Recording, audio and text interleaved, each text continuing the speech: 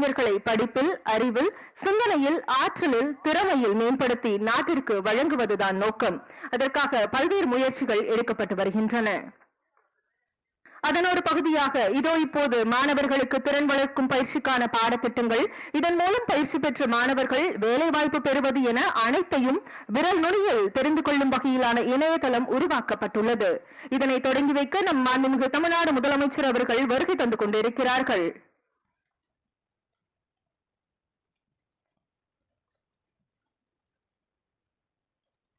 மாண்புமிகு தமிழ்நாடு முதலமைச்சர் அவர்களுக்கு புத்தகங்கள் கொடுத்து வரவேற்பு அளிக்கப்படுகிறது. மாண்புமிகு அமைச்சர் பெருமக்கள், அரசு உயர் அலுவலர்கள் மாண்புமிகு தமிழ்நாடு முதலமைச்சர் அவர்களை வரவேற்று மகிழ்வார்கள்.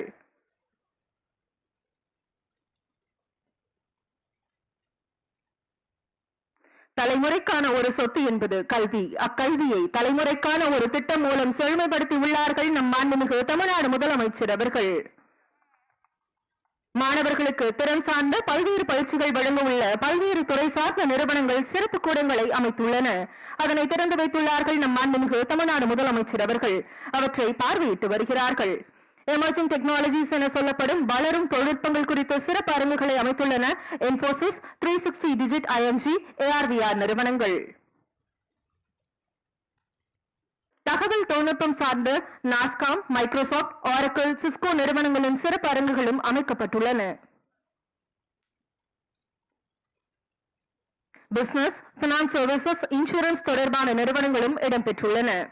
TNFD, BFSI, NSC அகாடமி அரங்குகளும் உள்ளன.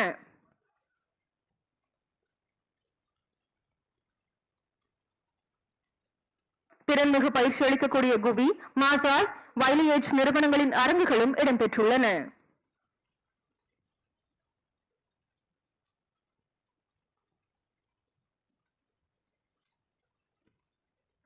மனித ஆற்றல் மற்றும் மனங்களின் திறன்களை பரிசோதிக்கும் வகையிலான தேர்வுகளுக்கு பயிற்சி அளிக்கும் நிறுவனங்களான ஹயர்மி, ட்ரிபிள் நிறுவனங்களின் அரங்குகளும் அமைக்கப்பட்டுள்ளன.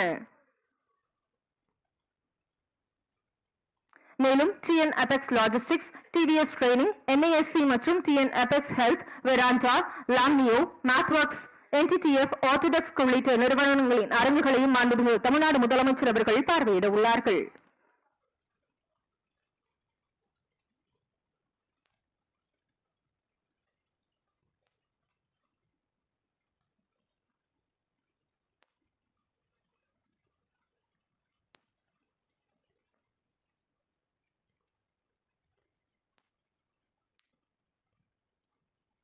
மாண்புமிகு தமிழ்நாடு முதலமைச்சர் அவர்கள் கண்காட்சி அரங்குகளை பார்வையிட்டு வருகிறார்கள். பல்வேறு நிறுவனங்களும் காட்சிப்படுத்தப்பட்டிருக்கின்றன. தமிழ்நாட்டு மாணவர்களுக்கு இந்த நிறுவனங்கள் மூலம் சிறப்பான பயிற்சியும் பணி வாய்ப்பும் வழங்கப்பட உள்ளன. தமிழ்நாட்டு மாணவர்களின் அச்சத்தை போக்கி தன்னம்பிக்கையை வளர்த்தெடுக்கும் வகையிலும் வெவ்வேறு துறை சார்ந்த நவீன தொழில்நுட்பங்கள் குறித்த பயிற்சியும் உள்ளடக்கிய பாடத்திட்டங்கள் நான் முதல்வன் இணையம் மூலம் தமிழ்நாட்டு மாணவர்களை சென்றடைய உள்ளது. அந்த இணையத்தினை தொடங்கி வைக்க மாண்புமிகு தமிழ்நாடு முதலமைச்சர் அவர்கள் வருகை தந்து கொண்டிருக்கிறார்கள்.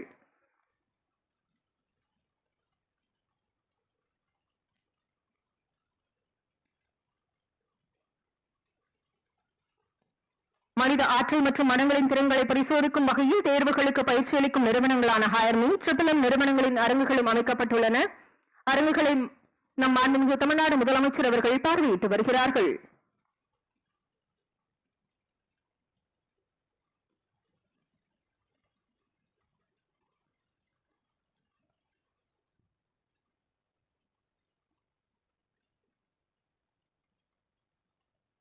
எல்லோருக்கும் எல்லாம், எல்லாருக்குமான வளர்ச்சி, எல்லா பகுதிகளுக்குமான வளர்ச்சி என்ற திராவிட மாடல் சிந்தனையில் தமிழ்நாட்டு மாணவர்களின் திறன் வளர்க்க தொடங்கப்பட்ட திட்டம்தான் நான் முதல்வன் எனும் மகத்துவமான திட்டம்.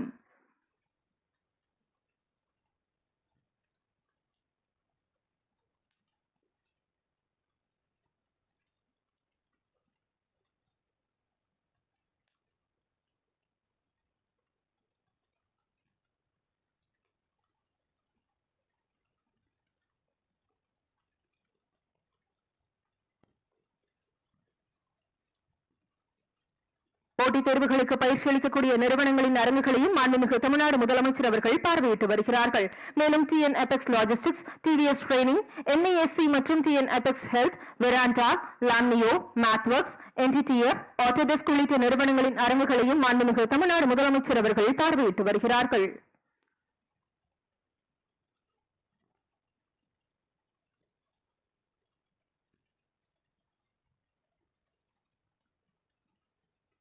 மாணவர்களுக்கு திறன் வளர்க்கும் பயிற்சிக்கான பாடத்திட்டங்கள், இதன் மூலம் பயிற்சி பெற்ற மாணவர்கள் வேலைவாய்ப்பு பெறுவது என அனைத்தையும் விரல் நுனியில் தெரிந்து கொள்ளும் வகையிலான இணையதளம் உருவாக்கப்பட்டுள்ளது.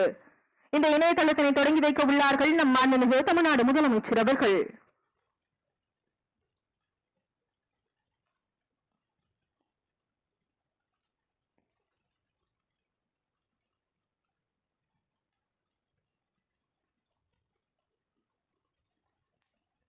இந்திய கல்வி வரலாற்றில் இத்தகையதொரு முயற்சி இதுவரை எடுக்கப்பட்டதில்லை. அத்தகைய ஒரு முயற்சியினை சாத்தியமாக்கி உள்ளார்கள் நம் மாண்புமிகு தமிழ்நாடு முதலமைச்சர் அவர்கள்.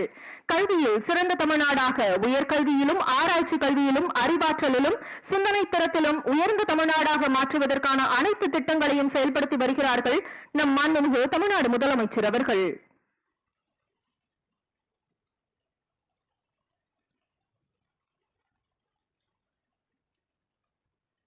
கடைக்கோடி மனிதரையும் கல்வி பெற வைத்து உலக சமுதாயத்தின் போட்டிக்களத்தில் தமிழ்நாட்டின் மாணவர்களை வெற்றியாளர்களாக மாற்ற வேண்டும் என்ற நோக்கத்தில் நான் முதல்வன் எனும் மாபெரும் கல்விக்கான புரட்சி திட்டத்தை கொடுத்துள்ள நம் மாண்புமிகு தமிழ்நாடு முதலமைச்சர் அவர்களை வருக வருக என அன்புடன் வரவேற்கிறோம்.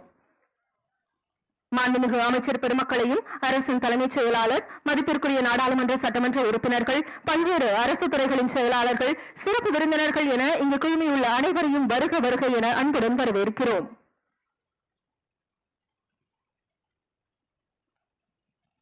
சிறப்புமிகு இந்த நிகழ்ச்சியின் தொடக்கமாக தமிழ் தாய் வாழ்த்து அனைவரும் எழுந்து நிற்கும்படி பணிவன்புடன் கேட்டுக்கொள்கிறோம். தமிழ் தாய் வாழ்த்து பாடுவோர் தமிழ்நாடு அரசு இசைக்கல்லூரி மாணவிகள். நீராறும் கடலுடுத்த நிலமடந்தை கெளிரொழுகும் சீராறும் வரணமென திகழ் பரத கண்டமிது தெக்கனமும் அது சிறந்த திராவிடனல் திருநாடும் தக்க சிற பிறை முதலும் தரிதனரும் திலகமுமே அத்திலக வாசனை போல் அனைத்துலகும் இன்பமுற எத்திசையும் புகழ் மணக்க இருந்த பெரும் தமிழனங்கே தமிழனங்கே உன் சீரிழமை திறம் வியந்து செயல் மறந்து வாழ்த்துதுமே வாழ்த்துதுமே வாழ்த்துதுமே. மாணவ சமுதாயத்தின் கனவுகளை முழுமையடைய செய்யும் நான் முதல்வன் திட்டத்தினை சிறப்பாக செயல்படுத்தி வரும் சிறப்பு திட்ட செயலாக்கத்துறையின் முதன்மை செயலாளர் திரு உதயச்சந்திரன் IAS அவர்களை வரவேற்புரை மற்றும் திட்ட விளக்க உரையாற்ற அன்புடன் அழைக்கிறோம்.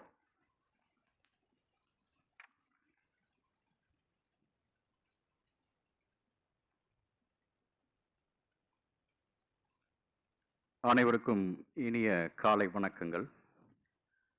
தமிழக உயர்கல்வி வரலாற்றில் இன்று ஒரு முக்கியமான நாள்.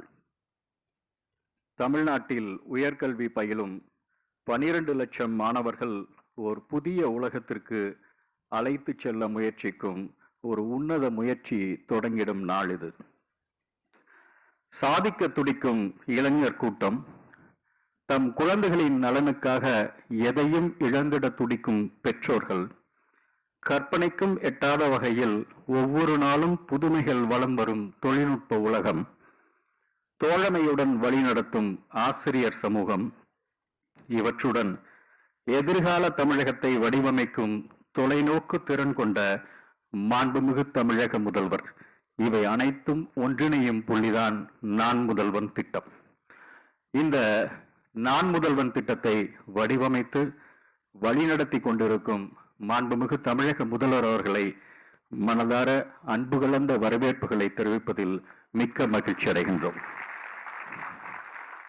இந்த நிகழ்வில் பங்கு பெற்று சிறப்பித்துக் கொண்டிருக்கும் தமிழக அரசின் மாண்புமிகு உயர்கல்வித்துறை அமைச்சர் அவர்களையும், மாண்புமிகு தொழிலாளர் நலன் மற்றும் திறன் மேம்பாட்டுத்துறை அமைச்சர் அவர்களையும் அன்போடு நாங்கள் வரவேற்கின்றோம். தமிழ்நாட்டில் உள்ள அரசு அலுவலர்கள் மட்டுமின்றி இளைஞர் சமுதாயத்தையும் வழிநடத்தும் நல்மேய்ப்பர் மதிப்பிற்குரிய தலைமைச் செயலாளர் அவர்களை அன்புடன் வரவேற்கின்றோம். அவருடன் இணைந்து இந்த நிகழ்வில் பங்கு பெற்றுள்ள அனைத்து அரசு அலுவலர்கள், உயர் அலுவலர்கள் அத்தனை பேரையும் அன்போடு வரவேற்கின்றோம். A warm welcome to the Council General of Singapore to witness the massive unleashment of skill development programs to redefine the educational landscape of Tamil Nadu. Similarly, a warm welcome to Director IIT, who has really taken a lot of steps to democratize the premier institution called Madras IITs in this part of country. இந்த நிகழ்வில் கலந்து கொண்டிருக்கும் தமிழ்நாடெங்கிலிருந்தும் வந்திருக்கும் கல்லூரி முதல்வர்கள் அத்தனை பேரையும் அன்போடு நான் வரவேற்கின்றேன். இந்த நிகழ்வில் கலந்து கொண்டு நான் முதல்வன் திட்டத்தின் மூலமாக பயிற்சிகளை அளிக்க இருக்கின்ற முன்னணி நிறுவனங்களின் தலைமைச் செயலாளர்கள், அதிகாரிகள் அத்தனை பேரையும் அன்போடு நான் வரவேற்கின்றேன். இந்த நான் முதல்வன் திட்டத்தின் கீழ் இன்று தொடங்கப்படும் மாபெரும் திறன் மேம்பாட்டு திட்டத்தின் கீழ் பயன்பெற போகும் மாணவர்களுடைய எண்ணிக்கை 12 லட்சம் பேர்.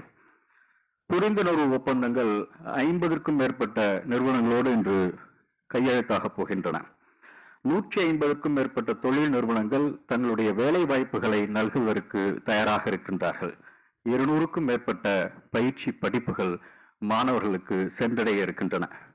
இவற்றின் மூலம் தமிழகத்தின் உயர்கல்வி வரலாற்றில் ஒரு மௌன புரட்சி நிகழ இருக்கிறது என்று சொன்னால் அது மிகையாகாது.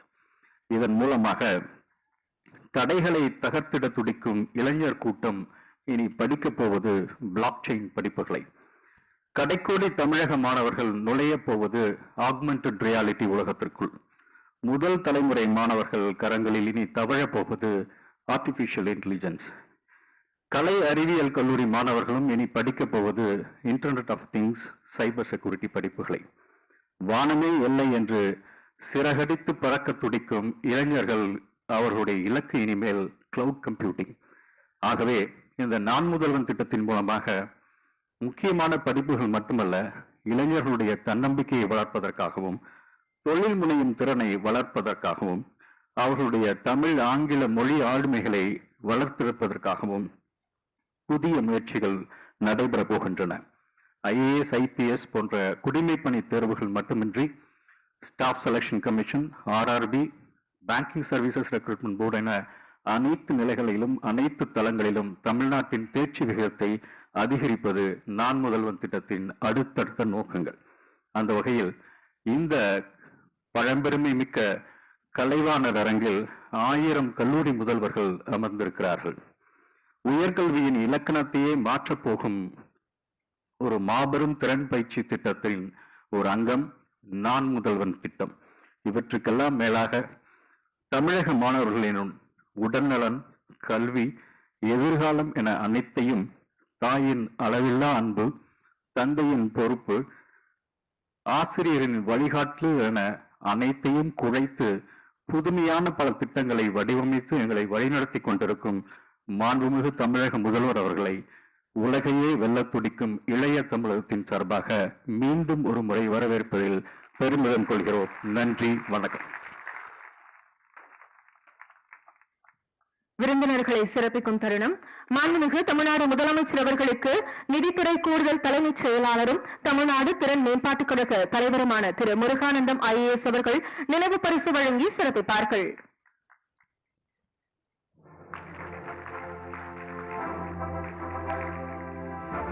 மாண்புமிகு உயர்கல்வித்துறை அமைச்சர் அவர்களுக்கு சிறப்பு திட்ட செயலாக்கத்துறை முதன்மை செயலாளர் திரு உதயச்சந்திரன் IAS அவர்கள் நினைவு பரிசு வழங்கி சிறப்பிப்பார்கள்.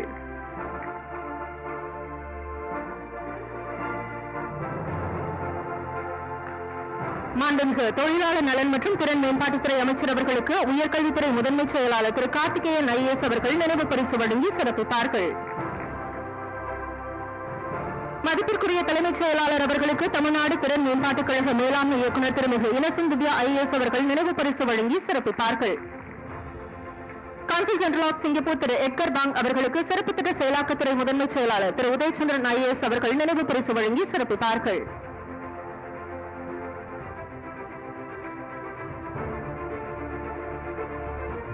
IIT மெட்ராஸ் இயக்குநர் திரு காமகோடி அவர்களுக்கு திருமிகு இன்னசென்ட் திவ்யா IAS அவர்கள் நினைவு பரிசு வழங்கி சிறப்பித்தார்கள். CII தமிழ்நாடு மாநில தலைவர் திரு சதகம் ஆர்யா அவர்களுக்கு நினைவு பரிசு வழங்கி சிறப்பிக்கப்படுகிறது.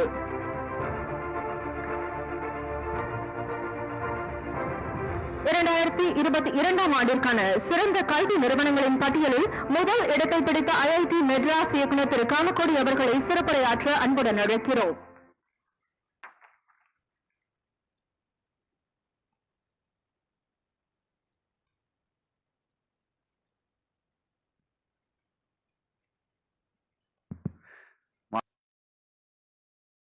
அமைச்சர் அவர்களே, அமைச்சர் பெருமக்களே மற்றும் இந்த விழாவிற்கு வருகை தந்திருக்கும் அனைவருக்கும் எனது இனிய காலை வணக்கங்கள். நாம் இண்டஸ்ட்ரி 4.0 இந்த ஒரு ரெவல்யூஷனை நோக்கி நம்ம போற நேரத்தில் எந்த ஒரு இன்வெஸ்டரும் ஒரு மாநிலத்துக்கு இன்வெஸ்ட் பண்ணணும்னா அவங்க கேட்குற முதல் கேள்வி அதுக்கு உள்ள அந்த தொழில்நுட்பத்துக்கு உள்ள ட்ரைனிங் உள்ள ஒரு எம்ப்ளாயீஸ் நமக்கு கிடைப்பாங்களாங்கிறத முதல் கேள்வி. இந்த மாபெரும் ஸ்கில் டெவலப்மெண்ட் இனிஷியேட்டிவ் நம்ம தமிழ்நாடு கவர்மெண்ட் நல்ல ஒரு ரைட் ஆப்ட் டைம்ல இதை எடுத்திருக்காங்க. இதற்காக நம்ம பாராட்டுறத தெரிவிக்கிறோம். குறிப்பா இங்க பல எஜுகேஷனல் டெக்னாலஜி கம்பெனிஸ் இதுல ஒன்று சேர்ந்து அடுத்து வர இண்டஸ்ட்ரி 4.0 ரிலவெண்டா இருக்கிற பல கோர்சஸை செலக்ட் பண்ணியிருக்காங்க. இது ஜஸ்ட் இன்ஜினியரிங் மட்டும் இல்லை, இது பேங்கிங் மற்றும் IAS அவர் உதயச்சந்திரன் சார் சொன்ன மாதிரி பல பல துறைகளில் இதில் முன்னோக்கி நம்ம செல்லறதுக்கு நிறைய கோர்சஸ் இதில் இன்ட்ரடியூஸ் பண்ணியிருக்காங்க. குறிப்பாக AI, ML, IoT மற்றும் steel building, high rise building, இது மாதிரி பல புதுமையான கோர்சஸை இவங்க இன்ட்ரடியூஸ் பண்ணியிருக்காங்க.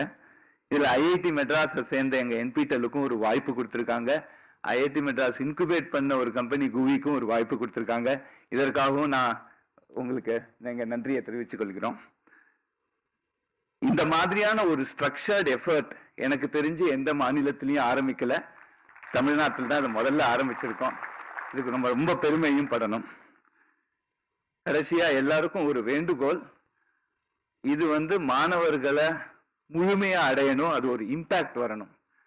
அதாவது இதுக்காக இங்க இருக்கும் கல்லூரி முதல்வர்கள் மற்றும் இண்டஸ்ட்ரி பார்ட்டிசிபென்ட்ஸ் மற்றும் மாணவர்களுக்கு ஊந்துதல் அளிக்கிற பல ட்ரைனிங் ப்ரோக்ராம் நடத்துகிற இண்டஸ்ட்ரீஸ் எல்லாரும் ஒன்று சேர்ந்து இந்த பெரிய மாபெரும் இனிஷியேட்டிவை சக்சஸ்ஃபுல் ஆக்கணும். இதற்காக நம்ம எல்லாரும் பாடுபடுவோம். இதற்காக IIT மெட்ராஸ் என்ன உதவி வேணும்னாலும் நாங்கள் செய்ய காத்துட்டு இருக்கோம். இந்த வேண்டுகோளோடு எனக்கு வாய்ப்பு கொடுத்ததுக்கு ரொம்ப நன்றி. இது நிச்சயமாக தமிழ்நாட்டின் வரலாற்றில் ஒரு மிக மிக முக்கியமான நாள்ங்கிறதுல சந்தேகமே இல்லை. இதை கொண்டு வந்த தமிழ்நாடு அரசு, நம்ம மாண்புமிகு முதல்வர் அவர்களுக்கும் என்னோட நன்றியை தெரிவித்துக் கொள்கிறேன். என்னோட பாராட்டுதலையும் தெரிவித்துக் கொள்கிறேன். வணக்கம். சிறப்புரை வழங்கியமைக்கு நன்றியினை தெரிவித்துக் கொள்கிறோம். வளர்ந்து வரும் தொழில்நுட்பங்களுக்கு ஏற்ப தகவமைத்துக் கொள்ளும் ஆட்சியாக மட்டும் இல்லாமல் வளரக்கூடிய தொழில்நுட்பங்களை கணித்து அதற்கு பாதை போட்டு தரும் ஆட்சியாக எப்போதும் விளங்கி வருகிறது திராவிட மாடல் ஆட்சி. தமிழ்நாட்டில் தகவல் தொழில்நுட்ப புரட்சிக்கு வித்திட்டவர் முத்தமிழறிஞர் கலைஞர். அவர் வழியில் இதோ இப்போது நம்முடைய மாணவர்களின் திறன்களை உலகை ஆளப்போகும் எதிர்கால தொழில்நுட்பத்திலும் ஆளுமை செலுத்தும் வண்ணம் தொலைநோக்கு பார்வையுடன் நான் முதல்வன் திட்டத்தினை வடிவமைத்து தந்துள்ளார்கள் நம் மாண்புமிகு தமிழ்நாடு முதலமைச்சர் அவர்கள். இளைய சமுதாயத்திற்கு அனைத்து வகையிலும் பயிற்சியும் பணி வாய்ப்புகளும் தரும் வகையில் வடிவமைக்கப்பட்டுள்ள நான் முதல்வன் இணையதளத்தினை தொடங்கி வைக்கும்படி நம் மாண்புமிகு தமிழ்நாடு முதலமைச்சர் அவர்களை பணிவன்புடன் கேட்டுக்கொள்கிறோம்.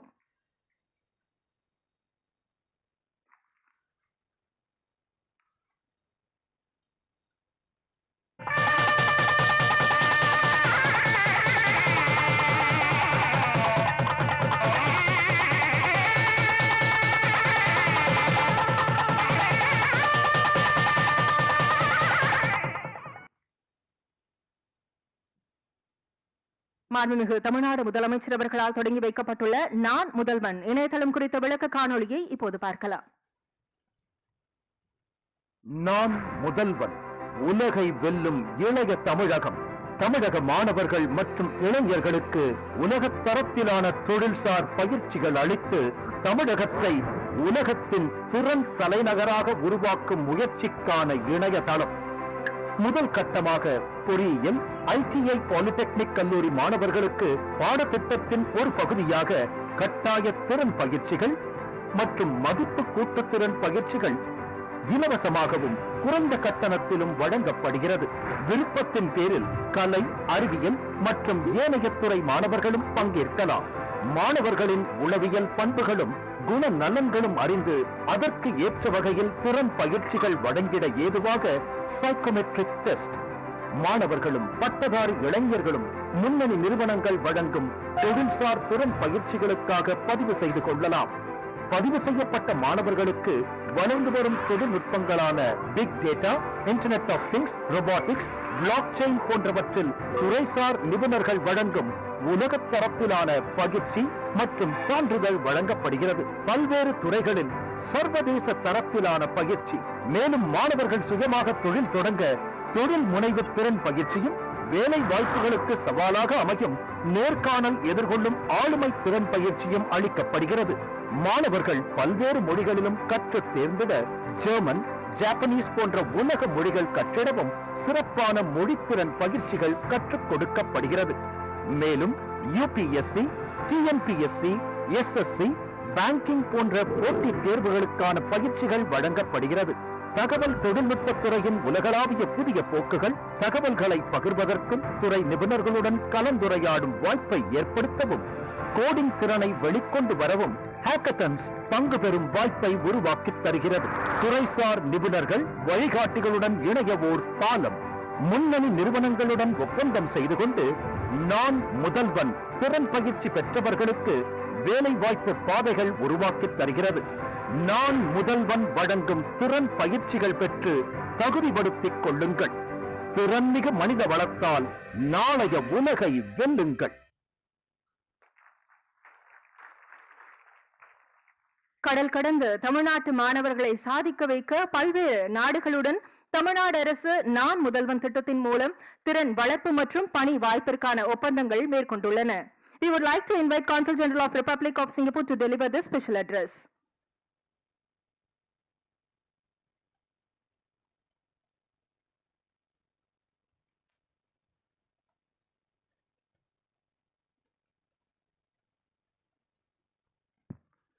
The Honorable Chief Minister, His Excellency M.K. Stalin, the Honorable Minister for Higher Education, His Excellency K. Pomudi, the Honorable Minister for Labour and Skill Development, His Excellency C.V. Ganesan, the Chief Secretary of the Tamil Nadu Government, Dr. V. Irai Anbu, Principal Secretary to the Tamil Nadu Government, Mr. T.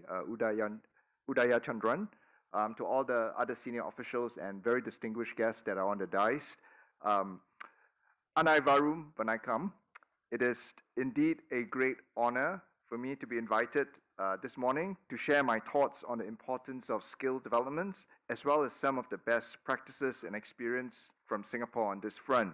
I think skill development is a subject that is indeed very important for us in Singapore. Let me start by considering this quote from Robert Greene, an author of international bestsellers on strategies and business. He wrote, I quote, "The future belongs to those who learn more skills and combine them in creative ways." The fact is, I think the time where you can just learn one skill and that will bring you through for the rest of your life no longer holds. So it is vital importance for employees, both prospective as well as current employees, to equip ourselves with necessary tools to excel. Consider some facts.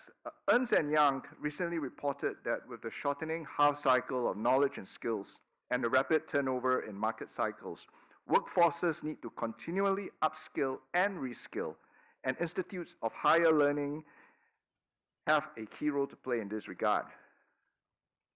Meanwhile, in a research conducted by the World Economic Forum in 2020, it found that more than half of all employees needed to reskill or upskill in order to remain competitive by 2025. And that is just 3 years away. I think all of us have gone through this process of having to reskill and upskill ourselves, especially all of us who have gone through the recent pandemic, where it has induced different industries to keep up with the rapid changes in the workplace. I myself, for example, had to learn basic stuff, how to use Zoom, how to use Microsoft Teams in the absence of physical meetings. So this constant change in IT, I think, it affects us. I think all of us has gone through it in the recent pandemic. For Singapore, workforce upskilling and reskilling has actually been a national imperative for us for over a decade and a half. Our broad challenges for the workforce in Singapore is coping with the dual problems of technological job displacements as well as an aging population.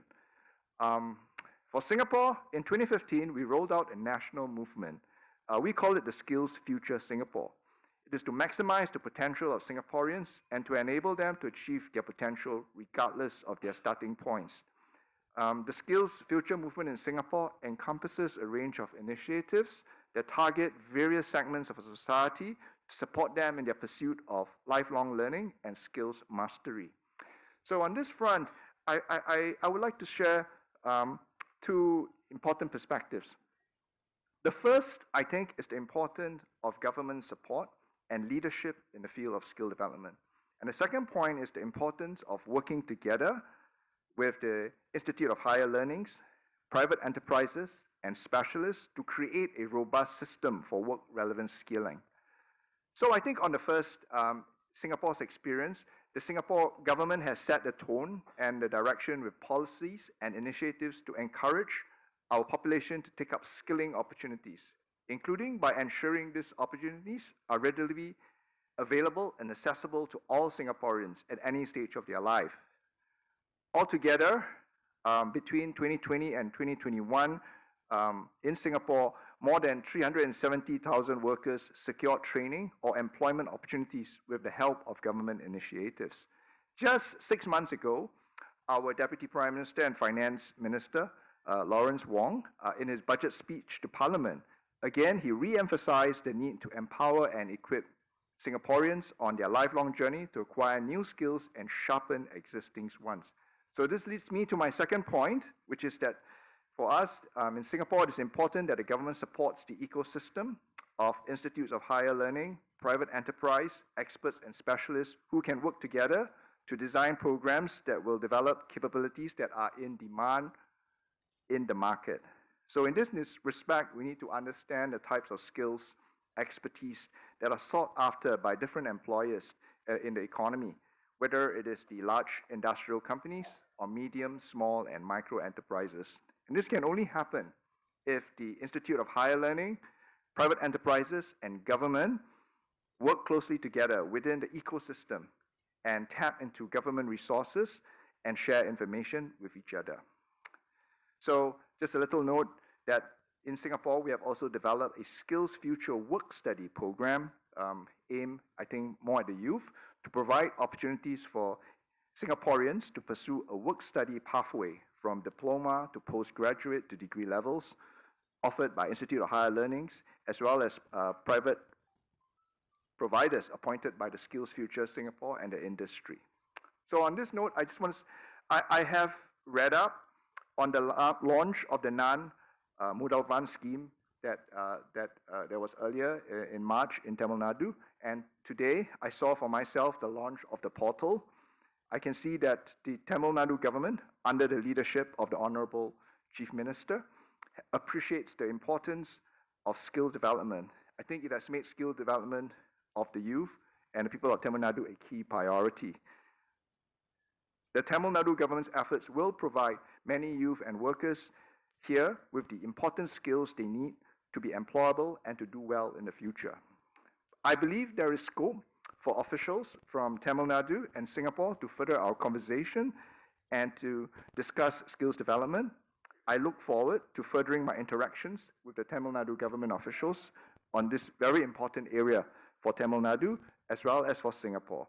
Nandri Vanakkam. Thank you very much. Thank you, sir. தமிழ்நாட்டின் கிராமப்புற மாணவர்களுக்கும் நகர்ப்புற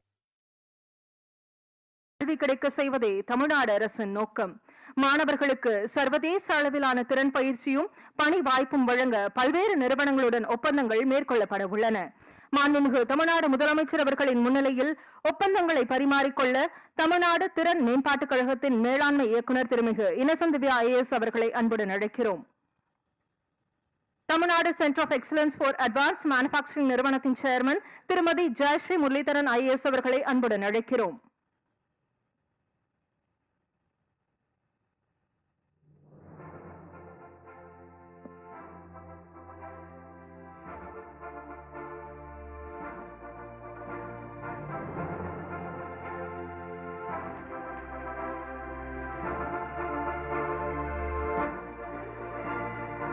Tamil Nadu smart and advance manufacturing centre நிறுவனத்தின் சார்பாக திரு கிருஷ்ணமூர்த்தி அவர்களை அன்புடன் அழைக்கிறோம்.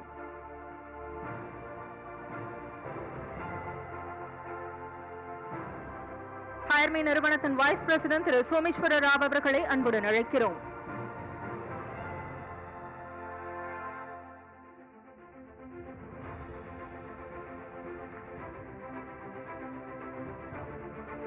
NSC academy CEO Thiru Abhilash Mishra அவர்களை அன்புடன் அழைக்கிறோம்.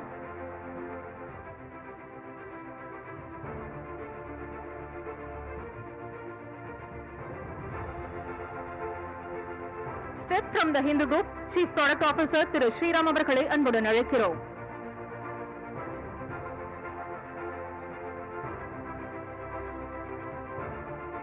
ZF Commercial Vehicle Control India Limited Systems Managing Director திரு கனியப்பன் அவர்களை அன்புடன் அழைக்கிறோம்.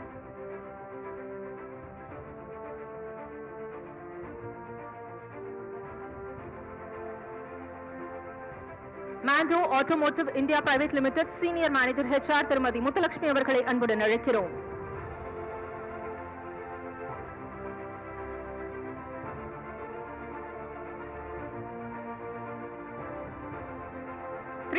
DGTMG CEO திரு பரணிக்குமார் தெபுரு அவர்களை அன்புடன் அழைக்கிறோம்.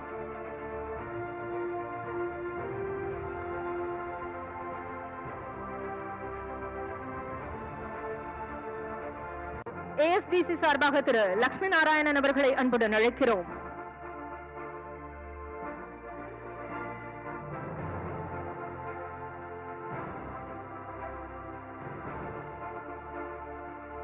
Saint Gobain India private limited சார்பாக திரு புகழேந்தி அவர்களை அன்புடன் அழைக்கிறோம்.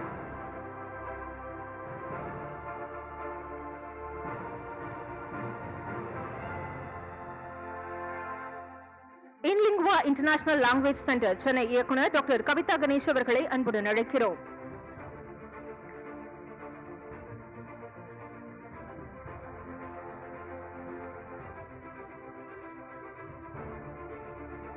ஸ்கில்சானிக் CEO திரு பிரசஞ்சித் குண்டு அவர்களை அன்புடன் அழைக்கிறோம்.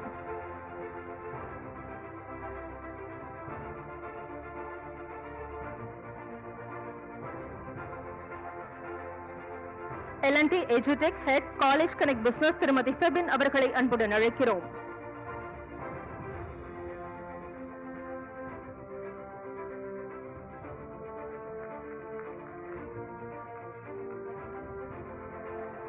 Cambridge University Present Assessment Managing Director South Asia திரு அருண் ராஜாமணி அவர்களை அன்புடன் அழைக்கிறோம்.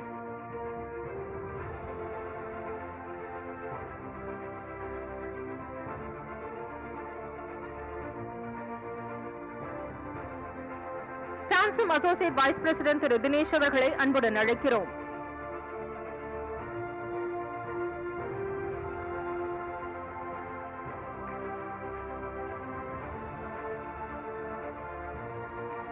நன்றி. இதே மேடையில் மேலும் பல புரிந்துணர்வு ஒப்பந்தங்கள் மேற்கொள்ளப்பட உள்ளன. முன்னதாக தயக்கங்களை உடைத்து மாணவர்களை பேச்சாற்றலை வளர்த்துக் கொள்ள வேண்டும் என எப்போதும் உரைக்கும் நம் மதிப்பிற்குரிய தலைமைச் செயலாளர் அவர்களை சிறப்புரை வழங்க அன்புடன் அழைக்கிறோம்.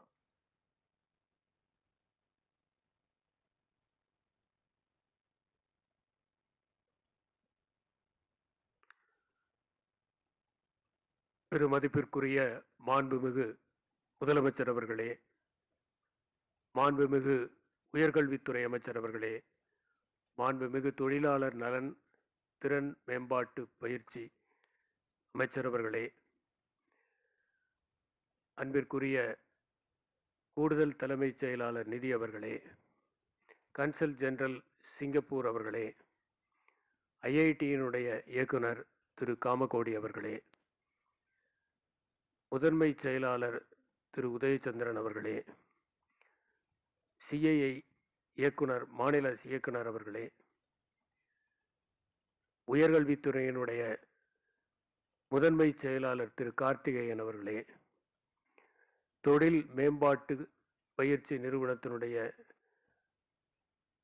பொறுப்பாளர் இன்னசென்ட் திவ்யா அவர்களே, இந்த அரங்கத்திலே வருகை புரிந்திருக்கின்ற பல்வேறு பல்கலைக்கழகங்களுடைய துணைவேந்தர்களே, புரிந்துணர்வு ஒப்பந்தங்கள் கையொப்பமிட்டு அவற்றை பரிமாறிக்கொண்ட பல்வேறு நிறுவனங்களை சார்ந்த பெருமக்களே, இங்கே இந்த நிகழ்ச்சியில் பங்கு பெற வந்திருக்கின்ற பல்வேறு கல்லூரிகளை சார்ந்த முதல்வர்களே, இங்கே நடப்பவற்றை பதிவு செய்து கொண்டிருக்கின்ற ஊடகத்துறையை சார்ந்த நண்பர்களே, உங்கள் அனைவருக்கும் என்னுடைய அன்பான வணக்கங்களை தெரிவித்துக் கொள்கிறேன்.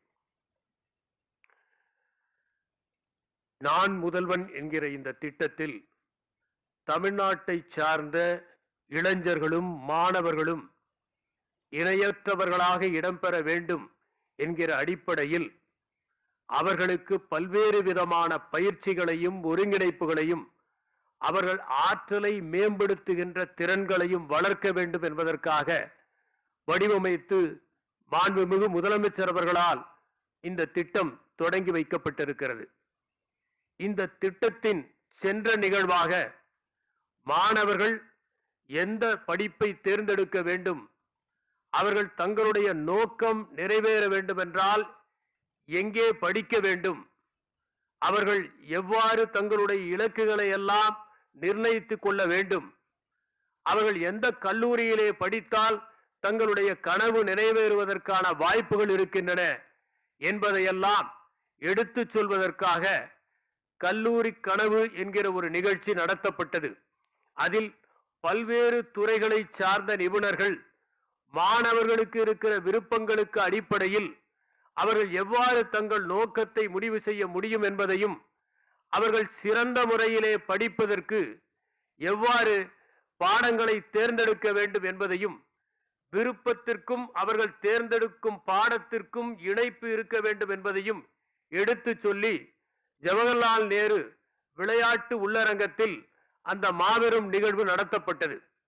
அதன் தொடர்ச்சியாக இப்போது கல்லூரியிலே சேர்ந்த மாணவர்கள் எவ்வாறு படிப்பை மட்டும் தொடராமல் மற்ற திறன்களை வளர்த்து கொள்ள பயிற்சிகளையும் பெற வேண்டும் என்பதை எடுத்து சொல்வதற்காக இன்று இந்த நிகழ்ச்சி தொடங்கப்பட்டு இதற்கான இணைய தளம் தொடங்கப்பட்டு பல புரிந்துணர்வு ஒப்பந்தங்களும் பரிமாறிக்கொள்ளப்பட்டு இருக்கின்றன.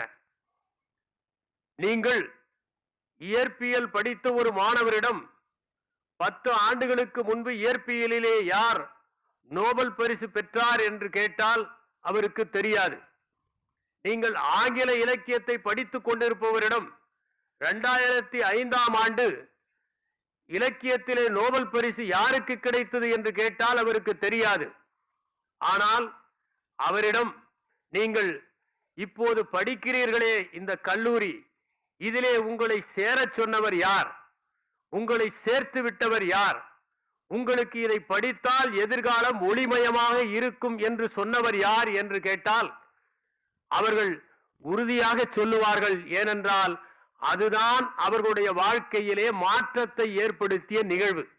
அதை போல தமிழகத்திலே இருக்கிற மாணவர்கள் அனைவருடைய வாழ்க்கையிலும் மாற்றத்தை ஏற்படுத்தக்கூடிய நிகழ்வுதான் நான் முதல்வன் என்கிற இந்த திட்டம். அதை அவர்கள் இறுதி வரை மனத்திலே வைத்திருப்பார்கள் என்பதை தெளிவுபடுத்த விரும்புகிறேன்.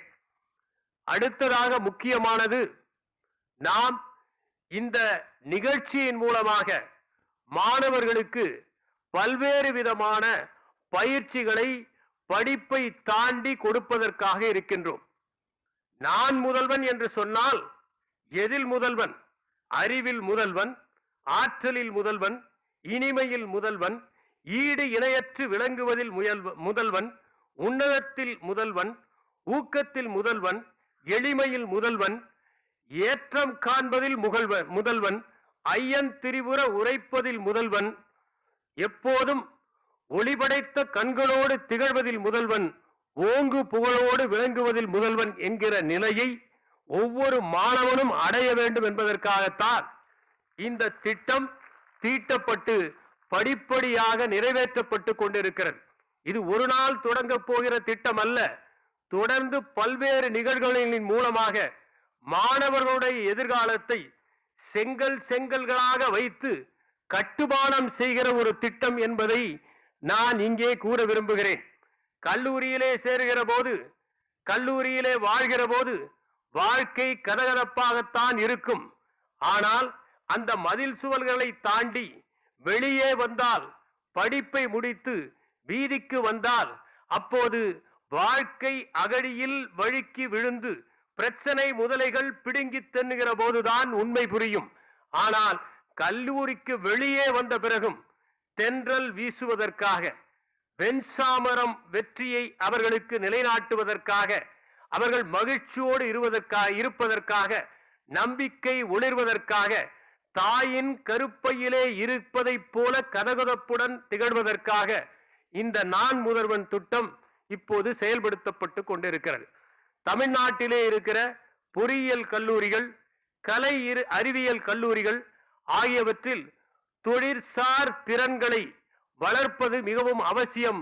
அப்போதுதான் அவர்களுக்கு பணி கிடைக்கும் என்கிற அடிப்படையில் இந்த திட்டத்தின் அடுத்த கட்டம் இன்று தொடங்கப்படுகிறது. நீங்கள் யுவல் நோவா ஹராரி எழுதிய 21ஆம் நூற்றாண்டுக்கான 20 கேள்விகள் என்கிற நூலை பற்றி கேள்விப்பட்டிருப்பீர்கள்.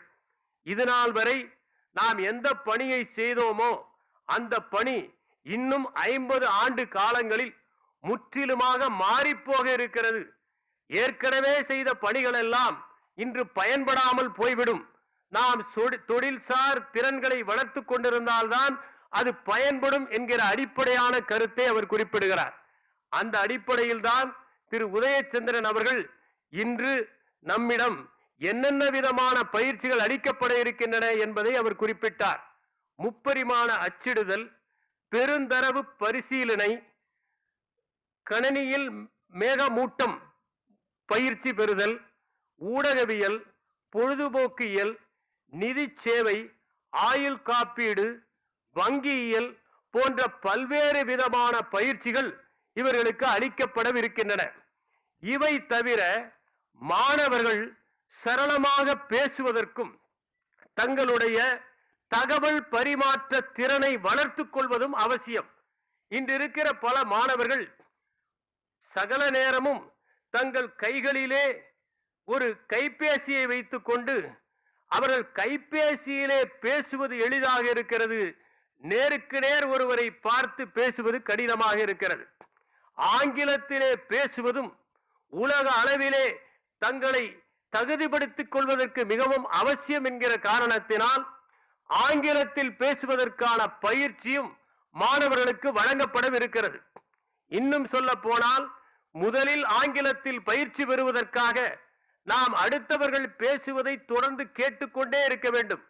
100 நாட்கள் நாம் ஆங்கிலத்திலே பேசுவதை மட்டுமே கேட்பது என்று முடிவு செய்தாலே நம்முடைய ஆங்கில மொழி வளமை அதிகரிக்கும்.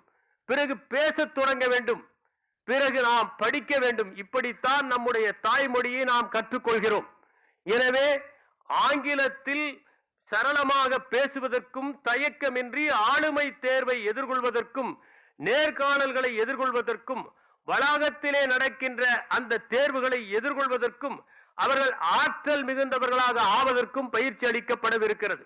அதோடு நின்று விடாமல் வேறு சில மொழிகளையும் கற்றுக்கொண்டால்தான் வெளிநாடுகளிலே சென்று இவர்கள் பணிபுரிய முடியும் என்பதற்காக ஜப்பானிய மொழி, ஜெர்மனிய மொழி போன்ற மொழிகள் எல்லாம் இவர்களுக்கு கற்றுத்தரப்படவிருக்கின்றன. இது மட்டுமல்ல, வாழ்க்கை திறன்கள் மிகவும் முக்கியம். இன்று இருக்கிற இளைஞர்கள் முடிவெடுப்பதிலும், சரியான உடல் மொழியை வெளிப்படுத்துவதிலும், உணர்ச்சி மேலாண்மையிலும், தங்கள் மன அழுத்தத்தை கட்டுப்படுத்துவதிலும் திறன் மிகுந்தவர்களாக இருக்க வேண்டும் என்பதற்காக அவை குறித்த பயிற்சிகளும் வழங்கப்படவிருக்கின்றன. சில மாணவர்கள் தொழில் முனைவோராக ஆக வேண்டும் என்பதில் விருப்பமுடையவர்களாக இருப்பார்கள். அவர்களுக்கு தரம் வாய்ந்த உலகம் அளவிலே பேசப்படுகிற நிறுவனங்களில் இருக்கிற நிபுணர்களை கொண்டு எவ்வாறு தொழில் முனைகிற திறன்களை வளர்த்துக் கொள்வது, அதற்கு எவ்வாறு பயிற்சி பெறுவது, அதற்கு எவையெல்லாம் அடிப்படை என்கிற அனைத்து கருத்துகளையும் எடுத்து சொல்லி அவர்களிடம் இருக்கிற அந்த தொழில் முனைகிற ஆற்றலை பென்சில் சீவுவதை போல சீவி கூர்மைப்படுத்துகிற முயற்சிகளையும் இங்கே மேற்கொள்ளப்படவிருக்கிறது. இப்படி பல்வேறு விதமான பயிற்சிகள் மாணவர்களுக்கு அளிக்கப்பட இருக்கின்றன. பட்டங்களை பெறுவதால் ஒருவர் பணி பயிற்சி பெற்றுவிட முடியாது. பாட புத்தகங்களையே வேத புத்தகங்களாக நினைத்தால் சான்றிதழ்கள் பெறலாமே ஒழிய சம்பாதிக்க முடியாது. அது மட்டுமல்ல, மாணவர்கள் திறன்கள் இல்லாமல் இருந்தால் பதக்கங்கள் பெறலாமே தவிர அவர்கள் பணியிடங்கள் பெற முடியாது என்பதால் கல்வியையும் பெற வேண்டும். அதே நேரத்தில் அவர்கள் திறன்களையும் வளர்த்து கொள்ள வேண்டும். இரண்டும் சேர்ந்தால்தான் மாணவர்களுடைய எதிர்காலம் ஒளிரும் என்கிற அடிப்படையில் தமிழகத்தில் இருக்கிற எல்லா பல்கலைக்கழகங்களும் எல்லா கல்லூரிகளும் உயர்திறன் கொண்ட மாணவர்களை உருவாக்குவதற்கான முயற்சி இன்று தொடங்கி வைக்கப்பட்டிருக்கிறது. எந்த நீண்ட பயணமும் ஒரு சின்ன அடியிலேதான் ஆரம்பமாகிறது. இன்று அந்த அடி அழுத்தமாக, ஆழமாக, உறுதியாக எடுத்து வைக்கப்பட்டிருக்கிறது. இதன் மூலம் தமிழகம் ஒளிபெறும். தமிழக மாணவர்கள் பணிகளை பெறுவார்கள். சென்ற இடங்களில் எல்லாம் தங்கள் திறன்களால் ஒளிபெறச் செய்வார்கள் என்று கூறி விடைபெறுகிறேன். வணக்கம். சிறப்புரை வழங்கியமைக்கு மதிப்பிற்குரிய தலைமைச் செயலாளர் அவர்களுக்கு மனமார்ந்த நன்றியினை உரித்தாக்குகிறோம். மாணவர்களின் வளர்ச்சிக்கு உதவும் வகையில் மாண்புமிகு தமிழ்நாடு முதலமைச்சர் அவர்களின் முன்னிலையில் மேலும் பல ஒப்பந்தங்களை பரிமாறிக்கொள்ள தமிழ்நாடு திறன் மேம்பாட்டுக் கழகத்தின் மேலாண் இயக்குநர் திருமிகு இன்னசென்ட் திவ்யா அவர்களை அன்புடன் அழைக்கிறோம். இன்போசிஸ் சார்பில் ஹெட் இன்ஜினியரிங் அகாடமி திரு விக்டர் சுந்தரராஜ் அவர்களை அன்புடன் அழைக்கிறோம்.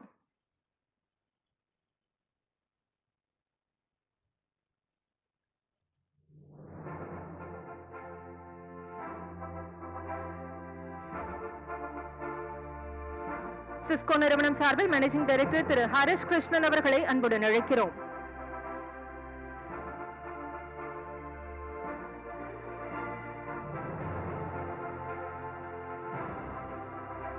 Microsoft corporation India private limited சார்பில் திருமிகு வினி ஜவஹாரி அவர்களை அன்புடன் அழைக்கிறோம்.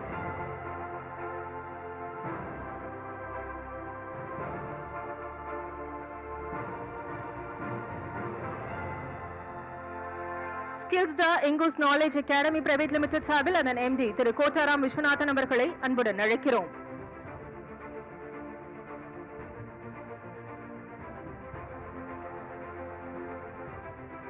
சிக்ஸ் பிரைஸ் நிறுவனம் சார்பில் அதன் சிஇஓ திரு பிரபு அவர்களை அன்புடன் அழைக்கிறோம்.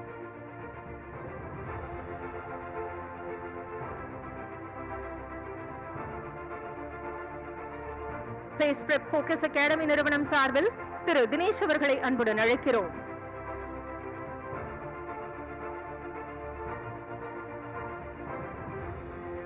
இங்கிலீஷ் டெக்னாலஜிஸ் பிரைவேட் லிமிடெட் சார்பில் அதன் சி விஜய் கருணாகரன் அவர்களை அன்புடன் அழைக்கிறோம்.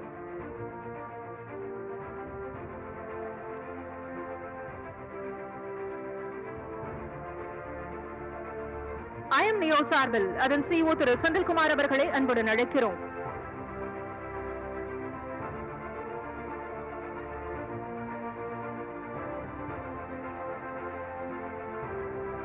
The Madras chamber of commerce and industry சார்பில் அதன் தலைவர் திரு கேசவன் அவர்களை அன்புடன் அழைக்கிறோம்.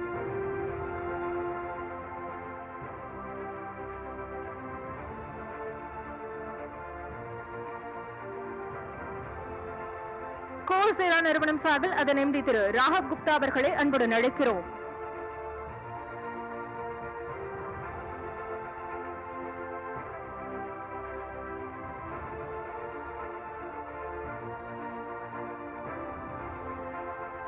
ஸ்கில் லிங்க் நிறுவனம் சார்பில் அதன் chief business officer Thiru Krishna பந்தார் அவர்களை அன்புடன் அழைக்கிறோம்.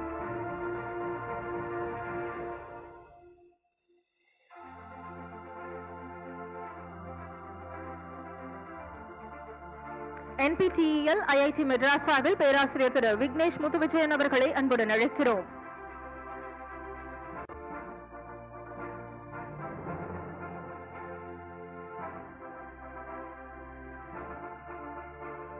டிசிஎஸ் அயான் சார்பில் வைஸ் பிரசிடென்ட் மற்றும் ரீஜனல் ஹெட் திரு சுரேஷ் ராமன் அவர்களை அன்புடன் அழைக்கிறோம்.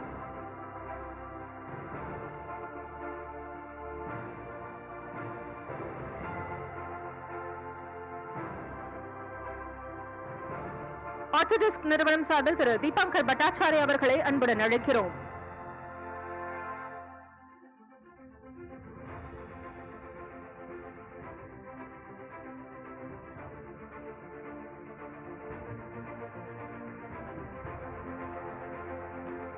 இதே மேடையில் மாணவர்களின் நலனுக்காக மேலும் பல புரிந்துணர்வு ஒப்பந்தங்கள் பரிமாறிக்கொள்ளப்பட உள்ளன. முன்னதாக நம் மாண்புமிகு தொழிலாளர் நலன் மற்றும் திறன் மேம்பாட்டுத்துறை அமைச்சர் அவர்களை சிறப்புரையாற்ற அன்புடன் அழைக்கிறோம்.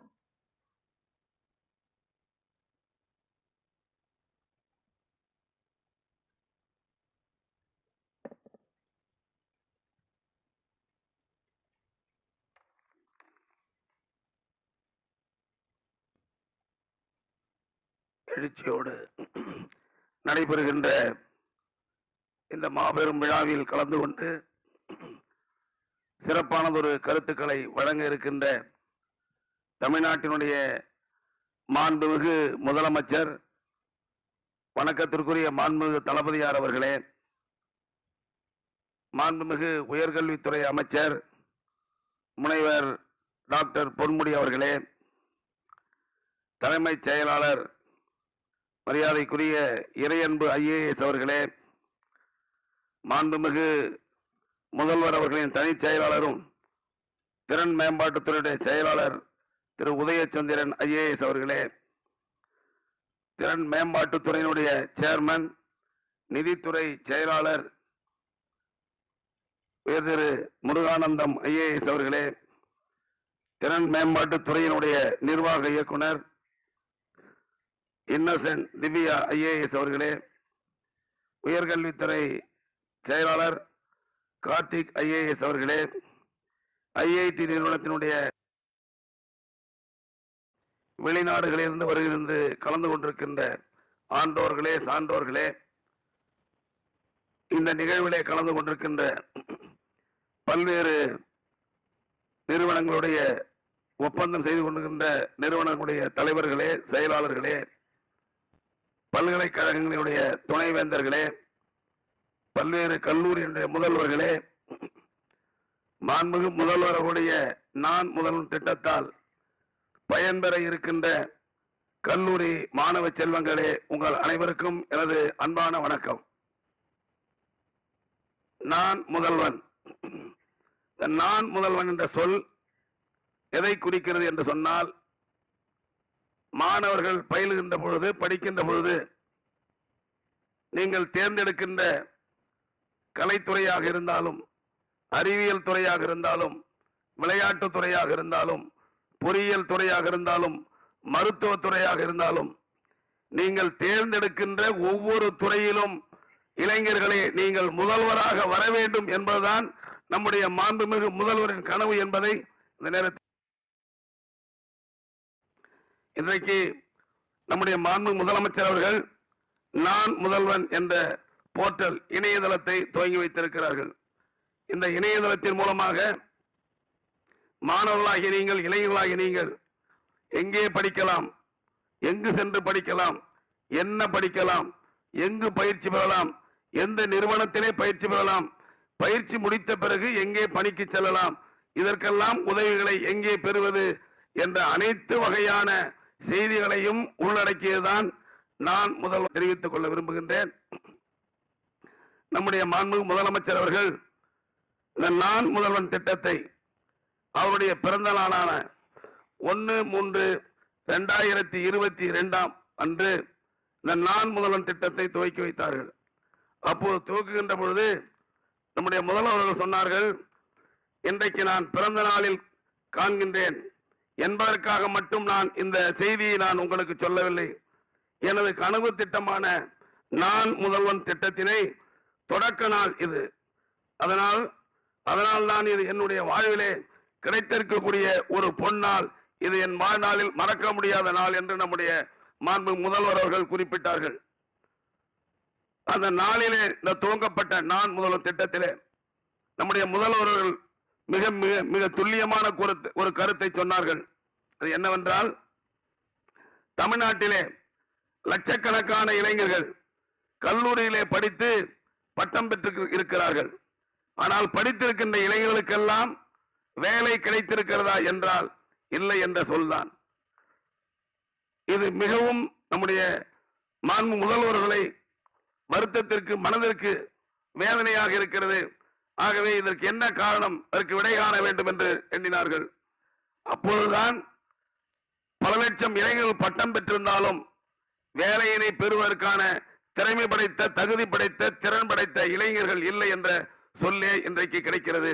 ஆகவேதான் இந்த சொல்லை போக்குவதற்கு நான் முதல்வன் திட்டத்தின் மூலமாக கல்லூரியிலே படித்த இளைஞர்களையும், தொழிற்கல்வி படிக்கின்ற இளைஞர்களையும், ஏன் பாலிடெக்னிக்கிலே படிக்கின்ற இளைஞர்களையும், ஐடியிலே படிக்கின்ற இளைஞர்களையும் ஒன்றிணைத்து மேலை நாடுகளுக்கு இணையான தொழில்நுட்பங்களுடன் கூடிய யுக்தியை கையாண்டு திறன் பயிற்சி அளித்து அவர்களுக்கெல்லாம் வெளிநாட்டிலிருந்து பல ஆயிரம் கோடிகளை கொண்டு வந்து பல்வேறு தொழிற்சாலைகளை துவக்குகின்ற போது திறன் படைத்த இளைஞர்கள் தேவை அல்லவா? ஆகவே அந்த பயிற்சி அளிப்பதுதான் நான் முதல்வன் திட்டத்தின் முக்கிய நோக்கம் என்று நம்முடைய முதல்வர்கள் தெரிவித்திருக்கிறார்கள். நான் முடிவாக, இறுதியாக ஒன்றை நான் சொல்ல விரும்புகின்றேன். கர்ம வீரர் காமராஜர் அவர்கள் தமிழ்நாட்டிலே தொடக்க கல்வியை துவங்கி வைத்தார்கள். நம்முடைய முத்தமிழ் அறிஞர் டாக்டர் கலைஞர் அவர்கள் முதல்வராக இருந்த போது பல கல்லூரிகளை துவங்கி வைத்து உயர்கல்வியை ஊக்குவித்தார்கள். கர்ம வீரர் காமராஜரையும் கடந்து, முத்தமிழ் அறிஞர் டாக்டர் கலைஞரையும் கடந்து ஒருபடி மேலே சென்று நம்முடைய முதல்வர் அவர்கள் உயர்கல்வி, தொழிற்கல்வி இரண்டையும் ஒன்றாக இணைத்து மேலை நாடுகளில் இருக்கின்ற பல்கலைக்கழகங்கள் செயல்படுவதை போல தமிழ்நாட்டிலேயும் கொண்டு வந்து திறன் பயிற்சி அளித்து வருங்காலத்திலே ஒவ்வொரு ஆண்டும் 10 லட்சம் இளைஞர்களுக்கு வேலை வாய்ப்பை உருவாக்கி தருவேன், இதுதான் என்னுடைய கனவு திட்டம் என்று அறிவித்திருக்கிறார்கள். இளைஞர்களே, யூ கேன் டு, உங்களால் முடியும். ஐ கேன் டு, என்னால் முடியும். வி கேன் டு, நம்மால் முடியும் என்பதை நிரூபிப்பேன் என்று நம்முடைய முதல்வர்கள் நான் முதல் என்ற கனவு திட்டத்தை அறிவித்திருக்கிறார்கள். அவருடைய கனவை நனவாக்குவோம். நன்றி, வணக்கம். மாண்புமிகு அமைச்சர் அவர்களுக்கு மனமார்ந்த நன்றியினை உரித்தாக்குகிறோம். எல்லாருக்கும் எல்லாம், எல்லாருக்குமான வளர்ச்சி, எல்லா பகுதிகளுக்குமான வளர்ச்சி என்ற திராவிட மாடல் சிந்தனையில் தமிழ்நாட்டு மாணவர்களின் பயிற்சி மற்றும் பணி வாய்ப்பிற்காக மேலும் பல நிறுவனங்களுடன் புரிந்துணர்வு ஒப்பந்தங்கள் மேற்கொள்ளப்பட உள்ளன. மாண்புமிகு தமிழ்நாடு முதலமைச்சர் அவர்களின் முன்னிலையில் மேலும் பல ஒப்பந்தங்களை பரிமாறிக்கொள்ள தமிழ்நாடு திறன் மேம்பாட்டுக் கழகத்தின் மேலாண் இயக்குனர் திருமிகு இன்னசென்ட் திவ்யா அவர்களை அழைக்கிறோம். நாஸ்காம் சார்பில் ஃபியூச்சர் ஸ்கில்ஸ் பிரைம் சிஇஓ திருமிகு கீர்த்தி சேத் அவர்களை அன்புடன் அழைக்கிறோம்.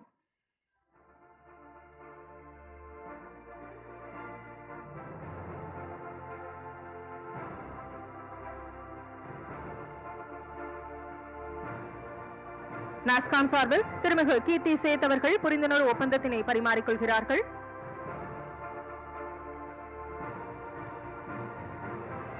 Math works India private limited சார்பில் திருமிகு ஜஹிதா வாசிம் அவர்களை அன்புடன் அழைக்கிறோம்.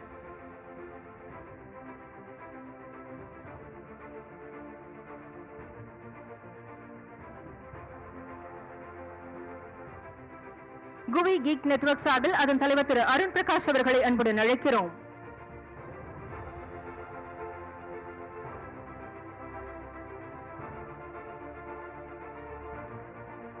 மாசா ஸ்கூல் சார்பில் அதன் இணை நிறுவனர் திரு யோகேஷ் பட் அவர்களை அன்புடன் அழைக்கிறோம்.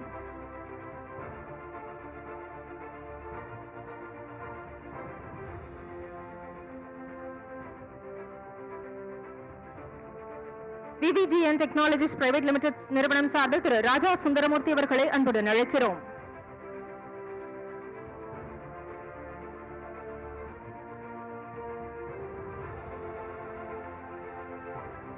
வெரான்சா லேர்னிங் சொல்யூஷன் சார்பில் எக்ஸிகியூட்டிவ் டைரக்டர் திரு சுரேஷ் கல்பாத்தி அவர்களை அன்புடன் அழைக்கிறோம்.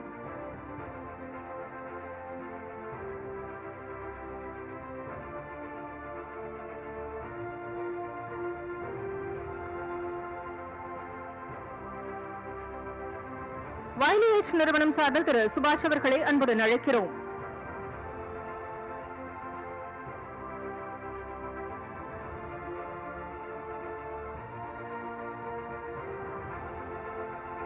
செலோனஸ் எஸ்ஏ நிறுவனம் சார்பில் திருமிகு அனிதா ஸ்காலியா ஜார்ஜ் அவர்களை அன்புடன் அழைக்கிறோம்.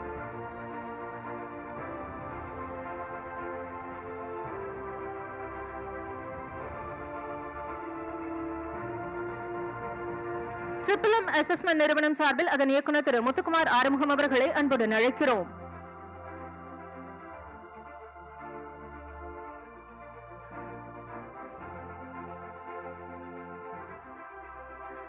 நேட்டு டெக்னிக்கல் ட்ரைனிங் ஃபவுண்டேஷன் சார்பில் திரு சுதர்சன் அவர்களை அன்புடன் அழைக்கிறோம்.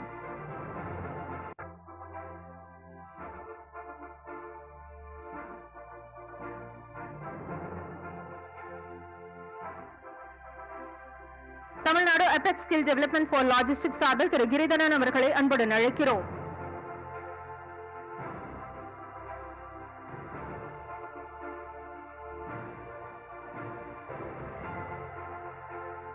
Tamil Nadu apex skill development for health care நிறுவனம் சார்பில் டாக்டர் சஞ்சு தாமஸ் அவர்களை அன்புடன் அழைக்கிறோம்.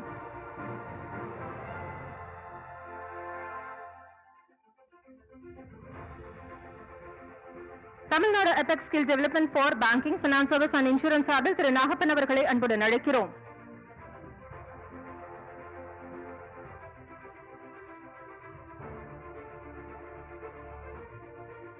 இன்னோவேட்டிவ் சர்வீசஸ் சார்பில் திரு வெங்கடேஷ் அவர்களை அன்புடன் அழைக்கிறோம்.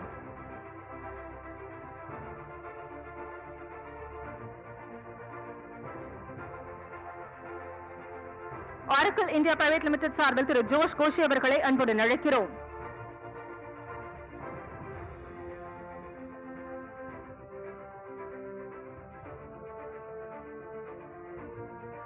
நான்சி மஹிந்திரா பிரைட் நிறுவனம் சார்பில் திருமிகு ராதா வரதராஜன் அவர்களை அன்புடன் அழைக்கிறோம்.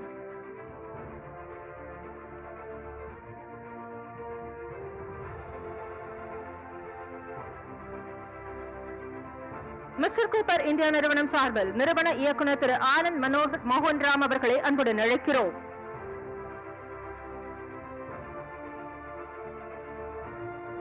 நான் முதல்வன் திட்டம் தொடங்கப்பட்ட நாள் முதல் தன்னிச்சையாக முன்வந்து பல மாணவர்களின் கனவுகளை நிஜமாக்க எங்களுடன் கைகோர்த்து சிறப்பாக செயல்படும் மிஸ்டர் கூப்பர் இந்தியா நிறுவனத்திற்கு இந்த தருணத்தில் சிறப்பு பரிசு வழங்கப்படுகிறது.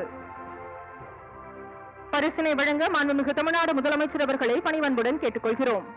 மிஸ்டர் கூப்பர் இந்தியா நிறுவனம் சார்பில் நிறுவன இயக்குநர் திரு ஆனந்த் மோகன் ராம் அவர்கள் பெற்றுக் கொள்கிறார்கள்.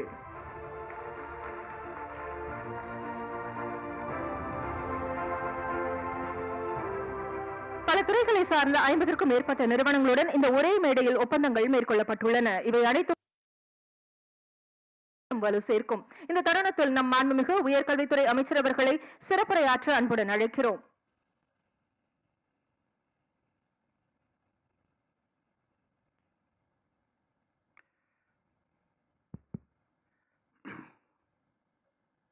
உலகத் தமிழர்களின் ஒப்பற்ற தலைவர், இந்திய நாட்டில் உள்ள முதலமைச்சர்களுக்கெல்லாம் முதலமைச்சராக திகழ்ந்து கொண்டிருக்கிற தமிழகத்தினுடைய முதலமைச்சர் எங்கள் அன்பிற்குரிய தளபதி அவர்களே, இந்த நிகழ்ச்சியிலே கலந்து கொண்டு உரையாற்றி அமர்ந்திருக்கிற அன்பிற்குரிய அமைச்சர் கணேசன் அவர்களே, நிகழ்ச்சியிலே கலந்து கொண்டு உரையாற்றி இருக்கிற வரவேற்புரையாற்றி இருக்கிற அன்பிற்குரிய இந்த துறைக்கு பொறுப்பேற்றிருக்கிற என் அன்பு சகோதரர் முதல்வர் அவர்களின் முதன்மை செயலாளர் அன்பிற்குரிய உதயச்சந்திரன் அவர்களே, தலைமைச் செயலாளர் இறையன்பு அவர்களே, நிகழ்ச்சியிலே கலந்து கொண்டிருக்கிற உயர்கல்வித்துறையினுடைய செயலாளர் கார்த்திக் அவர்களே, நிகழ்ச்சியிலே கலந்து கொண்டிருக்கிற திவ்யா அவர்களே, ஆஸ்திரேலியாவிலே இருந்து வருகை புரிந்து ஆஸ்திரேலியாவினுடைய சிஜியாக இருக்கிற consulate general, Singapore consulate general அவர்களே, நிகழ்ச்சியிலே கலந்து வருகிற ஐஐடி இயக்குனர் அவர்களே, துணைவேந்தர்களே, பேராசிரிய பெருமக்களே, முதல்வர்களே, வருகை புரிந்து சிறப்பித்திருக்கிற இந்த ஒப்பந்தங்களிலே இன்று இங்கே ஒப்பந்தங்களிலே கையெழுத்திட்டிருக்கிற தனியார் நிறுவனங்கள், தொழிற்சாலைகளைச் சேர்ந்த அன்பிற்குரிய தோழர்களே, பத்திரிகையாளர்களே, உங்கள் அனைவருக்கும் என்னுடைய அன்பான வணக்கம். தமிழக முதல்வர் அவர்கள் தன்னுடைய இந்த காலகட்டத்தில் உயர்கல்வித்துறை பொற்காலமாக மாற்ற வேண்டும் என்று அறிவித்திருக்கிறார்கள். நிச்சயமாக மாறும் என்பதற்கு உதாரணம்தான் இந்த நான் முதல்வன் திட்டம். இந்த நான் முதல்வன் திட்டத்தை அவர் பிறந்த நாளிலே துவக்கி வைத்திருக்கிறார். இன்று இங்கே அவர் ஸ்கில் டெவலப்மெண்ட் திறன் மேம்பாட்டு திட்டத்தை துவக்கி வைக்கிறார். அந்த நான் முதல்வன் திட்டத்தின் உட்பட்ட இந்த திறன் மேம்பாட்டு திட்டத்தை இன்று துவக்கி வைக்கிறார். தளபதி அவர்கள் துவக்கி வைத்து எதுவுமே தோல்வி அடைந்ததில்லை, எல்லாம் வெற்றிதான் என்ற உணர்வோடு இங்கே வந்திருக்கிறீர்கள். இங்கே இளைஞர்கள் மாணவர்கள் யாரும் இல்லை, கொஞ்சம் பேர் வந்திருக்கிறீங்க. வந்திருக்கிறவங்கெல்லாம் மாணவர்களை உருவாக்குகிற, எதிர்காலத்திற்கு தயார் செய்கிற கல்லூரி முதல்வர்கள், பேராசிரியர்கள், துணைவேந்தர்கள் வந்திருக்கிறீர்கள். ஆக நீங்க செய்ய வேண்டிய வேலை தான் ஜாஸ்தி. நீங்க தான் உண்மையிலேயே செய்யணும். நானும் கொஞ்ச நாள் கல்லூரியில் வாத்தியாரா இருந்தவன், அதனால நான் சொல்றேன். வந்திருக்கிற முதல்வர்கள் எல்லாம், இங்கே வந்திருக்கிற துணைவேந்தர்கள் எல்லாம், நீங்கள் முதலில் உங்களுடைய மாணவர்களை நான் முதல்வனாக ஒவ்வொரு துறையிலேயும், அதான் தலைவர் சொன்னது, எந்த துறையில் நுழைந்தாலும் அதிலே நான் முதல்வன் என்ற பெயரை எடுக்க வேண்டும் என்பதுதான் இந்த நான் முதல்வன் திட்டத்தினுடைய நோக்கம். அதை செய்ய வேண்டியது உங்க கையில தான் இருக்கு. இங்கே வந்திருக்கிற முதல்வர்கள், எத்தனை முதல்வர்கள் வகுப்புக்கு போவீங்கன்னு எனக்கு தெரியாது, எல்லாம் போவீங்க. வகுப்பறைக்கும் நீங்கள் தயவு செய்து செல்லுங்கள். உங்களை அன்போடு நான் வேண்டி கேட்டுக்கொள்கின்றேன். மாணவர்களை சந்தியுங்கள். உங்கள் பேராசிரியர்களுக்கும் பயிற்சி கொடுங்கள். அவர்களுக்கெல்லாம் பயிற்சி அளித்து இதை நீங்கள் செய்ய வேண்டும். உங்களிடம் நான் பணிவன்போடு வேண்டி கேட்டுக்கொள்வது இதுதான். துணைவேந்தர்களும் அப்படித்தான். கொஞ்சம் அப்பப்ப ஒரு மாசத்துக்கு ஒரு நாளாவது ஒரு கிளாஸுக்கு போயிட்டு வந்தாதான் பசங்க என்ன நினைக்கிறாங்கிறது நமக்கு தெரியும். மாணவர்களோடு ஒத்துழைக்கிற ஒரு நிலைமை வேண்டும். அதை நான் உங்களிடம் அன்போடு இந்த நான் முதல்வன் திட்டத்தை துவக்கி வைக்கிற, ஸ்கில் டெவலப்மெண்ட் துவக்கி வைக்கிற இந்த நிகழ்ச்சியிலே நான் அன்போடு உங்களை வேண்டி கேட்டுக்கொள்கின்றேன். இந்த ஸ்கில் டெவலப்மெண்ட் இங்க நம்முடைய உதயச்சந்திரன் அவர்கள் பேசும்பொழுதெல்லாம் அடிக்கடி சொல்வார், அவர் பொறியியல் படித்தவர். அதனால நாங்கள் போய் பேசும்போது கூட அவர் இந்த பொறியியல் அது இது எனக்கே புரியாது, நானும் ஆர்ட்ஸ் அண்ட் சயின்ஸ் பொலிட்டிக்கல் சயின்ஸ்லாம் படித்தவன். அவர் சொல்லும்போது இந்த இதெல்லாம் டெக்னாலஜி, இந்த எஜுகேஷன்லாம் வரணும்னு சொல்லுவார். அந்த அடிப்படையில் தான் இன்னைக்கு புரிந்துணர்வு ஒப்பந்தங்களை செய்திருக்கிறார். தொழிற்சாலைகளோடு புரிந்துணர்வு ஒப்பந்தங்களை தமிழக முதலமைச்சர் அவருடைய முன்னிலையிலே இதை செய்திருக்கிறோம். இது தொழில்துறை, தொழிலாளர் நலத்துறை, அதே போல ஸ்கில் டெவலப்மெண்ட் அந்த துறை, உயர்கல்வித்துறை எல்லாம் சேர்ந்து இணைந்து நடத்த வேண்டிய ஒரு திட்டம் நான் முதல்வன் திட்டம். அதைத்தான் தமிழக முதல்வர் அவர்கள் செய்து கொண்டிருக்கிறார்கள். ஆகவே வந்திருக்கிற நீங்கள் எல்லாம், தலைவர் அவர்கள் கல்லூரி கனவு திட்டத்தை 25/6/22 துவக்கி வைத்தார். அது கல்லூரி கனவு திட்டம். அந்த கல்லூரி கனவு திட்டத்தில் தான் அரசு பள்ளிகளிலே படிக்கிற மாணவர்களுக்கெல்லாம் 7.5% இடஒதுக்கீட்டை கொடுத்திருக்கிற ஒரே முதலமைச்சர் அவர்தான். இங்க சிங்கப்பூரிலே இருந்து வந்த சிஜி பேசுகிற பொழுது சொன்னார், சிங்கப்பூரிலே 6 மாதத்திற்கு முன்பாக ஸ்கில் டெவலப்மெண்ட் உருவாக்க வேண்டும் எல்லா மாணவர்களுக்கும் என்று சொன்னதாக சொன்னார். அந்த உணர்வு எங்கள் முதலமைச்சருக்கு இருந்த காரணத்தினாலே தான் அவர் பிறந்த நாளிலேயே நான் முதல்வன் திட்டத்தை அறிவித்து இந்த ஸ்கில் டெவலப்மெண்ட் உருவாக்க வேண்டும். எது படித்தாலும் சரி, இன்ஜினியரிங் படிக்கிறவங்களுக்கு தான் ஸ்கில்லுன்னு கிடையாது, பிஏ படித்தாலும் ஊணும், பிஎஸ்சி படித்தாலும் ஊணும். அந்தந்த பாடத்திற்கு ஏற்ப அவர்களுடைய திறமையை வளர்த்து கொள்வதற்கு எதிர்காலத்தை, ஸ்கில்லுங்கிறது காலத்துக்கு காலம் மாறக்கூடியது. நான் படிக்கும்போது ஒரு ஸ்கில் இருந்தது, இப்போ இருக்கிற ஸ்கில் வேற. அந்த ஸ்கில் முன்னேற்றத்தினுடைய மாற்றங்களை மாணவர்களுக்கு தெரிவிக்கின்ற ஒரு வாய்ப்பாக அமைய வேண்டும். அதுக்கெல்லாம் நீங்க தான் இங்க வந்திருக்கிற துணைவேந்தர்கள், கல்லூரி முதல்வர்கள், கல்வித்துறையை சார்ந்தவர்கள், நீங்கள் தான் அந்த பணியை செய்ய முடியும். ஏன்னா நீங்க தான் மாணவர்களோடு நேரடியாக தொடர்புடையவர்கள். ஆக அந்த மாணவர்களை நான் முதல்வனாக்க வேண்டிய கடமை நம்முடைய தமிழக முதல்வர் எதை நினைக்க வேண்டும் என்று நிறைவேற்ற வேண்டும் என்று எண்ணுகிறாரோ அதை நிறைவேற்ற வேண்டிய பொறுப்பும் கடமையும் இங்கே இருக்கிற முதல்வர்களுக்கும் துணைவேந்தர்களுக்கும் இருக்கிறது என்பதை மறந்து விடாதீர்கள். தயவு செய்து உங்களை நான் பணிவன்போடு வேண்டி கேட்டுக்கொள்வது, கல்லூரி மாணவர்களை எதிர்காலத்திற்கு ஏற்ப அவர்களை மாற்றுங்கள்.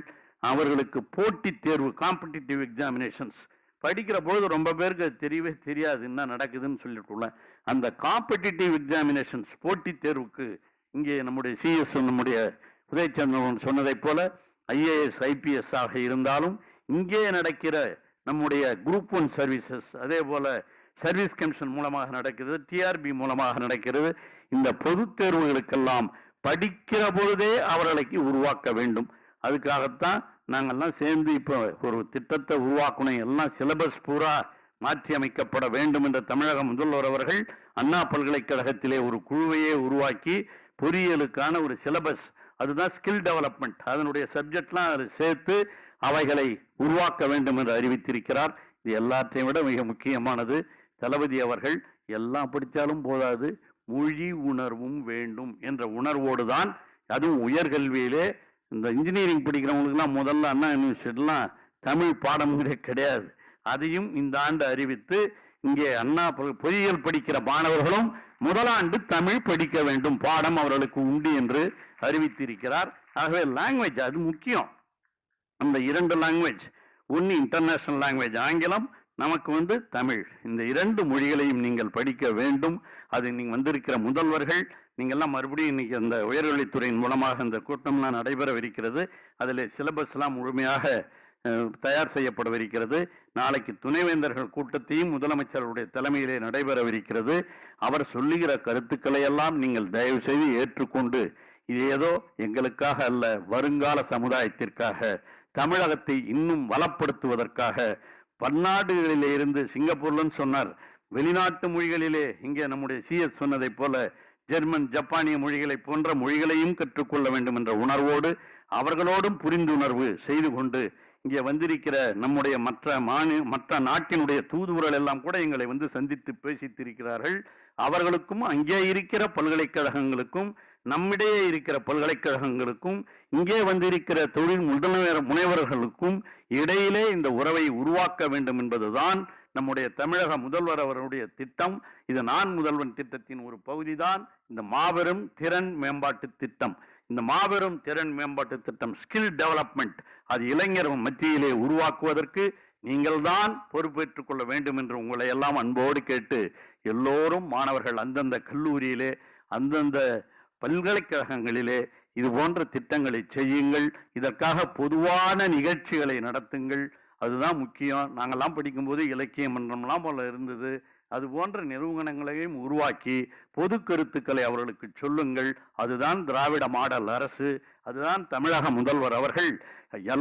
ஒரு காலத்திலே ஒரு சிலருக்குத்தான் கல்வி என்றிருந்ததை மாற்றி அனைவருக்கும் கல்வி என்று மாற்றுவதுதான் திராவிட மாடல் என்ற அடிப்படையில் தான் தமிழக முதல்வர் அவர்கள் பல்வேறு திட்டங்களை செய்து கொண்டிருக்கிறார்கள்.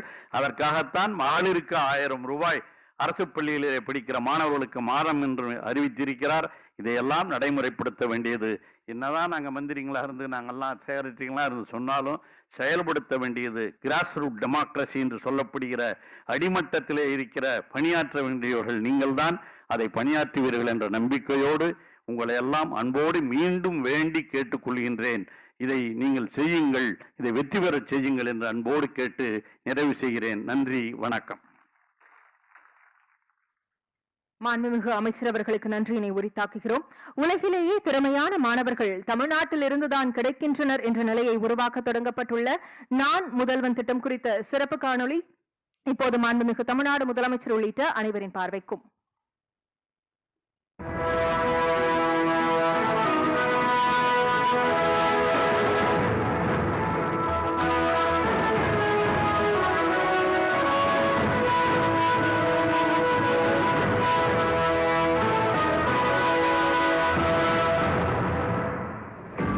இந்தியாவிலேயே அதிக கல்வி அறிவு பெற்ற மாநிலங்களில் தமிழ்நாடும் முதன்மை மாநிலமாக திகழ்கிறது.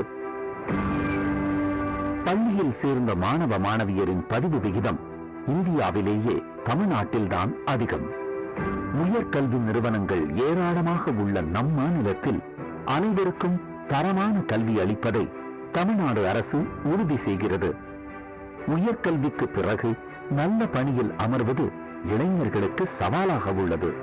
இதற்கு தீர்வு காணும் நோக்கத்தில் மாண்புமிகு தமிழ்நாடு முதலமைச்சர் திரு மு.க. ஸ்டாலின் அவர்கள் நான் முதல்வன் என்கிற கனவு திட்டத்தை துவக்கி வைத்துள்ளார். இந்த திட்டம் மாணவ செல்வங்களை நெறிமுறைப்படுத்தி திறன் மேம்பாட்டு பயிற்சி அளித்து தொழில் நிறுவனங்களுக்கு ஏற்ற மனித வளம் உருவாக்கும் நோக்கம் கொண்டது.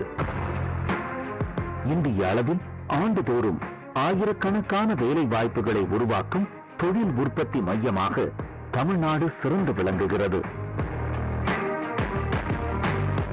நான் முதல்வன் இணையதளமானது தொழில்துறை நிறுவனங்களுக்கும் உயர்கல்வி நிறுவனங்களுக்கும் இடையில் ஒரு பாலமாக செயல்படுகிறது. இந்த தளத்தின் வாயிலாக தொழில் நிறுவனங்கள் மாணவர்களை தங்களுக்கு ஏற்ற திறன் கொண்டவர்களாக நான் முதல்வன் திட்டத்தின் கீழ் கல்லூரிகளில் வழங்க இயலும். வாருங்கள், இந்த மாபெரும் திறன் மேம்பாட்டு திட்டத்தில் உங்களை இணைத்துக் கொள்ளுங்கள். உலகை வெல்லும் இளைய தமிழர்களை உருவாக்குவோம். நான் முதல்வன் என்று பெருமை கொள்வோம். நான் முதல்வன், நான் முதல்வன், நான் முதல்வன், நான் முதல்வன், நான் முதல்வன்.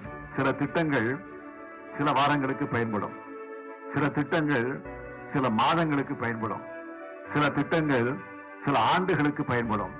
ஆனால் இந்த திட்டம் என்பது தலைமுறைக்கு தலைமுறைக்கு பயன்படக்கூடிய திட்டமாகும். மார்ச் 1, 2022 தமிழ்நாட்டின் கல்வி வரலாற்றில் ஒரு பொன்னாள். நான் முதல்வன் எனும் தலைமுறைக்கான திட்டம் தொடங்கப்பட்ட நாள். நான் முதல்வன் திட்டம் தொடங்கப்பட்ட நாள் முதல் இன்று வரை இத்திட்டம் மூலம் பலனடைந்தவர்கள் ஏராளம். இதுவரை சுமார் 2000க்கும் மேற்பட்ட மாணவர்களுக்கு பணி வாய்ப்பு கிடைத்துள்ளது.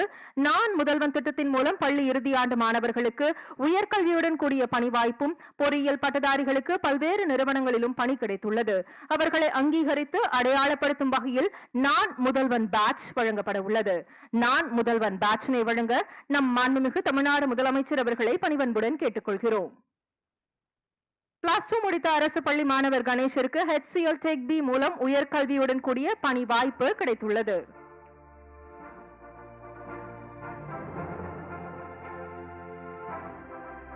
பொறியியல் முடித்த அரசு கல்லூரி மாணவி கீர்த்தனாவிற்கு TCS நிறுவனத்தில் பணி கிடைத்துள்ளது.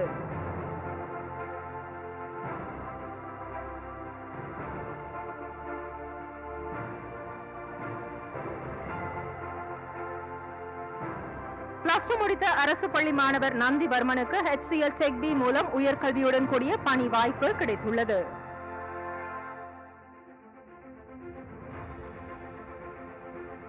பொறியியல் முடித்த அரசு கல்லூரி மாணவி சூர்யாவிற்கு டெக் விஷன் வாய்ஸ் சொல்யூஷன் நிறுவனத்தில் பணி கிடைத்துள்ளது.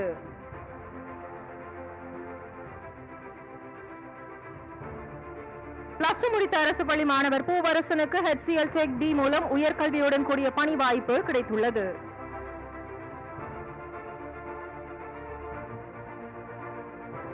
பொறியியல் முடித்த அரசு கல்லூரி மாணவி தீபிகாவிற்கு டெக் விஷன் நிறுவனத்தில் பணி கிடைத்துள்ளது.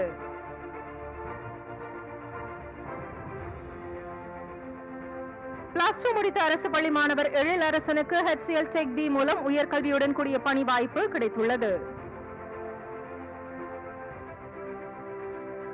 பொறியியல் முடித்த அரசு கல்லூரி மாணவி வேதாஸ்ரீக்கு கேப் ஜெமினி நிறுவனத்தில் பணி கிடைத்துள்ளது.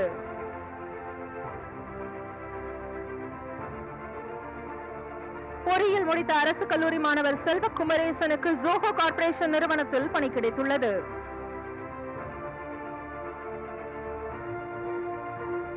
பொறியியல் முடித்த அரசு கல்லூரி மாணவர் ஜெயச்சந்திரனுக்கு சிங் ஃபியூஷன் சாஃப்ட்வேர் நிறுவனத்தில் பணி கிடைத்துள்ளது.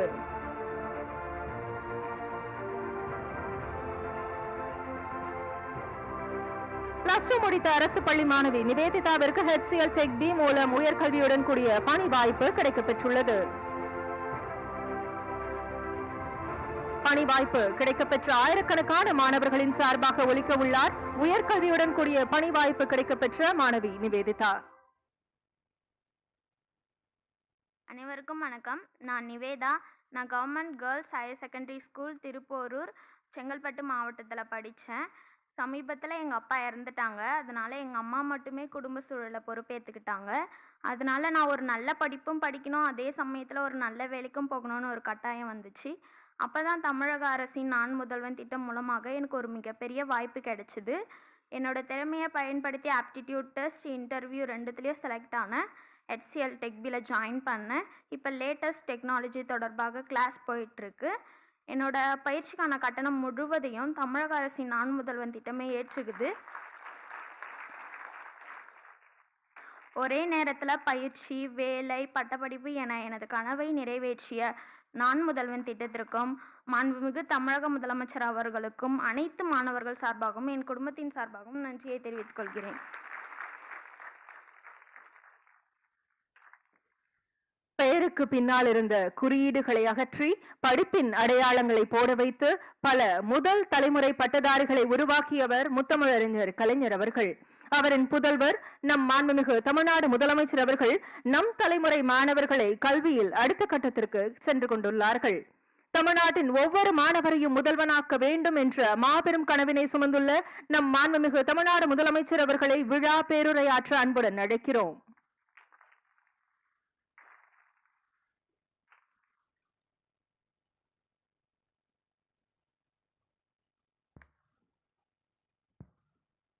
அன்புள்ள நான் முதல்வன் பயிற்சிகள் பெருந்திட்டு விழாவில் கலந்து கொண்டு சிறப்பித்துக் கொண்டிருக்கக்கூடிய மாண்புமிகு உயர்கல்வித்துறை அமைச்சர் முனைவர் க. பொன்முடி அவர்களே, மாண்புமிகு தொழிலாளர் நலன் மற்றும் திறன் மேம்பாட்டுத்துறை அமைச்சர் திரு CV கணேசன் அவர்களே, நிகழ்ச்சிகளை கலந்து கொண்டு சிறப்பித்துக் கொண்டிருக்கக்கூடிய சட்டமன்ற உறுப்பினர் மாதவரம் சுதர்சனம் அவர்களே, தலைமைச் செயலாளர் முனைவர் இறையன்பு IAS அவர்களே, நிதித்துறையினுடைய கூடுதல் தலைமைச் செயலாளர் திரு முருகானந்தம் IAS அவர்களே, துவக்கத்தில் அனைவரையும் வரவேற்று மகிழ்ந்திருக்கக்கூடிய சிறப்பு திட்ட செயலாக்கத்துறையினுடைய முதன்மைச் செயலாளர் திரு உதயச்சந்திரன் IAS அவர்களே, உயர்கல்வித்துறையினுடைய முதன்மைச் செயலாளர் முனைவர் கார்த்திகேயன் IAS அவர்களே, தென்னிந்தியாவிற்கான சிங்கப்பூர் நாட்டு தூதர் திரு எட்கர் பேங்க் அவர்களே, இந்திய தொழில்நுட்ப கழக இயக்குனர் முனைவர் காமகோடி அவர்களே, தமிழ்நாடு திறன் மேம்பாட்டு கழக மேலாண்மை இயக்குனர் திருமதி இன்னசென்ட் திவ்யா IAS அவர்களே, முன்னணி தொழில் நிறுவனங்கள் மற்றும் பயிற்சி நிறுவனங்கள் தலைவர்களே, அரசு உயர் அலுவலர்களே, பேராசிரியர் பெருமக்களே, துணைவேந்தர்களே, மாணவ செல்வங்களே, பத்திரிகை மற்றும் ஊடகத்துறை சார்ந்திருக்கக்கூடிய நண்பர்களே, உங்கள் அனைவருக்கும் என்னுடைய அன்பான வணக்கத்தை நான் மகிழ்ச்சியோடு தெரிவித்துக் கொள்ள விரும்புகிறேன். தமிழ்நாட்டு இளைஞர்களை கல்வியில, அறிவியல்ல, அறிவில்ல, ஆற்றல்ல, தனி திறமைகளில் தலை சிறந்து நிற்க வைக்க தமிழக அரசால் தொடங்கி வைக்கப்பட்டிருக்கக்கூடிய திட்டம்தான் நான் முதல்வன் என்கிற திட்டம். நான் மட்டும் முதல்வன் அல்ல, அனைவரும் ஒவ்வொரு வகையிலும் முதல்வனாக வர வேண்டும் என்ற எண்ணத்தோட உருவாக்கப்பட்ட திட்டம்தான் இந்த திட்டம். இது என்னுடைய கனவு திட்டம். அந்த திட்டம் என்னுடைய கண்ணுக்கு முன்னால் மாபெரும் வளர்ச்சியை அடைந்து வருவதை பார்த்து உள்ளபடிய மகிழ்ச்சி அடைகிறேன் என்கிற உள்ளத்தோடு நான் உங்கள் முன்னால் நின்று கொண்டிருக்கிறேன். அனைத்து துறையினுடைய வளர்ச்சி, அனைத்து வகை வளர்ச்சி, அனைத்து மாவட்ட வளர்ச்சி, அனைத்து சமூக வளர்ச்சி என்ற திராவிட மாடல் ஆட்சி நடந்து கொண்டிருக்கிறது. அதுதான் எல்லாரும் இங்க பேசும்போது சொன்னாங்க. இது இந்தியாவுக்கே வழிகாட்டக்கூடிய ஆட்சியாக நடந்து வருகிறது. இதனை அறிந்து பல்வேறு தொழில் நிறுவனங்கள்ல பாத்தீங்கன்னா இன்னைக்கு போட்டி போட்டுக்கொண்டு தமிழகத்துல முதலீடு செய்வதற்கும் புதிய தொழில் நிறுவனங்களை தொடங்குவதற்கும் தமிழ்நாட்டை நோக்கி வந்துகிட்டு இருக்கிறாங்க. இந்த தொழில் வளம் இல்லை என்ற நிலைமையும் வேலை கிடைக்கவில்லை என்ற நிலைமையும் மாற்றுவதாக அமைந்துள்ளது. இப்படி உருவாகக்கூடிய தொழில்கள் திறனுக்கேற்ற வல்லுநர்களை உருவாக்க வேண்டிய கடமை நம்முடைய அரசுக்கு இருக்கிறது. அதனை மனதில் வைத்துத்தான் இந்த திட்டம், நான் முதல்வர்ங்கிற திட்டம் தொடங்கி வைக்கப்பட்டிருக்கிறது. நமது இளைஞர்களை தொழில் நிறுவனங்களின் தற்போதைய தேவைக்கேற்ற திறன் படைத்தவர்களாக உருவாக்குதல், அதன் மூலம் அவருடைய திறனுக்கேற்ற தகுதியான வேலை கிடைக்க செய்ய இந்த அரசினுடைய முக்கிய குறிக்கோள்ல ஒன்றாக அமைந்திருக்கு.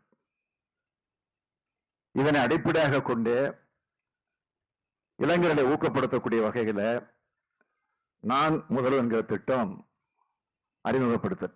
முதல்ல அறிமுகப்படுத்தப்பட்டுச்சு. இந்த ஆண்டு என்னுடைய பிறந்த நாள் அன்று இதே அரங்கத்துல தான், இதே கலைவாண அரங்கத்துல தான் இந்த திட்டத்தை நான் தொடங்கி வச்சேன். அதை தொடர்ந்து ராணிமேரி கல்லூரி வளாகத்துல இளைஞர் திறன் திருவிழா என்ற ஒரு பிரம்மாண்ட விழா நடத்தப்பட்டுச்சு. அதுல பல்வேறு கல்வி தகுதி பெற்ற இளைஞர்கள் கலந்து கொண்டு தங்களுக்கு தேவைப்படக்கூடிய திறன் பயிற்சிகளை தேர்வு செஞ்சு அதுல பயிற்சி பெறுவதற்கான வாய்ப்பு அளிக்கப்பட்டுச்சு. என்ன படிக்கலாம், எங்கு படிக்கலாம், எந்த வகையான பயிற்சிகள் எடுத்துக்கொள்ளலாம், இளைஞர்களை எப்படி நாம் பக்குவப்படுத்தலாம், அவர்கள் வளர்த்துக் கொள்ள வேண்டிய திறமைகள் என்னென்ன, எளிதில் கிடைக்கக்கூடிய வேலைகள் என்ன, தொழில் நிறுவனங்களுடைய எதிர்பார்ப்புகள் என்ன என்பது போன்ற விளக்கங்களை அந்த நிறுவனங்கள் வழங்கினாங்க.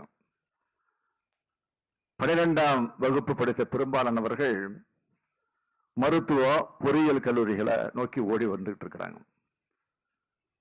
வேலை வாய்ப்புகள் கொட்டி கிடக்கக்கூடிய பிற துறை படிப்புகளையும் அவர்கள் உணர்ந்திருந்தால் இது மாதிரி நிச்சயமா நடக்காது.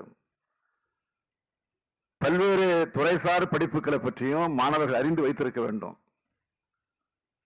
அவர்களது பெற்றோர்கள் அவங்களும் தெரிந்து வச்சிருக்கணும். பெற்றோர்கள் தன்னுடைய ஆசைகளை பிள்ளைகளுக்கு சொல்லலாம், வழிகாட்டலாம், அது தவறு கிடையாது. ஆனால் திணிக்க கூடாது. அப்பா அம்மாவுடைய ஆசைக்காக மட்டும் சேரக்கூடிய பிள்ளைகள் பின்னர் மனதளவில் சோர்வடைகிறாங்க. அவர்களால் முழுமையாக படிப்பில கவனம் செலுத்த முடியல. தங்களது பிள்ளைகளுக்கு எந்த மாதிரியான படிப்பில் ஆர்வம் இருக்கிறது என்று கேட்டு அதில் படிக்க வையுங்கள். பல்வேறு படிப்புகளை குறித்து தெரிந்து வைத்திருக்க வேண்டும். அதற்காகத்தான் கல்லூரி கனவு வழிகாட்டல் என்ற நிகழ்ச்சியை நம்முடைய அரசு தொடங்கி இருக்கிறது. நான் முதல்வன் திட்டத்தின் கீழ் கல்லூரி கனவு என்ற பெயரில் 25/6/2022 அன்று தமிழக அரசு ஒரு விழாவை சிறப்பாக நடத்துச்சு. அந்த விழாவை நேரு உள்விளையாட்டு அரங்கத்துல தான் நான் தொடங்கி வச்சேன். பல்வேறு துறைகளை சார்ந்த வல்லுநர்களாக அதில் பங்கேற்று ஒவ்வொரு துறையினுடைய சிறப்புகளை மிக தெளிவாக எடுத்து சொன்னாங்க. இந்த விழாவில் ஆயிரக்கணக்கான +2 படித்த அதை முடிச்சிருக்கக்கூடிய மாணவ மாணவர்கள் ஆர்வத்தோடு பங்கு பெற்றது உண்மையிலேயே எனக்கு நிறைவாக இருந்துச்சு. இதில் கலந்து கொண்ட மாணவ மாணவியர் விழா முடிஞ்சதும் வெளியில சொல்றப்போ நாம் எந்த துறையை தேர்வு செஞ்சு மேற்படிப்புக்கு செல்லலாம் என்ற தீர்க்கமான முடிவோடு செல்லக்கூடிய வகையில் அந்த விழா நடந்துச்சு என்பதை நான் பெருமையோடு இங்கே சுட்டிக்காட்ட விரும்புகிறேன். நான் அடிக்கடி பேசுவது, நம் தமிழ்நாட்டு மாணவர்கள் மிகவும் திறமையானவர்கள். அவர்கள் வேறு எந்த மாநில மாணவருக்கும் சளைத்தவர்கள் அல்ல. அதே போலதான் இப்போ சொல்றேன், உறுதியாக கூறுகிறேன், நம்ம இளைஞர்கள் திறமையில எவருக்கும் சளைத்தவர்கள் இல்லை. ஆனால் இவர்களுக்கு தேவை சிறந்த வழிகாட்டி மற்றும் உந்து சக்தி ஆகியவைதான். இவற்றை வழங்கினால் இவருடைய திறமை இன்னும் பளிச்சிடும். அதன் மூலம் வேலை வாய்ப்பும் நாட்டினுடைய பொருளாதார வளர்ச்சியும் மேம்படும் என்பதை நன்று அங்கு நான் உணர்ந்த காரணத்தால் தான் நான் முதல்வன் திட்டத்தை நான் தொடங்கினேன். இன்று அறிமுகப்படுத்தி இருக்கக்கூடிய நான் முதல்வன் இணையதளம் இந்த நோக்கத்தை நிறைவேற்றப் போகுது. இந்த இணையதளத்தை மாணவர்கள் பயன்படுத்தும் போது தெளிவான சீரான தகவல்களை நிச்சயமா பெற முடியும். இந்த இணையதளத்தில் இருக்கக்கூடிய திறனறிவு தேர்வு, சைக்கோமெட்ரிக் டெஸ்ட், அதன் மூலம் மாணவர்களுடைய உளவியல் பண்புகளை ஆராய்ந்து அவர்கள் தனித்திறனை அறிந்து அதற்கேற்றவாறு பயிற்சிகளை பரிந்துரைக்க வழிவகை செய்யப்பட்டுள்ளன. இந்த இணையதளத்தின் வாயிலாக கல்லூரியில் படிக்கக்கூடிய மாணவர்கள் இன்றைய தொழில்நுட்ப வளர்ச்சிக்கேற்ப அந்த பாடப்பிரிவுகளை கூடுதலாக பயின்றால் நவீன தொழில் நிறுவனங்கள்ல எளிதாக வேலை வாய்ப்பினை பெற முடியும் என்ற தெளிவான முடிவுக்கு வருவர். இந்த இணையதளம் மூலம் தாங்கள் பயிலக்கூடிய விரும்பும் பாடப்பிரிவுகளை தேர்வு செய்து பயிற்சி வரக்கூடிய கூடுதலாக வழிவகை செய்யப்பட்டிருக்கு. ரொபாட்டிக்ஸ், வர்ச்சுவல் ரியாலிட்டி, ஆராய்கள், மெஷின் லேர்னிங்,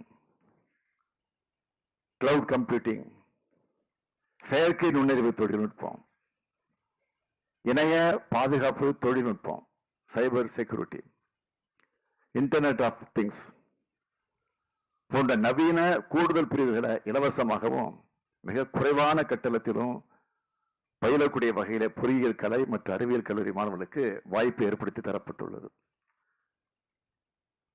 புதிய புதிய படிப்புகள் ஏராளமா வந்துருச்சு.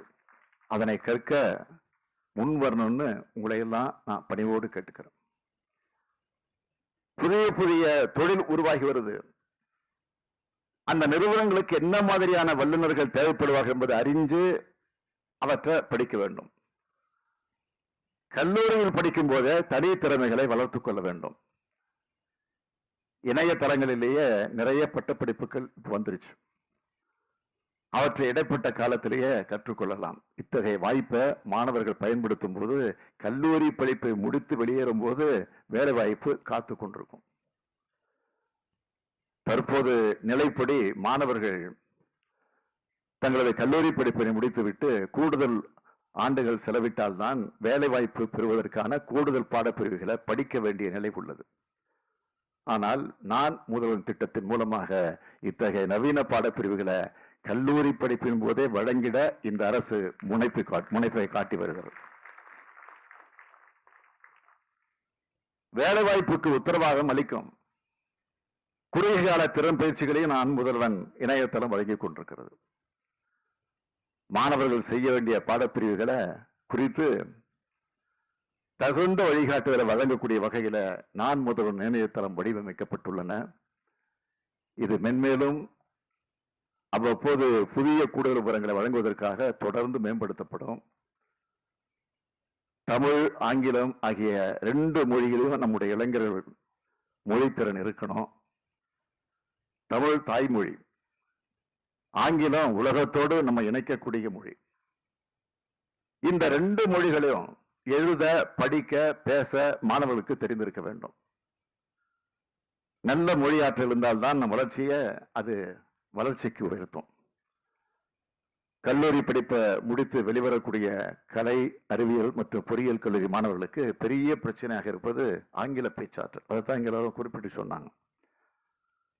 வேலைக்கான நேர்முக தேர்வுக்கு செல்லும் போதும் சரி, வேலை கிடைச்ச பின்னரும் சரி, இன்றைய பழைய சூழலில் ஆங்கில பேச்சாளர்கள் என்பது தவிர்க்க முடியாத தேவையா இருக்கு. இந்த ஆங்கில திறன் குறைவாக இருக்கும்போது சிலருக்கு ஒருவித தாழ்வு மனப்பான்மை ஏற்பட்டு விடுகிறது. அதன் காரணமாக ஆங்கில பேச்சாற்றல் குறைவாக இருக்கும்போது அவர்கள் பன்னாட்டு நிறுவனங்களை வேலைக்கு செல்லும் போது அந்த செல்ல வேண்டும் என்ற எண்ணத்தையே அவர்கள் கைவிட்டு விடுகிறார்கள். எனவே இன்றைய சூழலில் மாணவர்களின் தேவை அறிந்து கலை மற்றும் அறிவியல் கல்லூரிகள்ல முதல் பருவத்திலேயே ஆங்கில பேச்சாற்றல் என்ற பாடத்திட்டம் திறன்மிகு பயிற்சி அளிக்கக்கூடிய நிறுவனங்களின் உதவியோடு அனைத்து கல்லூரிகளிலும் அனைத்து மாணவர்களுக்கும் நான் முதல்வன் திட்டத்தின் கீழ் அளிக்கப்படும். ஆங்கிலம் மட்டுமின்றி ஜெர்மன், ஜப்பானிய மற்றும் பிரெஞ்சு மொழி திறன் பயிற்சிகளும் வழங்கப்படும். இதன் மூலம் அடுத்தடுத்த ஆண்டுகளில் ஆங்கில வழி பாடப்பிரிவுகளை கற்பதில் இருக்கக்கூடிய சிரமங்கள் குறையும் என்பதை கல்லூரி படிப்பு முடித்து வேலைக்கு செல்லும் போது எங்களால் முடியும் என்ற தன்னம்பிக்கை அதிகரிக்கும். இன்னொன்று சொல்ல விரும்புகிறேன். தமிழிலும் ஆங்கிலத்திலும் வெளியாகக்கூடிய நாளேடுகளை, புத்தகங்களை தொடர்ந்து வாசியுங்கள். இதை ஒரு பழக்கமாக நீங்கள் ஆக்கிக்கொள்ள வேண்டும். உங்கள் சிந்தனைகளை எழுதி பாருங்கள். கருத்தை வெளிப்படுத்தக்கூடிய ஆற்றல் என்பது மிக மிக முக்கியமான திறமை. நம்மை நாமே அறிந்து கொள்ள எடை போட ஒரு சிறந்த வழிமுறை போட்டித் தேர்வுகளுக்கு ஆயத்தமாவது குறித்த பயிற்சிகளும் நான் முதல்வர் இணையத்தில் வழங்கப்படுகின்றன. தமிழ்நாட்டு மாணவர்கள் தங்களுடைய ஆளுமை, திறன் மற்றும் தொழில் முனைவை வளர்த்துக் கொள்ளக்கூடிய வகையில் பல பிரத்யேக பயிற்சிகளும் வழங்கப்படுகின்றன. IIT, NPTEL, Oracle, Cambridge, Infosys, Cisco, Microsoft, கோர்சரா, TCS, ஆட்டோடெக்ஸ், மேத்வெக்ஸ், இது போன்ற 50க்கு மேற்பட்ட முன்னணி நிறுவனங்களோடு இதற்காக நாம் ஒப்பந்தம் செய்திருக்கிறோம். உலகத்தரத்தின பயிற்சிகளை, உலகளாவிய வேலைவாய்ப்புகளை பெற உதவக்கூடிய சான்றிதழ்களை கல்லூரியில் பயிலக்கூடிய காலத்திலேயே பெரும் வாய்ப்பை இந்த இணையதளம் உறுதி செய்தது. தமிழ்நாடு என்பது இந்தியாவிலேயே உயர்கல்வியில் சிறந்து விளங்கக்கூடிய மாநிலமாக இருப்பதை நீங்கள் எல்லாம் நன்கு அறிவீர்கள். தலை சிறந்த 100 கல்வி நிறுவனங்கள்ல 18 நிறுவனங்கள் தமிழ்நாட்டில் தான் இருக்கு. தலை சிறந்த 100 பல்கலைக்கழகங்கள்ல 21 தமிழ்நாட்டில் தான் இருக்கு. தலை சிறந்த 100 கல்லூரிகள்ல 32 கல்லூரிகள் தமிழ்நாட்டில் இருக்கு. தலை சிறந்த 100 ஆராய்ச்சி நிறுவனங்கள்ல 10 தமிழ்நாட்டில் இருக்கு. தலை சிறந்த 200 பொறியியல் கல்லூரிகள்ல 35 கல்லூரிகள் தமிழ்நாட்டில் இருக்கு. தலை சிறந்த மேலாண்மை கல்வி நிறுவனங்கள்ல 11 தமிழ்நாட்டில் இருக்கு. 100 மருத்துவ கல்வி நிறுவனங்கள்ல 8 தமிழ்நாட்டில் இருக்கு. 40 பல் மருத்துவ கல்வி நிறுவனங்கள்ல 9 தமிழ்நாட்டில் இருக்கு. 30 சட்டக்கல்லூரிகள்ல 2 தமிழ்நாட்டில் இருக்கு. 30 கட்டடக்கலை கல்லூரிகள்ல 6 தமிழ்நாட்டில் இருக்கு. இப்படி நான் அடிக்கிட்டே போகலாம். கல்வியில் சிறந்த மாநிலமாக நாம் இன்றைக்கு உயர்ந்து நிற்கிறோம். இதேபோல் உலகின் தலை சிறந்த திறமைசாலிகளை தமிழ்நாட்டு இளைஞர்களின் பட்டியல் வெளிவரணும். தமிழ்நாட்டில் மட்டுமல்ல, இந்தியாவில் பல்வேறு சிறந்த நிறுவனங்கள் மட்டுமல்ல, உலக புகழ்பெற்ற நிறுவனங்களிலும் முக்கிய பொறுப்புகள்ல தமிழ்நாட்டு இளைஞர்கள் அமர வேண்டும் என்பதுதான் என்னுடைய ஆசை. அனைவருக்கும் வேலை என்பது மட்டும் நமது இலக்கல்ல, அனைவருக்கும் தகுதியான வேலை என்பதே நம்முடைய இலக்கு. அந்த இலக்கை அடைவதற்கான முழு திறமையும் தமிழக இளைஞர்களுக்கு உண்டு. உங்கள் மீது எனக்கு அசைக்க முடியாத நம்பிக்கை இருக்கு. நீங்களும் அந்த தன்னம்பிக்கையோடு உலகை எதிர்கொள்ளுங்கள். தமிழ்நாட்டு இளைய சக்தியை இணையற்ற சக்தியாக மாற்ற என்னாலும் உழைப்போம். அந்த இலக்கை அடைவோம். நன்றி, வணக்கம்.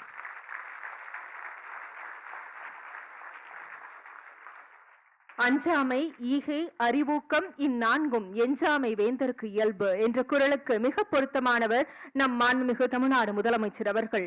உலகம் முழுவதும் பல காலமாக மாற்றுக்கல்வி இயக்கங்களும் புரட்சியாளர்களும் கண்ட கல்வி கனவினை சாத்தியமாக்கி வரும் நம் மாண்புமிகு தமிழ்நாடு முதலமைச்சர் அவர்களின் விழா பேருரைக்கு மனமார்ந்த நன்றியினை உரித்தாக்குகிறோம்.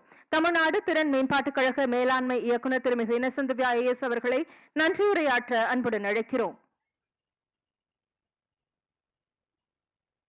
நான் முதல்வன் திட்டத்தின் கீழ் மாபெரும் திறன் மேம்பாட்டு திட்டத்தினை தொடங்கி வைத்து தமிழக இளைஞர்களுக்கு நல்லதொரு திறன் பாதையை அமைத்து தந்த மாண்புமிகு தமிழ்நாடு முதலமைச்சர் அவர்களுக்கு எங்களது மனமார்ந்த நன்றியினை தெரிவித்துக் கொள்கிறேன்.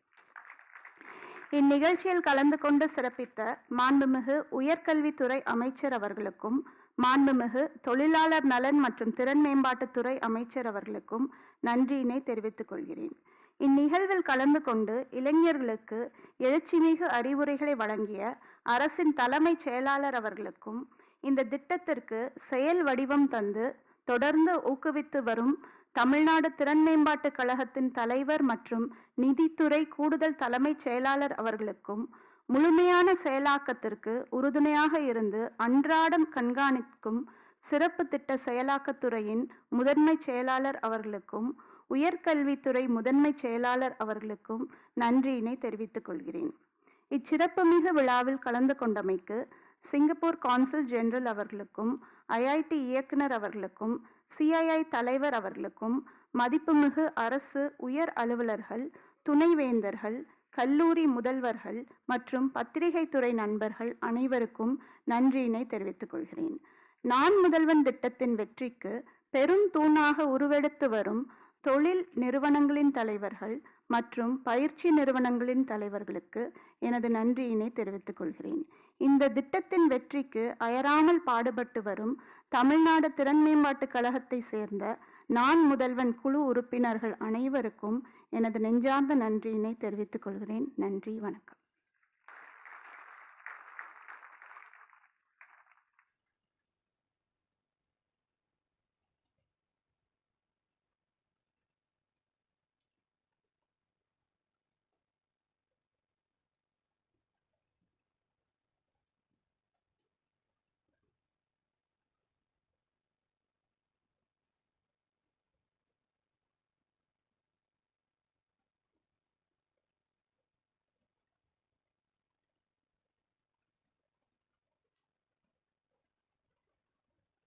நிகழ்ச்சிகள் தொடர்ந்து நடைபெற உள்ளன.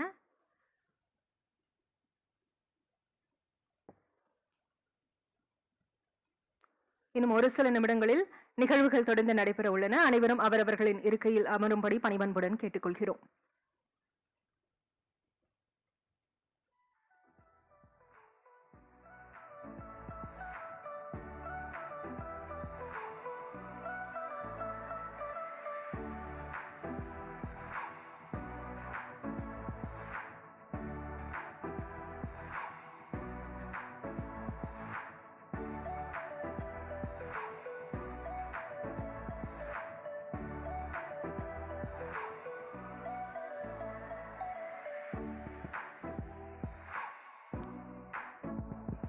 ஒரு சிறிய தேநீர் இடைவேளைக்கு பிறகு அமர்வுகள் தொடர்ந்து நடைபெறும்.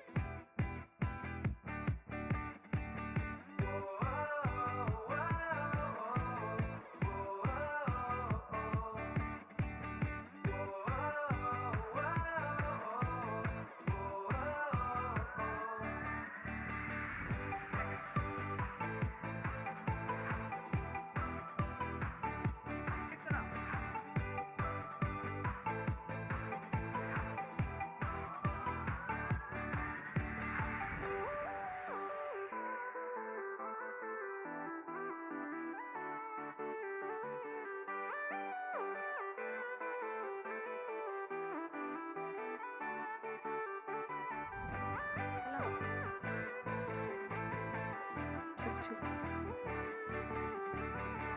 அமர்வுகள் தொடர்ந்து நடைபெற உள்ளதால் 10 நிமிடத்தில் மீண்டும் விழா அரங்கிற்கு வரும்படி பணிவன்புடன் கேட்டுக்கொள்கிறோம். Session will begin by around 12:30.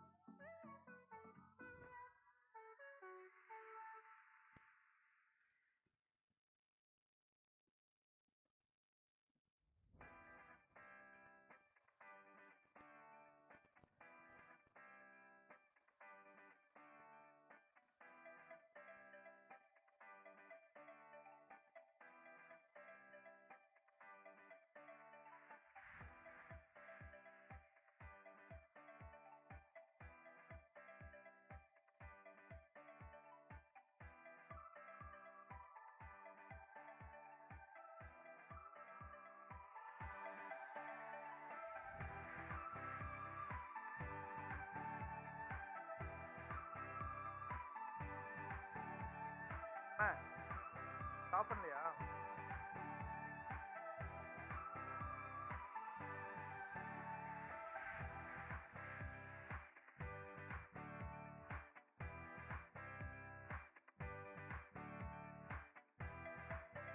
Ramesh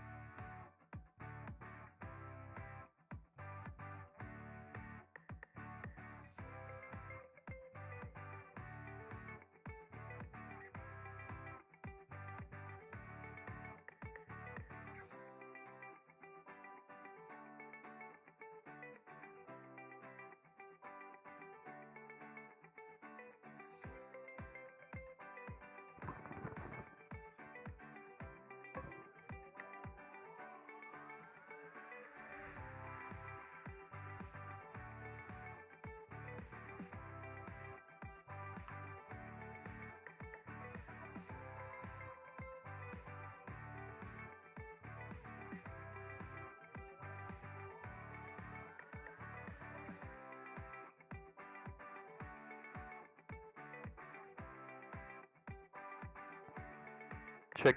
Test.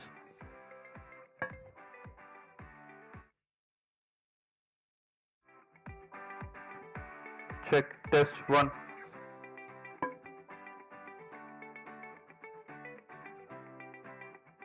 Check. Check.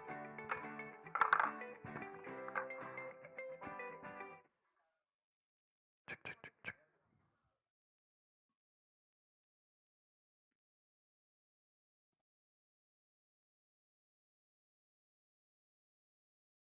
போட்டு வராங்களா?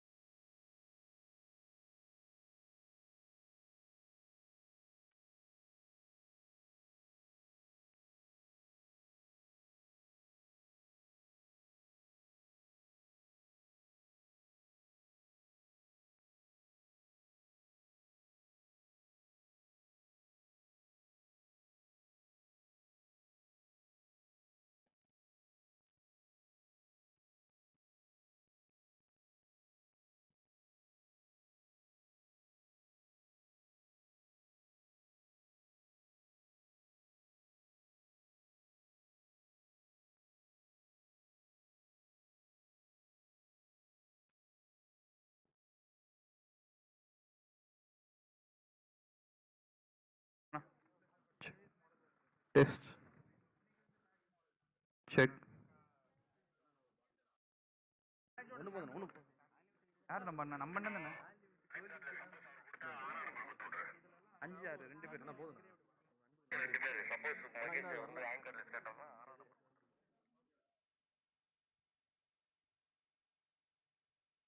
பிரசன்னா, இன்னொரு நான் மைக் பிரசாந்த் டப்பால நிறைய கேளுங்க, கீழே ரெடி பண்ணுறது.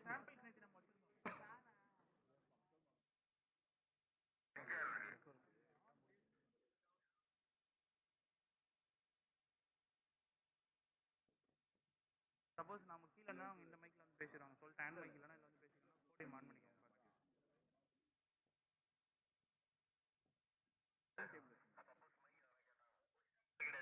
பேசிக்கலாம், போடியம் ஆன் பண்ணிக்கோங்க.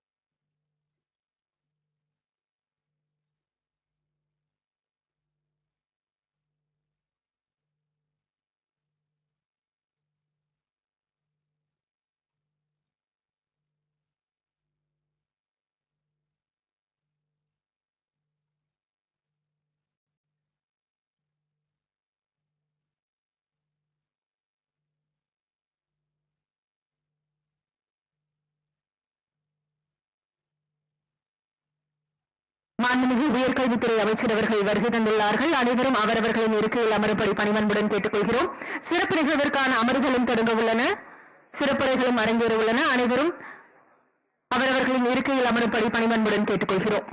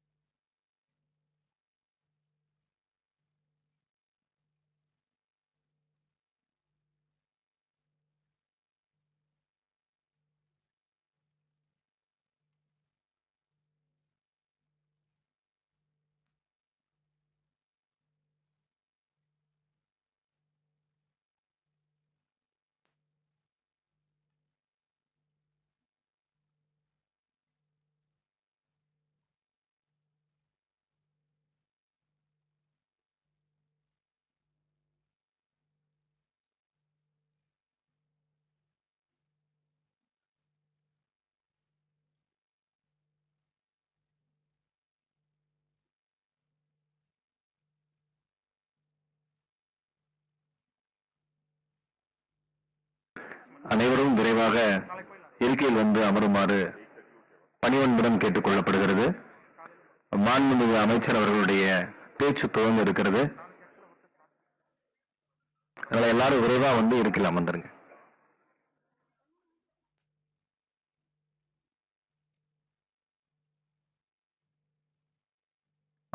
கல்லூரியுடைய முதல்வர்கள் அத்தனை பேரும் வந்திருப்பீங்கன்னு நம்புறேன். கொஞ்சம் முதல்வர்கள் எல்லாம் வெளியில இருந்தீங்கன்னா எல்லாரும் வந்துருங்க. கல்லூரி முதல்வர்கள் அத்தனை பேருமே.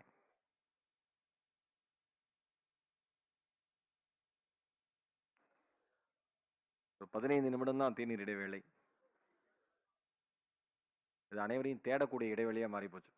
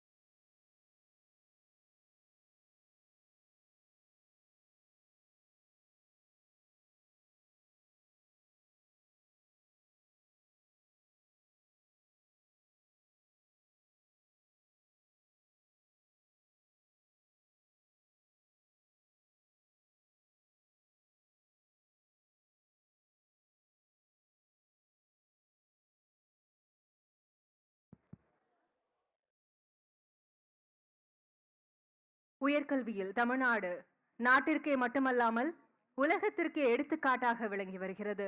அத்தகைய புதிய திட்டங்கள், வரலாற்று நிகழ்விலான திட்டங்கள் அனைத்தும் மாண்புமிகு தமிழ்நாடு முதலமைச்சர் அவர்களால் செயல்படுத்தப்பட்டு வருகிறது. தற்போது மாண்புமிகு உயர்கல்வித்துறை அமைச்சர் அவர்கள் நம்முடன் இருக்கிறார்கள். மாண்புமிகு உயர்கல்வித்துறை அமைச்சர் அவர்கள் பல்கலைக்கழக துணைவேந்தர்களுடன் நேரடியாக கலந்துரையாட உள்ளார்கள். கல்லூரியினுடைய முதல்வர் அவர்களுடனும் கலந்துரையாட இருக்கிறார்கள். ஒரு சிறிய மெழுகுவர்த்தியினுடைய வெளிச்சம் ஒரு அறையினுடைய இருளை விழுங்குவதைப் போல கல்வி என்கிற ஒரு சிறிய வெளிச்சம் அறியாமையினுடைய இருளை முழுமையாக விழுங்க செய்யும். அதனால இப்ப அமைச்சர் அவர்களுடைய பேச்சும் உரையாடலும் துவங்க இருக்கிறது. ஒரு அரங்கம் நிறைந்த கைத்தட்டலை நாம் அன்பு பரிசாக கொடுக்கலாம் என எண்ணுகிறேன். இந்த சிறப்பு அமர்வை ஒருங்கிணைக்கிறார்கள் உயர்கல்வித்துறையின் முதன்மை செயலாளர் திரு கார்த்திகேயன் IAS அவர்கள். மாண்புமிகு அமைச்சர் உள்ளிட்ட அவையோர் அனைவருக்கும் என்னுடைய அன்பான வணக்கத்தை தெரிவித்துக் கொள்ள விரும்புகிறேன். இந்த நான் முதல்வன் திட்டம் கன்சீவ் ஆகி இந்த திட்டத்தை எப்படி செயல்படுத்துவது என்பதெல்லாம் அரசாங்கத்தில் அதிகாரிகள் மத்தியில் ஆலோசனை செய்து கொண்டிருந்த காலத்திலேயே நம்முடைய மாண்புமிகு அமைச்சர் அவர்கள் அவருக்கு இருந்த நீண்ட நெடிய அனுபவத்தின் காரணமாக பல்வேறு ஆலோசனைகளை தொடர்ந்து எங்களுக்கெல்லாம் வழங்கி கொண்டிருந்தார்கள். எனக்கு மட்டுமல்ல, நம்முடைய முதலமைச்சருடைய முதன்மை செயலர் அவர்களுக்கும் நிதி செயலர் அவர்களுக்குமே அவருடைய ஆலோசனைகள் எல்லாம் எடுத்து சொல்லி இந்த திட்டத்தை ஓரளவுக்கு சிறப்பாக இன்றைக்கு கொண்டு வந்து நம்முடைய மாண்புமிகு முதலமைச்சருடைய திருக்கரத்தால் இன்றைக்கு இந்த வெப்சைட் லான்ச் பண்ணப்பட்டிருக்கிறது. இதன் தொடர்ச்சியாக அண்ணா பல்கலைக்கழகத்தில் மாண்புமிகு அமைச்சரே வந்து ஒரு நாள் முழுக்க ஒரு கருத்தரங்கம், ஒரு ஒர்க் ஷாப் நடத்தினாங்க. இண்டஸ்ட்ரீஸ்லேருந்து எல்லாம் இண்டஸ்ட்ரியோடைய லீடிங் இண்டஸ்ட்ரீஸ்லேருந்து எல்லாரும் வந்திருந்தாங்க. ஹெச்ஆர்லேருந்து அதிகாரிகள் வர வைக்கப்பட்டிருந்தார்கள். நம்முடைய மாணவர்கள், நல்லா படிக்கக்கூடிய மாணவர்கள் அந்த வெர்டிகல்ஸில் இருந்தாங்க. ப்ளஸ் கொஞ்சம் அலுமினி, கொஞ்சம் இன்ட்ரெஸ்ட் இருக்கிற அலுமினிஸ் வரவழைச்சு என்ன மாதிரி நம்முடைய சிலபஸை இம்ப்ரூவ் பண்ணலாம் அப்படின்றதெல்லாம் நாள் முழுக்க ஒரு பயிலரங்கம் நடத்தப்பட்டது. ஒரு நாள் வேலை மட்டும் அல்ல, அது தொடர்ந்து அதை இன்ட்ராக்ட் பண்ணி இன்னைக்கு அகாடமிக் கவுன்சிலில் வச்சு நம்முடைய மதிப்புக்குரிய அண்ணா பல்கலைக்கழகத்தினுடைய துணைவேந்தர் அவர்கள் மிக சீரிய முறையிலே அதுக்கான முயற்சிகளை எடுத்து அதெல்லாம் இம்பெட் பண்ணிட்டோம். அவர் பண்ணிட்டு இருக்காரு, பண்ணி முடிச்சுட்டாரு. ஸோ இப்போ இன்னைக்கு நான் முதல்வன் திட்டத்தில் இன்னைக்கு நம்முடைய ஹானரபிள் சிஎம் தொடங்கி வச்சிருக்கிற திட்டத்தில் இருக்கிற கோர்சஸ் ஆர் திட்டத்தில் இருக்கிற பேப்பர்ஸ், அந்த பேப்பர்ஸ் எல்லாம் கிரெடிட்டபிள் கோர்ஸாகவே இதில் அண்ணா யூனிவர்சிட்டியில் சிலபஸில் இன்னைக்கு அப்டேட் ஆகி அந்த சிலபஸ் எல்லாம் ரிவைஸ் பண்ணப்பட்டிருக்கிறது. இதே மாதிரியான எஃபர்ட்டு நம்முடைய கலை அறிவியல் கல்லூரிகளில் செய்யணுன்றதான் நம்முடைய மாண்புமிகு அமைச்சர் அவர்களுடைய அடுத்த கட்ட கட்டளை. அடுத்த கட்டமாக அதை தான் நீங்கள் உடனடியாக செய்யணும். அது ஒன்று. இதுலேயே பார்த்தீங்கன்னா இப்போதைக்கு நம்முடைய Innocent Divya and her team, entire team, skill development கார்பரேஷனில் இந்த கடந்த ஒரு 5-6 மாதமாக எப்படி அவர்கள் கடுமையாக முயற்சி எடுத்து எப்படி திரு உதயச்சந்திரன் அவருடைய வழிகாட்டுதலின்படி நிறைய ஒர்க் பண்ணியிருக்காங்கன்றதை நான் கண் கூட தொடர்ந்து பார்த்துட்டு இருக்கேன். அதன்படி நான் ஏற்கனவே சொன்ன மாதிரி பொறியியல்ல எல்லா வேலையும் முடிஞ்சிருக்கு. ஆர்ட்ஸ் அண்ட் சயின்ஸ் காலேஜஸ்க்குன்னு நிறைய வெர்டிகல்ஸ் நம்ம இங்கே இன்ட்ரடியூஸ் பண்ணியிருக்கோம். இப்போதான் அதற்கான அந்த கோர்சஸ்லாம் ஃபைனலைஸ் பண்ணியிருக்கோம். அதை எவ்வாறு உங்களுடைய சிலபஸில் சேர்க்கிறது? எல்லாரும் நிறைய இங்கே கலை அறிவியல் கல்லூரியினுடைய முதல்வர்கள் வந்திருக்கிறீங்க. குறிப்பாக அரசு கல்லூரியில் இருக்கிற 163 கல்லூரியுடைய முதல்வர்களும் இங்கே வந்திருக்கீங்க. அமைச்சர் அவர்கள் உங்களை எல்லாரும் வரவழைக்க சொல்லி வெள்ளிக்கிழமை என்று உத்தரவிட்டார். அது தகுந்த மாதிரி நீங்களும் இங்கே வந்திருக்கீங்க. ஸோ இதை எவ்வாறு நம்முடைய கோர்ஸில் இன்டகிரேட் பண்ணுறது? அப்புறம் 10 அஃபிலியேட்டிங் யூனிவர்சிட்டிஸோடைய வைஸ் சான்சலர்ஸ் இங்கே இருக்கீங்க. நீங்கள் தான் இந்த பணியை அடுத்த கட்டத்துக்கு எடுத்துகிட்டு கொண்டு போய் இன்கார்பரேட் பண்ணி நம்முடைய அகாடமிக் கவுன்சிலை வச்சு சிலபஸில் இன்கார்பரேட் பண்ணி ஃபேக்கல்டி மெம்பர்ஸ்க்கு, தட் இஸ் பிரின்சிபல்ஸ்க்கும் மற்ற ஃபேக்கல்டி மெம்பர்ஸ்க்கும் ட்ரைனிங் கொடுத்து இந்த திறன் மேம்பாட்டு பாடங்களை எல்லாம் எவ்வாறு நம்முடைய கல்லூரியினுடைய சிலபஸில் இம்பெட் பண்ணி பண்ணுறதுன்றதுக்கு நீங்கள் உறுதுணையாக இருக்கணும். அதுக்கான ஒரு சின்ன ஆலோசனை தான் இது இன்றைக்கி இப்போது நம்முடைய மாண்புமிகு அமைச்சர் அவருடைய தலைமையில் நடக்கி இருக்கிறது. இதில் குறிப்பாக பார்த்தீங்கன்னா இங்கிலீஷை ஸ்டாண்டர்டைஸ் பண்ணி கொஞ்சம் பிஸ்னஸ் இங்கிலீஷ் இன்ட்ரடியூஸ் பண்ணலான்றது ஒரு கான்செப்ட். அது கேம்பிரிட்ஜ் ஆர் STEP நடத்துவதற்கு தயாராக இருக்கிறார்கள். என்டர்பிரினர்ஷிப் ஸ்கில்ஸ் அப்படின்னு ஒரு பாடம், அப்படின்னு ஒரு கோர்ஸ்னு சொல்லலாம், இல்லை பாடம்னு சொல்லலாம், ஒரு பேப்பர்னு சொல்லலாம். லைஃப் ஸ்கில்ஸ்னு ஒரு paper, multimedia courses, animation, aptitude training, communication skills, content writing. English படிக்கிறவங்களுக்கு அல்லது ஹிஸ்ட்ரி படிக்கிறவங்களுக்கு கண்டென்ட் ரைட்டிங்க்கு இப்போ நிறைய டிமாண்ட் இருக்குது. நிறைய சாஃப்ட்வேர் கம்பெனிஸில் BA இங்கிலீஷ் லிட்ரேச்சர் படித்தவங்களே கண்டென்ட் ரைட்டிங்காக வேலைக்கு எடுக்கிற ஒரு இதெல்லாம் இருக்குது. நம்முடைய குயின் மேரிஸ் கல்லூரியிலேருந்து கூட நிறைய பேர் கேம்பஸ்லேயே ரெக்ரூட் ஆகிருக்காங்க நிறையா. Organic farming, health related courses, food processing techniques, marketing strategies, diet counselling, biomedical devices, nano technology, health related courses, BFSI, banking, financial sector and insurance. அதில் பல கோர்சஸ், உதாரணத்துக்கு எடுத்துக்கிட்டிங்கன்னா mutual fund foundation, banking and finance, income tax and GST, இதெல்லாம் புது subjects. இதில் நிறைய opening இருக்குது. நம்முடைய பிகாம் படிக்கிற பசங்களுக்கோ இல்லை பிபிஏ படிக்கிற பசங்களுக்கோ அதில் ஏகப்பட்ட ஸ்கோப் இருக்குது. ஐடி ரிலேட்டடாக ஏகப்பட்ட கோர்சஸ் இருக்குது. In fact we have been constantly mindful of the fact that ரொம்ப டூ மச்சா ஐடினே போகக்கூடாது. ஏன்னா ஐடிக்கு மட்டுமே நம்ம ஒரு எதிர்காலத்தை ஏற்படுத்துகிற மாதிரி ஐடி பயாஸ் தான் நிறைய கோர்சஸ் வேண்டாம். நம்ம ஐடி இன்னைக்கு வந்து யாரும் ஐடி இல்லாமல் இருக்க முடியாது. Everybody has a cellphone, everybody uses information technology in one way or other. அதுக்கு கொடுக்குற முக்கியத்துவத்துக்கு ஈக்குவல் முக்கியத்துவமாவது கண்டிப்பாக மற்ற பாடத்திட்டங்களுக்கு கொடுக்கணும் என்பதை அவர்கள் இன்னசென்ட் திவ்யாவும் அவங்க டீமுமே உணர்ந்து இதில் நிறைய அடுத்த கட்ட கோர்சஸும் கொண்டு வந்திருக்காங்க. Archaeology, logistic related issues. இன்னைக்கு பார்த்தீங்கன்னா உலகம் முழுக்க கோவிட்க்கு அப்புறம் சப்ளை செயின் தான் பெரிய பிரச்சனை. Supply chain management is big challenge. அதில் யாரெல்லாம் எக்ஸ்பர்ட்டாக இருக்காங்களோ அவங்களாம் இன்னைக்கு ரொம்ப எல்லா இண்டஸ்ட்ரியிலையும் தேவைப்படுறாங்க. Supply chain management, aptitude and reasoning, data science. Data பற்றி உங்களுக்கு எல்லாம் தெரியும். I am statistician myself. ஒரு 20 வருஷம் 30 வருஷம் முன்னாடி இருந்த டேட்டா வேற. இன்னைக்கு இந்த நொடிக்கு நொடி கிடைக்கிற கோடிக்கணக்கான டேட்டா வந்து அனலைஸ் பண்ணுறது, அதான் இன்னைக்கு future world. So data analytics, big data are the future. So அதை பற்றின கோர்சஸ், மேத்தமேட்டிக்ஸ், ஸ்டாட்டிஸ்டிக்ஸ் படிக்கிற பசங்களுக்கு, மற்றவங்களுக்கு அனிமேஷன், டிஜிட்டல் மார்க்கெட்டிங், இந்த மாதிரி பல்வேறு பாடங்களை, பல்வேறு கோர்சஸை ஸ்கில் டெவலப்மெண்ட் கார்பரேஷன்லேருந்து ஷார்ட் லிஸ்ட் பண்ணியிருக்காங்க. அதற்கு தரமான சர்வீஸ் ப்ரொவைடர்ஸ், தட் இஸ் அவங்களுடைய ட்ரைனிங் பார்ட்னர்ஸ், ரொம்ப தரமான ட்ரைனிங் பார்ட்னர்ஸை இவர்கள் சூஸ் பண்ணியிருக்காங்க. இதற்கான முழு செலவையும் நம்முடைய மாண்பு முதலமைச்சர் அவர்கள் தமிழக அரசே ஏற்கும் என்று ஆணையிட்டிருக்கிறார்கள். அது ரொம்ப மிகுந்த வரவேற்புக்குரியது. இன்னைக்கு நம்ம இன்ஜினியரிங் காலேஜஸ்ல அண்ணா யூனிவர்சிட்டியில் இம்பெட் பண்ணியிருக்கிற கோர்சஸ்க்கான வேல்யூ மட்டுமே கிட்டத்தட்ட 60 கோடி ரூபாய் இருக்கும். இந்த 60 கோடியும் வருடம் 60 கோடி ரூபாய், ஒரு தடவை மட்டும் 60 கோடின்னு கிடையாது, வருடம் இருக்கின்ற இந்த செலவை முழுசாக தமிழக அரசே இருக்கும் என்று தாயுள்ளத்தோடு நம்முடைய மாண்புமிகு முதலமைச்சர் அவர்கள் ஆணையிட்டிருக்கிறார். அதற்கெல்லாம் உறுதுணையாக இருந்தவர் நம்முடைய மாண்புமிகு அமைச்சர் அவர்கள். இதை பற்றி தான் நம்ம கொஞ்சம் குயிக்காக வைஸ் சான்சலர்ஸ்டையும் பிரின்சிபால்ஸ்டையும் கேட்கணும். நம்ம மெயினாக என்னென்னா இந்த கண்டென்ட்ஸுக்கு, இந்த கோர்சஸுக்கு, இந்த பேப்பர்ஸை எப்படி நீங்கள் உங்கள் சிலபஸில் இன்கார்பரேட் பண்ண போகிறீங்க அப்படின்றது ஒரு இது. ரெண்டாவது, அமைச்சருக்கு வந்து என்னென்னா தமிழகத்தில் இருக்கிற அத்தனை பல்கலைக்கழகங்களையும் ஒரே சீராக ஒரே சிலபஸ் வைக்கணும்னு சொல்ல அவங்க என்ன சொல்கிறாங்க, ஒரே சீராக பாடத்திட்டங்கள் இருக்கணும். ஒரு ஆன்சிலரி கோர்சஸ் எத்தனை இருக்குன்னா அது வந்து ஆன்சிலரி கோர்சஸ் யூனிஃபார்மாக எல்லா யூனிவர்சிட்டிஸ்லையும் இருக்கணும். மெயின் கோர்சஸ் இருக்குன்னா எத்தனை கோர்சஸ் அது யூனிஃபார்மாக இருக்கணும்.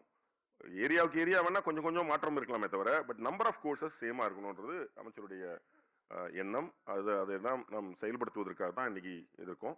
ஸோ அதனால் இந்த நான் முதல்வன்லேருந்து கொஞ்சம் டிவியேட் ஆகி இதை பற்றி ஒரு 1/2 hour டிஸ்கஸ் பண்ணுறதுக்கு இந்த நேரத்தை மாண்புமிகு அமைச்சர் அவர்கள் ஒதுக்கி இருக்கிறார்கள். எனவே இதை தொடர்ந்து அமைச்சர் அவர்கள் ஒரு சில முன்னுரை மட்டும் சொல்லி வைஸ் சான்சலர்ஸ் பேச சொல்லலாம். சார், கொஞ்சம் செலக்டட் பிரின்சிபல்ஸ்.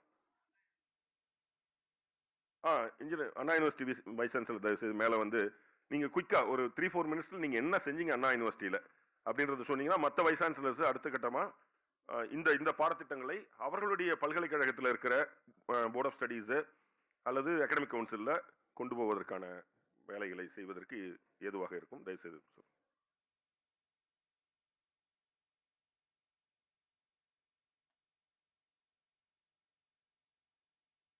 அனைவருக்கும் வணக்கம்.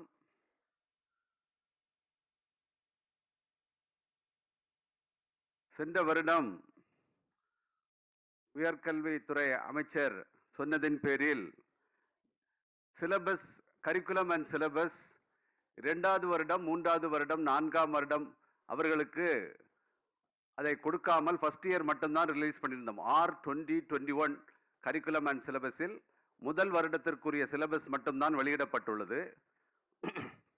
2, 3, 4வது வருடத்திற்குரிய சிலபஸ் இப்பொழுது கடந்த ஒரு வாரத்திற்கு முன்புதான் அதை அறிவித்தோம்.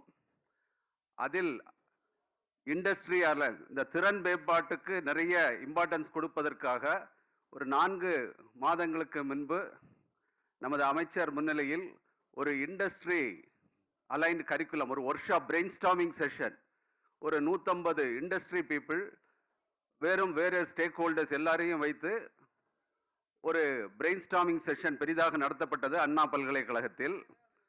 அதில் எல்லா துறைகளிலும் சிவில் மெக்கானிக்கல் எங்களிடம் இருக்கிற எல்லா யூஜி படிப்புகளிலும் அஃபிலியேட்டட் காலேஜஸுக்கு இருக்கிறதுல ஒரு 25 முதல் 30 துறைகள் உள்ளன.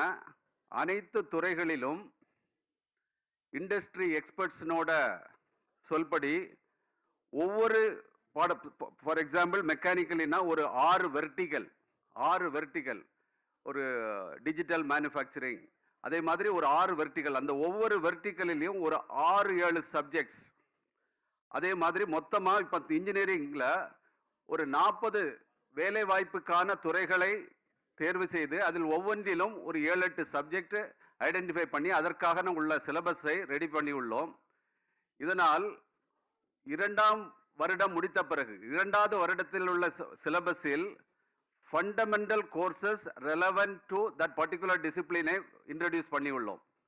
3வது வருடத்தில் அந்த ஒரு மாணவன் அவனுக்கு என்ன துறையில் ஆர்வம் இருக்கிறதோ, ஒரு பிஜியில் படிப்பது போல இருக்கும், ஆனால் அதில்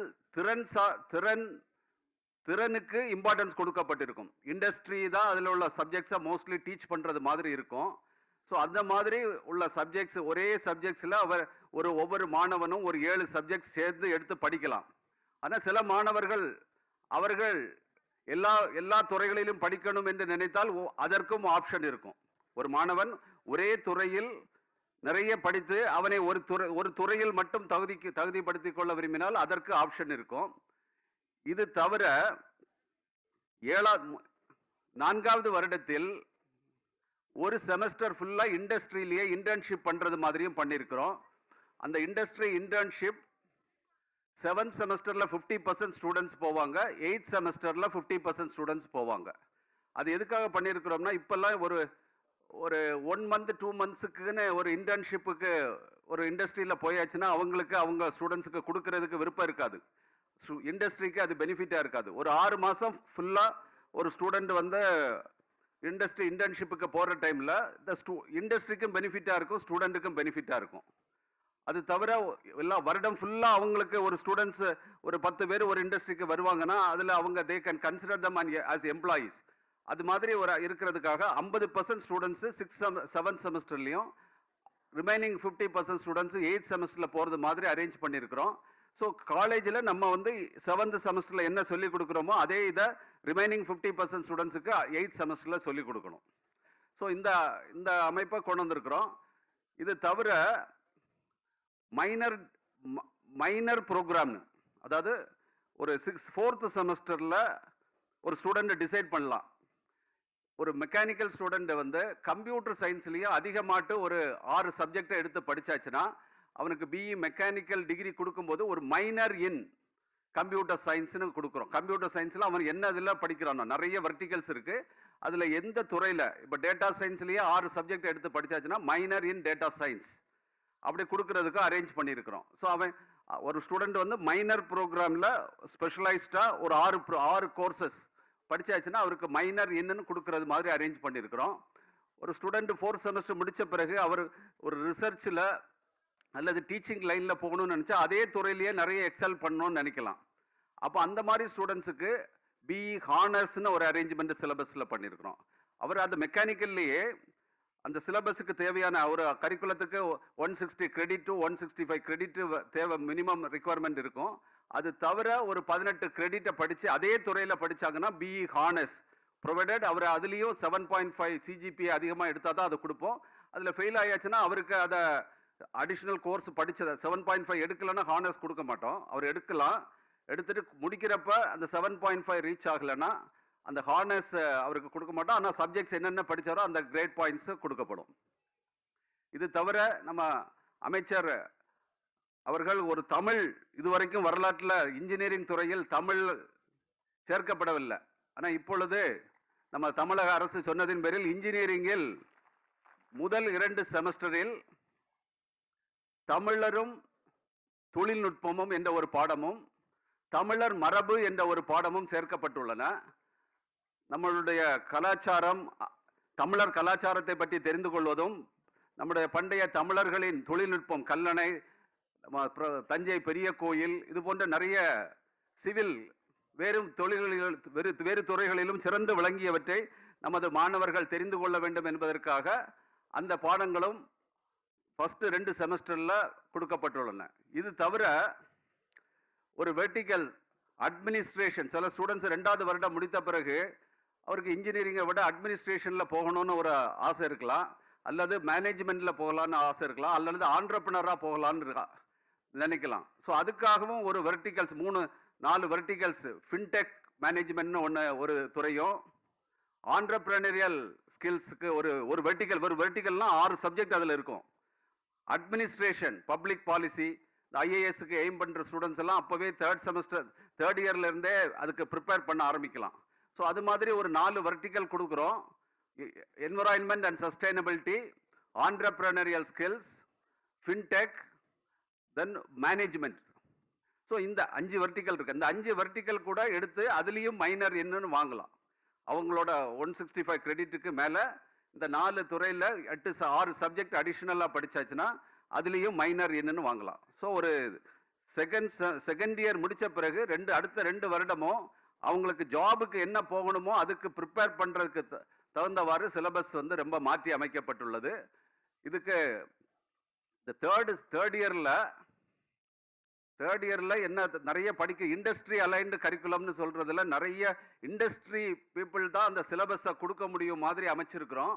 அதனால எனிவே இந்த சிலபஸ் இம்ப்ளிமெண்டேஷன் யாருக்கு வரும்னா இப்போ ப்ரெசென்ட்ல 3rd செமஸ்டரில் படிக்கிற ஸ்டூடெண்ட்ஸுக்கு அமலுக்கு வரும். ஸோ இவங்க அடுத்த வருஷம் 5th செமஸ்டரில் வரும்போது தான் அதனோட தேவைகள் வரும். அதற்கு நம்ம காலேஜில் உள்ள டீச்சர்ஸ் இன்னும் ட்ரெயின்டாக இல்லை. இந்த ஒரு வருஷத்தில் அதை அவங்கள ட்ரெயின் பண்ணுறதுக்கு நம்ம ஸ்கில் டெவலப்மெண்ட் டிபார்ட்மெண்ட் மூலமாக நிறைய கேட்டிருக்கிறோம். எல்லா டீச்சர்ஸையும் ட்ரெயினர்ஸ் பண்ணுறதுக்கு என்ன பண்ண முடியும். அது தவிர இப்பொழுது இந்த கரிக்குலம் டெவலப்மெண்ட் ஒரு சைடு, இதுலேயே ஸ்கில் டெவலப்மெண்ட் இப்போ லாஸ்ட் ஒரு 1 மந்தாக அண்ணா யூனிவர்சிட்டியில் உள்ள எல்லா செமஸ்டர்லேயும் ஒரு சப்ஜெக்ட் வந்து ஸ்கில் ஃபோக்கஸ்டாக இருக்கணும் மாதிரி ஸ்கில் டெவலப்மெண்ட் டிபார்ட்மெண்ட்டோட சேர்ந்து எல்லா செமஸ்டர்லேயும் ஒரு மாணவன் ஒரு சப்ஜெக்டாவது ஸ்கில் டெவலப்மெண்ட் மூலமாக படிக்கிறதுக்காக போர்ட் ஆஃப் ஸ்டடீஸ்லேயே அப்ரூவ் பண்ணி ஃபஸ்ட்டு 2 செமஸ்டரில் கேம்பிரிட்ஜ் இங்கிலீஷ் ப்ரோக்ராமை இன்ட்ரடியூஸ் பண்ணியிருக்கிறோம். அலாங் வித் நம்ம அடிஷ்னலாக இங்கிலீஷ் படிக்கிறதோடு சேர்ந்து இந்த கம்யூனிகேஷன் ஸ்கில் டெவலப்மெண்ட்டுக்காக ஃபஸ்ட் செமஸ்டர்லேயும் 2வது செமஸ்டர்லையும் இன்ட்ரடியூஸ் பண்ணியிருக்கு. தேர்ட் செமஸ்டரில் எல்லாருக்குமே இப்போ இந்த மைக்ரோசாஃப்ட் ப்ராடக்ட்ஸ் மைக்ரோசாஃப்ட் ஆஃபீஸ் எல்லாமே எவ்வளவு இன்டெப்த்தாக தெரிஞ்சுக்கிறாங்களோ அவ்வளோ தூரத்துக்கு அவருக்கு ப்ரொஃபஷனல் கேப்பபிலிட்டி அதிகமாகும்.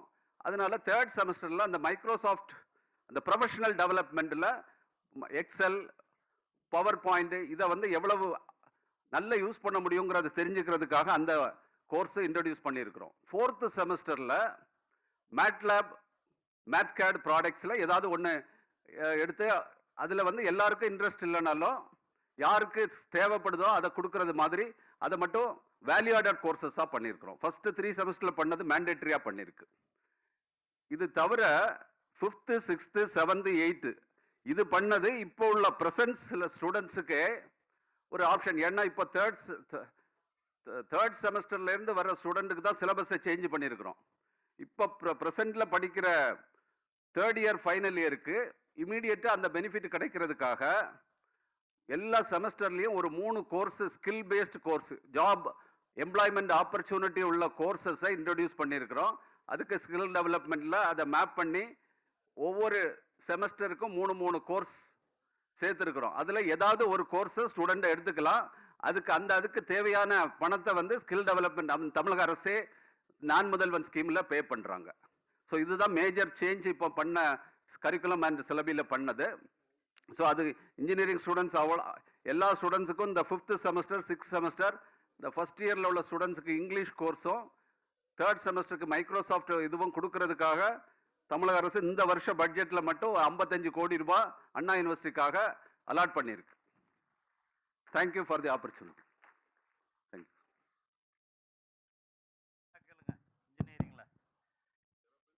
இப்போ அவங்க பேசியிருக்காங்க.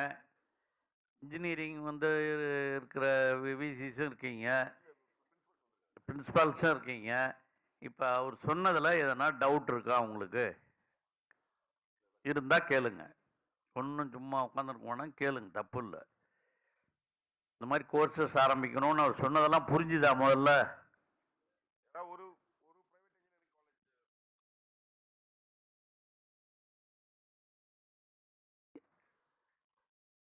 Engineering college பிரின்சிபாலா?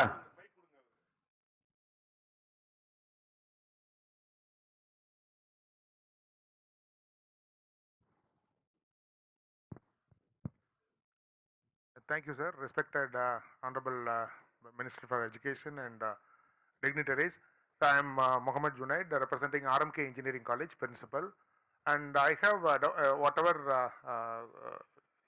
said by our respected Vice Chancellor is understandable, and we understood everything. And only one doubt we have, you said that 7.5 CGPA they have to maintain to get honors degree. What about minor degrees, sir? Is there any? Minor degree ka adu it's applicable as usual. First class with distinction and yes. Okay. Thank you very much, sir. And regarding the Tamil, is it you are going to introduce as mandatory course or elective? Sir? Mandatory. It's mandatory for the first and second semester students. Okay. And anyway, the students are going to join after 1 month. In the curriculum, it is already given in the our Anna University website, but syllabus will be given in another 2 weeks' time. Is it applicable to autonomous institution also? No, autonomous institutions, you should approve this through your Board of Studies and Academic Council. Yes. What about the other state students who joined in our institution? Yeah, good question. So, adula the Tamilar Marabu, Tamilarum Tolinutpomum. இது தமிழை பற்றி தெரிஞ்சுக்கக்கூடியது தான். ஆனாலும் சில students வந்து இப்போ சிபிஎஸ்சிலேருந்து படித்தவங்க through out ஸ்கூலிங்கில் அவங்க தமிழில் படிக்காமல் இருந்திருக்கலாம். ஸோ அதர் ஸ்டேட் ஸ்டூடெண்ட்ஸும் இருக்கலாம். அவங்க இதே சப்ஜெக்டை இங்கிலீஷில் எழுதுறதுக்கோ ஒரு இங்கிலீஷ்லேயும் டெக்ஸ்ட் புக்காட்ட கொடுத்துருவோம். Very good. You said that. அதாவது இன்னொன்று அவர் பிசி சொல்ல மறந்தது, இதை டீச் பண்ணுறதுக்கு தமிழ் படித்த பேராசிரியர்கள் தான் வேணும்னு கிடையாது. உங்கள் கல்லூரியிலேயே இருக்கிற தமிழ் ஆர்வம் இருக்கிற யார் வேணால் அதை டீச் பண்ணலாம். ஏன்னா இதில் இலக்கணத்துக்கோ இலக்கியத்துக்கோ ரொம்ப வந்து இதெல்லாம் எம்பசிஸ் கிடையாது. மெயினாக தமிழ் லிட்ரேச்சரில் இன்ஜினியரிங் சம்பந்தமான என்னெல்லாம் இருந்திருக்கு. கடல் வழி போக்குவரத்து இருந்துச்சு சோழர்களுக்கு, பெரிய கடற்படை வச்சிருந்தாங்க. ஏன்னா என்டையர் சவுத் ஏஷியாவே ராஜராஜ சோழனும் ராஜேந்திர சோழனும் அவருடைய ஆளுமை கீழே கொண்டு வந்தாங்க. இதை பத்தி எப்படி அவங்க எல்லாம் கடல் கப்பல் கட்டினாங்க, எப்படி கட்டினாங்க, எப்படி கடல் பயணம் மேற்கொண்டார்கள், எவ்வாறு ராஜராஜ சோழன் வந்து இந்த மிகப்பெரிய யுனெஸ்கோ வேர்ல்டு ஹெரிட்டேஜ் சைட்டா இருக்கிற இந்த தஞ்சை பிரகதீஸ்வரர் கோயிலை கட்டினாரு, அதனுடைய ஆர்கிடெக்சர் சிறப்பு என்ன, மேடை அமைப்பு சிலப்பதிகாரத்திலேயே இருக்கு. மேடை அமைப்பை பத்தி, நாடகங்கள் நடத்துவதை பத்தி, பெரிய மேடை போடுறதை பத்தி எல்லாம் ரொம்ப ரொம்ப எலாபரேட்டா சிலப்பதிகாரத்துல இருக்கு. அதை பத்தின குறிப்புகள் அதுதான் மெயினா இந்த மாதிரியான இது சப்ஜெக்ட்ஸ் தான். இதை நீங்க வந்து நான் தமிழியன்ஸ் தமிழ் +2 வரைக்கும் தமிழ் படிச்ச பசங்க தமிழ்ல தான் ஆன்சர் எழுதணும். தமிழ் படிக்காதவர்கள் இதை ஆங்கிலத்திலும் எழுதலாம். ஆங்கிலத்துக்கான கண்டென்ட் கொடுக்கப்படும் உங்களுக்கு. Excellent sir. So really it's a very good sign. நம்முடைய இன்றைய இளைய சமுதாயம் நம்முடைய தமிழ் மரபையும் தமிழ் ரிச்னஸையும் மறந்து போயிடுறாங்கன்றதுக்காக தான் இதை நம்முடைய அமைச்சர் அவர்களும் மன்மு முதலமைச்சர் அவருடைய உத்தரவிற்கிணங்க இதை கொண்டு வந்திருக்கோம். ரொம்ப நன்றி சார். Thank you sir. தேங்க்யூ. இப்போ போட்டித் தேர்வுகளுக்கான தமிழ் அது ஒரு பேப்பர் வைக்கிறதா தமிழக அரசு அறிவித்திருக்கிறது. அதனால் தமிழில் கொஞ்சம் படித்தாதான் ரைட்டு. அதனால் தமிழ் வந்து தமிழில் இலக்கியம் அதுவும் கொஞ்சம் படிக்கணும். அவங்க சொன்ன மாதிரி வரலாறு அப்படின்னு போகும்போது தமிழ் இலக்கியங்கள் எது இலக்கியம் இருக்குது என்ன இருக்குங்கிறதெல்லாம் அதெல்லாம் சொல்லித்தர மாதிரி தான் சிலபஸ் வந்து உட்காந்து கொஞ்சம் தமிழ் வாத்தியங்களோட உட்காந்து நீங்கள் பண்ணுங்க. அவங்க தமிழ் ஆசிரியர்கள் ப்ரொஃபசர்ஸ் அவங்களோட உட்காந்து தமிழனுடைய இந்த இலக்கியமும் கொஞ்சம் ஓணும். அதே மாதிரி மற்றதும் இந்த வரலாறும் இந்த கலாச்சாரம் வரலாறு அது தெரிஞ்சு அதை மட்டும் சிலபஸ் ஃப்ரேம் பண்ணுறது தமிழ் ஆசிரியர்கள் வச்சுட்டு ஃப்ரேம் பண்ணுங்க. கூடுமானவரில் செக்ரட்டரி சொன்ன மாதிரி தமிழாசிரியர் இல்லாதவங்களும் நடத்தலாம். இருந்தாலும் தமிழாசிரியர்கள் இருந்தால் நல்லது. அவர் சொன்னால் இப்போ இது தமிழ் ஹிஸ்ட்ரின்னு சொன்னோம்னா ஹிஸ்ட்ரி ஆஃப் தமிழ்நாடு படிச்சுட்டு அது நடத்தலாம். அது படித்தா கூட போதும். இப்போ அவர் சொல்கிறது கலாச்சாரம் வரலாறு அதெல்லாம் சொல்லணும்னா அப்படியும் இருக்கும். அதனால் நீங்கள் அது இன்ஜினியரிங் படிச்சிருக்கணுங்கிற அவசியம் இல்லை. அதாவது மற்ற சப்ஜெக்ட்ஸ் எது படிச்சிருந்தாலும் அவங்களுக்கு வந்து இதில் கொஞ்சம் கோச்சிங் அதெல்லாம் கொடுத்து அவங்கள வந்து இருக்கவங்கள அதை யூஸ் பண்ணிங்க. பெரும்பாலும் அந்த மாதிரி யூஸ் பண்ணிங்க. தனியார் பல்கலைக்கழகமாக இருந்தாலும் யாராக இருந்தாலும் யூஸ் பண்ணிங்க. இந்த மற்ற லாங்குவேஜ் படிச்சுட்டு வராங்க பாருங்கள், அவங்களுக்கு வந்து தமிழ் பேப்பர் அவங்களுக்கு வரலன்னு சொன்னால் வேற பேப்பர் அவங்க எதனா எழுதுறதா இருந்தால் எழுதட்டும். அதை நீங்கள் அலோவ் பண்ணீங்க அங்கங்கே இருக்கவங்க. அதெல்லாம் வெரி ஃபியூ தான் இருக்கும். பெரும்பாலும் சிபிஎஸ்சி படிச்சிருந்தாலும் +2 படிச்சிருந்தாலும் பெரும்பாலும் நம்ம இதில் தமிழ் மாணவர்கள் தான் இருப்பாங்க. சில பல்கலைக்கழகங்கள் உங்களை மாதிரி இந்த பெரிய பல்கலைக்கழகங்களில் தான் சில பல்கலைக்கழகங்களில் வெளிமாநிலத்து மாணவர்கள் வந்து சேருவாங்க. அந்த மாதிரி இருக்கவங்களுக்கு அவருடைய விருப்பம். அது உங்களுக்கு தான் செலவு. நீங்கள் தான் தெலுங்கு கற்றுக்கணும்னா தெலுங்கு வாத்தியார் நீங்கள் போட்டாகணும். அந்த மாதிரி பார்த்துங்க. அவங்களுக்கு அது வேண்டாம், ஆங்கிலத்திலே இன்னொரு பேப்பர் வைக்கணும்னாலும் வச்சிங்க, அதில் ஒன்றும் இல்லை. ஆனால் தமிழ் மஸ்ட். தமிழ் பேப்பர் ஒன்றும், பொறியியல் கல்லூரியில் தமிழ் பேப்பர் ஒன்றும், ஆங்கில பேப்பர் ஒன்றும், அதே மாதிரி செகண்ட் செமஸ்டரில் தமிழ் பேப்பர் ஒன்றும் ஆங்கில பேப்பர் ஒன்றும் இருக்கணும். அது மட்டும் மஸ்ட்டு. ஏன்னா நம்ம தமிழ் மீடியத்திலே இன்ஜினியரிங் கொண்டாந்துருக்கோம். அப்போயே கலைஞர் ஆட்சியிலே அது வந்துடுச்சு. அப்போ இந்த தமிழ் மீடியம் இருக்கும்போது எல்லா மாணவர்களுக்கும் தமிழ்நாட்டில் இந்த பொறியியல் படிச்சுட்டு இண்டஸ்ட்ரீஸ் எதுக்கு போனாலும் அவங்களுக்கு தமிழ் பேச தமிழ் ஒழுங்காக தெரியணும்ல. அதனால் கொஞ்சம் தமிழ் படிக்கிறதுல தப்பு இல்லை, தமிழை கம்பல்சரி ஆக்கிடுங்க. ஆனால் இந்த தமிழ் பாடத்தினுடைய சிலபஸ் எல்லா இன்ஜினியரிங் காலேஜுக்கும் ஒரே மாதிரி தான் இருக்கணும். ஒன்றுலேயும் மாறி மாறி இருக்கக்கூடாது. ஆங்கிலமாக இருந்தாலும் தமிழாக இருந்தாலும் பொதுவான சிலபஸ் தான் எல்லாத்துக்கும் இருக்கணும் பொறியியல் கல்லூரியை பொறுத்தவரையில். அதே மாதிரி தான் இந்த ஆர்ட்ஸ் அண்ட் சயின்ஸ். அது அப்புறம் பேசுவோம். பொறியியல் முடிட்டோம். Good afternoon. Can I have one more clarification? I am Dr. Murugesan, former Senate member and academic councillor of Annamalai University. See, this our Vice Chancellor, first I must offer my greetings to the Honorable Higher Education Minister and respectable Secretary and also respected MD of TNSTC and other dignitaries. This my clarification is there. This skill training is going to be part and parcel of the integral part of the education and college institutions. So which is going to be in the same classes, whether going to any extended classes or weekend classes. And second thing, whether these are all to be trained by the DOTs, trainer of trainers, which has to be get the license from the, the certification from the NSDC. How we are going to meet these challenges? I just request this question to Dr. Velraj. Sir, many courses we have brought in this curriculum itself.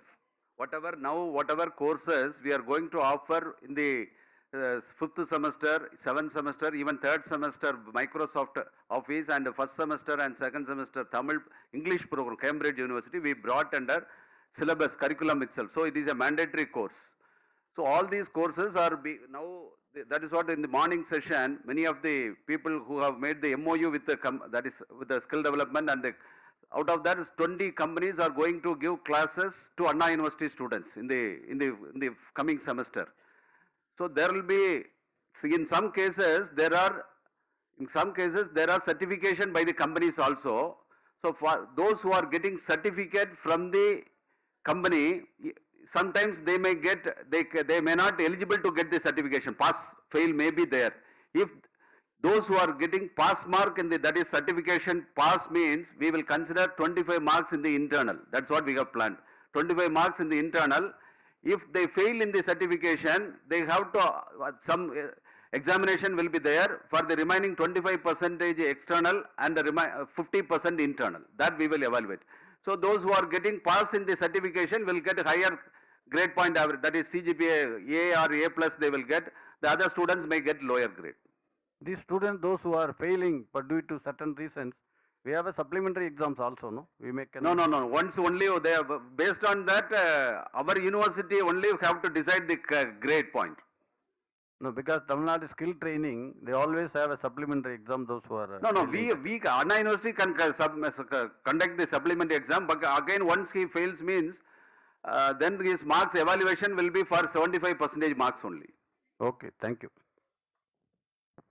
No, the students can repeat the course. There's nothing wrong in it. Yeah, repeat the course. They can repeat, but the marks will be evaluated, because otherwise if he attends the skill development course again and if he pass that, internal marks will be added. Thank you. So the other question that you raised was about the NOS alignment. That will also be done. It is going, all these courses are going to be aligned as per the national occupational standards. So we are drawing in all the sector skill councils to do the NOS alignment for the courses that have been selected as mandatory by Anna University, and NSDC certificate will also be given.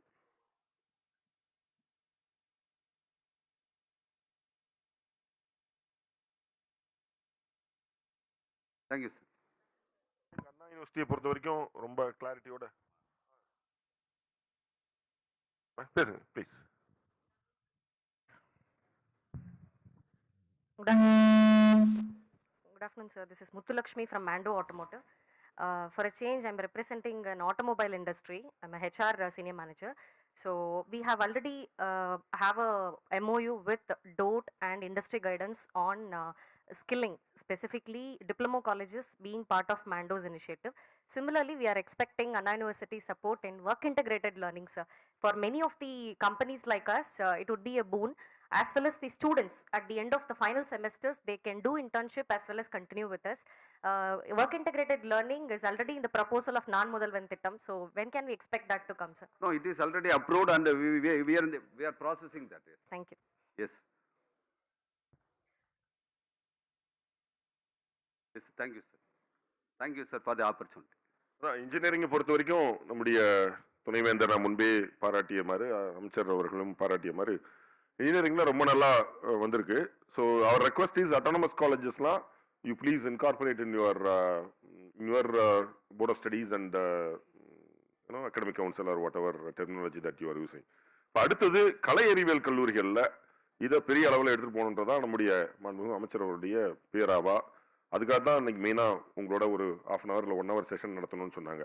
So கலை அறிவியல் கல்லூரி affiliating யூனிவர்சிட்டிஸில் இருக்கிற wise சான்சலர்ஸோ அல்லது principles, நிறைய எல்லா பிரின்சிபல்ஸும் வந்திருக்கீங்க. Government arts college principles வந்திருக்கீங்க, private arts and science காலேஜஸ்லேருந்து கிட்டத்தட்ட 300-400 principles வந்திருக்கீங்க. இதெல்லாம் நம்ம ஆர்ட்ஸ் அண்ட் சயின்ஸ் காலேஜஸ்ல இருக்கிற மாணவர்கள் கிட்டத்தட்ட 10-12 லட்சம் பேர் இருக்காங்க. நாம வந்து இன்ஜினியரிங் காலேஜஸ்ல இருக்கிறத விட 4 மடங்கு நம்ம கிட்ட தான் இளைஞர்கள் இருக்கிறாங்க, மாணவ மாணவிகள் இருக்காங்க. அவர்களுக்கான திறன் மேம்பாட்டை எந்த அளவுக்கு கொண்டு போகணுன்றதான் நம்ம ரொம்ப சீரியஸா யோசிக்க வேண்டிய விஷயம். அதுக்கான ஆலோசனைகளை யாராவது கொஞ்சம் எக்ஸ்பீரியன்ஸ் வைஸ் சான்சலர்ஸ் சொல்லலாம். அப்புறம் பிரின்சிபல்ஸும் யாராவது ஒருத்தர் 2 பேர் ரியாக்ட் பண்ணுங்க, எப்படி கொண்டு போகலாம். அட்லீஸ்ட் இந்த செமஸ்டர் இப்போ நம்ம தொடங்கிட்டோம், அட்லீஸ்ட் நெக்ஸ்ட் ஸ்டார்ட் பண்ண இருக்கிற டிசம்பர்ல ஸ்டார்ட் பண்ண இருக்கிற even semester, that is 2nd, 4th, 6th செமஸ்டர்ல அமெண்ட்மெண்ட் கொண்டு வந்து எப்படி கொண்டு வந்து இன்கார்பரேட் பண்றது என்பதற்கு எல்லா 10 துணைவேந்தர்களும் ஒத்துழைக்க வேண்டும் என்று நான் மாண்புமிகு அமைச்சர் அவருடைய சார்பில் உங்களை எல்லாரையும் வேண்டி கேட்டுக்கொள்கிறேன்.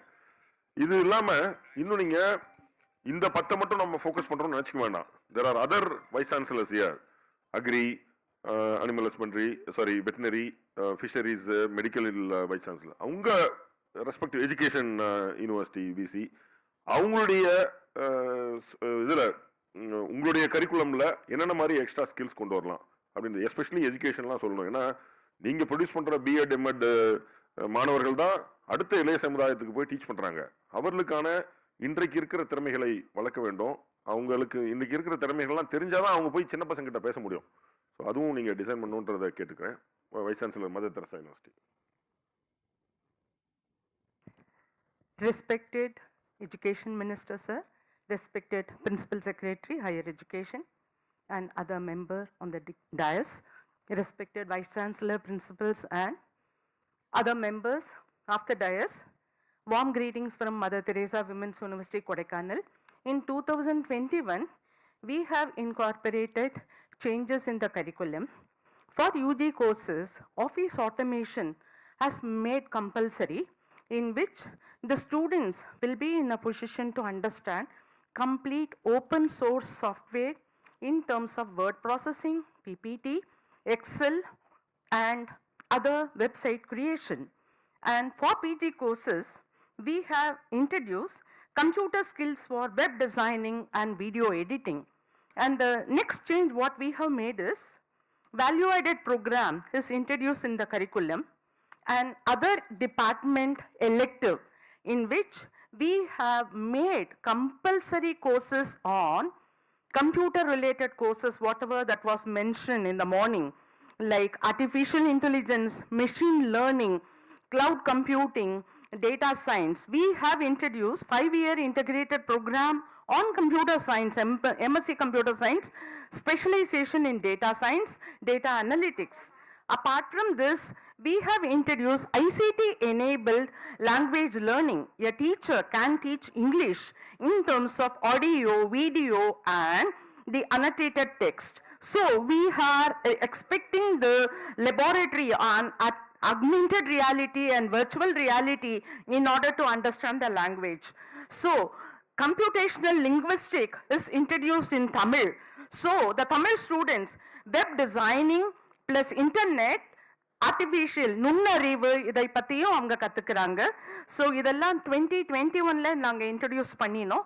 இத மேல் we expect the industry people to come and train our women students because ours is the only women university, state university in Tamil Nadu. Please do come to Mother Teresa and train our students, and thank you very much for giving this opportunity.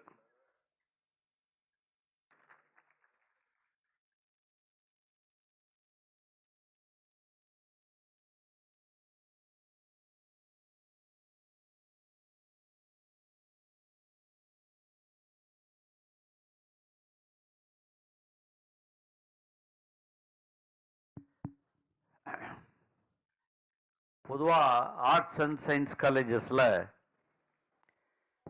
நாங்கள் நேற்று எல்லாம் discuss பண்ண இப்போ லாங்குவேஜை பொறுத்தவரையில் உங்களுக்கு இப்போ Bharathidasan university விசி இருக்காரா? அங்கே லாங்குவேஜ் எத்தனை சொல்லி தரீங்க? எத்தனை பேப்பர்?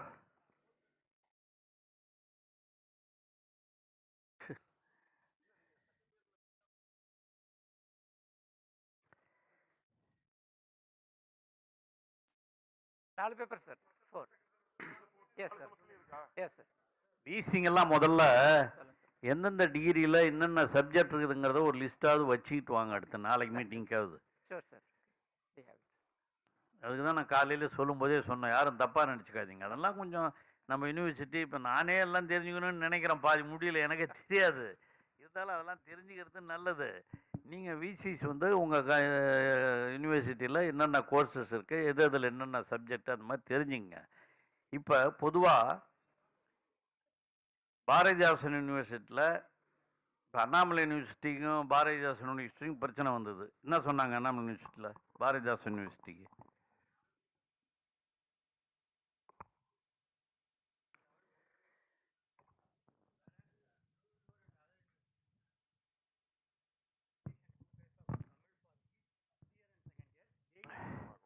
அதைத்தான் நாம் என்ன சொல்கிறோம், இப்போ எல்லா யூனிவர்சிட்டி விசிஸ் வந்திருக்கீங்க, இந்த லாங்குவேஜஸை பொறுத்தவரையில் யூனிஃபார்மாக இருக்கணும். நீங்கள் சிலபஸ் இப்படி ஒன்றாலும் பண்ணிங்க, அது வேறு விஷயம். பெரும்பாலும் சிலபஸ் கூட லாங்குவேஜை பொறுத்தவரையில் ஒன்றா இருக்கிறது தான் நல்லது. அதில் ஒன்றும் லாங்குவேஜில் தமிழ் படிக்கிறவன் தமிழ் எல்லா பல்கலைக்கழகத்திலையும் ஒரே மாதிரி தானே படிக்க போகிறாங்க. இங்கிலீஷ் படிக்கிறவன் எல்லா பல்கலைக்கழகத்திலையும் ஒரே மாதிரி தானே படிக்க போகிறாங்க. அதில் ஒன்றும் டிஃபரன்ஸ் இருக்காது. அதனால் நான் என்ன சொல்கிறேன், இந்த யூனிவர்சிட்டிஸில் டிகிரி கோர்சஸில் ஃபஸ்ட்டு செமிஸ்டரில் ஒரு தமிழ் ஒரு ஆங்கில பேப்பர், செகண்ட் செமிஸ்டரில் ஒரு தமிழ் ஒரு ஆங்கில பேப்பர், தேர்ட் செமிஸ்டரில் ஒரு தமிழ் ஒரு ஆங்கில பேப்பர், ஃபோர்த் செமிஸ்டரில் ஒரு தமிழ் ஒரு ஆங்கில பேப்பர். இது இந்த 13 யூனிவர்சிட்டிஸ்லையும் யூனிஃபார்மாக இருக்கணும். செய்யலாமா? இதில் எதனா உங்களுக்கு பிரச்சனை இருக்கா?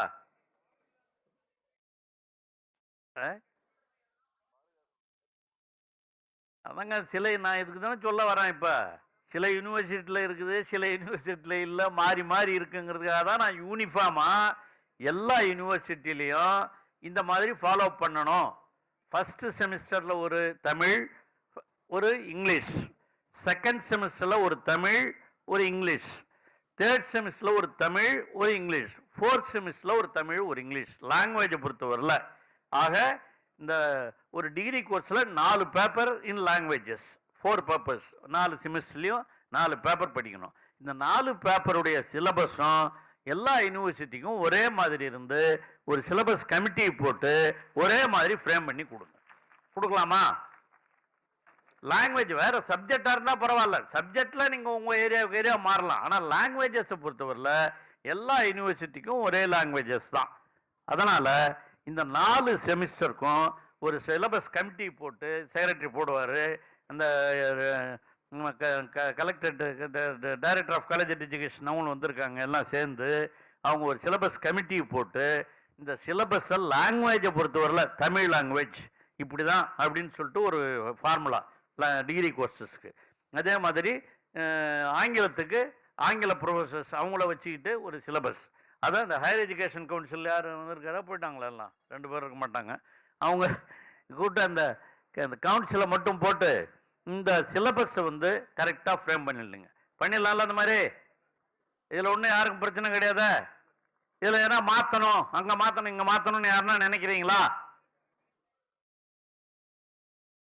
யாருங்க அது யாருன்னா ஒருத்தர் 2 பேர் வேணாம்னு சொல்கிறவங்க இருப்பாங்களே, எங்கள் யூனிவர்சிட்டி வேறு இருக்கட்டும். அந்த மாதிரி எதுனா இதில் வேறுபட்ட கருத்து இருக்கா?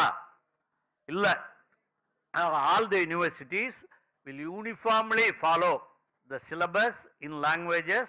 First semester 1 Tamil, 1 English.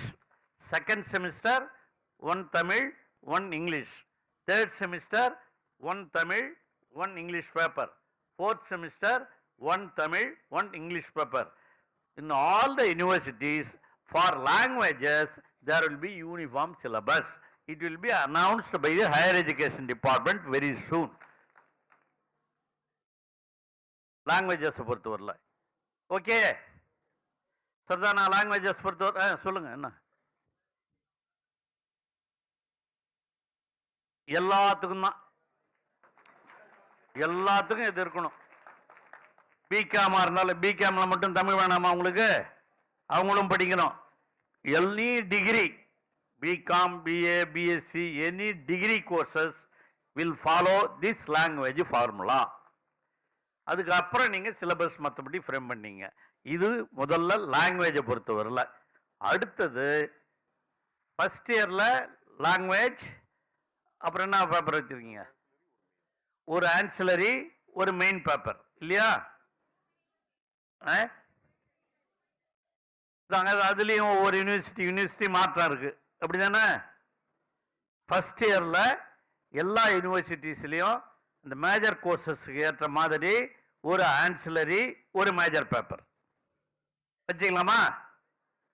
First இயரில் அப்போ வந்து 4 பேப்பர், ஒன்று தமிழ், ஒன்று இங்கிலீஷ், ஒரு மேஜர் பேப்பர், ஒரு ஆன்சிலரி பேப்பர். 4 பேப்பர்ஸ் ஃபஸ்ட் இயரில் எல்லா யூனிவர்சிட்டிக்கும் யூனிஃபார்மாக இருக்கணும். இதில் என்ன சந்தேகம்னா சொல்லுங்கள். என்ன எனக்கு டவுட் இருந்தால் வேணாம் இப்படி பண்ணலாம், 2 ஆகலாம் 3 ஆகலாம்னு சொன்னீங்கன்னா சொல்லுங்கள், கருத்தை சொல்லுங்கள். இப்போ எத்தனை பேப்பர் இருக்குது எல்லா யூனிவர்சிட்டிஸ்லையும்? பெரும்பாலும் ஃபர்ஸ்ட் இயரில் 4 தானே? 5 பேப்பரா? இன்னொரு பேப்பரு என்ன ஒருத்தர் சொல்லுமா? என்னவா எலெக்டிவ்ஸ் இருக்கா? ஸ்கில் பேஸ்ட் எலெக்டிவ் 2 மேஜர் இருக்கா? 2 மேஜர், ஒரு ஆன்சிலரி. ரைட், ஓகே, அதில் ஒன்றும் பிரச்சனை, நோ ப்ராப்ளம்.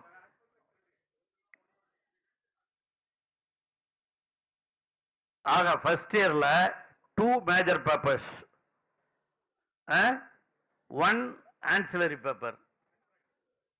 அதான் பிராக்டிகல். சயின்ஸா இருந்தா பிராக்டிகல் இருக்கும். பிராக்டிகல் இருக்கிற சப்ஜெக்ட்னா ஆர்ட்ஸ்ல பிராக்டிகல் இருக்காதுல்ல. சயின்ஸா இருந்தா பிராக்டிகல், ஆர்ட்ஸ் இருந்தா பிராக்டிகல் கிடையாது. ஆனால் சிலபஸ் வந்து இந்த யூனிவர்சிட்டிஸ் பூரா இந்த மாதிரி தான் இருக்கணும். 2 லாங்குவேஜ் பேப்பர் யூனிஃபார்ம், அது சிலபஸே யூனிஃபார்ம் தான். ஆனால் அந்த மேஜர் ஆன்சிலரி பொறுத்தவரையில் நோ யூனிஃபார்ம் சிலபஸ். அது அங்கங்கே ஏற்றுக்கு தகுந்த மாதிரி போட்டுருங்க. அந்த பிசி அவங்கவுங்க அந்த ஏரியாவுக்கு தகுந்த மாதிரி கொஞ்சம் சிலபஸ்லாம் மாற்றணும்னா மாற்றி கூடுமானவரில் அதுவும் ஒன்றா இருந்தால் நல்லது தான். இப்போ மேத்ஸ் படிக்கிறோம், என்ன பண்ண போகிறான்? எல்லாருக்கும் ஒரே மேத்ஸ் தானே இருக்குது. அதனால் அதெல்லாம் கூட உட்காந்து பிசிஸ் கன்ஃபர் பண்ணி எல்லாம் நீங்கள் உட்காந்து ஒரே மாதிரி சிலபஸை ஃப்ரேம் பண்ணி பிஎஸ்சி மேத்ஸ் அப்படின்னு படித்தாக்கா இந்த அப்ளைடு மேத்ஸ் படிக்கலாம்னு சொல்லி ஏதோ அப்ளைடு ஃபிசிக்ஸ் அந்த மாதிரி கொண்டாடலான்னு சொல்லியிருக்காங்க. அதெல்லாம் எப்படி எக்ஸ்ட்ரா பேப்பர்லாம் கொண்டாடலான்னு நீங்கள் விசிஸ் உட்காந்து முதல்ல அந்த சப்ஜெக்ட் விசிஸுக்கு மேத்ஸ் பூரா தெரியும்னு எல்லா விசியும் மேத்ஸ் படித்தவங்க கிடையாது. அதனால் அந்த உங்கள் யூனிவர்சிட்டியில் இருக்கிற மேத்ஸில் இருக்கிற சீனியர் மெம்பர்ஸை கூப்பிட்டு அவங்க மூலியமாக இதெல்லாம் உட்காந்து கொஞ்சம் 13 யூனிவர்சிட்டி யூனிஃபார்மாக டிஸ்கஸ் பண்ணுங்கள். சில சப்ஜெக்ட்ஸுக்கெலாம் அந்தந்த ஏரியாவுக்கு தகுந்த மாதிரி மாற்றங்கள் வர்றதுக்கு இருக்கிறதுக்கு வாய்ப்பு இருக்குது. அந்த மாதிரி இருந்தால் மாற்றிங்க. கூடுமானவரில் ஒன்றா இருக்கிறது தான். ஏன்னா இப்போ டிஎன்பிஎஸ்சி எக்ஸாம் வைக்கிறவங்களாம் யூனிவர்சிட்டி லெவல்லே அவங்கள செலக்ட் பண்ணுறாங்க. TNPSC exam, Tamil Nadu public service, IAS அந்த மாதிரியா பண்ணுறாங்க? ஐபிஎஸ் எப்படியா பண்ணுறாங்க? இல்லை, அதுக்கெல்லாம் ஒரே மாதிரி தான். இப்போ நீங்கள் சிலபஸ் ஃப்ரேம் பண்ணும்போது ஐஏஎஸ், ஐபிஎஸ், டிஎன்பிஎஸ்சி இதிலலாம் எப்படி கொஷின் கேட்குறாங்கங்கிற அதே பேட்டர்னை வச்சு எல்லா யூனிவர்சிட்டிஸும் சிலபஸை ஃப்ரேம் பண்ணிங்கன்னா கொஞ்சம் நல்லாயிருக்கும். அதை நீங்கள் கொஞ்சம் கன்சல்ட் பண்ணி கூடுமான வரையில் இந்த மாதிரி பண்ணுங்கள். ஆனால் நம்பர் ஆஃப் பேப்பர்ஸுங்கிறது லாங்குவேஜ் பொறுத்தவரையில் ஃபஸ்ட் இயரில் 2 பேப்பர், ஃபஸ்ட்டு இயரில் ஃபஸ்ட்டு செமிஸ்டருக்கு 2 பேப்பர், செகண்ட் செமிஸ்டருக்கு 2 பேப்பர். அதே மாதிரி தான் மேஜரை பொறுத்தவரையில் 1 ஆன்சிலரி 2 மேஜர். அது ஒவ்வொரு செமிஸ்டருக்கு தான். செகண்ட் செமிஸ்டருக்கு 1 ஆன்சிலரி 2 மேஜர். அந்த மாதிரி ஃபஸ்ட் இயர். செகண்ட் இயரில் எப்படி அதே தானே? Same pattern. First year second year இது ஒரு ancillary 2 major 2 language 5 paper. First இயரில் 5 பேப்பர், செகண்ட் இயரில் 5 பேப்பர். ஃபைனல் இயரில் மேஜர் பேப்பர் மட்டும்தான் இல்லையா? No languages, no. ஃபைனல் இயர்ல வராது.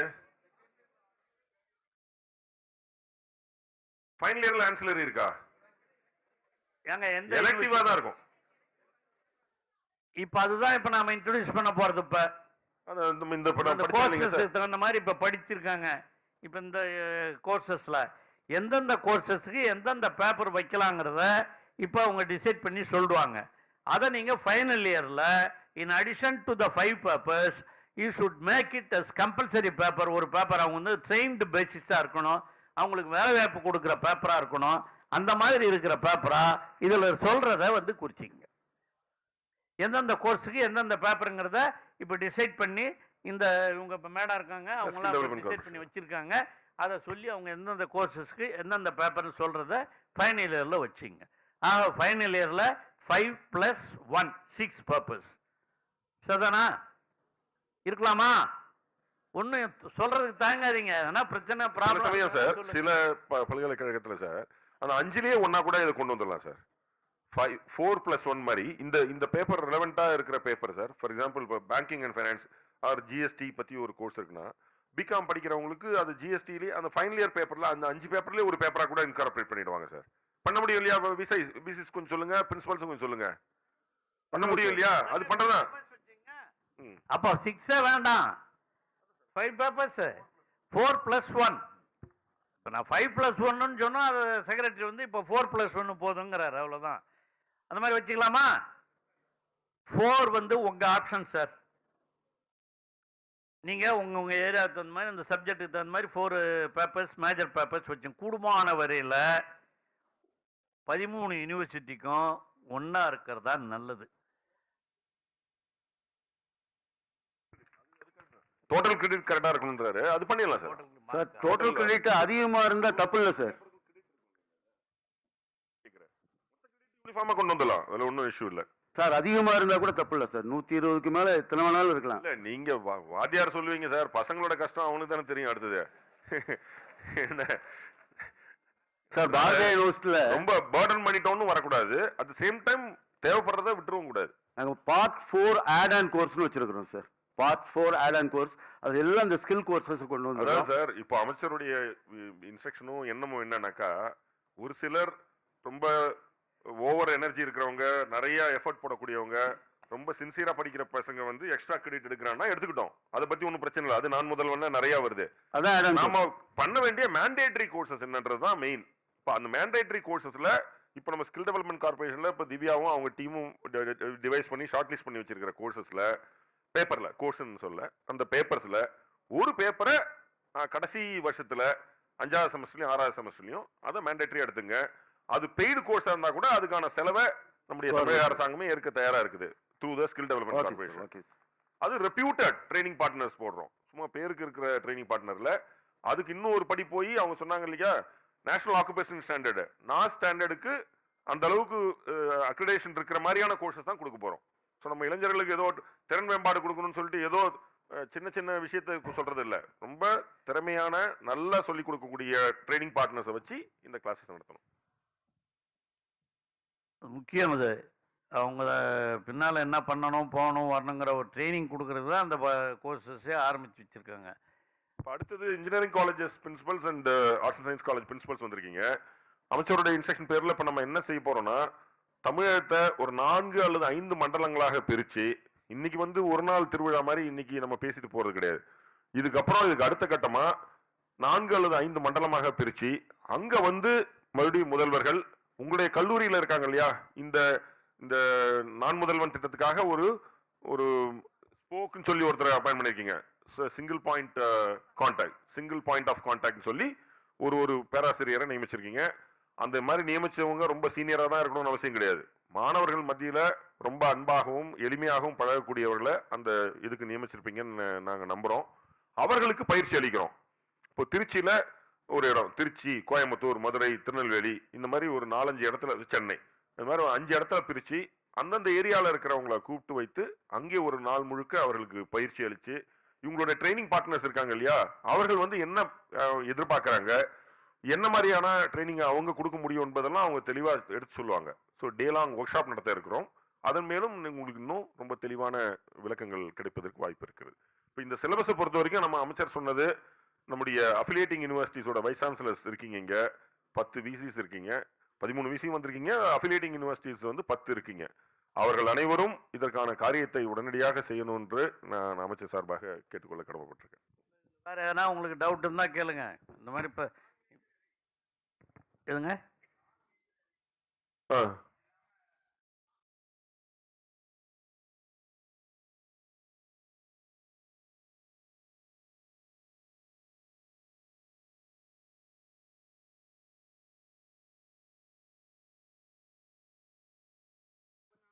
அன்னைக்கு அவால் கொடுத்தாருங்க சார், வெள்ளிக்கிழமை கொண்டு வந்தாரு.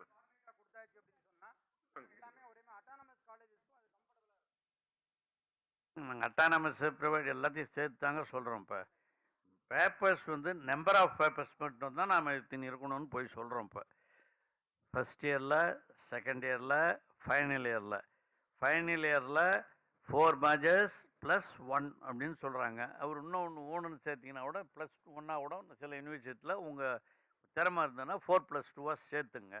அவர் இன்னும் அந்த பேப்பர்லாம் சொல்கிறாங்கல்ல, அந்த பேப்பர்லாம் இப்போ அவங்க வச்சு எல்லாம் சேர்த்து இருக்கு சார். அதான் இப்போ டான்ஸ்கீல இருந்து நீங்க கேட்குறீங்க. டான்ஸ்கீல இப்போதான் ஒரு வெள்ளிக்கிழமை அன்னைக்கு இவங்க வந்து அமைச்சர்கிட்ட கொண்டு வந்து கொடுத்துருக்காங்க. Tamil Nadu state council for higher எஜுகேஷன்லேருந்து ஒரு ஸ்டாண்டர்டைஸ்டு ஃபார்மேட், அதை ஒரு கமிட்டி போட்டு அது கொஞ்சம் ஸ்க்ரூட்டனைஸ் பண்ணிட்டு then we will pass it on to all the universities as well as the autonomous colleges. நீங்க சொன்ன மாதிரி நீங்க எக்ஸ்ட்ராவா எலக்டிவ் வச்சிருக்கீங்கன்னா வச்சிருங்க, அது படிக்கிற ஸ்டூடெண்ட்ஸ் படிக்கலாம் தாராளமா. there is no no hurdle. இல்ல ஏற்கனவே இருக்கிறதுல வேற நேரத்துல கம்பல்சரியா கொடுத்தது போற நம்ம இன்க்ளூட் பண்ணியிருக்கிறோம். அதையும் அந்த காமன் செக்ஷன்ல கொண்டு வந்தா நல்லா இருக்கும். அடிஷனலா ஒரே ஒரு சின்ன கிளாரிபிகேஷன் இந்த கூட்டத்தில் சொன்னா நல்லா இருக்கும்னு நினைக்கிறேன். சில கோர்சஸ் நம்ம வந்து +2ல Tamil, English, commerce, accountancy, economics, computer application இருக்குது. அந்த பாய்ஸ் வந்து கம்ப்யூட்டர் அப்ளிகேஷன் படிச்சிருக்கிறதுனால பிசிஏ கேட்குறாங்க. அவங்களுக்கு பிசிஏ எலிஜிபிள் இல்லை, ஏன்னா மேத்தமெட்டிக்ஸ் இல்லை. அதே மாதிரி இன்னொரு கோர்ஸ் இருக்குது, Tamil, English, physics, chemistry, biology, computer science. அந்த பசங்க மேத்ஸ் இல்லாதனால ஃபிசிக்ஸ் படிக்க முடியாது, கம்ப்யூட்டர் சயின்ஸ் படிக்க முடியாது, மேத்தமெட்டிக்ஸும் படிக்க முடியாது. இது மாதிரி சில சிக்கல்கள் இருக்குது. இதையும் கொஞ்சம் கணக்கில் எடுத்துட்டா நல்லா இருக்கும் sir. Doctor Ismail Maideen, principal, Jamal normal college. Okay, நம்ம புரியுது. இந்த சிரமம் சில பேர் அட்மிஷன் கேட்டு வர்றவங்க மூலமா எனக்கும் தெரியும், அமைச்சருக்கும் தெரியும். நம்ம பள்ளிக்கல்வித்துறையில கேட்டு இதுக்கான ஒரு முடிவு எடுக்கலாம். வேற வைஸ் சான்சலர் இந்த சிலபஸ் ரிவிஷன் பிளஸ் இன்கார்பரேட் பண்றது, அதை பத்தி மட்டும்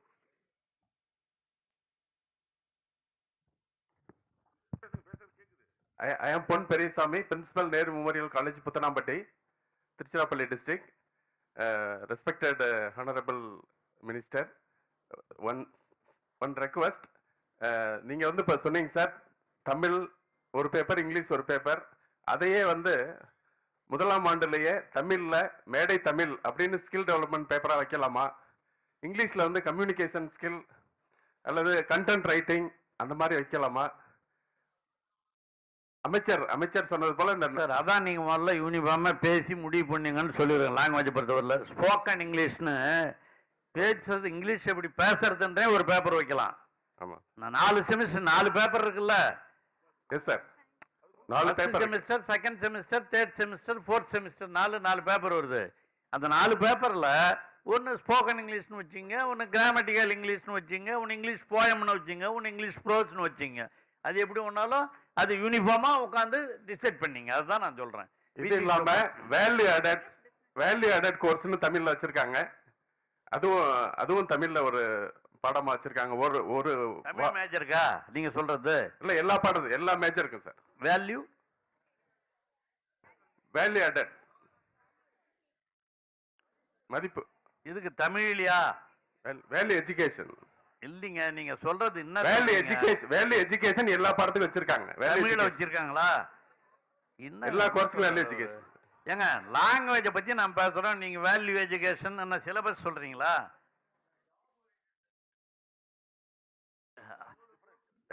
ஏங்க நாம பேசுறது டிகிரியில லாங்குவேஜை பத்தி பேசணும் தான் நான் சொன்னேன்.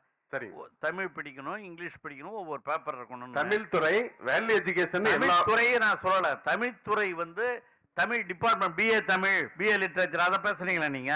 இல்ல சார், எல்லா துறையிலையும் மதிப்பு value added value education value added courses இருக்குதாங்க செய்யும். அதான் ஜமால் முகமது பிரின்சிபல் கூட சொன்னார் இல்ல, that is okay, that is bound to continue. அதுல ஒன்றும் இஷ்யூ இல்லை. இப்போ நம்ம அமைச்சர் சொல்றது இப்போ என்னன்னா, ஒரு ஸ்டாண்டர்டைசேஷன் பண்றது, பல்கலைக்கழகங்கள் வித்தியாசம் இருக்கிறத களைவதற்கான ஒரு ஆலோசனை தான் நம்முடைய அமைச்சர் சொல்லியிருக்காரு. ஓகே, அந்த வேல்யூ ஆடட் கோர்சஸ்லாம் இருக்கட்டும், தட்ஸ் நாட் அன் இஷ்யூ. வேற ஏதாவது பிரின்சிபல்ஸ் ஏதாவது சொல்லணுமா? இங்கே ஒரு லேடி ஏதோ ஏஞ்சிங்க, சொல்லுங்கம்மா. மாண்புமிகு உயர்கல்வித்துறை அமைச்சர் அவர்களே, செயலர் அவர்களே, இனிய மதிய வணக்கம். 2 வகையான துறைகளை குறித்த துறைகள் சார்ந்த மாணவர்களுக்கான திறன் மேம்பாட்டு திட்டங்களை குறித்து அழகாக சொன்னாங்க நம்ம விசி எல்லாருமே. ஒன்று பொறியியல் துறை, இன்னொன்று கலை அறிவியல் துறை, மூன்றாவதாக ஒரு கூட்டம் இருக்கின்றது நுண்கலைத்துறைகள். இசை, நடனம், ஓவியம், சிற்பம், நாட்டுப்புற கலைகள். இந்த துறை மாணவர்களும் நம்முடைய தமிழகம் எங்கும் பல கல்லூரியில் நிறைய எண்ணிக்கையில் தற்காலத்தில் நிறைய படிச்சுட்ருக்காங்க. இவர்களுக்கான திறன் மேம்பாட்டு திட்டங்கள் சார்ந்து ஏதாவது புதிய விஷயம் இருக்குதா? பேசிக்கா ஒரு டிகிரின்னா இதான் இருக்கணும், இந்த 4 லாங்குவேஜ் இருக்கணும், 4 மேஜர் இருக்கணும், அதை தான் நம்ம இப்போ சொல்லியிருக்கிறோம். நீங்கள் அவர் சொன்ன மாதிரி வேல்யூ ஆடட் கோர்ஸஸ் இருந்தாலும், நீங்கள் இருந்தாலும் மியூசிக்காக இருந்தாலும், ஸ்போர்ட்ஸாக இருந்தாலும், அடிஷ்னல் எது ஒன்றாலும் அந்தந்த காலேஜுக்கு தகுந்த மாதிரி, அந்தந்த யூனிவர்சிட்டிக்கு தகுந்த மாதிரி எது ஒன்றாலும் வச்சுக்கங்க. Thank you sir, thank you. இல்லை, உங்களுக்கான ஸ்கில் பேஸ்ட் கோர்சஸையும் உங்கள் ஸ்கில் டெவலப்மெண்ட் கார்பரேஷன் பண்ணுவாங்க. அதே மாதிரி பொறியியல் மாணவர்கள், கலை அறிவியல் மாணவர்கள் நுண்கலைகள் கற்க விரும்பினால் அதற்கும் நம்ம வாய்ப்புகள் சேர்த்தா நல்லா இருக்கும்னு ஒரு தற்கனை. ஸ்பெஷல் கோர்சஸ்ன்னு சொல்லி நீங்கள் எது ஒன்றாலும் வச்சுக்கோங்க. தேங்க்யூ. மேஜர் மட்டும் யூனிஃபார்மாக வச்சுக்கோங்க. நீங்கள் ஆடட் கோர்சஸ், அடிஷ்னல் கோர்சஸ் இதெல்லாம் எத்தனை ஒன்றாலும் வச்சுங்க. உங்கள் திறமைக்கு ஏற்ப உங்களால் நடத்த முடியும். ப்ரைவேட் காலேஜஸ் இருந்தால் அதை நடத்துறது வேறு, கவர்மெண்ட் காலேஜஸ் இருந்தால் அதை நடத்துறது வேறு.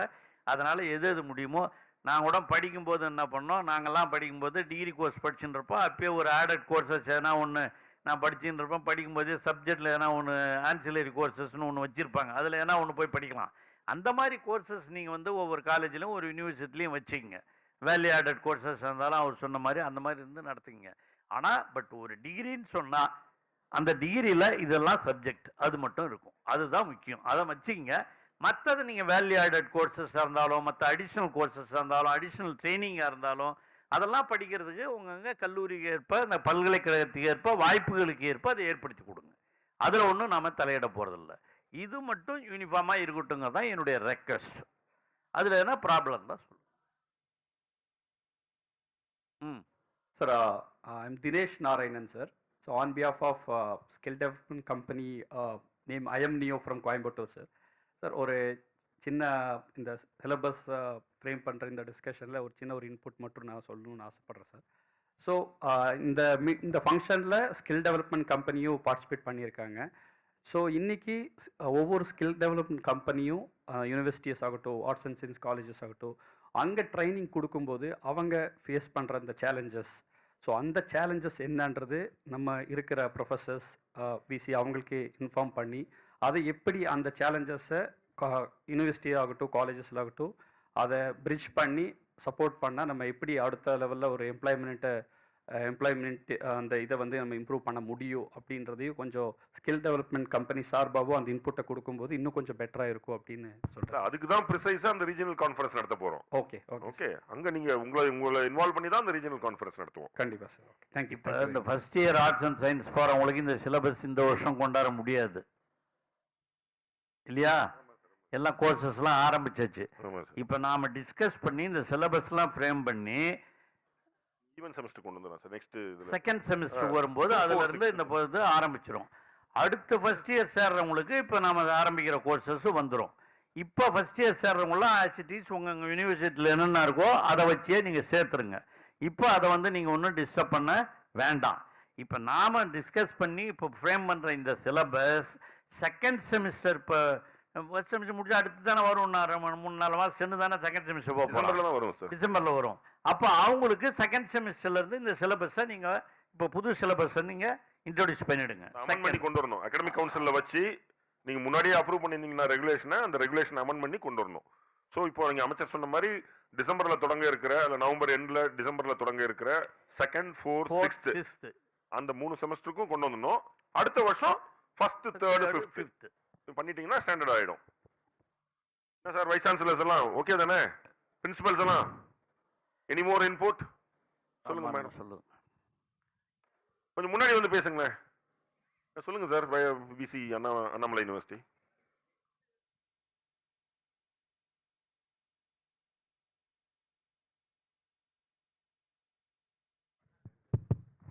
என்ன சொல்றீங்க? ஏன் இப்போ செகண்ட் செமஸ்டருக்கு என்ன போச்சு? செகண்ட் செமஸ்டருக்கு தான் ஒரு சிலபஸ் கொண்டாட போகிறோம். அது ஃபர்ஸ்ட் சிலபஸினுடைய கண்டினியூவேஷன் செகண்ட் செமஸ்டர் கிடையாது. அந்த மாதிரி தான் வரும். செகண்ட் செமஸ்டருக்கு வரும்போது அவங்க என்ன டிசம்பரில் வர போகிறாங்க, அவங்களுக்கு கொடுத்துட்டு போகிறோம். அண்ணா யூனிவர்சிட்டியில் பண்ணியிருக்காரு. அண்ணா யூனிவர்சிட்டியில் பண்ணிட்டாரு. அதான் அந்த மாதிரி தான் பண்ணுறாங்க. அதில் ஒன்றும் பிரச்சனை கிடையாது. சொல்லுங்க madam. First semester, third semester and fifth semester இப்போ நடக்குது. அது அவங்களுக்கு இப்போ இந்த சிலபஸை இன்ட்ரடியூஸ் பண்ண முடியாது. அதனால் second semester, fourth semester, sixth semester வரவங்களுக்கு இப்போ நாம் ஃப்ரேம் பண்ணுற இந்த சிலபஸை நீங்கள் இன்ட்ரடியூஸ் பண்ணிவிடுங்க. கவர்மெண்ட் இப்போ இந்த டிபார்ட்மெண்ட்டில் அவங்களும் இவங்களாம் வச்சு இந்த சிலபஸ் மட்டும் இன்னும் இந்த மாதம் நெக்ஸ்ட் இந்த செப்டம்பர் மாதத்துக்குள்ளே ஃப்ரேம் பண்ணி முடிச்சிடுவோம். உயர்கல்வித்துறை அமைச்சர் உள்ளிட்ட அவைக்கு எனக்கு வணக்கம். தாங்கள் குறிப்பிட்டது போல் எவ்வாறு அனைத்து பல்கலைக்கழகங்களிலும் ஒரு தமிழ் ஆங்கிலத்திற்கு ஒரே பாடத்திட்டம் போல அனைத்து அந்த கோர்ஸ் சிலபஸ் கோர்ஸ் சப்ஜெக்ட் சொல்லுவோம் முக்கிய பாடத்திற்கும் ஒரே சிலபஸ் என்று வைத்தால் மாணவிகள் ஒரு விதத்தில் அவர்கள் பலனடைவார்கள். எவ்வாறு என்றால் ஒரு பல்கலைக்கழகத்திலிருந்து 2வது வருடமோ அல்லது 3வது வருடமோ ஒரு மாணவி மாறும் பொழுது ஒவ்வொரு கல்லூரியிலும் வேறு வேறு சிலபஸ் இருக்கும் பொழுது அந்த பெண் அங்கு சேருவதற்கு மிகவும் கஷ்டப்படுறாங்க. நானே சொல்லிட்டேனாமா, சப்ஜெக்ட்டுக்கும் நீங்களே உட்கார்ந்து இந்த சப்ஜெக்ட்னா இந்த சப்ஜெக்ட்டுக்கு ஒரே மாதிரி சிலபஸ் ஃப்ரேம் பண்ணுங்கன்னு சொல்லிட்டேன் முதல்ல. அதுதான் தமிழ் லாங்குவேஜஸ் மட்டும் சொல்லல, எல்லாத்துக்கும். சப்போஸ் அட்டானமஸ் காலேஜ் எல்லாத்துக்குமே ஒரே மாதிரி பண்ணா ரொம்ப சிறப்பு. சப்போஸ் நான் படிக்கும்போது பொலிட்டிக்கல் சயின்ஸ் மேஜருக்கு மாடர்ன் கவர்மெண்ட்ஸ்னு ஒரு பேப்பர் இருந்தது. மாடர்ன் கவர்மெண்ட்ஸ்னா ஒரே பேப்பர் தான். அது எல்லா யூனிவர்சிட்டிக்கும் மாடர்ன் கவர்மெண்ட்ஸுங்கிறது ஒரே பேப்பர் தான். அந்த மாதிரி ஃப்ரேம் பண்ணிங்க. ஒரே பேப்பர் ஒரே மாதிரி இருந்தால் அதை ஃப்ரேம் பண்ணிக்கலாம். அதுக்கு தான் உட்காந்து நான் சொல்கிறேன் ஒரே மாதிரி சிலபஸ். அதுதான் நான் முதல்ல சொன்னேன். ஐஏஎஸ், ஐபிஎஸ் இதுக்கெல்லாம் சர்வீஸ் கமிஷன் எல்லாம் ஒரே மாதிரி தான் இருக்கு. நீங்கள் இப்போ சிலபஸ் ஃப்ரேம் பண்ணும்போது இந்த 13 யூனிவர்சிட்டி அதெல்லாம் ஞாபகம் வச்சுன்னு அந்த காம்படிட்டிவ் எக்ஸாமினேஷன்ஸ் ஞாபகம் வச்சுக்கிட்டு you have to frame the syllabus. நீங்கள் சொல்லிக் கொடுக்கறதுக்கு ஈஸியாக இருக்கும், பாஸ் பண்ணுறதுக்கு ஈஸியாக இருக்கும். அந்த மாதிரி பார்க்குறத விட இவர்களுக்கு எதிர்காலத்துக்கு யூஸ்ஃபுல்லாக இருக்கும்னு கொஞ்சம் திங்க் பண்ணி சிலபஸ் பண்ணுங்க. Thank you sir. சப்ஜெக்ட் வைஸ் பண்ணிங்க, அதில் ஒன்றும் இல்லை. அமைச்சர் உள்ளிட்ட அவைக்கு வணக்கம். முத்துக்குமார், கொங்குநாடு கலை அறிவியல் கல்லூரி, கோயம்புத்தூர் இருந்துங்கய்யா. எங்கள் பாரதியார் பல்கலைக்கழக பாடத்திட்டத்தில் ஏற்கனவே தமிழ் மிக சிறப்பான பாடத்திட்டம் சொல்லிக் கொடுக்கப்பட்டு இருக்குது. குறிப்பாக அந்த பிகாம், பிசிஏ போன்ற பாடத்திட்டங்களுக்கு இப்போ இன்றைக்கு அமைச்சர் சொன்னதை போலவே ஏற்கனவே திட்டங்கள் டான்சி மூலமாக பரிந்துரை செய்யப்பட்டு அது அமலுக்கு வருவதாக இருந்தது சென்ற ஆண்டு. நம்ம எங்கள் துணைவேந்தரம் வந்திருக்காங்க. இருந்தாலும் கூட தமிழை படிக்காத பிற மாநில மாணவர்களும் அல்லது நமது இருந்து 12வது வரைக்கும் தமிழ் படிக்காத மாணவர்களுக்கும் பேசிக் தமிழ் அப்படின்னு ஒரு 2 தாள் அவங்க கட்டாயமாக 2ஆம் ஆண்டில் படித்தா மட்டும்தான் டிகிரி கொடுக்கக்கூடிய அளவுக்கு ஏற்கனவே பாரதியார் பல்கலைக்கழகத்தில் சட்டத்திட்டங்கள் இருக்குங்க. இன்னைக்கும் நடைமுறையில் இருக்கு. அதே போல மீண்டும் வேறு மாநிலங்களிலிருந்து வரவங்களுக்கு அந்த பாடத்திட்டத்தையும் சேர்த்துக்கணும்னு சொல்லிட்டு என்னுடைய பரிந்துரை கேட்டுக்கொள்கிறேன். சொல்கிறேம்மா, நீங்கள் எல்லா யூனிவர்சிட்டியும் உட்காந்து ஒரு தமிழ் பேப்பர்னா அதில் என்னென்ன சிலபஸ் இருக்கணுங்கிறத நீங்கள் ஃப்ரேம் பண்ணீங்கன்னு சொல்லியிருக்கேனே. சரிங்க. யூனிஃபார்மாக இருக்கட்டுங்கிறதா என்னுடைய இதை தவிர நீங்கள் வந்து இப்போ நீங்கள் சொல்கிற மாதிரி இப்போ தமிழ் மற்ற லாங்குவேஜ்லேருந்து வரவனுக்கும் தமிழ் தெரியணும் இல்லையா? ஆமாங்க. அவங்களுக்குன்னு தனி பேப்பராக வைக்க போகிறீங்க? ஆமாங்க, தனியாக தான் வச்சிருக்கேங்க. இப்பவும் நடைமுறையில் இருக்கு. அதாவது வேற லாங்குவேஜ் படிச்சுட்டு தமிழ் படிக்கிறவங்களுக்குன்னு. ஆமாங்கய்யா. பகுதி 1 வந்து இப்போ அதான் பிரெஞ்சோ இந்தியோ படிச்சுக்குவாங்க. டிஃபரெண்ட். அதான் முதல்ல சொல்லிட்டோமே. அவங்க கேட்டார வேற லாங்குவேஜ்ல இருந்து படிச்சுட்டு வரவங்களுக்கு என்னன்னு சொல்லிட்டு, அவன் தமிழ் படிச்சா தமிழ் படிக்கிட்டு, ஹிந்தி படிச்சா ஹிந்தி படிக்கிட்டு, நீங்க சொல்ற அந்த சிலபஸ்லயே தமிழ் படிக்க வச்சிங்க, அவ்வளவுதான். அதாங்க. பார்ட் 4ல 2 தாள் படிக்கிறாங்க. ஒன்றும் பிரச்சனை கிடையாது. நன்றிங்க. வணக்கங்க. கள்ளக்குறிச்சி டாக்டர் ஆர்கேஎஸ் கலை மற்றும் அறிவியல் கல்லூரி. இப்போ நம்ம ஏற்கனவே இருக்கும்போது வந்து பிகாம் பிபிஏலாம் படிக்கும்போது நார்மலாக அவங்க +2 முடிச்சிருந்தாலே நம்ம சேர்த்துருவோம். அந்த +2 சேரும்போது அந்த பசங்களுக்கு என்ன படிக்க போகிறோம்லாம் அப்போ தெரியல. வீட்டில் ஏதாவது சொன்னாங்கன்னா இந்த குரூப் எடுத்துனா எடுத்துடுறாங்க. இப்போ அந்த பசங்க நான் காமர்ஸ் படிக்கணும், சிஎஸ் படிக்கணுன்றப்ப அந்த பசங்க ஆர்வம் இருக்குது, படிக்கக்கூடிய திறமையும் இருக்குது. இப்போ அந்த சீட் கொடுக்க முடியாத போகுது. இப்போ சார் சொன்ன அந்த பிசிஏ இதெல்லாம் பிசிஏ படிச்சிருக்காங்க, ஆனால் பிசிஏ படிக்க முடியல. இந்த ஆண்டுலேயே அந்த விஷயத்தை கொஞ்சம் நடைமுறைப்படுத்த வாய்ப்பு இருந்து பண்ணால் பிகாம் ஆகட்டும் பிபிஏ ஆகட்டும் இந்த பசங்க எல்லாருக்குமே வாய்ப்பாக இருக்கும். இருங்க, நீங்க இப்போ இந்த வருஷம் எக்ஸாம்லாம் முடிச்சுட்டாங்க. ஸ்கூல் எஜுகேஷன்ல அட்மிஷனும் 95% எல்லா பக்கமும் அட்மிஷன் முடிஞ்சிருச்சு. இந்த வருஷம் டிங்கர் பண்ண முடியாது. நம்ம அமைச்சர்கிட்ட கேட்டு பள்ளிக்கல்வித்துறை அமைச்சர் அவர்கிட்டையும் பேசி இதுக்கு ஒரு முடிவு காண்பதற்கு நம்ம முயற்சி எடுப்போம். ஓகே. சொல்லியாச்சு. டிஎன்பிசி +2ல சார், +2ல காமர்ஸ் குரூப் படிக்கிற பசங்க மேக்ஸ் படிக்கிறது இல்லை சார். அவங்க சம்டைம்ஸ் வந்து பிசிஏ படிக்கணும்னா மேக்ஸ் இல்லாதனால அந்த பிசிஏல சேர முடியல. வேற சில மாணவர்கள் வேற கோர்சஸ் காம்பினேஷன்ல படிச்சிடறாங்க சார். அவங்க பிகாம் படிக்க வரணும்னா அவங்க பிகாம் சீட் கொடுக்க முடியறதில்ல. இந்த மாதிரி கொஞ்சம் சிரமம் இருக்கு சார். அது நம்ம ஸ்கூல் எஜுகேஷன்ல பேசி நம்ம நெக்ஸ்ட் முன்னாடி இந்த முறை இருந்ததுங்க. முன்னாடி வந்து நார்மலா சயின்ஸ் படிச்சாலே பிகாம் படிக்க முடியும். தெரியும் சார். I understand. திரும்ப ரிப்பீட் பண்ணாங்க. அதான் முன்னாடி ஒருத்தர் பேசியிருக்காரு அந்த சப்ஜெக்ட். ஓகே. அப்ப பிகாம்ல இடம் கிடந்தது. அதனால பிஹெச்டி படிச்சவங்க கூட சயின்ஸ் குரூப் படிச்சவங்க கூட பிகாம்ல சேர்த்தாங்க. இப்ப கிடைக்கல. அது அதுக்குரிய பாடங்கள் படிச்சுட்டு வரவங்க அவங்க இதில் சேர்றதானே சரியா இருக்கும். மதிப்பிற்குரிய இடம் வேகன்சி இருந்ததுன்னா போட்டுங்க, அவ்வளோதான். அதான் வராண்டா அட்மிஷன் போடுறோமே. மதிப்பிற்குரிய கல்வி அமைச்சர் அவர்களுக்கு வணக்கம்.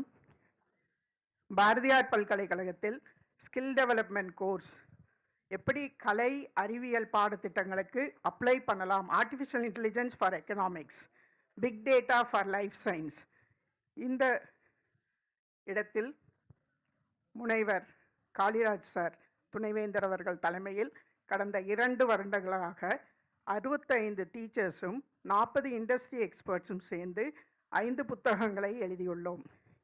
இந்த அவையில் உள்ளவர்கள் அதை சிலபஸ் ஃப்ரேம் செய்யும்போது யூஸ் செய்யும்படி நம்ம நீங்க சொன்னது புரிஞ்சது. இணையதளமும் உள்ளது. Okay, thank you. அதான் நம்ம 10 வைஸ் சான்சலர்ஸ் இருந்து நம்ம அமைச்சர் இப்பதான் உத்தரவிட்டாங்க இல்லையா, நீங்க 10 விசிஸும் என்னென்ன courses skill base courses offer பண்றீங்கன்றத நம்ம இன்ஃபர்மேஷனை நம்ம இன்னசென்ட் திவ்யாட்ட கொடுத்தா அவங்க ஷார்ட் லிஸ்ட் பண்ணி வச்சிருக்கிற கோர்சஸை இதை எப்படி மேப் பண்றது, அது எப்படி வந்து கம்பல்சரி கோர்சஸா அமைச்சர் சொன்ன மாதிரி 5th செமஸ்டர்லையும் 6th செமஸ்டர்லையும் என்னென்ன மாதிரி கோர்சஸ் கொண்டு வருதுன்றதை இந்த செப்டம்பர் மாதத்துக்குள்ள முடிவு பண்ணி சொல்லியிருக்காங்க அமைச்சர். கண்டிப்பா இன்கார்பரேட் பண்ணி பண்ணுவோம்.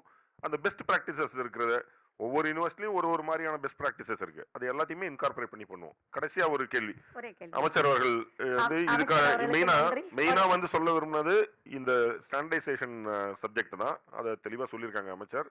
நீங்களும் எல்லாம் புரிஞ்சுட்டு இருக்கீங்க. ஸோ நெக்ஸ்ட் இப்போ வந்து அடுத்த 2nd, 4th, 6th செமஸ்டருக்கும் இந்த வருஷமே 2nd, 4th, 6th செமஸ்டருக்கும் இன்ட்ரோடியூஸ் பண்ணிட்டு அடுத்த வருஷம் 1st, 3rd, 5th செமஸ்டருக்கு அதை ஸ்டாண்டர்டைஸ் பண்ற மாதிரி அனைத்து வைஸ் சான்சலரும் செய்யணும்னு கேட்டுக்கிறேன். கடைசி கேள்வி கேளுங்க. வணக்கம் சார்.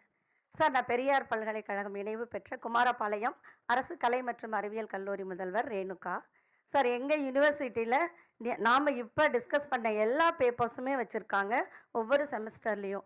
என்னுடைய டவுட் வந்து இப்போ இங்கிலீஷ்னால் அதுக்கு ஒரு ஸ்கில் பேஸ்டு தனியாக வச்சுருக்கோம், தமிழ் தனியாக இருக்குது, ஹிஸ்ட்ரி தனியாக இருக்குது. ஸோ ஒவ்வொரு மேஜருக்கும் தனித்தனியான ஸ்கில் பேஸ்டு எஜுகேஷன் வச்சுருக்கோம். இப்போது தமிழ் இங்கிலீஷ் காமனாக பண்ணுற மாதிரி ஸ்கில் பேஸ்டு எஜுகேஷன் அப்படிங்கிறது எல்லா ஸ்டூடெண்ட்ஸுக்கும் காமனாக இருந்தால் அது வந்து யூஸ் ஆகும் சார். ஏன்னா இப்போ ஒரே ஒரு உதாரணத்துக்கு எங்களுக்கு இப்போ இங்கிலீஷ் எடுத்துக்கிட்டிங்கன்னா நீங்கள் க்ரியேட்டிவ் ரைட்டிங் வச்சுருக்கோம், soft skills for career communication, personality development, presentation skills இப்படி வச்சுருக்கோம். பட் இதை சேம் பேப்பர்ஸ் வேற எக்கனாமிக்ஸ்க்கோ ஹிஸ்ட்ரிக்கோ கிடையாது, அவங்களுக்கு வேறு பேப்பர் இருக்குது. ஸோ இந்த பன்முகத்திறன் மேம்பாடு அப்படிங்கிறது ஒரே ஒரு ஒரு சப்ஜெக்டாக இருந்தால் அனைத்து மாணவர்களுக்கும் அது பயன்படும். ஏன்னா கணினி அறிவியல் படிக்காத மாணவர்களுக்கு நீங்க சொல்லிட்டீங்க. இப்போ இன்னசென்ட் திவ்யா அவங்க தான் மேனேஜிங் டைரக்டர். இந்த கடந்த ஒரு 8 மாசமா இதே வேலையா தான் செஞ்சுட்டு இருக்காங்க. அவர் திரு உதயச்சந்திரனுடைய வழிகாட்டுதலின் பேர்ல நாங்களும் அப்பப்போ எங்களால முடிஞ்ச ஆலோசனைகள் சொல்லி உதவிகளை செய்து கொண்டிருக்கிறோம். அவங்க சொல்றாங்க இத மாதிரி செய்யறது தான் பிளான் இருக்கு. உங்களுடைய தமிழ்நாட்டில் இருக்கிற அத்தனை மாணவர்களும் என்ன படிச்சாலும் அவர்களுக்கு ஒரு திறன் மேம்பாட்டு பாடத்தை ஒரு கோர்ஸ் நம்ம சொல்றோம். நீங்களாம் கோர்ஸ் சொல்றீங்க, அமைச்சர் கன்வென்ஷனலா பேப்பர்ன்ற சொல்றாங்க.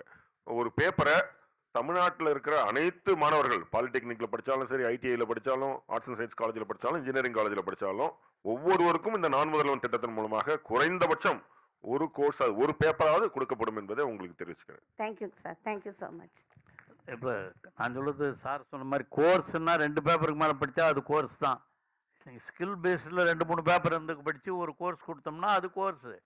பேப்பர்னு வந்தால் ஒன்று அதானே சொல்கிறேன். பேப்பர் தான் சொல்கிறீங்க. ஆர்ட்ஸ் அண்ட் சயின்ஸ் காலேஜில் கோர்ஸ்ன்றீங்களா பேப்பருங்கிறீங்களா?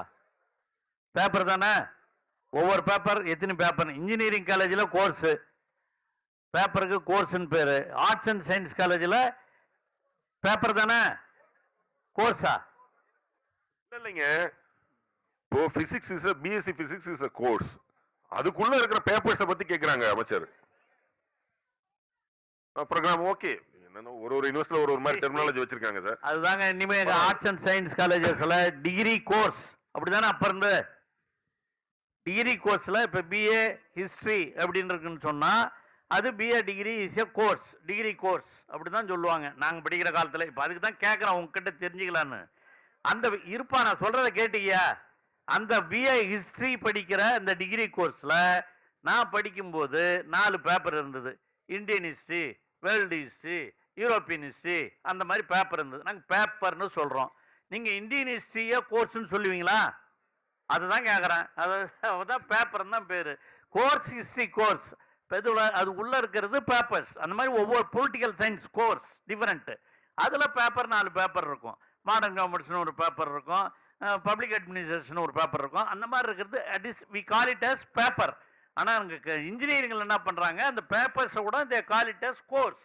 ஒவ்வொரு கோர்ஸ்ன்னு சொல்கிறாங்க. ஏன்னா அது 4-5 சப்ஜெக்ட் சேர்ந்து வரதுனால அவங்க கோர்ஸ்ன்னு சொல்கிறாங்க. அதில் ஒன்றும் தப்பு இல்லை. அதைத்தான் கேட்டேன், வேற ஒன்றும் இல்லை. அது கடைசி கேள்வி சொல்லுங்க.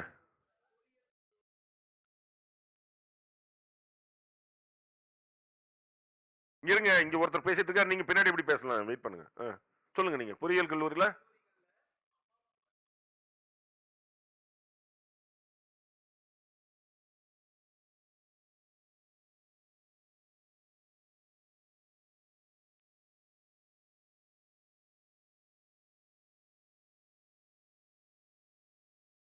they will give. That's what Divya has promised. One last question from the blue shirt gentleman.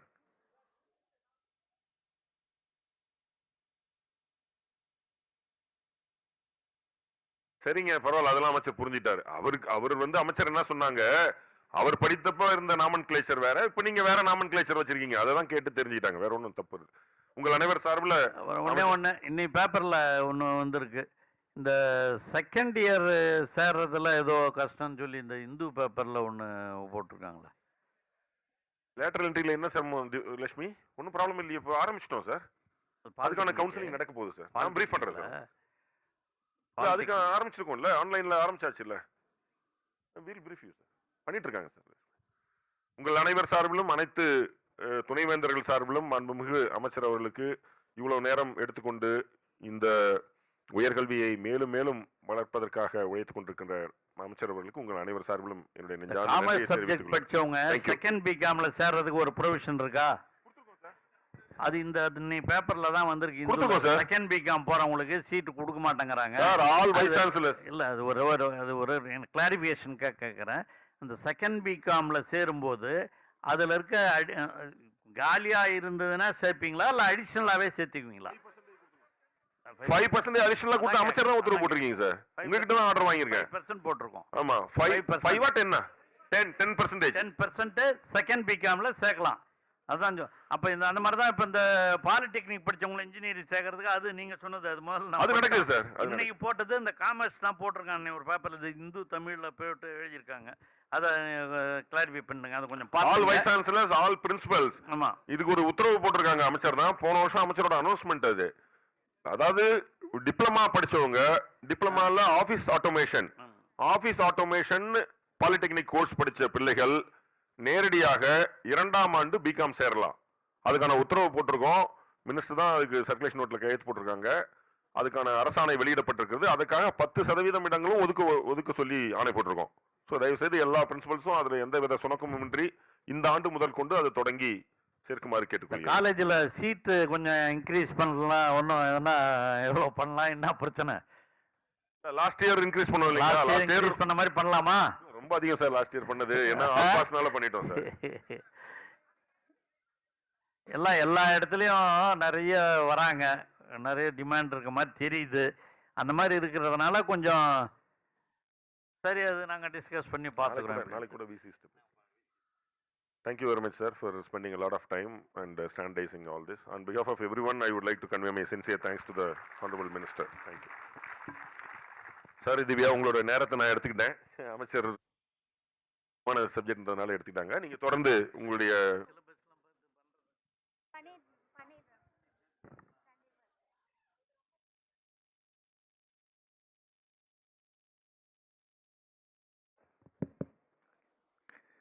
மிக மிக அழகான தெளிவான ஒரு உரையாடல், ஒரு பலத்த கைத்தடல் அமைச்சர் அவர்களுக்கும் மரியாதைக்குரிய கார்த்திகை நேயஸ் ஐயா அவர்களுக்கும் மிக்க நன்றி சார். Thank you so much. மிக்க நன்றி.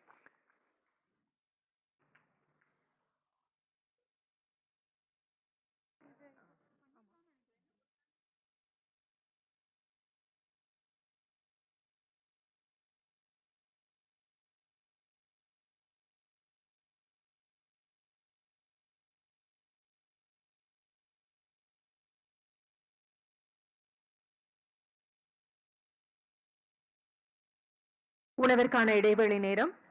Wise chancellor, industrial partners, training partners எல்லாரும் உங்களுடைய லெஃப்ட் சைடுல போயிட்டு செகண்ட் ஃப்ளோர்ல உங்களுக்கான ஃபுட் அரேஞ்ச்மெண்ட்ஸ் இருக்கு.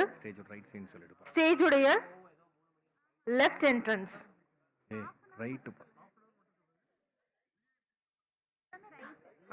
Wise chancellor, industrial partners, training பார்ட்னர்ஸ்க்கு உங்களுடைய ரைட் என்ட்ரன்ஸ்ல உங்களுக்கான ஃபுட் அரேஞ்ச்மெண்ட் செகண்ட் ஃப்ளோர்ல. பிரின்சிபல்ஸ் மற்றும் மாணவர்கள் உள்ளிட்ட மற்ற அனைவருக்கும் உங்களுடைய வைஸ் சான்சலர்ஸ் எல்லாருமே வந்து ஸ்டேஜோட right side please. PPs and IP ஸ்டேஜோட ரைட் சைட் போயிடுங்க. பிரின்சிபல்ஸ் அண்ட் ஸ்டூடெண்ட்ஸ் மற்ற எல்லாருக்குமே லெஃப்ட் சைட். உணவு இடைவேளை, தேநீர் இடைவேளை போல அதிக நேரம் எடுத்துக்கொள்ளாமல் அருள் கூர்ந்து எல்லோரும் அரை மணி நேரத்தில் ஆஜராகும்படி அன்புடன் கேட்டுக்கொள்கிறோம்.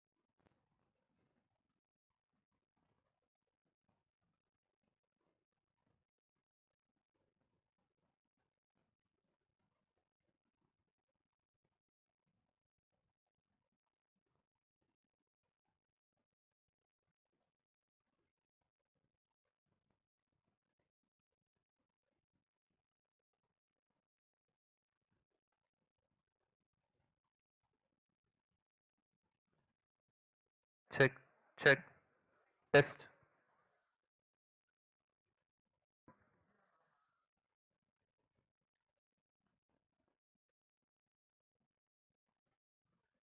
Check, check, check.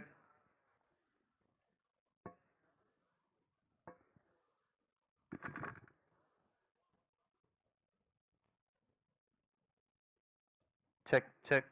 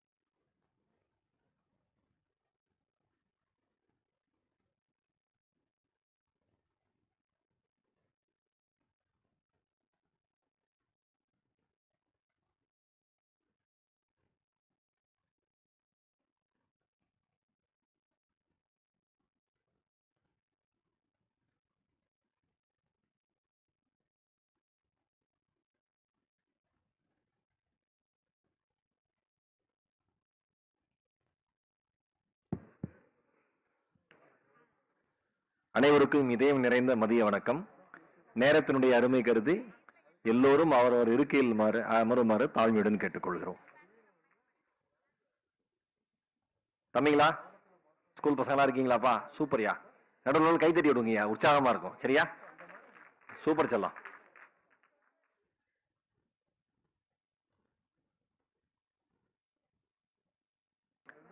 நான் முதல்வன் மாபெரும் திறன் மேம்பாட்டு திட்டத்தினுடைய தொடக்க விழாவிற்கு வருகை புரிந்திருக்கிற அத்துணை அன்பு உள்ளங்களையும் மீண்டும் ஒரு முறை வரவேற்கிறோம். நேரத்தினுடைய அருமை கருதி எல்லோரும் அவரவர் இருக்கையில் விரைவாக வந்து அமரும்படி தாழ்மையுடன் கேட்டுக்கொள்கிறோம்.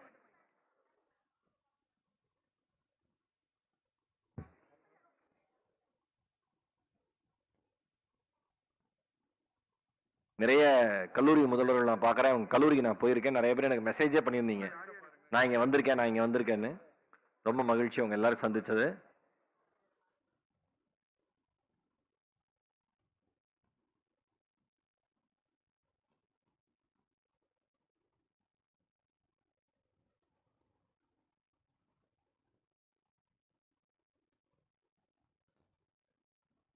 ஆட்டோடெஸ்க் நிறுவனம் சார்பில் ஃபியூஷன் 360 ஹேக்கத்தான் குறித்து விளக்கமளிக்க அண்ணா பல்கலைக்கழக பேராசிரியர் திரு கலைச்செல்வன் அவர்களை அன்புடன் அழைக்கிறோம்.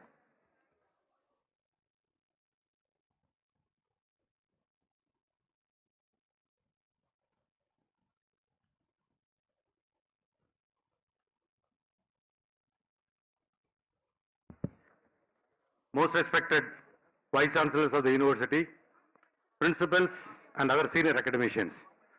As part of the non-Mudalvan initiative, Anna University jointly with Autodesk and Tamil Nadu Skill Development Corporation, we have launched a program called Fusion 360 Design Challenge. It's a month-on-month challenge. The problem statement will be given by the industry and the students will be trained on Fusion 360 software. We are planning to target 12,000 polytechnic students and 12,000 engineering college students. Based on the problem statement and the design what they submit, we select and shortlist the candidates month on month. There will be awards. Then those winners will be pushed on to the next level. So we are planning to do a mega challenge in the month of January 2023. So and also we look for a faculty nomination to act as a mentors. So in this regard, we have already communicated to all the polytechnics and the engineering colleges. We request and encourage more students to enroll and give the faculty nomination to act as a mentors. So this is what our submission is. Thank you so much for the opportunity. Thanks to the MD TNSDC for the great support. Thank you one and all. Thank you.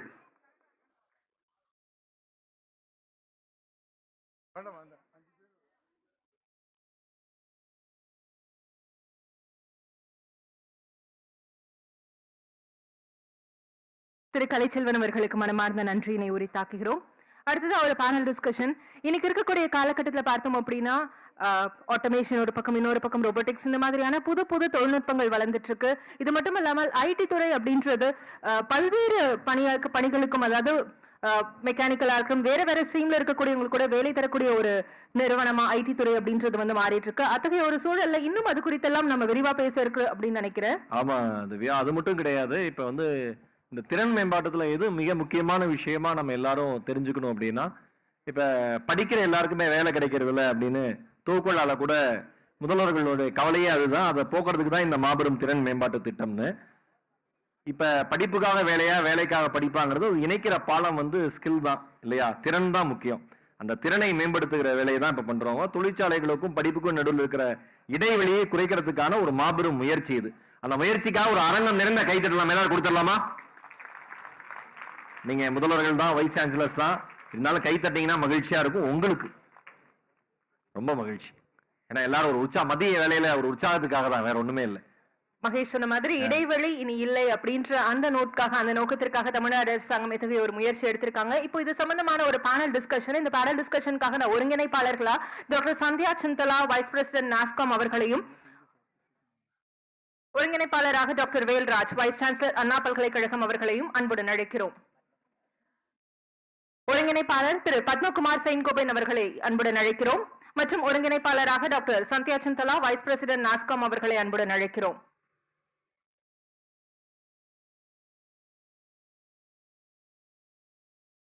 Panel discussion வந்து நம்ம எல்லாருக்குமானது.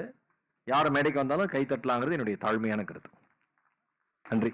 இந்த panel டிஸ்கஷன்ல கலந்துக்கிறதுக்காக doctor Velraj, vice chancellor Anna பல்கலைக்கழகம், திரு Abhilash Mishra, CEO NSE academy, திரு Josh Koshy, country director Oracle, திரு Suresh Raman, VP மற்றும் ரீஜனல் ஹெட் TCS, அவர்கள் அனைவரையும் அன்புடன் அழைக்கிறோம்.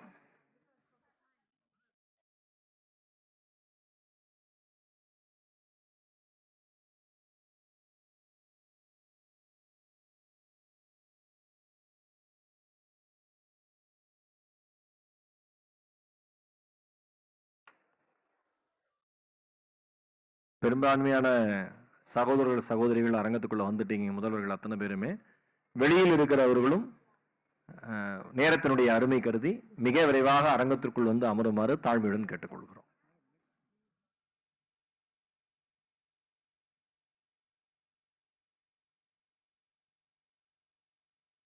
திரு இஷ்வந்தர் அவர்களையும் நாங்கள் அன்புடன் அழைக்கிறோம். சிஸ்கோ ஸ்கில் ஹெட் திரு இஷ்வந்தர் அவர்களை அன்புடன் மேடைக்கு வருமாறு அன்புடன் அழைக்கிறோம்.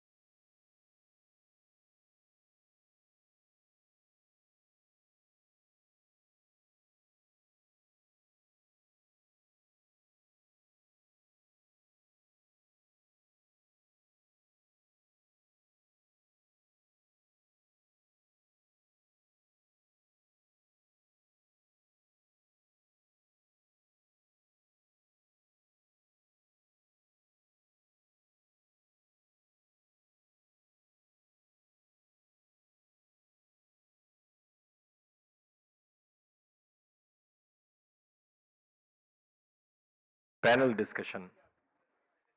பேனலுக்குள்ள அதுக்கப்புறம் உங்களுக்கு வந்துடும்.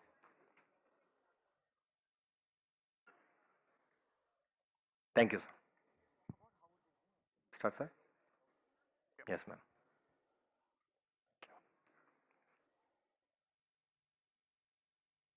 அருமை. தேங்க்யூ. பேனல் டிஸ்கஷன் ஆரம்பிச்சலாமா? ஒரு அரங்கம் நிறைந்த கைத்தட்டலோடு அனைவரும். மகிழ்ச்சி. Good afternoon all of you, and welcome to this very important panel session. We have eminent panelists here, and myself Padma Kumar. I chair the panel. I'm also very active in the CII and an executive director in the Saint-Gobain where we make glass. We have eminent panelist, Mr. Professor Velraj. You heard him today morning, and very accomplished professor. And I think he would be I think he can really navigate the students through to the next decade, because I think he has everything what he wants on sustainability. He has on the future of the skills. He knows the pedagogy and how it has to change. I also have my co-panelist Amitabh Abhilash Mishra, very accomplished person. He is the alumnus of the Chicago Booth School and has been working in the BFSI panel, where we have huge opportunity across the skill pyramid, and there are several opportunities where the non-Mudalavan scheme can actually benefit. I would like to Sandhya. Good afternoon. Thank you so much. Anivarukkum vanakkam. Today we live in a very, very challenging space, and it's an amazing time to be able to converse with you. We have other three more panelists here, Mr. Jose from Oracle, and we have Mr. Ishwinder Singh from Cisco and Mr. Suresh Kumar from TCS. So between us, we'll just take it off. The first is to talk about how IT is a technology horizontal, and then we'll pass it back to say how it's actually being implemented in real time. So we'll keep it very brief, and if there is time permitting, we will definitely open the floor for questions. As you all know, that the whole world, the way we live, learn and work is changing at a remarkable speed. So the only constant factor is how to manage change. The emerging technologies that are taking our world by storm, and you have seen a fast forward button during the COVID, was because of AI, big data, cyber security, cloud computing, IoT. You have augmented virtual reality, AR, VR, which is also there in XR, and of course Web 3.0, which has come in. I have also 3D printing. Then you have robotic process automation, nanotechnologies, and the list goes on, right? So with all of this happening, the nature of jobs have changed. The whole industry has basically trying to become more and more digital in response to global headwinds. Having said this, does it isolate itself? No. Technology has become an integral part of every other sector, whether it is healthcare, education, banking sector, whether it's in the construction industry, whether it is in media and entertainment, electronics, telecom. You have even in handicrafts, in jewelry making, beautiful Kanjivaram saris being made. Everywhere there is a technology integration.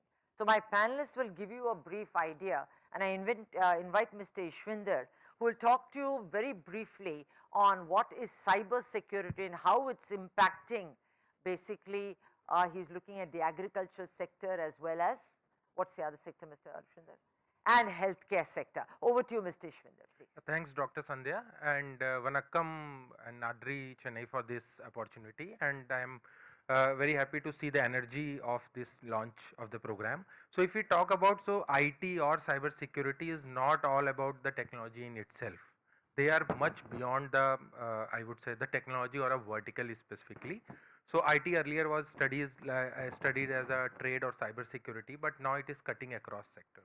And as we go, we are seeing that now people are understanding their infrastructure globally and also assessing their risk profile. So if I take one example, in India itself, we are doing a pilot with the Ministry of Agriculture, wherein we are combining the satellite data and the sensors which are placed in the agriculture field, and this satellite data along with the agriculture field data, the sensors through sensors which is coming, we are actually bringing a real time dashboards which will help farmers to basically make sure that they are getting a real forecasting, weather forecasting is there, and all this. So this is how the technology is getting integrated. And now if I come to the topic of security, so if we talk about now most of the things even in agri or the healthcare where things are controlled and everything is digitalized, wherein the authorized access is very critical. So let's say I am a patient in one of the hospital and there is a health record, and most of the time if somebody hacks the hospital system and took my health record,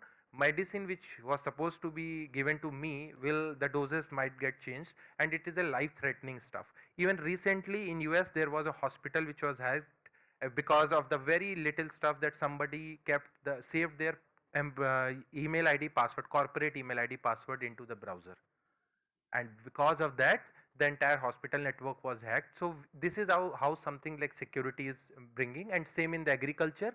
So like few of the niche crops need the specific conditions to bloom and make sure the productivity is high, but if somebody hacks the system and then subsequently they play around with those data points and they change the settings, the entire production is on the toss. So this is how cybersecurity is cutting across various sectors. So we have unlimited examples.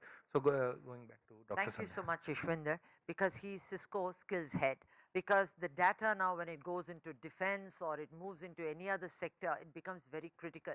All your credit cards, your debit card data is going to be with net banking on the cloud. So if somebody hacks onto it, then you're finished and lost. So therefore, whether it's personal data, it is going to be company data, it is government data and global data, all of this in every sector becomes important. So right from people who are very young, even in schools, cyber security is a very integral part and needs to be a horizontal. I will now bring to attention Mr. Suresh Raman from TCS, who's VP and Regional Head.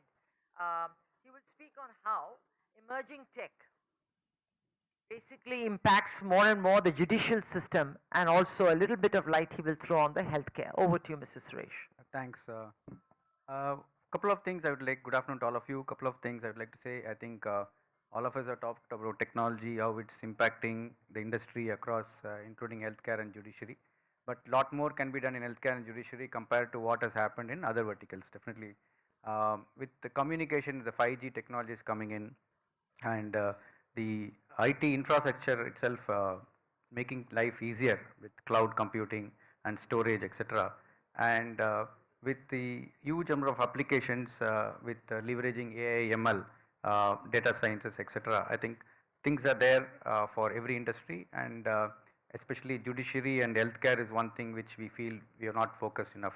I think in IT industry we talk something about T-factor, where we talk about full stack developers. We also talk about DevOps, etc.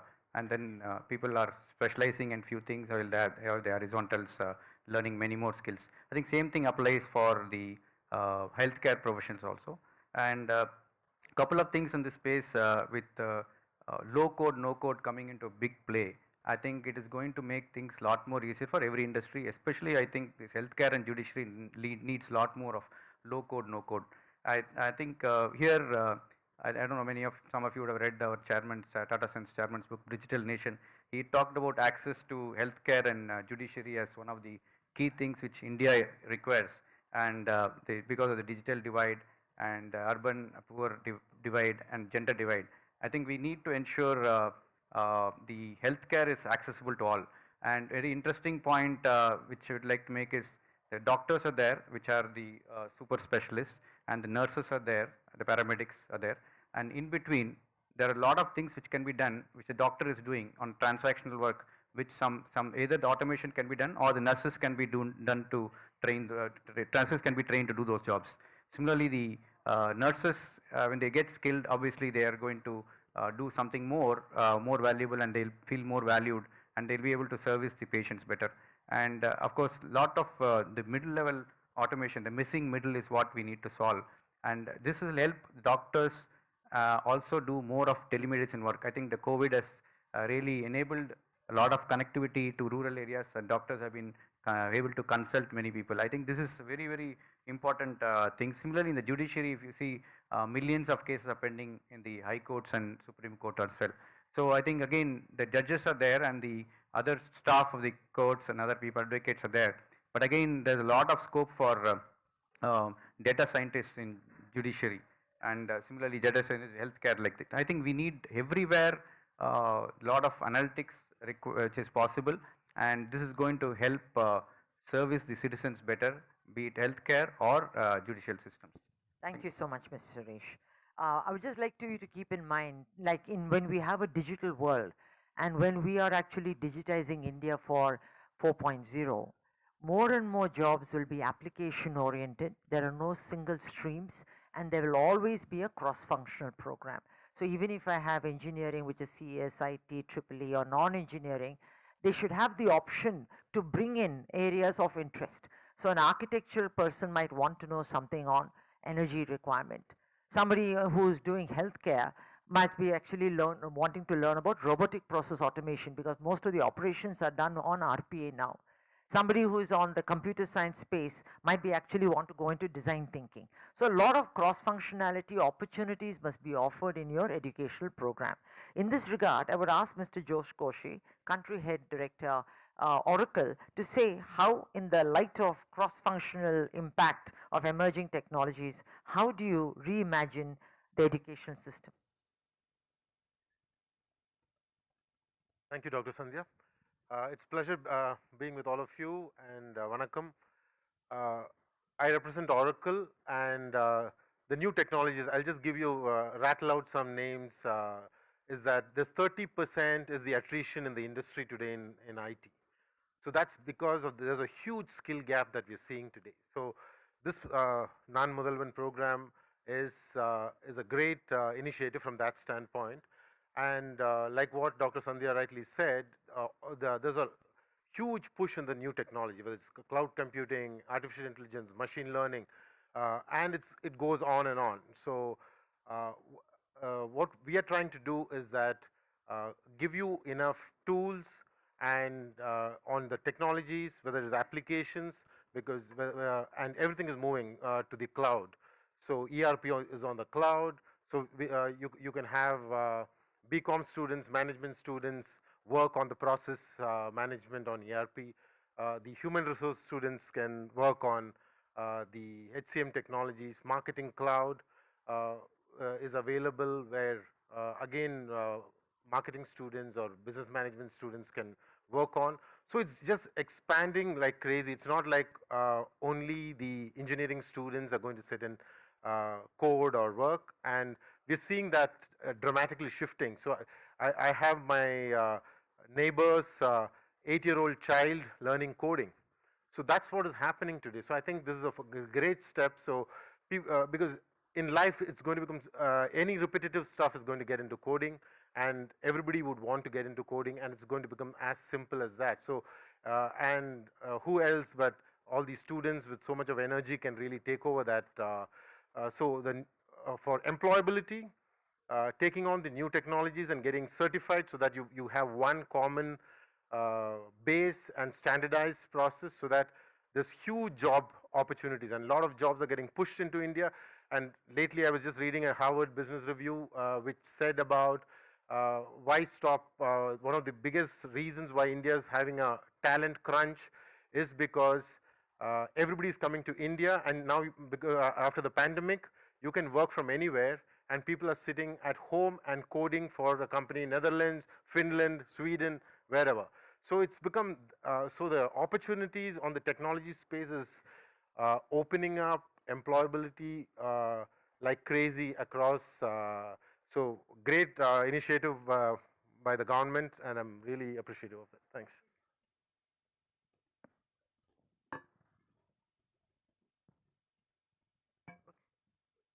Thank you so much, Jos. It's really interesting to note.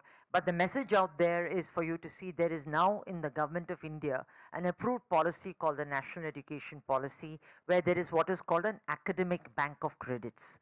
So just not important for students alone to learn, but as we grow older and we are in the workplace, we are also reskilling and upskilling. it is very important for the industry to be able to come back, or those who are employed, whether they are in government or corporate areas or any institution, to be able to come back to the university system to then learn anywhere, anytime, any place. So keeping this in mind, it becomes very critical that not only people have to seek employment opportunities, but they have to also create job opportunities. So with this, they pass it on to the next panel to actually, a part of our panel, to say what are they doing about it. Thank you, Cynthia. Thank you, eminent panel members here. In India, we are very proud to have the digital dividend, which is ahead of us. But the top 10 internet companies are not from India. They are either from US or from China. And where does this skill develop is actually where there is capital and where there is innovation. And that is where Tamil Nadu stands different quite from the other states in India. That is a huge opportunity I see, and today when I was witnessing the entire session here in the morning, the commitment, the passion in which it is being driven is something which is very, very encouraging. I would like to compliment you, Ma'am Innocent Divya, Managing Director TNSDC, who has been relentlessly working on this initiative. A big hand for her, because I've been in the skills world for quite some time, working along with the CII. Some years back, we invited the government employment officers from each of the district to visit our factory. And I think 13 of them visited. After the visit, they sat back and they said, we never knew that this is manufacturing. And whenever a student comes to them from their respective district, they say, no, I think it's better go and join IT, because that is where you can actually make a living. So I think I still extend the invitation to all the principals and vice chancellors who are here to visit our factory at Sri Perumbudur, because the industry academia partnership can actually benefit with a new way of working. There are two challenges which I see in India. One is who will educate, and where will they actually learn these technical skills? Because today morning, Dr. Velraj mentioned about what is it we are actually planning to do, but how do we really take it forward? We have an interesting panel, I think Mr. Abhilash and Velraj, they can give a different perspective and a futuristic perspective, and let's listen to them. Dr. Velraj.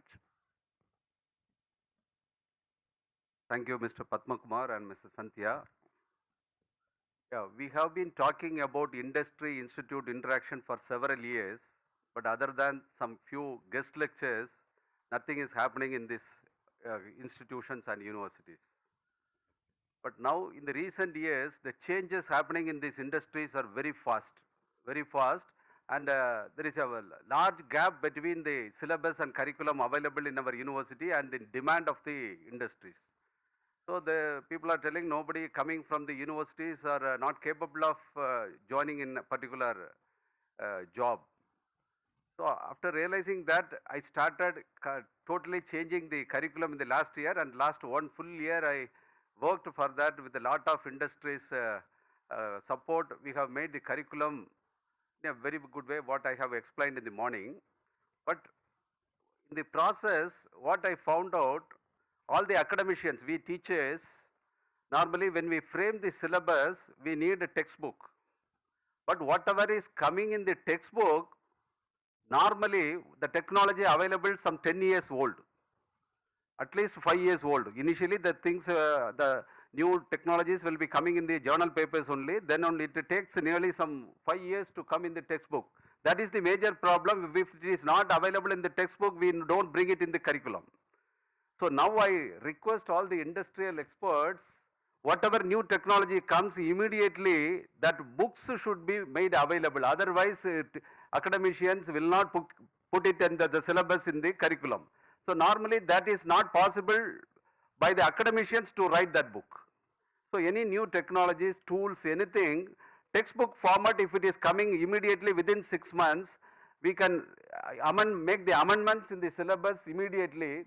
Then our students also will learn the things very fast. Otherwise, it is very difficult. That's what now, even while changing the syllabus, I found very difficult to introduce the new syllabus. But somehow I got the input from the industries, all the branches I fully involved and tried to get the new technology developments from the industries, and it is introduced. But still, books are not available. In spite of that, I have introduced. Now we need to train the teachers for that, or it should be directly handled by the industries. So this process, next 1 year time is there for, because the syllabus, new syllabus, whatever we have introduced for engineering, that major change. The second year is all fundamental subjects. The major industrial subjects we have introduced is for the third year only.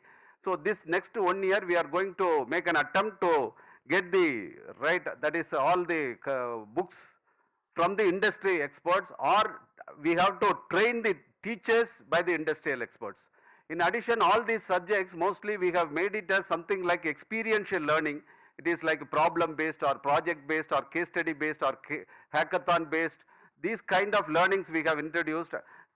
Some 6 months ago, NASCOM, Mrs.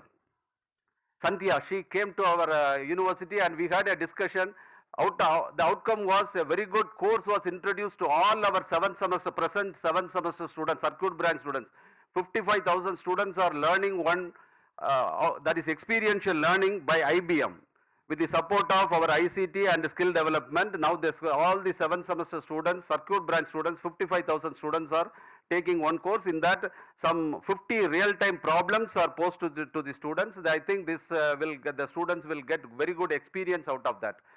Immediately after that, skill development department also came forward to identify some courses. Immediately we have identified some 20 courses for the benefit of the present 5th semester and 6th semester students, which will be taught by the industries. So I think this kind of experiential learning will be benefit in a large way. My humble request is industry should make write-ups, that is small booklets for the new emerging technologies that will help our academicians to bring the industry institute interaction in a large way.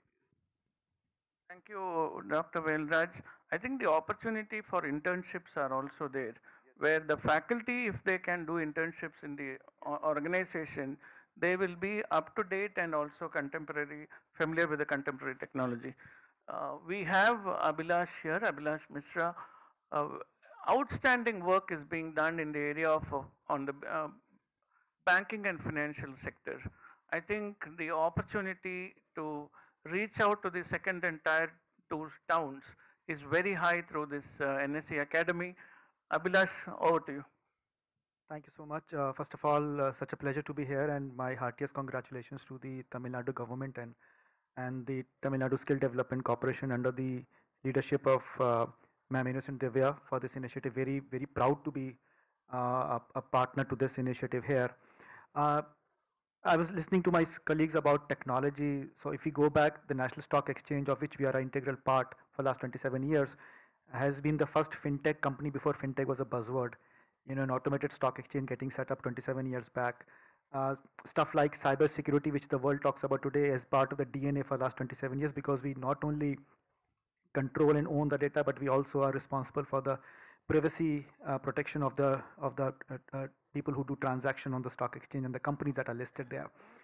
In addition to being an exchange, we're also a frontline regulator. So corporate governance, compliance, risk management, economic offenses, financial crimes, topics that are integral to the banking and financial services industry have been part of a bloodline for last close to 27 years. As the academy which exists to further this mission to the markets, you know, our presence is not only in tier 1 cities, but as rightly said, in tier 2 and tier 3 cities. The bright aspect for the Indian economy and the demography is that we have the largest demographic dividend anywhere in the world. So the young population that is getting educated in higher education institutions today are the future citizens, and the first thing that they do when they get a job is open up a bank account, and immediately the entire cycle of economic activity starts. So it is but imperative, a responsibility for us to bring in the appreciation of personal finance, at least to start off with, even if the students don't take a career in banking or financial services. If you look at the World Economic Forum report of 2018 that talks about skills for the future, financial education or financial literacy is among the top 6 skills, in addition to numeracy, literacy, cultural and civic education, information and computer technology. We don't talk about personal finance at home to our children, but it is imperative that they learn these skills, because that's how they navigate through their life. We work with universities and colleges. All India Council for Technical Education recommends NSC courses as an elective or core subject in the MBA or PGDM stream. We work with engineering colleges. We work with MBA institutes, BCom institutions. In some of the states, we also partner at the school education system also. So with CBSE, with some 6 state boards in the country, as early as class 9th, our intervention starts for financial markets management program. In fact, in Tamil Nadu, we've run this program for many, many years at the school level also for last 12 odd years. I think the point that we're talking about the industry academia connect, it is the entire ecosystem.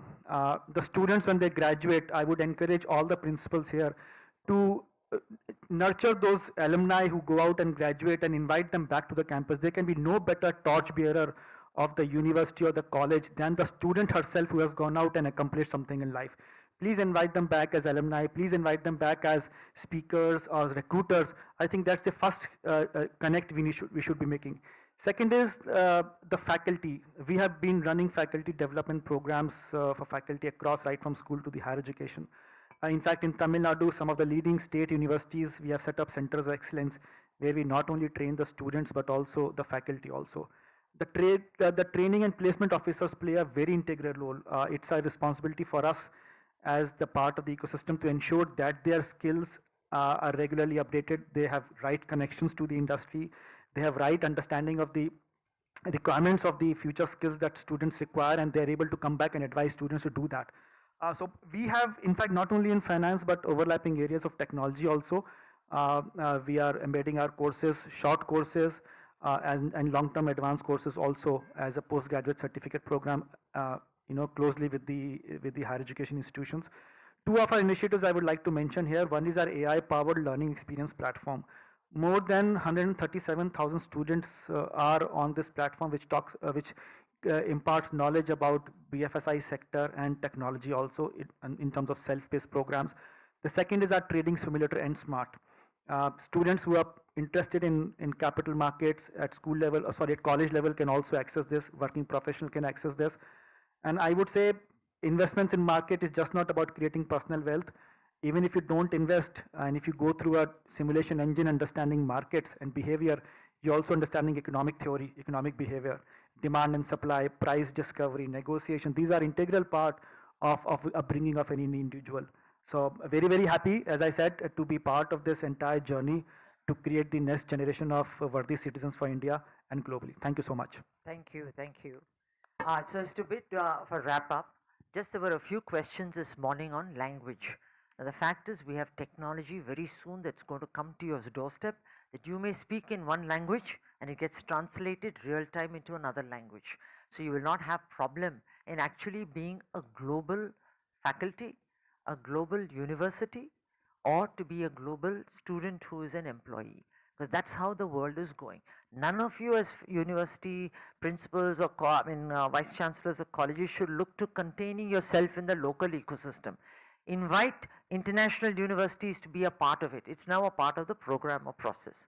What Professor Velraj has very rightly said is this industry and academia are like two sides of the same coin now. So what has to be done is now a blended process.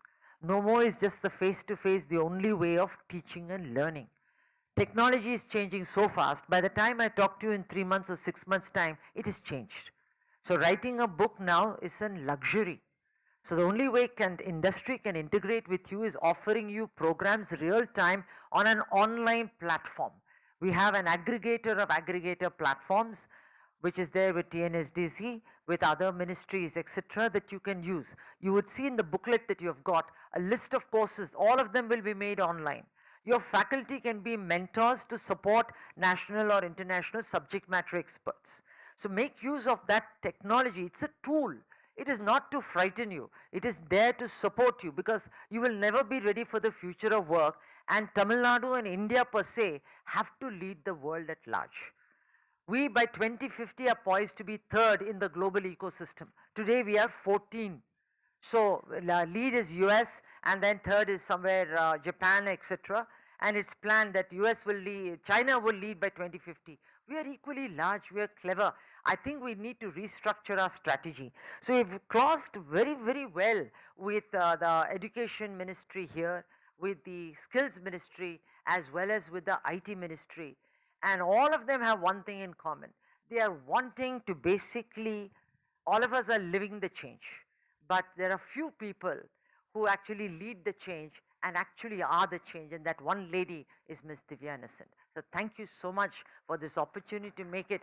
One person is making an idea into a practicality. I don't see why every one of you cannot think that you are someone like her who can actually support to make Tamil Nadu the Nal Mudalvan state. Please, thank you.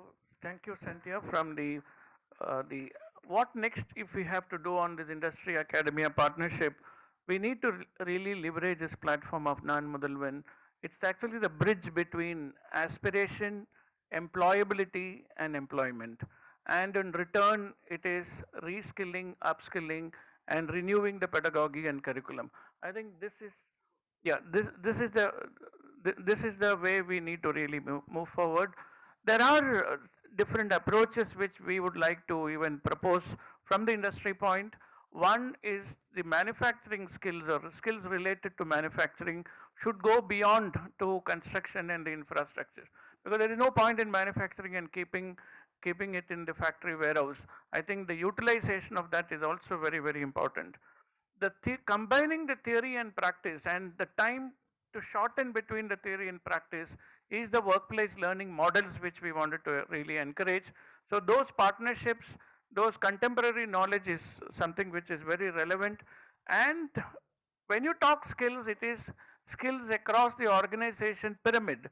And we cannot have a bloating one section, we need to have it across. And those opportunities are today visible through various training partners here and skill partners. The one point which I would like to emphasize, since all the faculty members and the academia here, is don't penalize the faculty, you incentivize the faculty. The method of incentivizing the faculty should not be just the number of placements.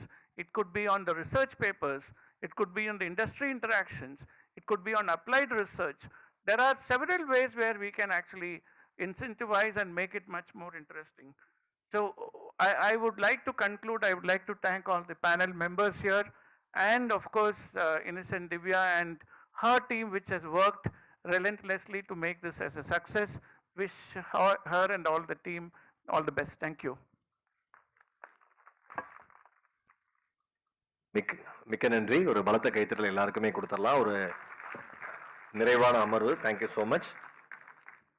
இந்த சிறப்பு அமர்வில் பங்கு கொண்ட அனைவருக்கும் சிறப்பு பரிசு வழங்கப்படுகிறது. தமிழ்நாடு திறன் மேம்பாட்டுக் கழக மேலாண் இயக்குநர் திருமிகு இன்னசென்ட் திவ்யா IAS சிறப்பு பரிசினை வழங்கி வருகிறார்கள்.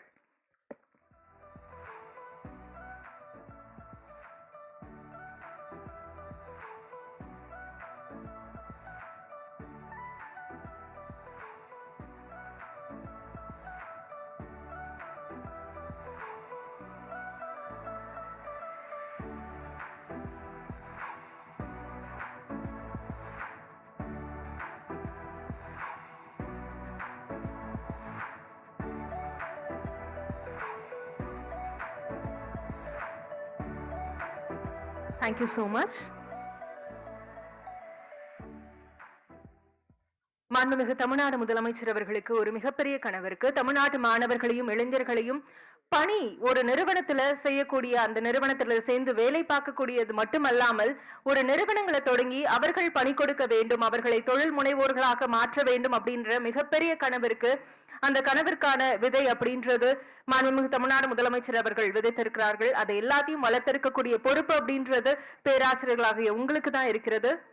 நிச்சயமா. ஏன்னா ஒரு மாணவன் இருக்கிற திறமை வகுப்பறையில தான் தெரியும். அவங்க தாய் தந்தையை தாண்டி கல்லூரிகளும் பள்ளிகளும் தான் அடையாளம் காணுது இல்லையா? நிச்சயமா.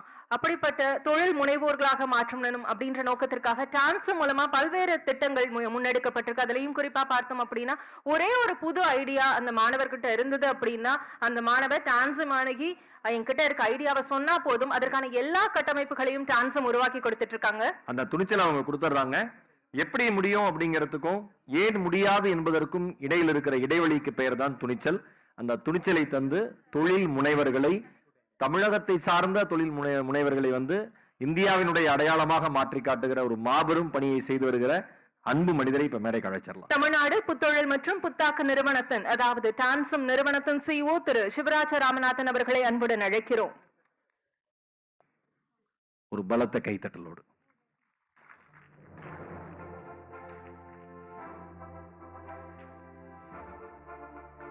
ரொம்ப வெற்றிகரமா இப்ப வந்து ஸ்டார்ட் அப் டேனோட ஃபங்க்ஷனை சார் நடத்தி முடிச்சிருக்காங்க. அதுக்காகவும் ஒரு பலத்த கைத்தட்டல் நாம கொடுத்துடலாம்னு நினைக்கிறேன்.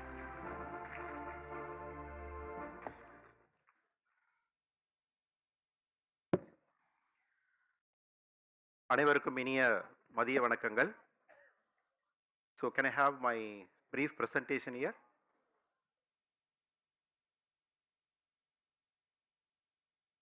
Yeah. So ரொம்ப சுருக்கமா முடிந்தவரை ஒரு 10 நிமிடங்கள் 12 நிமிடங்களுக்குள்ள வந்து இப்போ இந்த என்ன அறிமுகப்படுத்தும் போது காம்பியர்ஸ் சொன்னாங்க நம்ம ஸ்கில் டெவலப்மெண்ட் பற்றி நம்ம இன்னைக்கு ஃபுல்லாக நீங்கள் பேசிகிட்டு இருக்கிறீங்க. இதில் வந்து ஆண்டர்பிரினர்ஷிப் ஸ்டார்ட் அப்ஸ் இதை பற்றியும் நம்ம கொஞ்சம் பேசணும் அப்படிங்கிறது வந்து ஒரு முக்கியமான ஒரு விஷயமா படுது. ஏன் முக்கியமான விஷயமா படுது அப்படிங்கிற ஒரு 2 விஷயம் பொதுவாக வந்து பார்த்தீங்கன்னா இந்த பிளானிங்கில் அல்லது ஸ்ட்ராட்டஜியில் வந்து இந்த why what why how when who where அப்படிலாம் பார்ப்போம். அதில் வந்து 2 விஷயத்தை நம்ம எடுத்துப்போம், ஒய் ஹவு அப்படின்னு. அதுலேயும் வந்து நான் இன்னைக்கு நேரம் கருதி உங்கள்கிட்ட பேச போகிறது வந்து இந்த ஒய் அப்படிங்கிற ஒரு பார்ட்டை மட்டும்தான். ஹவு அப்படிங்கிறது ரொம்ப சப்ஜெக்டிவ். ஸோ இப்போ நீங்கள் நிறைய இன்ஸ்டியூஷன்லேருந்து வந்திருக்கும் போது அந்தந்த இன்ஸ்டியூஷனில் எப்படி வந்து அதை எடுத்துக்கிறீங்க அப்படிங்கிறது தான், எடுத்து எப்படி வந்து அதை இம்ப்ளிமெண்ட் பண்ணுறீங்க அப்படிங்கிறத பொறுத்து தான் அதனுடைய சக்ஸஸ் இருக்க போகுது.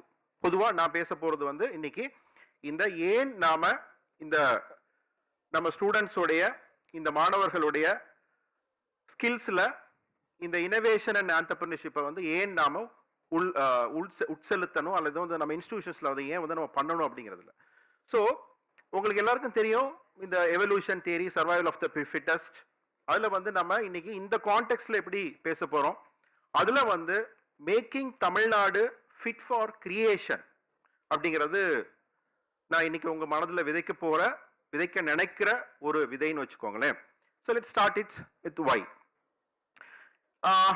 உங்க இன்ஸ்டிடியூஷன்ஸ்ல நான் பேச போற பொருள் வந்து 2-5% ஸ்டூடெண்ட்ஸை வந்து நீங்க வந்து ரீச் அவுட் பண்ணீங்கன்னா போதும். இது வந்து நம்ம இன்னைக்கு முழு நாளும் பேசின மாதிரி அத்தனை பேருக்குமான ஒரு ப்ரோக்ராம் அல்லது ஒரு இன்டென்ஷன் கிடையாது. 2 to 5% ஸ்டூடெண்ட்ஸை வந்து நாம இந்த இனோவேஷன் அண்ட் ஆண்டர்பிரினர்ஷிப் பத்தி நீங்க வந்து டச் பண்ணா போதும் அப்படிங்கிறதா முக்கியமான ஒரு விஷயம். Next slide please. Ya, so கொஞ்சம் வந்து நம்ம ஹியூமன் எவல்யூஷனை பார்க்கலாம். ஏன்னா நான் வந்து முதல்ல சொல்லிட்டேன், என்னுடைய நோக்கம் வந்து ஏன் இந்த இனோவேஷன் அண்ட் ஆண்டர்பிரினர்ஷிப் பற்றி இப்போ நம்ம பேசுகிறோம், அதை ஏன் நீங்கள் காலேஜில் எடுத்துகிட்டு போகணும், ஏன் ரொம்ப அக்ரெசிவாக எடுத்துகிட்டு போகணும் அப்படிங்கிறது தான். அந்த ஏன் அப்படிங்கிற அந்த விஷயம் வந்து நம்ம மனசில் ஆழமாக பதிஞ்சிருந்ததுன்னா அதுக்கப்புறம் அது எப்படிங்கிறத வந்து நாம் வந்து ரொம்ப சுலபமாக செய்யக்கூடிய வாய்ப்பு இருக்குது. ஸோ ஹியூமன் எவல்யூஷன் எடுத்தீங்கன்னா மனித குல வரலாற்றை நீங்கள் எடுத்து பார்க்கும்போது 3 விதமான புரட்சிகள் நடந்ததா சொல்றாங்க. There are 3 revolution, major revolution in the history of humankind. ஒன்று வந்து காக்னிட்டிவ் ரெவல்யூஷன். எல்லாமே காக்னிட்டிவ் ரெவல்யூஷன் ஒட்டி தான் வரும். அது காக்னிட்டிவ் ரெவல்யூஷன்ங்கிறது நீங்கள் எல்லாம் வெல் லேர்ன்ட் பீப்புள்.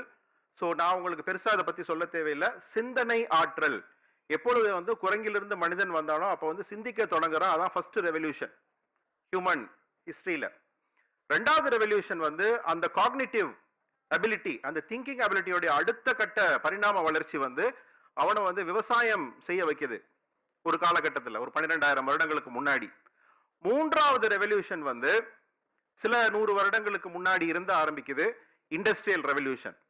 நான் ஏன் இதை பத்தி சொல்றேன், என்னுடைய டாபிக்குக்கும் இதுக்கும் என்ன தொடர்பு அப்படிங்கிறத நீங்க என்னுடைய உரை முடியும் போது நீங்க உணர்ந்துக்குவீங்க. அதை எப்படி வந்து நாம டிரான்ஸ்லேட் பண்றோம் அப்படிங்கிறது தான் ரொம்ப முக்கியம். ஸோ இந்த 3 தான் வந்து இன்னைக்கு மனித குலம் தோன்றிய முதல் நாளிலிருந்து இன்று வரை நடந்த மாபெரும் புரட்சிகள் அப்படின்ற இதான் சொல்றாங்க. Next slide. ஸோ இதுல இந்த 3வது மட்டும் பார்ப்போம், இந்த இண்டஸ்ட்ரியல் ரெவல்யூஷன். இந்த இண்டஸ்ட்ரியல் ரெவல்யூஷன் அப்படின்னு போகும்போது இப்போ இண்டஸ்ட்ரி இப்போ 4.0 அப்படின்னு பேசுறோம். அப்ப இண்டஸ்ட்ரி 3.0 என்ன, இண்டஸ்ட்ரி 2.0 என்ன, இண்டஸ்ட்ரி 1.0 என்ன அப்படிலாம் பார்த்தீங்கன்னா ஒரு குயிக்கா ஒரு சின்ன ஒரு எக்ஸ்பீரியன்ஸை நான் உங்கள்கிட்ட ஷேர் பண்றேன். நிறைய பேர் வெளியூர்ல இருந்து வந்திருப்பீங்க. நீங்க ஒரு மதுரையில இருந்து வந்திருக்கிறீங்கன்னு வச்சுப்போம்.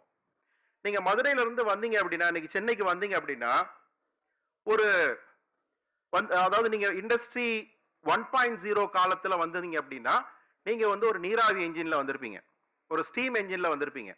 ஸோ அதுதான் அந்த ஃபர்ஸ்ட் 1.0. இதே 2.0 காலகட்டத்தில் இது காலகட்டத்தில் ஒரு பிரிவு இல்லை, இது எல்லாமே ஒரு பரிணாம வளர்ச்சி. 2.0 வரும்போது 1.0வும் இருக்கும், 3.0 வரும்போது 2.0வும் இருக்கும்.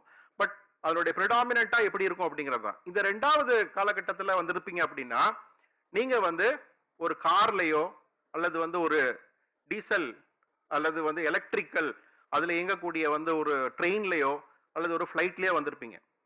இதே இந்த டிஜிட்டல் ரெவல்யூஷன் 3.0ல வந்திருந்தீங்க அப்படின்னா, அதே காரோ அதே ட்ரெயினோ ஃபிளைட்டோ இதுல வந்திருப்பீங்க. மேபி ஒரு பெட்டர் ஏர்கிராஃப்ட்ல வந்திருப்பீங்க. புக்கிங் மொபைல்ல பண்ணிருப்பீங்க. உங்களுடைய கார் வீட்டில இருந்து ஸ்டேஷனுக்கோ அல்லது ஏர்போர்ட்டுக்கோ போறதுக்கு அதுக்குண்டான புக்கிங் டிக்கெட்டு இதெல்லாம் மொபைல்ல பண்ணிருப்பீங்க. இ காமர்ஸ்ல ஏதாவது சாப்பாடு ஆர்டர் பண்ணிருப்பீங்க. வர்ற வழியில சாட் பண்ணிட்டு வந்திருப்பீங்க, மெயில் பண்ணிருப்பீங்க. இந்த எனேபிளிங் தான். ஸோ இந்த 2.0 3.0 இது ரெண்டுக்கும் பெரிய பெரிய ஒரு மிகப்பெரிய புரட்சிகரமான மாற்றங்கள் இல்லை. 3.0ங்கிறது ஒரு ரெவல்யூஷன் தான். இதே 4.0ல நீங்க இதே மதுரையில இருந்து சென்னைக்கு வந்திருக்கிறீங்க அப்படின்னா, ரெண்டு விதமா வரலாம். அதே கார்ல வரலாம், ஆனா அந்த கார்ல டிரைவர் இருக்க மாட்டார். நீங்க எங்க போகணும், எங்க ஸ்டே பண்ணணும், எந்த இடத்துல நிறுத்தணும், எங்க சாப்பிடணும், இது எல்லாமே அந்த காரே பார்த்துக்கிறோம். அல்லது அந்த காரே கூட தேவையில்லை உங்களுக்கு. AR/VR மூலமா நீங்க மதுரையில இருந்துகிட்டே இங்க பேசலாம், இங்க பார்ட்டிசிபேட் பண்ணலாம். இது AI ரெவல்யூஷன் சொல்லக்கூடிய 4.0. ஸோ இது ஒரு சின்ன ஒரு பயண அனுபவத்திலே இந்த மாற்றங்கள் நடக்குது. சரிங்களா? ஸோ இது ஏன் நான் இங்க சொல்றேன் அப்படின்னு பார்க்கும்போது, இதை நீங்க நம்ம உள்வாங்கிட்டு அதெல்லாம் உங்களுக்கு எதுவுமே புதுசு கிடையாது. ஆனா இதை நாம ஒரு கோர்வையாவோ ஒரு தொகுப்பாவோ சிந்திக்கிறது இல்லை, குறிப்பா அகாடமிஷியன்ஸ். அதை சிந்திக்கும் போது நாம நம்ம பசங்களுக்கு என்ன மாதிரியான ஒரு சூழலை கொடுக்கணும் அப்படிங்கிற ஒரு தெளிவான ஒரு திட்டம் நமக்கு வரும். ஸோ இப்போ இந்த பிகினிங் இந்த ஃபர்ஸ்ட் அப்படிங்கிறது பாத்தீங்கன்னா இண்டஸ்ட்ரியல் ரெவல்யூஷன் 1 அப்பதான் ஒரு ரெவல்யூஷன் உங்களுக்கு ஆரம்பிக்குது, இண்டஸ்ட்ரியல் ரெவல்யூஷன் ஆரம்பிக்குது. இது எல்லாமே கிட்டத்தட்ட இந்த 1900ஸ்ல வந்ததுதான். மோஸ்ட்லி 1800ஸ்ல ஆரம்பிச்சா கூட, ஆனால் 1900ஸ்லாம் இது பெரும்பாலும் வருது. ரெண்டாவது மாஸ் மேனுஃபேக்சரிங். இண்டஸ்ட்ரி 2.0ங்கிறது குறிப்பா எலக்ட்ரிக்கல் இன்டர்வென்ஷன், எலக்ட்ரிஃபிகேஷன், அதுல ஒரு மாஸ் மேனுஃபேக்சரிங் வருது. டீசல் இந்த மாதிரி பயன்பாடு, எலக்ட்ரிசிட்டி இந்த மாதிரி பயன்பாடெல்லாம் வருது. இது ஒரு காலகட்டம். கார் எல்லாம் மாசா மேனுஃபேக்சர் பண்றாங்க, மெஷின்ஸ் மாசா மேனுஃபேக்சர் பண்றாங்க. அதற்குண்டான கல்வி திட்டங்கள் ஆரம்பிக்கப்பட்டன. இப்படிதான் புது இன்ஜினியரிங் எஜுகேஷன் உருவாச்சு. அப்பதான் முதல்ல மெக்கானிக்கல், சிவில் எல்லாம் அந்த ஒரு ஃபர்ஸ்ட் உருவாக்கப்பட்ட ஒரு பொறியியல் துறைகளா இருக்க ஆரம்பிச்சது. மூணாவது கிட்டத்தட்ட 1970களுக்கு அப்புறம் வந்த டிஜிட்டல் ரெவல்யூஷன். இந்த டிஜிட்டல் ரெவல்யூஷன்ல தான் இப்போ நம்ம இன்னைக்கும் சொல்ல போனா இந்த 2.0ல தான் 80% இன்னைக்கு நம்ம வாழ்ந்துகிட்டு இருக்கோம். ஒரு 20% தான் இந்த டிஜிட்டல் ரெவல்யூஷன் நம்மளை பாதிச்சிருக்குன்னு சொல்லலாம். ஆனால் இந்த 2.0 ரெவல்யூஷனை நிறைய எனேபிள் பண்ணி இருக்குது இந்த டிஜிட்டல் ரெவல்யூஷன். டிஜிட்டல் ரெவல்யூஷன்ல மோஸ்ட்லி அப்ளிகேஷன்ஸ், இ காமர்ஸ், இந்த மாதிரி டிஜிட்டல் பிளாட்ஃபார்ம்ஸ், ஆன்லைன் புக்கிங், இது மாதிரியான விஷயங்கள் தான். என்டர்பிரைஸ் சாஃப்ட்வேர், நீங்க நம்ம பேசுற இப்ப இந்த பேனல்ல பேசுற மோஸ்ட் ஆஃப் தி திங் பாத்தீங்கன்னா இந்த டிஜிட்டல் ரெவல்யூஷன் இதை ஒட்டிய விஷயங்கள். அப்போ இது 25 வருடங்களுக்கு முன்னாடி முன்னாள் முதலமைச்சர் முத்தமிழறிஞர் கலைஞர் அவர்கள் ஆட்சி காலத்துல இங்க டைடல் பார்க் உருவாக்குனாங்க. இந்த டைடல் பார்க்ல ஒரு மிகப்பெரிய ஒரு ஐடி ஒரு வாய்ப்பு கிடைச்சது. பல மத்தியதர குடும்பங்களையும் லோவர் மிடில் கிளாஸ் குடும்பங்களையும் பொருளாதார ரீதியாக உயர்த்திச்சு. இதுவும் ஒரு காலகட்டம். அந்த டிஜிட்டல் எனேபிளிங் நடந்த காலகட்டம். இண்டஸ்ட்ரி 3.0க்கு தமிழகத்தை தயார்படுத்தியது இந்த அரசு. அதே நேரத்துல இன்னும் 25 வருஷம் கடந்து போயிருச்சு. இப்போ நாம ஏஐ ரெவல்யூஷனை நோக்கி போயிட்டு இருக்கோம். இந்த ஏஐ ரெவல்யூஷன் நோக்கி போகும்போது பாடத்திட்டங்களிலும் ஸ்கில்ஸ்லையும் நிறைய மாற்றங்கள் செய்யக்கூடிய அதே நேரம் இதனுடைய முக்கிய வாய்ப்பு அப்படிங்கறத நம்ம தவற விட்டுறக்கூடாது. வெறும் ஸ்கில்லிங், எம்ப்ளாய்மெண்ட் அது மட்டும் இல்ல. குறிப்பா இந்த டிஜிட்டல் ரெவல்யூஷன்ல அதுதான் பெருசா இருந்தது. அதுக்காக தான் நம்மளுடைய மக்கள் நிறைய பேர் யூஎஸ்ல இன்னைக்கு இருக்கிறாங்க. யூரோப்ல இருக்கிறாங்க, இங்கேயும் இருக்கிறாங்க, ஐடி கம்பெனிஸ் நிறைய வந்தது, இன்ஜினியரிங் காலேஜஸ் நிறைய வந்தது. அது ஒரு காலகட்டம். அடுத்த காலகட்டம் வந்து வெறும் தொழில் தேடுபவர்களை மட்டும் உருவாக்கக்கூடிய காலகட்டம் அல்ல. இந்த இண்டஸ்ட்ரி 4.0 நிறைய வாய்ப்புகளை எடுத்து நிறுவனங்களை உருவாக்குவதற்கான ஒரு காலகட்டம். இந்த காலகட்டத்தை புரிஞ்சுக்கிட்டு அந்த வாய்ப்பை நம்ம பசங்களுக்கு கொடுக்குறோமா இல்லையா அப்படிங்கிறது ரொம்ப முக்கியமான விஷயம். Next slide please. ஸோ இந்த மாற்றத்தினால என்ன இம்ப்ளிகேஷன் வருது, இந்த எவல்யூஷன் அதில் வந்து என்ன இம்ப்ளிகேஷன் நடக்குதுன்னு பார்த்தீங்கன்னா, நம்மளுடைய சமூக பொருளாதார அமைப்பே மாறும். இந்த இண்டஸ்ட்ரி 4.0 அப்படின்னு சொல்லக்கூடிய இந்த மாற்றத்தின் மூலமா வந்து பார்த்தீங்கன்னா எல்லாமே மாறும். டிரைவர்லெஸ் காரை நினைச்சு பாருங்க, லாயர்ஸ் தேவையில்லைங்கிறாங்க. எல்லாமே உங்களுக்கு வந்து ஒரு கேஸ் ஃபைல் பண்ணீங்கன்னா 95% வந்து கம்ப்யூட்டரே இதாயிருந்தாங்க. அப்படிங்கும் போது எந்த விதமான இது எல்லாத்துக்குமே வந்து நான் ஸ்கில் செட்டையே பேச வரல.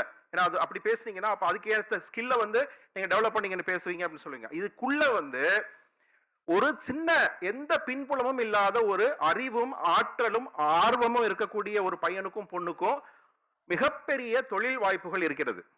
அந்த அளவுக்கு வந்து இன்னைக்கு டெக்னாலஜி ஆப்பர்ச்சுனிட்டிஸ் வந்து பறந்து இருக்கு. கொஞ்சம் வந்து அந்த புள்ளிகளை இணைக்கக்கூடிய அந்த பக்குவத்தை வந்து நம்ம சொல்லிக் கொடுக்கணும் அப்படிங்கிறத நான் இங்க சொல்ல வர்றது. ஸோ நம்மளுடைய தேவைகள் எல்லாமே மாறிக்கிட்டு வருது. இப்பவே நீங்க பார்த்துருப்பீங்க, இது இன்னும் பலமா மாறும். அந்த change in socio economical system வந்து அகாடமிஷியன்ஸ் புரிஞ்சுக்கணும்.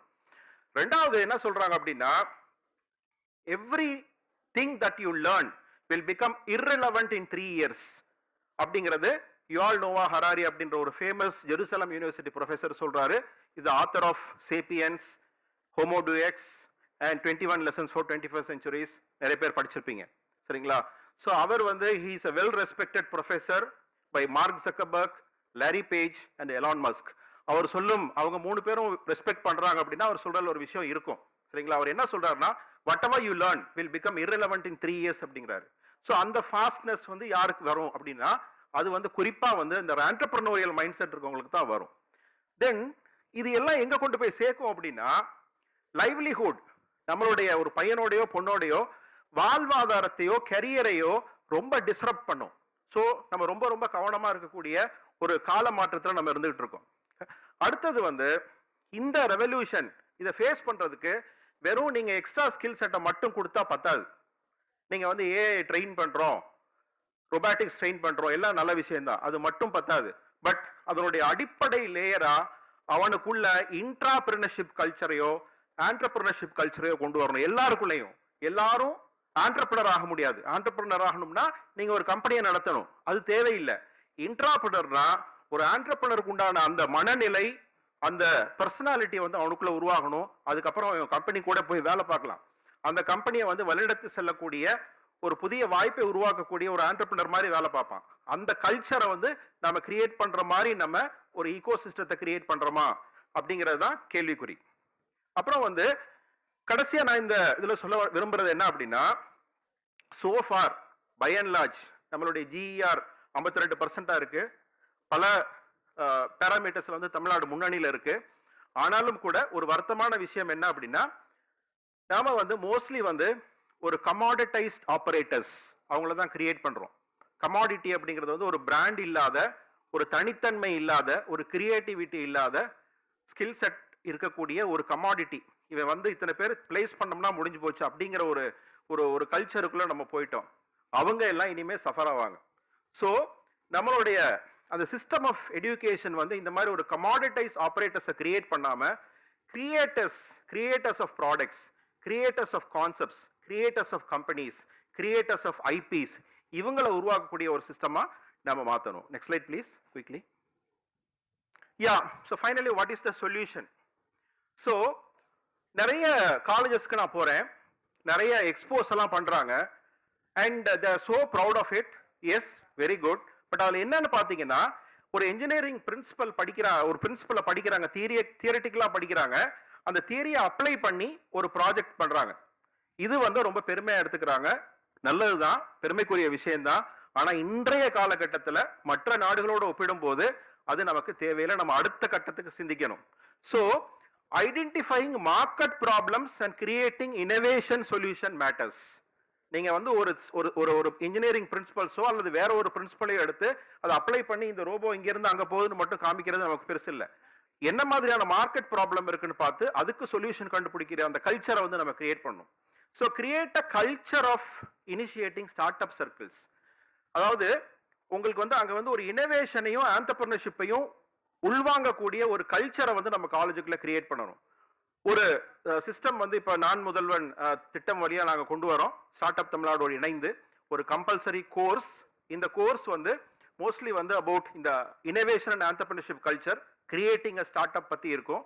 இதை வந்து ஆக்டிவா இம்ப்ளிமெண்ட் பண்றதுக்கு உங்களுடைய அனைவருடைய ஒத்துழைப்பையும் நான் இந்த தருணத்தில் கேட்டுக்கிறேன். அதற்கு start up Tamil Nadu start up and innovation மிஷனுக்கு வாய்ப்பளித்த மேடம் என்எஸ்என் திவ்யாவுக்கு இந்த நேரத்திலுடைய மனமார்ந்த நன்றிகளை தெரிவித்துக் கொள்கிறேன். ஸோ இந்த விஷயத்தை வந்து நீங்க வந்து உள்ள கொண்டு வரணுங்கிறது ஒரு தாழ்மையான வேண்டுகோள். Next slide please. So finally வந்து நான் சொன்ன இந்த விஷயம் வந்து ஏன் நாம இந்த இனோவேஷன் அண்ட் ஆண்டர்பிரினர்ஷிப்பை இங்கே கொண்டு வரணும் அப்படிங்கிறதுக்கு உண்டான ஒரு நீண்ட ஒரு ஆழமான விளக்கத்தை கொடுத்தேன். எப்படிங்கிறதுக்கு நான் பெருசா சொல்லல, சும்மா 2 பாயிண்ட் நான் டச் பண்ணிட்டு போயிட்டேன். நீங்க வந்து ஒரு கல்ச்சரை கிரியேட் பண்ணுங்க, ஒரு நிறைய ஸ்டார்ட் அப் சர்க்கிளை கிரியேட் பண்ணுங்க, ஒரு கோர்ஸை கிரியேட் பண்ணுங்க அப்படின்னு சொல்லிட்டேன். இது எப்படிங்கிறது வந்து நாங்க ரொம்ப டீப்பா ஒவ்வொரு இன்ஸ்டிடியூஷனோடையும் தனித்தனியா வேலை பார்க்கறதுக்கு வந்து நாங்க தயாரா இருக்கிறோம். ஏன்னா இந்த ஹவு பார்ட் வந்து ரொம்ப முக்கியம். நான் ஏற்கனவே ஆரம்பத்தில் சொன்ன மாதிரி அது ஒரு சப்ஜெக்டிவ் பார்ட்டு. ஒவ்வொரு இன்ஸ்டிடியூஷனுக்கும் இன்னொரு இன்ஸ்டிடியூஷனுக்கும் அது மாறுபடும். ஸோ ஒரு கல்ச்சர் கோடுங்கிறது ஒரு கோட் என்ன, ஒரு ப்ரோக்ராம் எப்படி வேலை செய்யும் அப்படிங்கிறதுக்கு உண்டான ஒரு நிரல், ஒரு தொகுப்பு, ஒரு ப்ரோக்ராம். ஒவ்வொரு இன்ஸ்டிடியூஷனும் should have a culture code. இந்த கல்ச்சர் கோட் வந்து ஒரு மார்க்கெட் ப்ராப்ளத்தை அனலைஸ் பண்ணி அதற்குண்டான சொல்யூஷன்ஸை நாம படிக்கிற விஷயத்துல இருந்து எடுத்து கொடுக்குற மாதிரி இருக்கணும். So we need to have a complete paradigm shift of thought process, not just enhancing the curriculum or enhancing the faculty skills or just enhancing another or adding another skill, a new program. No, that time is over.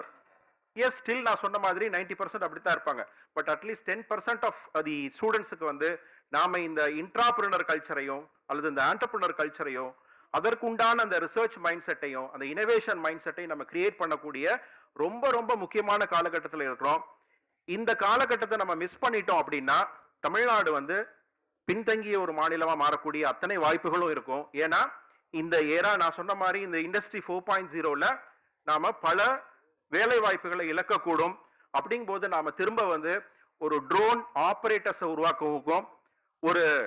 இந்த ஒரு driverless காரை வந்து தொடச்சு clean பண்ணி வைக்கிறதுக்கும் வேணா வந்து நாம நிறைய என்ஜினியரிங் ஸ்டூடெண்ட்ஸை யூஸ் பண்ணுவோமே தவிர நாம வந்து அதுக்குள்ள போய் ஒர்க் பண்ணக்கூடிய ஒரு கம்யூனிட்டி ஆஃப் ஸ்டூடெண்ட்ஸை நம்ம கிரியேட் பண்ண மாட்டோம். ஸோ அதனால வந்து அந்த கல்ச்சர் கோட் ஒவ்வொரு இன்ஸ்டிடியூஷனும் எப்படி கிரியேட் பண்றீங்க அப்படிங்கிறது வந்து ஒரு நியூ பாயிண்ட் ஆஃப் வியூ, ஒரு நியூ திங்கிங்கா இருக்கணும் அப்படிங்கிறது வந்து ரொம்ப முக்கியமான விஷயம். நான் பேசுறது வந்து ஒரு 30,000 ஃபீட்ல இருந்து நான் பேசுறேன்னு வச்சுக்கோங்க. ஏன்னா இந்த மாதிரி விஷயங்கள் வந்து ஒரு பிரீமியர் இன்ஸ்டிடியூஷன்ஸ்ல ஆல்ரெடி இருக்கும். கொஞ்சம் கொஞ்சம் மேலே போய் பார்க்கும்போது ஒரு கடைக்கோடியில் இருக்கக்கூடிய ஒரு இன்ஸ்டிடியூஷன்ல இது இருக்குமானா இருக்காது. ஸோ தமிழ்நாடு அரசு வந்து அனைவருக்கும் அனைத்துமாய் செயல்படும் ஒரு அரசு. அதனால வந்து நம்ம ஒரு காம்ப்ரிஹென்சிவ் ஈகோ சிஸ்டத்தை கிரியேட் பண்றதுக்காக பார்க்குறோம். அதுல வந்து இந்த காலகட்டத்தில் திரும்ப நான் சொல்றேன், இந்த இனோவேஷன் ட்ரிவன் ஆண்டர்பிரினர்ஷிப் அப்படிங்கிறது ஸ்டூடெண்ட்ஸ்க்கு ரொம்ப ரொம்ப முக்கியமான ஒரு விஷயம். Final slide. ஸோ இது வந்து நாம கண்டிப்பா செயல்பட வேண்டிய ஒரு காலகட்டத்தில் இருக்கோம். ஏன்னா இந்த டைம் வந்து ரொம்ப ரொம்ப முக்கியமான டைம். இந்த டைமை நம்ம விட்டுட்டோம் அப்படின்னா ரொம்ப அது கஷ்டமான ஒரு சூழலுக்கு போயிடும். ஏன்னா இன்னைக்கு வந்து அவ்வளோ முக்கியமான விஷயங்கள் நடந்துகிட்டு இருக்கு. இது எல்லாத்துலேயுமே வந்து நாம ஆப்ரேட்டர்ஸாவே நம்ம கிரியேட் பண்ணிட்டு இருக்கோம். அது ஒரு இடத்துல நம்ம ஸ்டாப் பண்ணி நாம வந்து கிரியேட்டர்ஸ் ஆகும், அதை வந்து நிறைய பாயிண்ட்ஸை கனெக்ட் பண்ணக்கூடிய இனோவேட்டர்ஸாகவும் கிரியேட் பண்ணணும். அதற்கு வந்து Tamil Nadu start up and innovation mission வந்து ரொம்ப க்ளோஸா நான் முதல்வன் திட்டத்தோட நாங்கள் ஒர்க் பண்றோம். நேரடியாக எல்லா இன்ஸ்டிடியூஷன் கூடயும் ஒர்க் பண்றதுக்கு தயாரா இருக்கிறோம். So the government of Tamil Nadu is willing to work with each and every institution. It is up to you to start acting fast. Thank you so much for the opportunity. Thank you.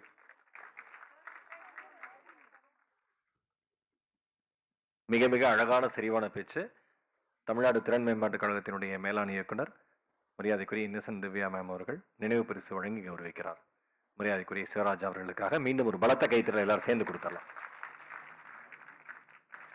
ரொம்ப ரொம்ப அழகா சொன்னார். எல்லா தொழில் முனைவர்களாக எல்லாரும் ஆக முடியினாலும் தொழில் முனைவர் ஆகிறதுக்குரிய தகுதி எல்லாருக்குள்ளே இருக்கணும்னாரு. அது உண்மையும் கூட. எல்லாரும் வளர்றப்ப அப்படிதான் இருந்தோம். போக போக தான் காலத்தினுடைய சூழல் நம்மளை மாற்றிடுது. மறுபடியும் பழைய நிலைமைக்கே நம்ம போகக்கூடிய கட்டாயத்திற்கு தள்ளப்பட்டிருக்கிறோங்கிறத ரொம்ப அழகாக சொன்னார். நிச்சயமா இந்த இடத்துல இன்னொரு முக்கியமான விஷயமும் நாம பதிவு பண்ணி ஆகணும் அப்படின்னு நினைக்கிறோம். இன்னைக்கு காலையில மாண்புமிகு தமிழ்நாடு முதலமைச்சர் அவர்களால் தொடங்கி வைக்கப்பட்ட இந்த நான் முதல்வன் இணையதளம் எவ்வளவு பேர் பார்த்திருப்பாங்க அப்படின்னு நீங்க நினைக்கிறீங்க? கிட்டத்தட்ட 500,000 மில்லியன் வியூஸ் போயிருக்கு இணையதளத்துக்கு. மிகப்பெரிய விஷயம். ஏன்னா ஒரு நல்ல விஷயத்தை எவ்வளவு பேர் தேடுறாங்க, அது தொடர்பா ஃபாலோ பண்றாங்க அப்படிங்கிறது வந்து பின்பற்றுகிறார்கள் என்பது வந்து மிகச்சிறந்த விஷயம். அதனால மீண்டும் ஒரு அரங்கம் நிறைந்த கைத்தட்டல் எல்லாரும் சத்தமா கொடுத்துடலாமா? ஏன்னா நீங்க சத்தமா கொடுக்குற கைத்தட்டல் வந்து பக்கத்துல இருக்கிறவங்களுக்கு உதவி பண்ணும். புரிஞ்சவங்க சிரிக்கிறீங்க, நன்றி. ஏன்னா நிறைய பேர் பாக்குறேன், நீங்க அந்த திட்டத்துக்குள்ள மூழ்கிட்டீங்க, வேற ஒண்ணும் இல்லை. அதுக்காக தான். இப்ப அடுத்துதான் வந்து ஒரு அருமையான ஒரு செஷன் இருக்கு. மொழியாற்றலையும் திறன்களையும் வளர்த்துக் கொள்வதன் மூலமாக வேலை வாய்ப்பை வந்து எப்படி பெருக்கிக் கொள்ளலாம் என்பதற்காக elevating employability with language and professional skills, அது சம்பந்தமான ஒரு பேனல் டிஸ்கஷன். அந்த மெம்பர்ஸை கூப்பிடுறதுக்கு முன்னாடி மிக மிக மிக தாழ்மையான ஒரு அன்பான வேண்டுகோள், நேரத்தினுடைய அருமை கருதி மொத்தமா ஒரு 15 நிமிடத்திற்குள் நீங்க அந்த பேனல் டிஸ்கஷனை முடிக்குமாறு தாழ்மையுடன் கேட்டுக்கொள்கிறோம். இந்த சிறப்பு அமரோடைய ஒருங்கிணைப்பாளர் திரு சுகுமார் ராஜகோபால், ஃபவுண்டர் மற்றும் CEO Tiny Magic, Thirumigu Radha Varadarajan Mahindra Pride அவர்களை அன்புடன் அழைக்கிறோம். திரு ஸ்ரீராம், சிபிஓ ஹிந்துஸ்டர், Thiru Arun Rajaman, MD Cambridge South Asia அவர்களையும் அன்புடன் அழைக்கிறோம்.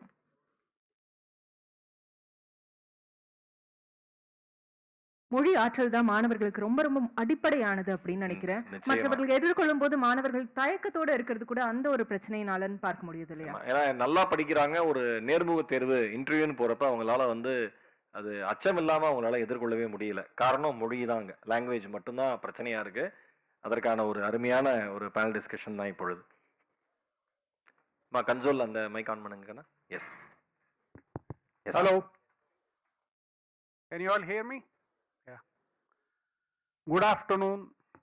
வாய்ப்பளித்ததுக்கு ரொம்ப நன்றி. ஸோ என்னோட முதல் கேள்வியை வந்து உங்களுக்கு கேட்குறேன். நான் வந்து 1988 காலேஜ் முடிச்சுட்டு எம்ப்ளாய்மெண்ட் ஜாயின் பண்ணும்போது என்னால் ஒரு சென்டென்ஸ் இங்கிலீஷில் ஃபுல்லாக பேச முடியல. என்னோட சூப்பர்வைசர் வந்து என்னை ரொம்ப கடுமையாக சொன்னார், இதை நீ கற்றுக்கலைன்னா நீ எங்கேயும் போக மாட்டே, ஒழுங்காக பேசு அப்படின்னு சொன்னார். இப்போது 2022லேயும் அதே பற்றி எம்ப்ளாய்மெண்ட் கேப், லாங்குவேஜ் ஸ்கில்ஸ் இதை பற்றி பேசிகிட்டு இருக்கோம். இது ஏன் இவ்வளோ பெரிய ப்ராப்ளமாக இருக்குது அப்படிங்கிற கேள்வி எல்லாருக்கும் கேட்குறேன். அதுக்கப்புறம் நான் வந்து இன்னொன்று என்ன அப்சர்வ் பண்ணேன்னா, மெடிக்கல் காலேஜ்லேருந்து வர டாக்டர்லாம் நீங்கள்லாம் டாக்டர் ஆக முடியாதுன்னு யாரும் சொல்கிறது இல்லை, லாயரை வந்து ஆக முடியாதுன்னு சொல்கிறது இல்லை. பட் இந்த மற்ற யூனிவர்சிட்டி மற்ற கோர்சஸ் எம்ப்ளாய்மெண்ட்டில் மட்டும் இந்த ப்ராப்ளம் ஏன் பெருசாக வருது? Why is this such a big problem for such a long time, and what can we do about it? So this is the question. I'll request the eminent panelists to answer this.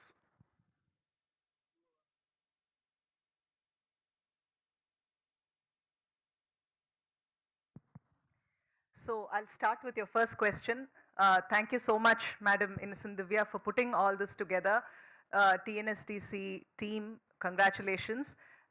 நிறைய ஸ்டேட்டுக்கு போய் இந்த மாதிரி MOUலாம் sign பண்ணியிருக்கோம். And I have yearned for Tamil Nadu to also bring all the skill development under one overarching umbrella. Today it seems to have been done under Nan Mudalvan. Thank you so much. So I'll pick up with the first question. Language skills in vachikalam adha English lingua franca, and then there is local language, Tamil, or any language that makes you get through with the communication is very important. Why is it important? I think that is common knowledge, but articulate pannradhukku nammaloda, whatever students are thinking, or a new professional, when they come to a new environment, pechu thirama illana, they'll not be able to go through, which is I think why your professor basically said that is important. இப்ப நிறைய problem நம்ம பார்க்கறது பசங்க they are not confident. Soft skills நம்ம அதை ஒரு மாதிரி ஒரு பாக்ஸில் போட்டுடுறோம். But soft skills is actually core skill. Technology மாறிக்கிட்டே இருக்கும். there is so much innovation happening. ஒரு full list நம்ம டெக்னாலஜி பேனலில் everybody shared. But imagine அந்த technological skills இருந்து, if you don't have the soft skills, language skills, to be able to talk about it, to be able to work collaboratively in a team, இதெல்லாம் இல்லைனா then it is not useful, or அவங்களோட full potential அவங்க reach பண்ண முடியறதில்ல. That is the first answer. The second, I feel doctors, lawyers, இவங்க எல்லாருக்குமே ஒரு entrance testo illa there is an entry barrier into profession. அதுக்கு one of the tests seems to be a verbal ability, or there is an entry barrier, whereas for all the other colleges, other arts and science, commerce, இந்த மாதிரி இருக்க collegesக்கு professionsக்கு இருக்கிறது இல்ல usually. That is one point. Also, there is this mass recruitment that happens in all the other industries, and இதனுடைய கரிக்குலமோ இல்லை என்ன தேவைங்கிறது பெருசா பேசப்படுறது இல்லை. டாக்டர்ஸ்க்கு இது வேணும்னு ஒரு ஃப்ரேம் ஒர்க் இருக்கு, there is a body that designs it, lawyerஸ்க்கு இருக்கு, whereas when you talk about generally people joining other industries in the mass recruitment space, this kind of framework does not exist. I believe these probably will get addressed in the way that we take forward some of these initiatives of reskilling and upskilling. Thank you, ma'am. That's excellent. Yeah, a couple of interesting things that I noticed. In one of the earlier panels, they had said that every job is now a tech job, right? A doctor needs to know technology, a lawyer needs to know technology. So can you imagine every job is a tech job, then definitely every job is also a communication job, right? Communication comes first even before that technology, and we're seeing this. At STEP, we have trained doctors in English language proficiency, we have trained lawyers, we have trained, I think I was mentioning earlier, policemen, because every one of these jobs, we don't think of police as a job which requires advanced English skills, but what is happening today, policemen are having to write reports.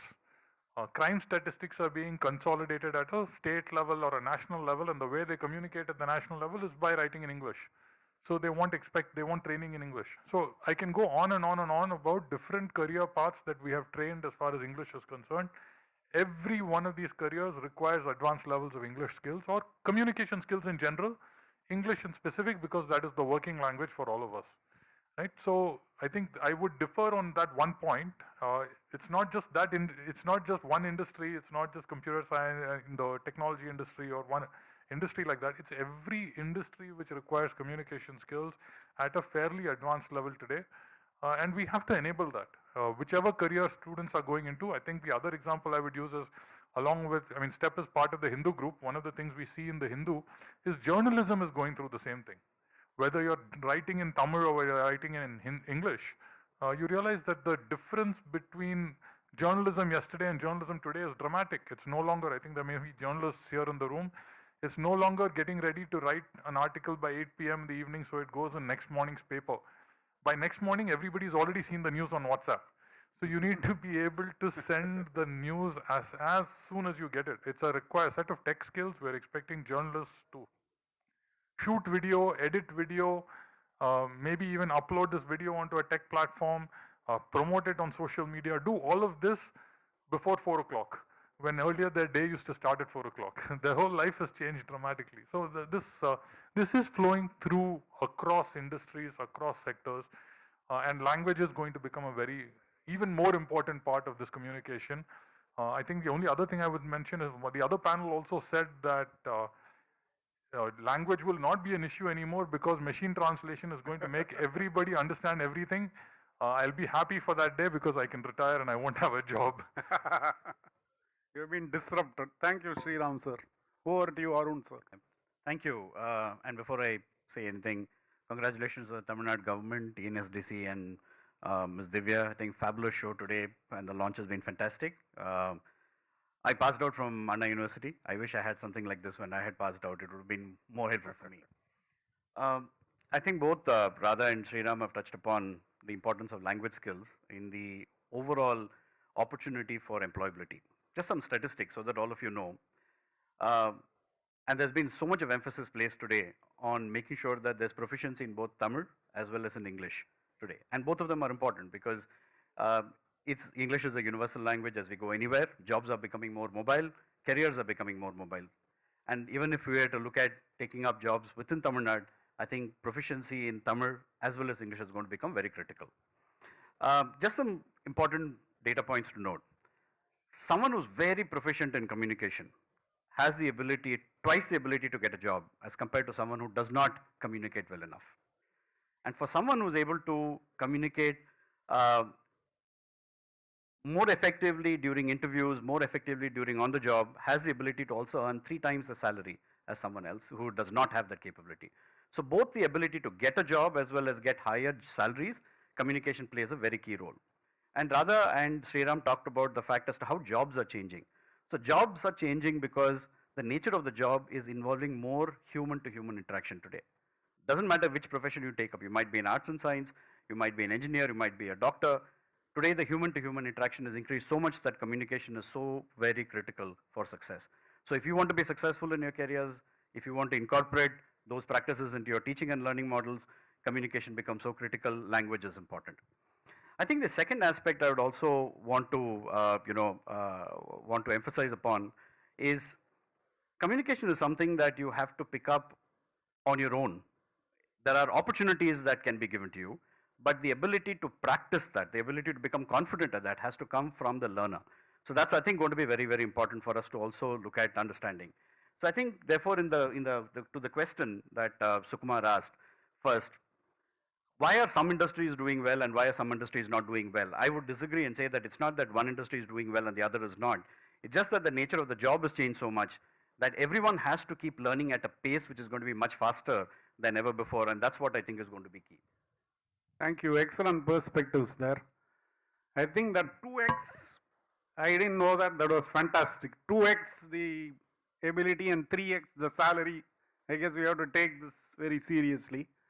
I wanted to touch upon, we have only about 7 minutes right now. I want to touch upon one thing Sivaraja sir said in his presentation. I had already prepared for that. While we are discussing about this communication skill gap, now companies are starting to expect what Sivaraja sir is saying. Innovation, creativity, curiosity, empathy. There is this notion of a 21st century mindsets and skill sets. So while we are doing this, people are expecting to do this also. So I would like the eminent panelists, please spend just 1 or 2 minutes explaining what we could do better. How do we fit it into the curriculums we already have, that type of thing. Thank you. That's a very interesting question. Actually, just 2 perspectives here. One is, ipa udane enna panna mudiyum, right? There is policy, there is capacity building, faculty development program, adella varum. But before that, what is it that we can immediately do is each one of you here in the audience, who is a principal or anybody who can make this change in your institution, can infuse enthusiasm and, turn the learning environment a little bit better for students to start embarking upon this journey of picking up romba basic human, characteristics da 21st century skills. It is not something that, we have this fashion cycle, jargons keep changing. But imagine what is, at the end of the day, education is really to inspire students, right? They pick up curiosity, critical thinking ability, problem solving. Idella the purpose of education, right? Employability is a very narrow parameter. That is, it keeps changing and it is something that is as an outcome eventually. But the journey itself actually is about these very critical aspects that we're talking about and putting them under this, box called 21st century skills.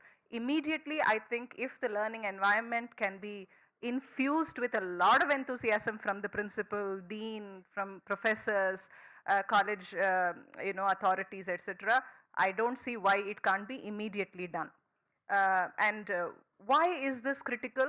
Because for anything else to become possible, which is, one is employment, confidence is so, the key.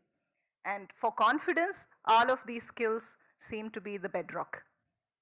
Thank you, ma'am. ரொம்ப நல்லா சொன்னீங்க. Basic human skills are again to the fore. I'll request Arun sir to speak next and then we'll go to Sriram. Sure. So, first of all, there are three things that we need to understand. One, learning never stops, and more so now because skills are so dynamic and they're becoming obsolete once every 2 or 3 years. I think the previous speaker just shared that. So if skills are so dynamic and if I have to remain competitive even after getting the first job, it is important for us to be continuous learners. So curiosity therefore is two-pronged. One, there is curiosity that has to be taken up by the learner. Unless we take ownership of our learning, unless we take ownership of our skill building, we will not be able to become proficient in what we do, and we can't also be relevant in what we do. The second, I think, most important aspect is no matter how many cycles of curriculum revision we do, it is going to be impossible for either governments or for institutions to constantly keep giving opportunities for people to learn, which is most current, because the skills, so much of change that is happening. All we can do is with the models that are emerging now with credit-based learning and give a wide basket of opportunities for people to learn, but give them the coaching and the counseling that is required for them to identify what are those interdisciplinary courses that will be relevant for them to learn in order to become better professionals in whichever sphere they choose to pursue. So for doing that, it is important that we actually create models by which logical interdisciplinary courses can be put together for learners to decipher what is it that would make sense for them. So I think curiosity from the other perspective is really going to come from enabling also the teachers to spark that within students. Since I come from a language proficiency background, I would say that when you learn English, you can't learn English like the way we learn any other subject like math or science. This is a subject where the teacher has such an important role to play in sparking that curiosity and ensuring that people are able to understand, empathize with what is being taught. Only then this will become useful. So I think there's a role that the learner needs to play, there's a role that the institution and the teacher needs to play, but I think the net is that it has to spark, it has to come from a perspective of continuous learning. Yeah, thank you, sir. That's great perspective. Yeah, I think you've touched upon this points of interdisciplinary skills and what needs to be done right now. I think language as a skill is inherently experiential. You have to experience it, you have to produce language, that's how you learn. This is how other creative skills also are developed. So I think the idea of interdisciplinary context, creating different environments where students can go and participate in this, I think all of this is actually known to most of our teaching faculty. I think they understand these problems very well. The challenge is what can we actually do about them. Teacher training is one example. It's getting teachers or professors to do different things in the classroom.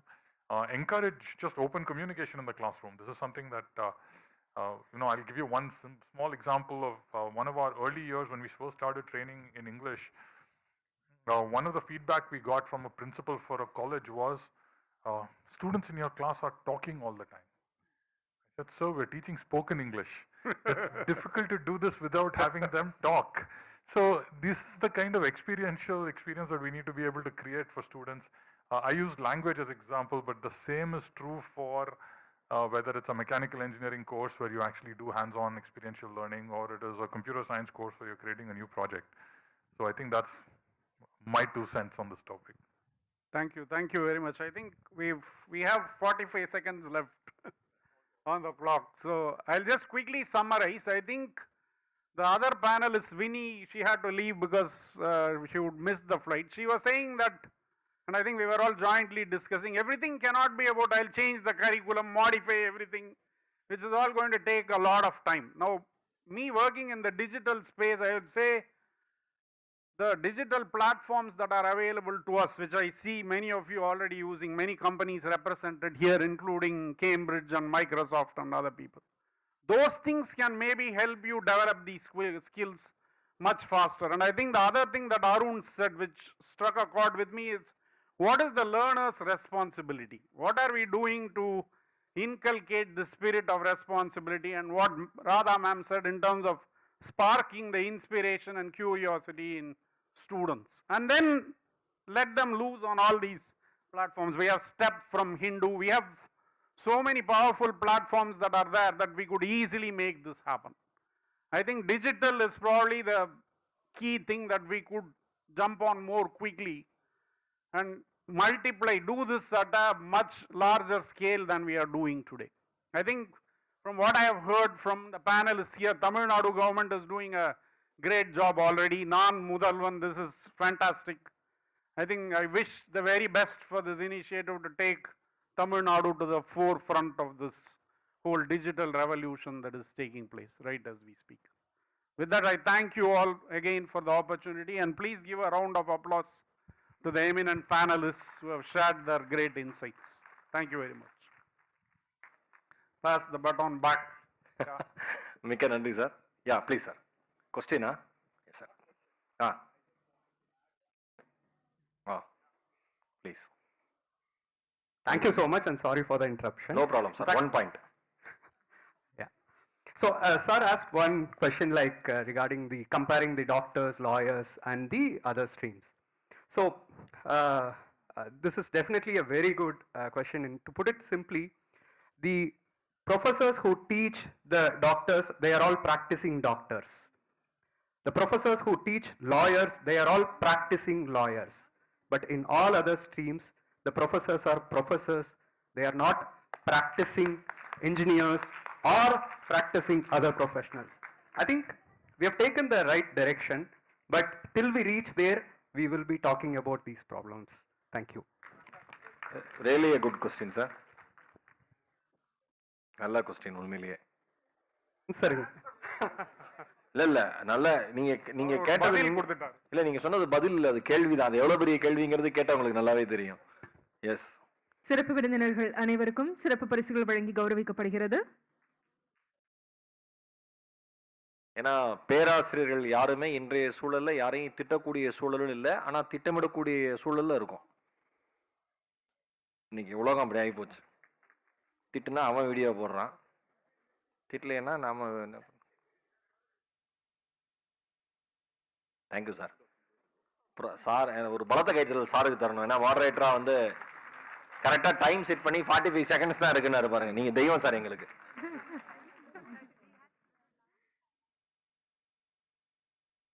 அவ்வளவா மரியாதைக்குரிய அன்பு சகோதரர் சிவராஜா அவர்கள் சொன்னது குறிப்பிட்ட அவங்க போன செஷன்ல பேசினாங்க. நானும் மறுபடியும் சிவராஜா சார் தான் மேற்கொள்ள எடுத்துக்கணும்னு நினைக்கிறேன்.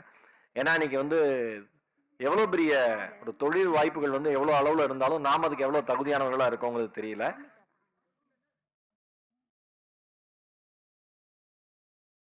சரி மேம்.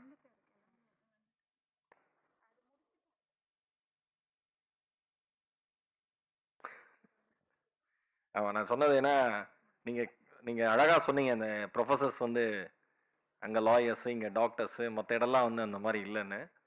அது சூழல் கரெக்டு தானா ஒர்க் பண்ணுறவங்களுக்கு தெரியும் அது எவ்வளோ பெரிய சிக்கலான சூழல் அவங்க இருக்காங்க அப்படின்னு சொல்லிட்டு. நான் அடிக்கடி சொல்லுவேன், என்னைக்கு வந்து ஆசிரியர்கள் கையில் இருக்கிற பிரம்பை சமுதாயம் பிடுங்கி கொண்டதோ அன்றையிலிருந்து இந்த சமுதாயம் தரம் தாழ்ந்த சமுதாயமாக மாறி போனதுன்னு நான் சொன்னேன். உண்மையே அதுதான். ரொம்ப எளிமையாக வந்து எல்லாரையும் குறை சொல்லிட முடியுது, ரொம்ப எளிமையாக எல்லாரையும் விமர்சனம் பண்ணிட முடியுது, ரொம்ப எளிமையாக எல்லா ஐடியாவையும் நம்மளால் வந்து தரம் தாழ்த்தி பேசிட முடியுது. ஆனால் புதுசாக ஒரு நல்ல விஷயத்த இந்த சமுதாய ஊடகங்கள் தர முடியறதே இல்லை. அதுதான் இன்னைக்கு இருக்கிற மிகப்பெரிய சிக்கல் எல்லாருக்குமே. ஆனால் அதெல்லாம் தாண்டி தான் நீங்கள் பாடம் எடுத்துட்டு இருக்கீங்க. நான் அடிக்கடி சொல்லுவேன், இந்த உலகத்திலேயே ரொம்ப பெருசாக கொண்டாடப்பட வேண்டிய ஒரே ஒரு நாள் டீச்சர்ஸ் டே. உண்மையே அது டீச்சர்ஸ் டே தான். நம்ம வந்து வீட்டில் கணவன் மனைவி குழந்தைகள் இருக்காங்க அப்படின்னா ஒரு 3 பேர் 4 பேர் ஈகோவையே நம்மளால் பேலன்ஸ் பண்ணி லைஃப் ரன் பண்ண முடியல. ஒவ்வொரு ஆண்டும் ஒவ்வொரு வகுப்பறையிலையும் அத்தனை ஆயிரம் மாணவர்களை சந்திச்சு தனித்தனியாக அவங்க ஈகோவை பேலன்ஸ் பண்ணுறது மாதிரி ஒரு மோஸ்ட் ரெஸ்பெக்ட்ஃபுல் ஜாப் வந்து ப்ரொஃபஸர்ஸ் தாண்டி வேற யாராலையும் இந்த உலகத்துக்கு தரவே முடியாது. ஹைலி ரெஸ்பெக்டட் ஜாப், அதுதான் உண்மையும் கூட. ஆனால் ரொம்ப ஈஸியாக எல்லாருமே பேசிடுவோம். எனக்கு என்ன ரொம்ப பிடிச்சது ஆசிரியர் துறையில ஆசிரியராகவே இருப்போம். நம்மளுக்கு ரிட்டையர்மெண்ட்டே இல்லை. ரிட்டையர்ட் கலெக்டர், டாக்டர் அதே மாதிரி தான். எப்போனாலும் ஒரு ஊசி போடலாம், டாக்டர் தான். என்ன 60 வயசு ஆச்சு இனிமேல் ஊசி போடாங்கன்னு யாரும் சொல்ல முடியாது. நாமளும் எப்போனாலும் ஆசிரியர், என்ன சந்தேகங்கள் வேணால் எப்பயுமே கேட்டுக்கலாம். இந்த மாதிரி தொடர்ந்து பேசினாதான் அடுத்து என்னன்னு எனக்கு தெரியும். அதுக்காக தான், வேற ஒன்றும் இல்லை. நான் அந்த மாதிரி நான் பேசிக்கிட்டே இருப்பேன். எனக்கு ஒன்றும் பேசுறது பிரச்சனை இல்லை. ஏன்னா சார் நம்ம சார் என்னம்மா இதுவா இப்போ வந்துட்டாங்களா? சரி. ஆமாம், ஒரு நிகழ்ச்சி தொகுப்பாளருக்கு நீங்கள் நினச்சிக்கிறீங்க சாதாரணமாக நிறைய பேர் ஃபுல்லாக ட்ராவல் பண்ணுவோம் சார். நாங்கள் என்ன sir Mahesh sir full travel ஜாலியான்னு கேட்பாங்க. 24 மணி நேரம் பயணம் பண்ணி அமெரிக்காவில் இறங்குவோம், ட்ராவல் கம்ஃபர்ட்டாக இருந்ததான்பாங்க. 24 மணி நேரம் உட்காந்துனே போயிருப்போம். உங்களுக்கு தெரியும் இப்போ எவ்வளோ நேரம் நீங்கள் உட்காந்ததுல வந்து நான் பார்த்தேன். பிரின்சிபல்லாம் வந்து எல்லா பிரின்சிபலையும் உள்ளே கொண்டு வர வைக்கிறதா எங்களுக்கு ஒரு பெரிய பிரின்சிபலாக இருந்துச்சு. அவங்கெல்லாம் அங்கங்கே ஒரு தனித்தனியாக ஒரு போட்டு எல்லாம் தேநீர் ஆக்சுவலாக இந்த டீ பிரேக் இருந்தது. இப்போ ஆஃப்டர்நூன் செஷன் நான் தான் எல்லாரும் காலையும் விழுந்து வேண்டான்னேன். ஏன்னா அந்த பிரேக் எவ்வளோ பெரிய பிரேக்காக இருக்கும்னு எனக்கு தெரியும். வேண்டாம், முடிச்சுட்டு மொத்தமாக பிரேக் விட்டுக்கலாம். ஆமாம், இதில் வேற ஒரு பிரின்சிபல் வந்து சார் எனக்கு 5:30 மணிக்கு ட்ரெயின் போட்டோமான்னு கேட்டார். நீங்கள் என்ன வேணா பண்ணுங்க சார் அப்படின்னு சொல்லி, ஆனால் உங்கள் பேர் மட்டும் நோட் பண்ணி வச்சுக்கிறேன்னு நான் இருக்கேன் டாப்ல. பிரின்சிபல் பேரையே நோட் பண்ணி வச்ச ஒரே ஸ்டூடெண்ட் நானாக தான் இருப்பேன். பல விஷயங்கள் பண்ண வேண்டியிருக்கு சார், இல்லைன்னா ஒரு நிகழ்ச்சியை நம்ம தொகுத்து விட முடியாது. வேற ஒன்றும் இல்லை. இருந்தால் என்ன ஒரு பெரிய விஷயம் என்னன்னா, ஒரு நல்ல முயற்சி வரப்போ நம்ம எல்லாரும் மனம் திறந்து பாராட்டி வரவேற்கணும். அது ரொம்ப ரொம்ப முக்கியமான விஷயம். கன்ஃபூஷியஸ் ரொம்ப அழகா சொல்லுவார், எந்த ஒரு நல்ல ஐடியா, எந்த ஒரு நல்ல சிந்தனை இந்த சமுதாயத்திற்குள் வருகிறதோ அந்த சிந்தனையை மதிக்கக்கூடிய சமுதாயம் இந்த உலகத்தை வழிநடத்தக்கூடிய சமுதாயமாக மாறும் என்று சொல்வார் கன்ஃபூஷியஸ். அதே மாதிரி ஒரு நல்ல சிந்தனை வந்ததுன்னா அதை நம்ம ஏத்துக்கணும், அதை பாராட்டணும், அதை கொண்டாடணும். இது ஏன் இதை அப்படி பண்ணி எல்லாருமே சொல்லலாம் சார், இதை அப்படி பண்ணிருக்கலாமே இப்படி பண்ணிருக்கலாமே. நீங்க பண்றதுக்கு மட்டும்தான் சார் ஆள் இல்லை. கரெக்டு தானே சார்? கரெக்டு தான் நான் சொல்றது. எல்லாருமே வீட்டுல சாம்பார் வச்சா கூட நீ அப்படி வச்சிருக்கலாமான்னு தான் சொல்றாங்க. சாம்பார் ஒரு நாள் கூட அந்த மனுஷன் சாம்பார் வச்சதில்ல.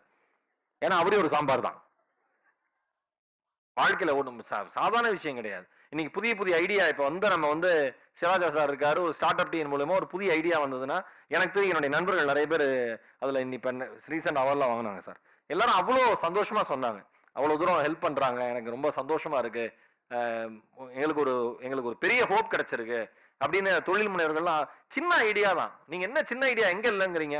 இங்க நம்ம சிவகாசி பக்கத்துல ஒரு பையன் ஜெயக்குமார்னு ஒரு பையன், நாராயணபுரம் கிராமம். அந்த பையனுக்கு அம்மா மட்டும்தான், அப்பா கிடையாது. தீ விபத்துல இறந்து போயிட்டாரு. ஒரு தடவை என்ன பண்ண அந்த பையன் யோசிச்சு ஃபயர் சேஃப்டி அலாம்னு ஒன்று கண்டுபிடிச்சான் சார்.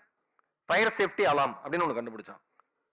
என்னடா தம்பி அப்படின்னு கேட்டா, இல்ல சார் எங்க அம்மா வந்து பட்டாசு தொழிற்சாலையில தீப்பெட்டி தொழிற்சாலையில வேலை செய்யுது. ஒருவேளை எங்க அம்மாவும் இறந்து போயிட்டா என்ன பாத்துக்கிறதுக்கு யார் இருக்கா அப்படின்னு நான் யோசிச்சேன். என் ஆசிரியர்களோட கலந்து பேசினேன். இப்ப ரூம் டெம்பரேச்சர் தாண்டி டெம்பரேச்சர் அதிகமாச்சு அப்படின்னா ஒரு அலாம் வரும். அந்த அலாம் வந்ததுக்கு அப்புறம் தண்ணீரும் மணலும் சேர்ந்து அந்த அறைக்குள்ள பீச்சி அடிக்கும். தீ விபத்தை தடுத்துடலாம் சார் அப்படின்னா. எப்ப இந்த ஐடியா வந்ததுன்னு கேட்டதுக்கு, என் அம்மா உயிரோடு இருக்கணும்னு நினைச்சேன், அதனால இந்த ஐடியா வந்ததுன்னு சொன்னான் அந்த பையன். இந்த சமுதாயம் உயிரோடு இருக்கணும்னு நினைச்சா நமக்கு நிறைய ஐடியா வரணும். அதான் ஆண்டர்பிரனர் ஆகணும் அவசியம் இல்லை, என்டர்பிரனராக இருக்கணும் அப்படின்னாரு அவர். உண்மை அதுதான். ஐடியாஸ் தான் நாளைய சமுதாயத்தை நகர்த்த வைக்கும். எல்லாமே ஐடியா மட்டும்தான் இந்த உலகத்துல. எவ்வளவு ஐடியா பண்ணி சமைக்காம இருக்கும், எவ்வளவு ஐடியா பண்ணி சாப்பிடாம இருக்கும், நம்ம எல்லாருக்கும் தெரியும். எல்லாமே ஐடியா தான். நம்ம ஐடியாங்கிறது பெருசா யோசிக்கிறோம், நடைமுறை வாழ்க்கையில் அவ்வளவு ஐடியா பண்றோம். நீங்க எத்தனை தடவை எவ்வளவு ப்ரொஃபசர்ஸ் பிரின்சிபல்ட்ட ஏன் லேட்டுன்னு கேட்டா இன்னும் நிறைய ப்ரொஃபசர்ஸே ஸ்டூடெண்ட் மாதிரி தான் இருக்காங்க. ஏங்க நேற்று ப்ராஜெக்ட் பண்ணல சார்? எமர்ஜென்சியா அதான் தெரியல, ஒரு விஷயம் நடந்துருச்சு அப்படின்னு டக்குன்னு நம்மளை சார். நியாயம் வந்து அவங்களுக்கு தகுந்த மாதிரி மாறிட்டே இருக்கு. ஆனா நியாயத்துக்கான வரையறை எப்பயுமே மாறாது. நியாயம் அவங்களுக்கு தகுந்த மாதிரி மாறும். அதனால வந்து இது ஒரு நல்ல இனிஷியேட்டிவ். இதை வந்து ஒரு மாணவனா, ஏன்னா நிறைய கற்றறிந்த ஆண்டோர்கள் சபையினர் இங்க இருக்கீங்க, ஒரு மாணவனா நான் சொல்றேன், எனக்கு மதிக்கக்கூடிய நிறைய பேராசிரியர்கள் இங்க வந்திருக்கீங்க, பிரின்சிபல்ஸ் முதல்வர்களை பாக்குறேன். இதை வந்து மிக மிக பெரிய அளவுல நீங்க உங்க மாணவர்கள்ட்ட கொண்டு போய் சேர்க்கணுங்கிறது மட்டும்தான் ஒரு மாணவனாக என்னுடைய வேண்டுகோள். அனைத்து பேராசிரியர் பாதங்களையும் அதை நான் சமர்ப்பிக்க கடமைப்பட்டிருக்கேன். இதை ஒரு பெரிய இனிஷியேட்டிவ் எடுத்து கொண்டு போங்க. இது ரொம்ப ரொம்ப முக்கியமான விஷயம். வெப்சைட்டை போய் விசிட் பண்ண சொல்லுங்க பசங்களை. நிறைய பசங்க வந்து என்னன்னே தெரியாம இருப்பாங்க. நம்ம சார் ஒரு நல்ல விஷயத்த 10 தடவை சொன்னா மட்டும்தான் சார் போகும். கெட்ட விஷயம் ஒரு தடவை சொன்னா போயிடும். ஏன்னா அவ்வளவு ஆர்வமா இருக்கான் நம்மால் கெட்டதை பாக்குறதுக்கு. நல்லதை பாக்குறதுக்கு இங்க யாருமே இல்லை. குப்பை இருக்குன்னு சொல்றதுக்கு 1000 பேர் இருக்கான். குப்பை எடுத்து குப்பைத்தொட்டியில் போறது ஆனா ஒருத்தன் தான் இருப்பான். அது நாமளா இருப்போம். நிச்சயமா நீங்க அதை மாத்துவீங்கன்னு நான் நம்புறேன். இப்ப என்ன நம்பலாமா? நான் பேசிட்டே இருப்பேன் மேடம், கவலையப்படாதீங்க மேடம். 1 ஹவர்னாலும் நல்லா யாருமே இல்லைனாலும் பேசுவேன் மேடம். திவ்யா மேடம் அங்கே சொல்லிட்டு இருந்தாங்க, என்னன்னு பார்த்தா ஏத்து மேலே உட்காந்து ரசிச்சுக்கிட்டு இருக்காங்க. அப்போ தெரிஞ்சுக்கிட்டேன் நம்மளே பேசிக்கிட்டு இருக்கணும் போல இருக்கு நிறைய விஷயம் அப்படின்னு. இந்த ஐடியாஸ்க்கு தான் ஜெய் இந்த இன்னொன்று வந்து இப்போ வந்துட்டான். சொல்லுங்க தலைவா, அப்பெல்லாம் காப்பாற்றி விடுங்க. இன்னொன்று கூட சொல்லிடுறேன். இங்கே நம்ம சென்னை பக்கத்தில் திருவள்ளூர் பக்கத்தில் அந்த இது நாராயணபுரம் நினைக்கிறேன், அது நாராயணபுரம், இது நாராயணபுரம். வேண்டாம்னு ஒரு பெண் குழந்தைக்கு பேர். இங்க இருக்கிற எல்லாரும் தெரிஞ்சுங்க, வேண்டாம் அந்த பெண் குழந்தைக்கு பேரு. தொடர்ந்து 3 ஆண் குழந்தைகள் 3 பெண் குழந்தைகள் பிறந்துச்சுன்னா இனிமேல் பெண் குழந்தையை பிறக்க கூடாதுன்னு வேண்டாம்னு பேர் வச்சிருவாங்களாம். அப்படி வச்ச ஒரு பொண்ணு வந்து படிச்சது 12th நல்ல மார்க்கு, கவர்மெண்ட் இன்ஜினியரிங் காலேஜில் படிச்சது, நல்ல மார்க்கு, ப்ராஜெக்ட் சப்மிட் பண்ணுச்சு ஆட்டோமேட்டிக் டோர் பத்தி. ஜப்பான்ல இருந்து ஒரு MNC கம்பெனி வந்து வருஷத்துக்கு 22 லட்சம் ரூபாய் கொடுத்து வேலைக்கு அவங்களை எடுத்துட்டு போயிடுச்சு. யாரு? குடும்பத்தால வேண்டாம்னு பெயர் வச்ச ஒரு பெண்மணிய ஜப்பானின் நிறுவனம் வேணும்னு எடுத்துக்கிச்சு. எல்லாமே ஐடியா தான், எல்லாமே டெக்னாலஜி தான், எல்லாமே உழைப்பு தான், எல்லாமே முன்னேற்றம் தான். எனக்கு ஒரே ஒரு விஷயம் ஓவரால் செஷன்ல காதுக்குள்ள மறுபடியும் கேட்டுட்டு இருக்கு. இப்ப நீங்க வேணும்னு நினைக்கிற எல்லாமே 3 வருஷத்துல காணாம போயிரும், மாறிடும் அப்படிங்கிறது. ஃபர்ஸ்ட் இயர் ஸ்டூடெண்ட் என்ன பண்ண போறாங்களோ? சரி, நான் முதல்வன் திட்டத்தினுடைய அந்த இணையதளம் இன்னைக்கால தொடங்கி வைக்கப்பட்டிருக்கு. அந்த இணையதளத்தில் இருக்கக்கூடிய ஸ்பெஷல் ஃபியூச்சர் சிறப்பு அம்சங்கள் பத்தி திரு விக்னேஷ் அண்ணாமலை அவர்கள் விரிவாக பேச இருக்கிறாங்க. தலைவர் எதிர்த்த மாதிரி தான் தலைவர் நீங்க எவ்வளவு நேரம்?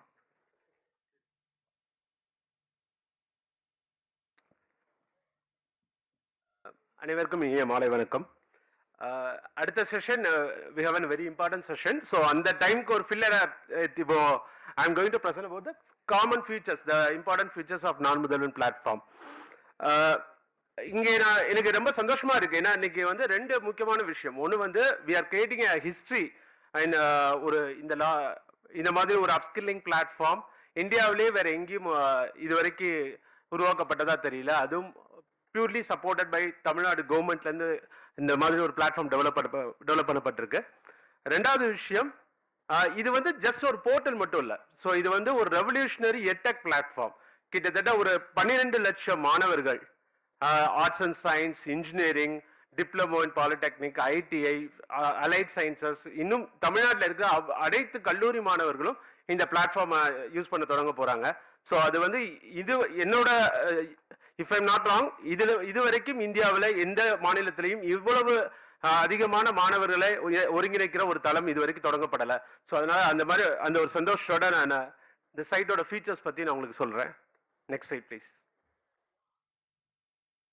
ஸோ நான் சொல்றதுதான், 12 லட்சம் மாணவர்கள், 2000க்கும் அதிகமான கல்வி நிறுவனங்கள், 300க்கும் அதிகமான பயிற்சிகள், 50க்கு அதிகமான பயிற்சி நிறுவனங்கள் இணைந்து இந்த ஒரு ரெவல்யூஷனரி எட்டெக் பிளாட்ஃபார்ம் நான் முதல்வன் .tn.gov.in இன்னைக்கு தொடங்கப்பட்டிருக்கு. Next slide. ஸோ இந்த பிரிட்ஜிங் த ஸ்கில் கேப் பத்தி நிறைய எல்லாரும் நம்ம பேசிட்டாங்க. ஸோ இத ஒரு சர்வே, ரீசன்ட் சர்வேல என்ன சொல்லியிருக்காங்கன்னா, இப்போ கரண்டா இருக்கிற 70% ஜாப் ரோல்ஸ், ஜாப்ஸ் கிடையாது, ஜாப் ரோல்ஸ் வந்து இன்னும் 15 வருஷத்துல இருக்காது அப்படின்றாங்க. இந்த 70% ஜாப் ரோல்ஸை வேற ஒரு ஜாபால ரீப்ளேஸ் பண்ண போது அது இன்னும் நம்பர்ஸ் கூட போகுது. ஆனா இந்த ஜாப்ஸ் ரோல்ஸ் இருக்காது. ஸோ முன்னாடி வந்து நம்ம ஒரு படிச்சு முடிச்சு ஒரு கல்லூரி படிச்சு முடிப்போம், படிச்சு என்ன ஜாப் ஆரம்பிக்கிறோமோ நம்ம ரிட்டைர்மெண்ட் வரைக்கும் அதே ஜாபை கூட கண்டினியூ பண்ண முடியும். ஆனா இந்த மாறிட்டு இருக்க ஒரு குளோபல் காம்படிஷன்லயும் டெக்னாலஜி அட்வான்ஸ்மெண்ட் என்ன ஆகுதுன்னா எல்லா ஜாப் ரோல்ஸையும் ரீப்ளேஸ் பண்ண போகுது.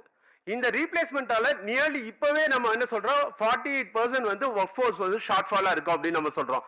இன்னும் 10 வருஷத்துல அது ரொம்ப ஜாஸ்தியாகும். இது வந்து தமிழ்நாடோ இந்தியாவுக்கான நிலைமை மட்டும் இல்ல, உலகம் முழுக்கவே இதுதான் நிலைமை.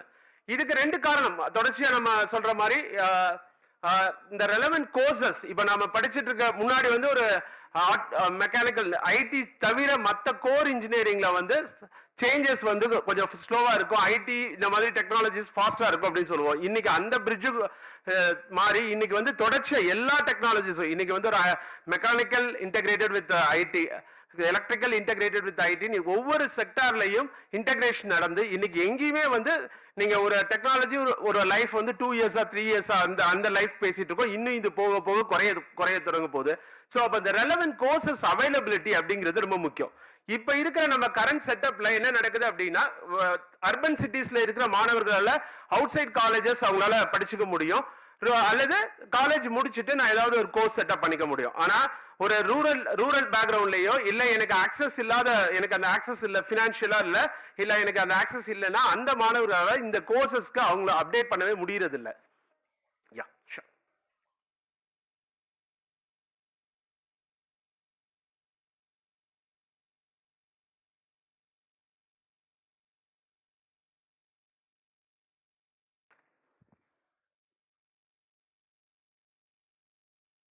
சிறப்பு திட்ட செயலாக்கத்துறையினுடைய முதன்மை செயலாளர் மரியாதைக்குரிய திரு உதயச்சந்திரன் ஐஏஎஸ் அவர்கள் வரிபுரிந்திருக்கிறார். ஒரு பலத்த கைத்தில் நம்ம கொடுத்துடலாம்.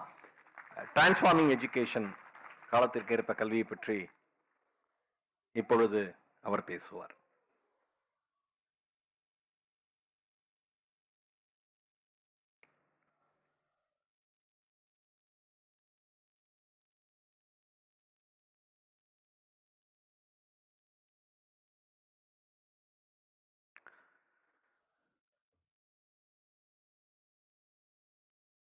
காலையில் நிறைந்திருந்த அரங்கம் இப்பொழுது வெறிச்சோடி இருக்கிறதை பார்த்தால் சற்று ஏமாற்றமாகத்தான் இருக்கிறது.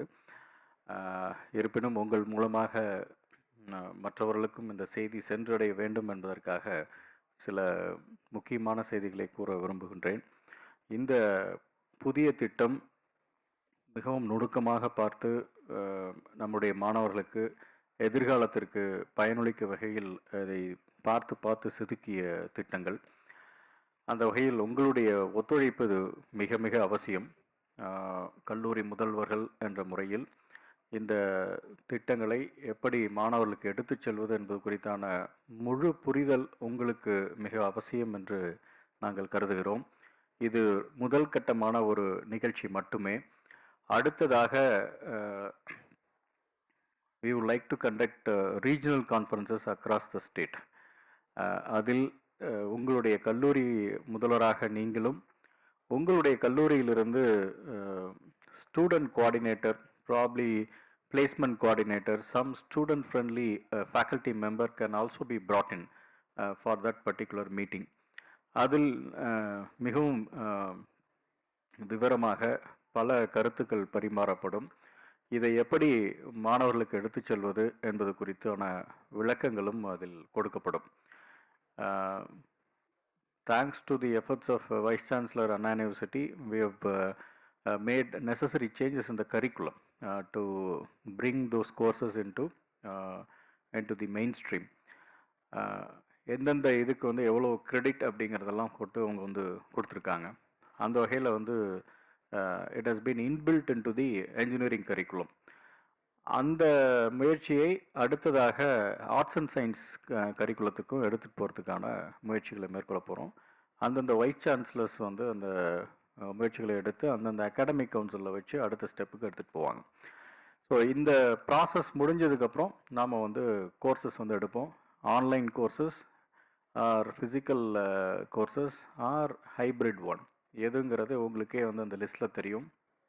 ஐ think you been given the brochures. அதை நீங்கள் பார்த்தாவே தெரியும் ஒவ்வொரு என்னென்ன கோர்சஸ்லாம் நம்ம எடுக்க போகிறோம் அப்படிங்கிறது. இதில் ஸ்டூடெண்ட்ஸ் எதெல்லாம் எடுக்க போகிறாங்கங்கிறது. சர்டிஃபிகேஷன் ப்ராசஸ் வந்து third parties process. Skill development corporation also will jointly issue that particular certification. இதை வந்து நம்ம வந்து மேசிவாக நம்ம வந்து எடுத்துகிட்டு போகணும்.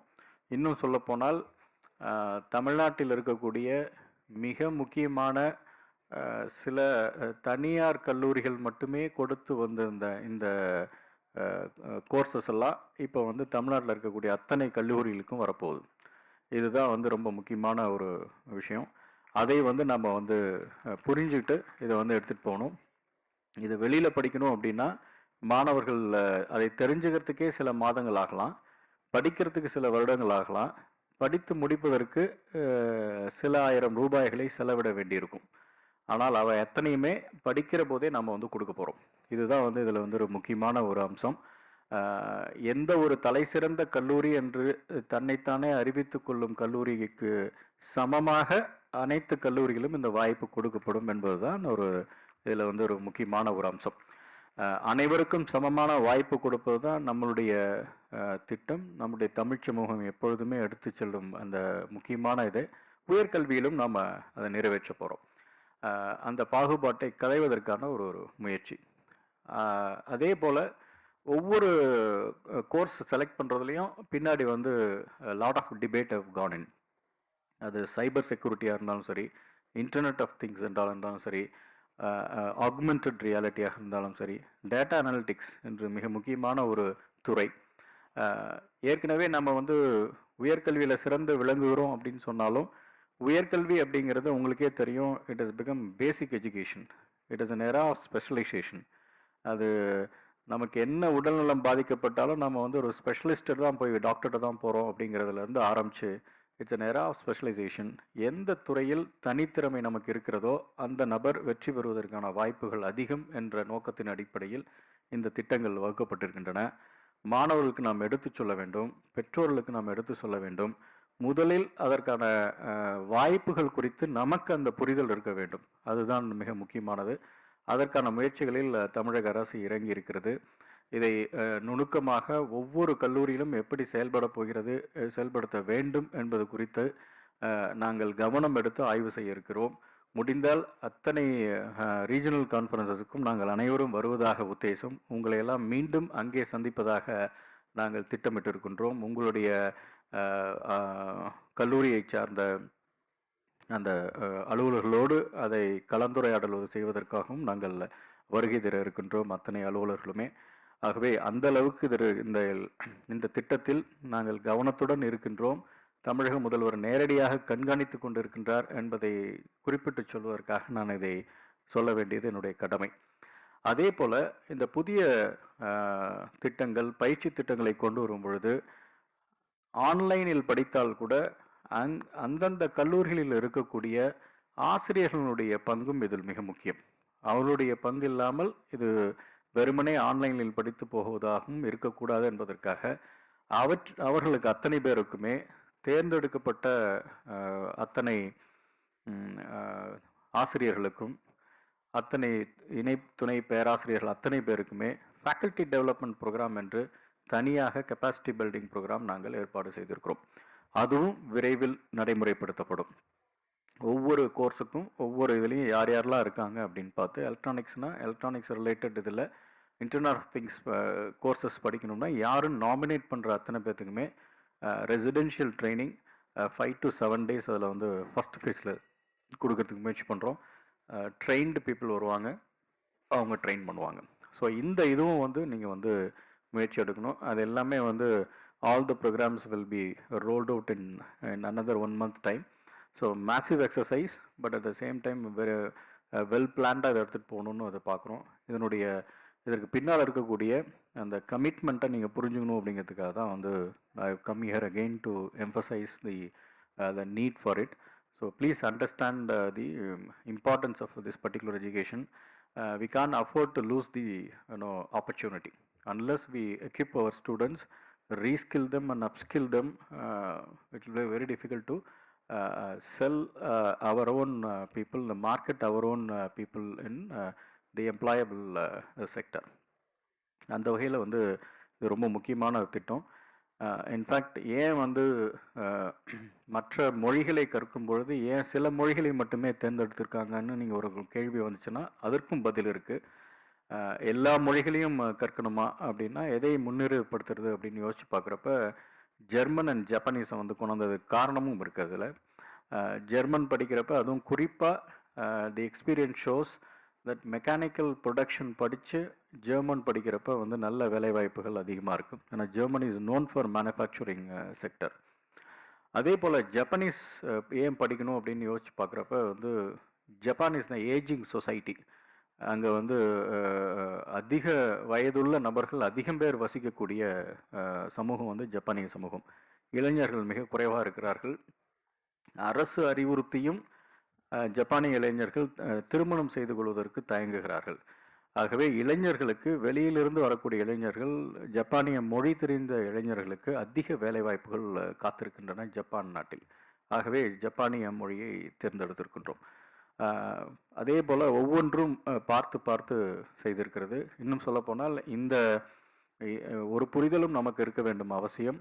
இந்த புதிய தொழிற்படிப்புகள் நம்மை எங்கு இட்டு செல்லும், அதற்கு நாம் என்ன செய்வோம் என்பதை கருத்தில் கொள்ளும் அதே நேரத்தில் ஒவ்வொரு 4-5 வருடங்களுக்கு ஒரு முறை இதை புதுப்பித்துக் கொள்ள வேண்டியதும் அவசியம்.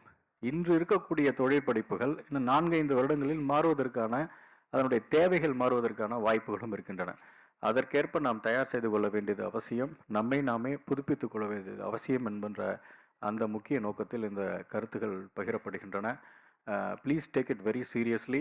We would like to review each and every college, what kind of courses you will undertake, how the faculty development program can be taken up sincerely, how we will take it on the next stage. இதெல்லாமே வந்து நாம் எடுத்து செல்ல வேண்டும். Career டெவலப்மெண்ட்டும் அதே மாதிரி நம்ம முயற்சிகள் மேற்கொள்ள வேண்டும். காம்படிட்டிவ் எக்ஸாமினேஷனுக்கான ஒரு ஸ்பேஸ் வந்து க்ரியேட் பண்ணுறோம். சிவில் சர்வீசஸில் ஒரு காலத்தில் வந்து 60-70களில் கோலோச்சிட்டு இருந்த நாம் அதுக்கப்புறம் சற்று குறைஞ்சோம். 90களில் நம்மளுடைய பங்கு மிக அதிகமாக இருந்தது, மீண்டும் குறைந்திருக்கிறது.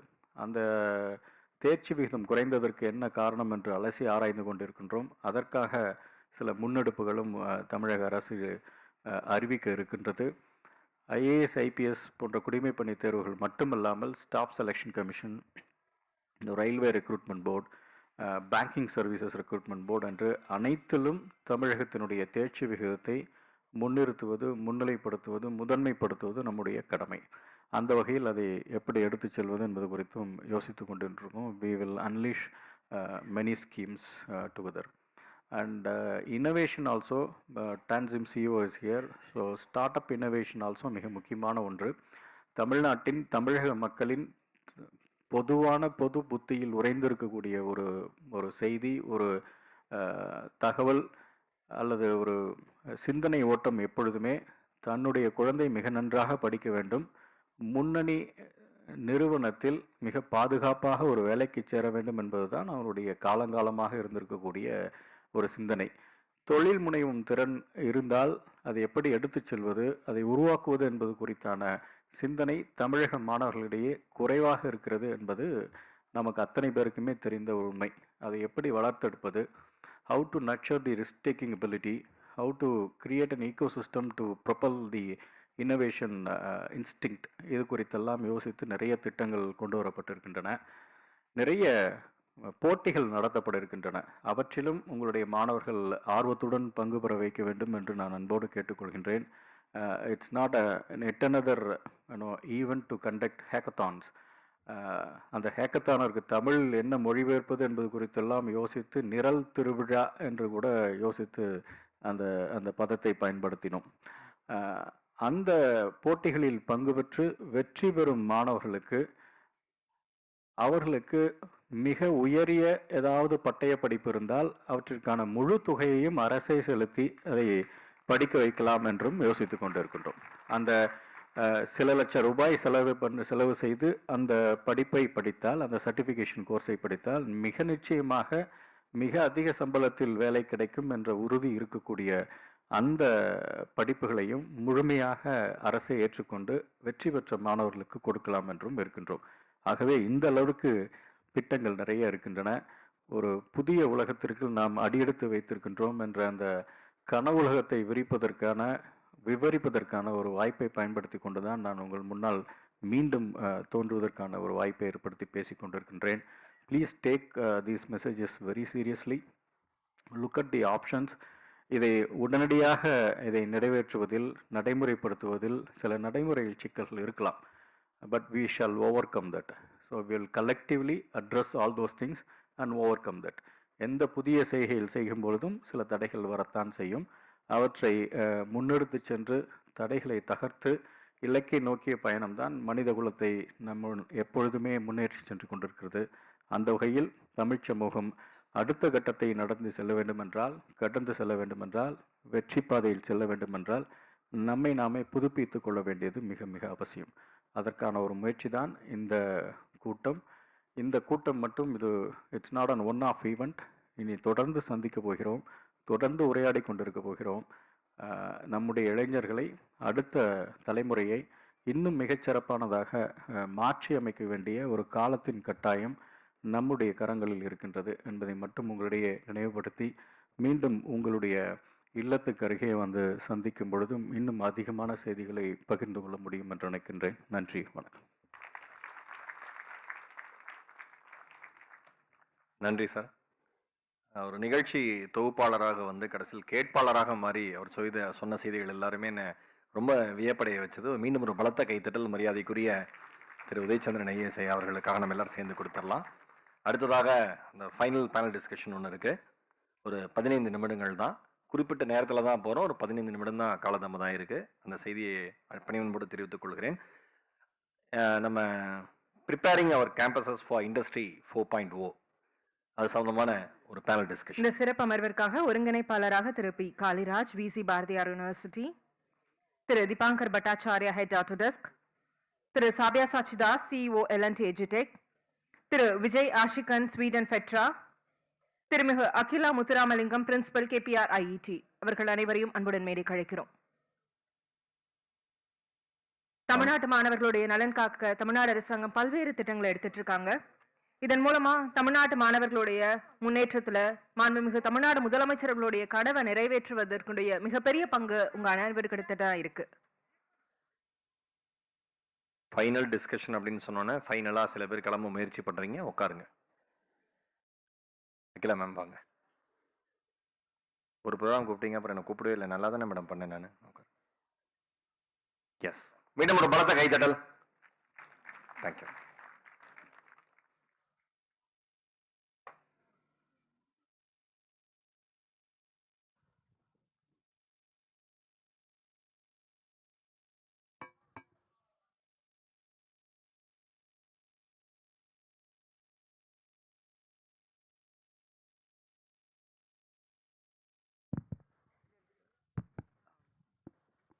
எல்லோருக்கும் வணக்கம்.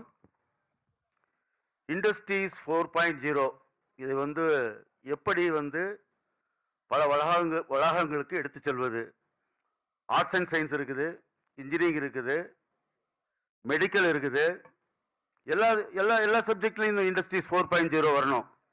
இது ஏன்னா நம்முடைய கல்வியில் முன்னேற்றம், பாடத்திட்டம் எல்லாமே தொழில் புரட்சியை அடிப்படையாக கொண்டுதான் இருக்கிறது. முதல் தொழில் புரட்சி நீராவி இன்ஜின் கண்டுபிடிச்சது, இரண்டாம் தொழில் புரட்சி எலக்ட்ரிக்கல் இன்னோவேஷன், மூன்றாம் தொழில் புரட்சி கம்ப்யூட்டர் அப்ளிகேஷன், நான்காம் தொழில் புரட்சி டிஜிட்டல் டிரான்ஸ்ஃபர்மேஷன். இப்போ இந்த டிஜிட்டல் டிரான்ஸ்ஃபர்மேஷன் எல்லா துறைகளையும் கொண்டு போகணும். இன்னைக்கு நாங்கள் 4 பேர் இருக்கிறோம். அதில் எவ்வாறு அகடமிக்கலாக ஒரு கேம்பஸை இன்ஜினியரிங் கேம்பஸை இண்டஸ்ட்ரீஸ் 4.0 கொண்டு போகணும்னு டாக்டர் அகிலா பேச போகிறாங்க. மற்றவர்கள்லாம் இண்டஸ்ட்ரீஸ் ரோல் என்ன, அவங்க எஜுகேஷனில் what is the role in helping the industry to prepare for the education 4.0. இப்போ இந்த எஜுகேஷன் 4.0 நான் பாரதியார் பல்கலைக்கழகத்தில் 2021 பயந்து இன்ட்ரடியூஸ் பண்ணேன். ஏன்னா அஃபிலியேட்டட் காலேஜஸில் செனட்டுன்னு ஒன்று இருக்கும், அதில் பல கேள்விகள் கேட்பாங்க. இது நமக்கு தேவைதானா? அப்புறம் அசோசியேஷன் இருக்குது, அவங்களாம் கூட்டறிக்கை விடுவாங்க. நான் 50% இன்டர்னல் அசஸ்மெண்ட்டு கொண்டு வந்தேன் இதோடு சேர்த்து. அதில் 3 அமைப்புகள் கூட்டு சேர்ந்து நமது கல்வி அமைச்சர் போய் கொடுத்தாங்க. இதெல்லாம் வந்தால் மாணவர்களை பாதிக்கும், அதாவது பெண் மாணவர்களை இது வெகுவாக பாதிக்கும், பாலியல் ரீதியாக துன்புறுத்துவார்கள். இதுதான் அவங்க சொன்ன பாயிண்ட். பேப்பர்ல எல்லாம் வந்துருந்துச்சு. இருந்தாலும் எனக்கு கார்த்திகேயன் சார் ரொம்ப ஹெல்ப் பண்ணார். நான் 21-22 20 அதாவது 50-50 இன்டர்னல் அசஸ்மெண்ட் 50, எக்ஸ்டர்னல் அசஸ்மெண்ட் 50 கொண்டு வந்தேன். கல்வி அமைச்சரும் இதுக்கு எனக்கு பாதுகாப்பு கொடுத்தாங்க. ஏன்னா அதாவது இந்த அமைப்புகளில் இருந்து செனட்டில் இருந்து ஒரு துணைவேந்தர் தப்பிக்கணும்னா அவ்வளோ ஈஸி கிடையாது. ஏன்னா ஒரு சில இதில் செனட் இருக்காது, ஒரு சில யூனிவர்சிட்டியில் செனட் இருக்கும், அவங்களுக்கெல்லாம் தெரியும். அப்போ 21-22 நாங்கள் ரிஃபைன் பண்ணோம். முதல்ல இண்டஸ்ட்ரீஸ் 4.0 20-21 ஆரம்பிச்சிட்டோம். பயந்து ஆரம்பித்தோம். அப்போ ஆட் ஆன் கோர்ஸாக கொண்டு வந்தோம். ஏன்னா அஃபிலியேட்டட் காலேஜஸில் ஆட் ஆன் கோர்ஸ்லாம் அவங்க எடுத்தாலும் சரி எடுக்காட்டாலும் சரி. அடுத்து 21-22 அதை எலெக்டிவ் கோர்ஸாக கொண்டு வந்தோம். அப்போ எலெக்டிவ்ல அவங்க எடுக்கலாம். இப்போ 22-23 எனக்கு இந்த நான் முதல்வன் திட்டம் எனக்கு மிகுந்த என்கரேஜ்மெண்ட்ஸ் கொடுக்குது. நாங்கள் இதை கோர் கோர்ஸ்லேயே கொண்டு வந்துடுவோம், அல்லது எலெக்டிவ்ல கொண்டு வருவோம், அல்லது இது கொண்டு வர போகிறோம். இப்போ நீங்கள் பார்த்தீங்கன்னா டேட்டா அனலிட்டிக்ஸ் காமர்ஸில் கொண்டு வந்திருக்கிறோம் இந்த வருஷம் as a core course. Artificial intelligence சைக்காலஜியில், பிக் டேட்டா பயாலஜியில், artificial intelligence data analytics environmental management, augmented reality textile design. அடுத்து இந்த கோர்ஸ் எல்லாத்துக்குமே நாங்கள் 5 புக் எழுதியிருக்கிறோம். அதாவது தேங்க்ஸ் டு கொரோனா பேண்டமிக். அது ஃபர்ஸ்ட் வேவ்ல நாங்கள் 5 புக் எழுதுனோம். எல்லா வீட்டில் உட்காந்து டெய்லர் அண்ட் ஃப்ரான்சிஸில் அதில் 4 புக்கு வெளியில் வந்துருச்சு. ஒரு புக்கு இன்னொரு 10-15 டேஸில் வந்துடும்.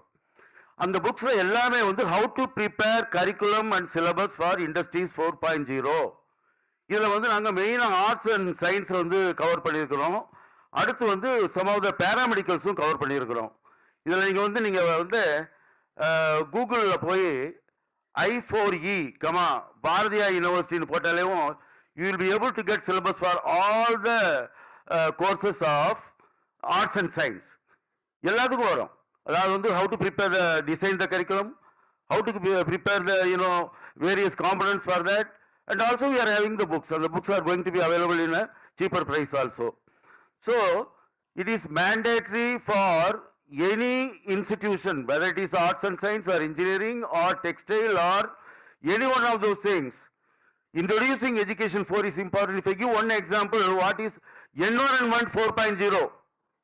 Environment 4.0 is manufacturing equipments which will not give any much carbon emission than what is needed, what is accepted. How to make the equipment working for a longer time, how to make the equipment user friendly, all those things in any field. முதல்ல எப்படி இருக்கும்னா ஒரு சிலபஸ்னா பார்த்தா போதும், ஒரு 5 வருஷம் 10 வருஷம் கழிச்சு தான் ரிவைஸ் பண்ணுவாங்க. இப்போ வந்து every year you have to revise the syllabus. ஏன்னா வந்து டெக்னாலஜி வந்து மாறிக்கிட்டே வருது. அந்த டெக்னாலஜியில் வந்து even 6 months you have to run the syllabus. அடுத்து வந்து ஒரு இண்டஸ்ட்ரியில் உள்ள மாணவர்களுக்கு வந்து நம்ம வந்து தொழிற்கல்வி அவங்க படிக்கும்போது வந்து ஸ்கில்லை என்ஹான்ஸ் பண்ணணும். அதுக்காகவே தமிழக முதல்வருடைய திட்டத்துக்கு கீழே டாடா எலக்ட்ரானிக்ஸோடைய இண்டஸ்ட்ரிக்குள்ளேயே நாங்கள் போய் பிஎஸ்சி மேனுஃபேக்சரிங் சயின்ஸ் அப்படிங்கிற ஒரு கோர்ஸ் ஆரம்பிச்சிருக்கிறோம். அதில் எல்லாமே எஜுகேஷன் 4.0 பேஸ் பண்ணது. ஏன்னா no industry is interested in taking the students who has to be train after going over there. அவங்க வந்து 12th முடிச்சுட்டு அங்கே வர்றாங்க, அவங்களுக்கு ஒரு 10,000 ரூபா 15,000 ரூபா சம்பளம் கொடுக்குறாங்க. They are involve in manufacturing many components which will be leading to semiconductor manufacturing, chip manufacturing and all those things. But அவங்களுடைய திறமையை எப்படி அப்டேட் பண்ண போகிறோம்? We have started a BSc manufacturing science inside the industry. இல்லம் தேடி மருத்துவம் மாதிரி தொழிற்கூடம் தேடி கல்வி, இது வந்து ஒவ்வொரு பல்கலைக்கழகமும் இனிமேல் நம்ம பண்ண போகிறோம். அப்போ பண்ணும்போது அந்த மாணவி +2 முடிச்சுட்டு ஒரு 10,000 சம்பளத்தை எடுத்து ஒரு 3 வருஷம் கழிச்சு அந்த ஸ்கில்லும் டெவலப் ஆகிடும், அவங்களோட டிகிரியும் கிடைக்கும். இன்னும் ஒரு 3 years 4 yearsல பார்த்தீங்கன்னா பிஎஸ்சி மேனுஃபேக்சரிங் சயின்ஸில் நிறைய வேல்யூ இருக்கும். The type of job that you are going to have after 3 years is going to be entirely different from what you are having it now. So we have to prepare our campus for industry ready, education 4.0 ready. I request Aguilar to start with how an engineering institution has to take care of that. Good evening to one and all present here. I thank Tamil Nadu Skill Development Corporation, Anna University and Tamil Nadu government for giving us the opportunity to share how to prepare the campus for Industry 4.0. As rightly pointed out by Bharatiyar University VC, it's very difficult for any system, whether it is government or private, to practice Industry 4.0. இதுக்கு முன்னாடி உள்ள டிஸ்கஷன்லையும் சொன்னாங்க, we are not practicing engineers, we are all professors.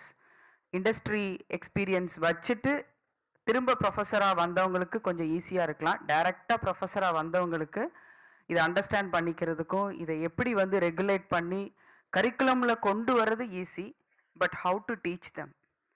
So all faculty has to be trained in all the industry 4.0 related courses, whether it is IoT, AI, data science, machine learning, robotics, 3D printing, augmented reality, virtual reality.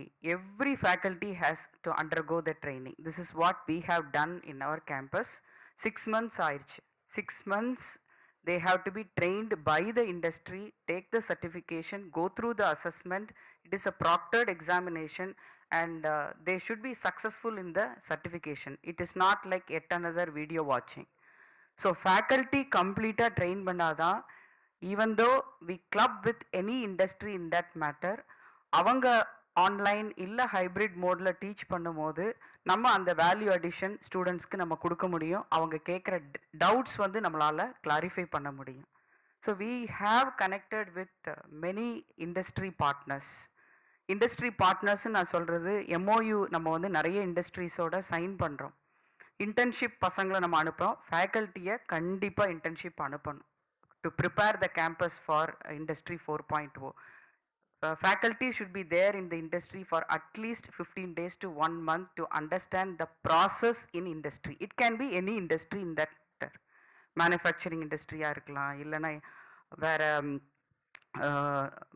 Even ஒரு textile மில்லாக இருக்கலாம், இல்லை ஒரு automotive இண்டஸ்ட்ரியாக இருக்கலாம், இல்லை ஒரு retail இண்டஸ்ட்ரியாக இருக்கலாம். Anything in that matter the faculty should be trained in all the topics related to industry 4.0. Next நம்ம நினைக்கலாம் இப்போ IOT it's in the curriculum, fine. Industry 4.0ல ஐஓடி இருக்குது, IOT it is there in the curriculum. we need a special lab for IoT now. So who will take care of the IoT lab? இப்போ IoT அப்படின்னோட நம்ம electronics and communication engineering தான் நம்ம உடனே நமக்கு மைண்டில் வரும். சென்சார்ஸ் எல்லாம் இருக்குது, ஸோ எலக்ட்ரானிக்ஸ் அப்படின்னு நினைக்கிறோம். But where it is being applied in all the engineering applications, started from mechanical, civil and electrical, everywhere the sensors are used. So IoT mattum therinja it will be not successful. We should know where this IoT is being applied. So in the IoT அப்படிங்கிறது it should be a common center of excellence or a special lab in the campus where a 4 or 5 faculty can be there as a member of that center of excellence who should be earlier trained for conducting the courses along with the industry partners or the edutech partners. So இதில் என்னோட வேண்டுகோள் என்ன அப்படின்னா, நம்ம அண்ணா யூனிவர்சிட்டியும் சரி, தமிழ்நாடு கவர்மெண்ட்டுக்கும் சரி, இந்த மாதிரி இண்டஸ்ட்ரி பார்ட்னர்ஸோட நம்ம வந்து ஒரு கோர்சஸ் நம்ம ரன் பண்ணும்போது அதோட கிரெடிட்டும் வந்து நம்ம 3 கிரெடிட்ஸ் இல்லை 2 கிரெடிட்ஸ் நம்ம வந்து அது இண்டஸ்ட்ரி மூலமாக ஹைப்ரிட் அல்ல ஆன்லைன் மோடில் பண்ணும்போது அதுவும் கிரெடிட்டாக என்பிடெல்க்கு எப்படி நம்ம கொடுக்குறோமோ அது மாதிரி கொடுத்தா இன்னும் it will be very valuable for the students. இல்லை அப்படின்னா அவங்க இதுலேயும் அவங்க படிக்கணும், மறுபடியும் இண்டஸ்ட்ரி பார்ட்னர்ஸ் நடத்துறதுலையும் அவங்களோட கவனம் செலுத்தும் போது ரொம்ப பேர்டன் ஆயிடுது. So this is one point. Again augmented reality, virtual reality, it is just a technology. But where it is being applied in mechanical, electrical, computer science or whatever, edutechல கூட இப்போ AR VR தேவைப்படுது, கேமிங்கில் தேவைப்படுது. Even for a small presentation we need AR VR abilities. So how to teach அப்படிங்கிறதே it's very very important in an campus like engineering college because application matters. So ப்ரீவியஸாக நம்ம கிளாஸில் board room teaching with normal concept and fundamentals will not work out anymore. Blended learning is very very important. Practising is even more important. இது எல்லாத்தையும் பண்ணும்போது industry 4.0 will be there in the campus, very successful in any institution, engineering or arts and science. Thank you. Thank you, Dr. Aguila. Next speaker, I would like to invite Mr. Bhattacharya. Before that, I would like to give a little bit of introduction. He is involved in preparing the program for education system. இன்னைக்கு நீங்கள் பார்த்தீங்கன்னா ஒரு துணைவேந்தராக இருந்தால் தெரியும், ஒரு நாளைக்கு 2 அல்லது 3 கம்பெனிகள் வந்துடுவாங்க. சார் நாங்கள் இதை பண்ணுறோம் அதை பண்ணுறோம், அதெல்லாம் வந்து சப் ஏஜென்சியாக இருப்பாங்க. நீங்கள் ஒன்றும் பண்ண வேண்டியதில்லை சார், உங்கள் ஸ்டூடெண்ட்ஸ்க்கு இதெல்லாம் ஃப்ரீ சார், நாங்கள் எல்லாம் பார்த்துக்குறோம், நாங்கள் இருக்கோம், கவலைப்படாதீங்கம்பாங்க. அடுத்து பார்த்தீங்கன்னா அது சர்டிஃபிகேட் வரலாம் ஒரு 2000 ரூபா பே பண்ணுவாங்க. சர்டிஃபிகேட் இல்லாமல் நீங்கள் டீச் பண்ணி என்ன பண்ணால் அவங்க ஆன்லைனில் போல எது வேணாலும் படிச்சுக்கலாமே. இன்றைக்கி உலகத்தில் ஆன்லைனில் வந்து இல்லாதது எதுவுமே கிடையாது, ஒரு சர்டிஃபிகேஷனுக்காக தான். ஆனால் வந்து என்ன பண்ணுவாங்கன்னா விசியோட வந்து ஒரு அண்டர்ஸ்டாண்டிங், சார் நீங்கள் எங்களை மட்டும் நாங்கள் இருக்கிறோம், கவலைப்படாது, நீங்கள் ஒன்றும் இல்லை சார், உங்களுக்கு ஒன்றும் இல்லை, உங்களுக்கு ஒரு அவார்டு கூட கொடுப்போம். I was offered an award, for that I have to sign an MOU. அந்த MOU சைன் பண்ணால் அந்த யூனிவர்சிட்டியில் உள்ள எல்லா ஸ்டூடெண்ட்ஸும் வந்து அதில் ரிஜிஸ்டர் பண்ணுமா, அது ஃப்ரீயா. பட் அவங்களுக்கு ஒரு புக்கு கொடுப்பாங்களா, அந்த புக்கு வந்து 900 rupees தான். இந்த மாதிரி நிறைய ஸ்கீம்ஸ் வரும். So I would like to request the government also, when the players are coming, we have to make sure that our students are not going to get any problem. But here we have an excellent person who head the Autodeck evaluation. It is not about his company. I'm just I told about the general comment about what is going on in this thing. Now Mr. Bhattacharya is going to tell about how the design and manufacturing in education system. Yeah, thank you, sir. Good evening to all of you. Well, first of all, I would like to congratulate the team led by Madam Innocent Divya from Tamil Nadu Skill Development Corporation on this momentous occasion of, rolling out or launching the Non-Mudalvan platform for various skill development programs.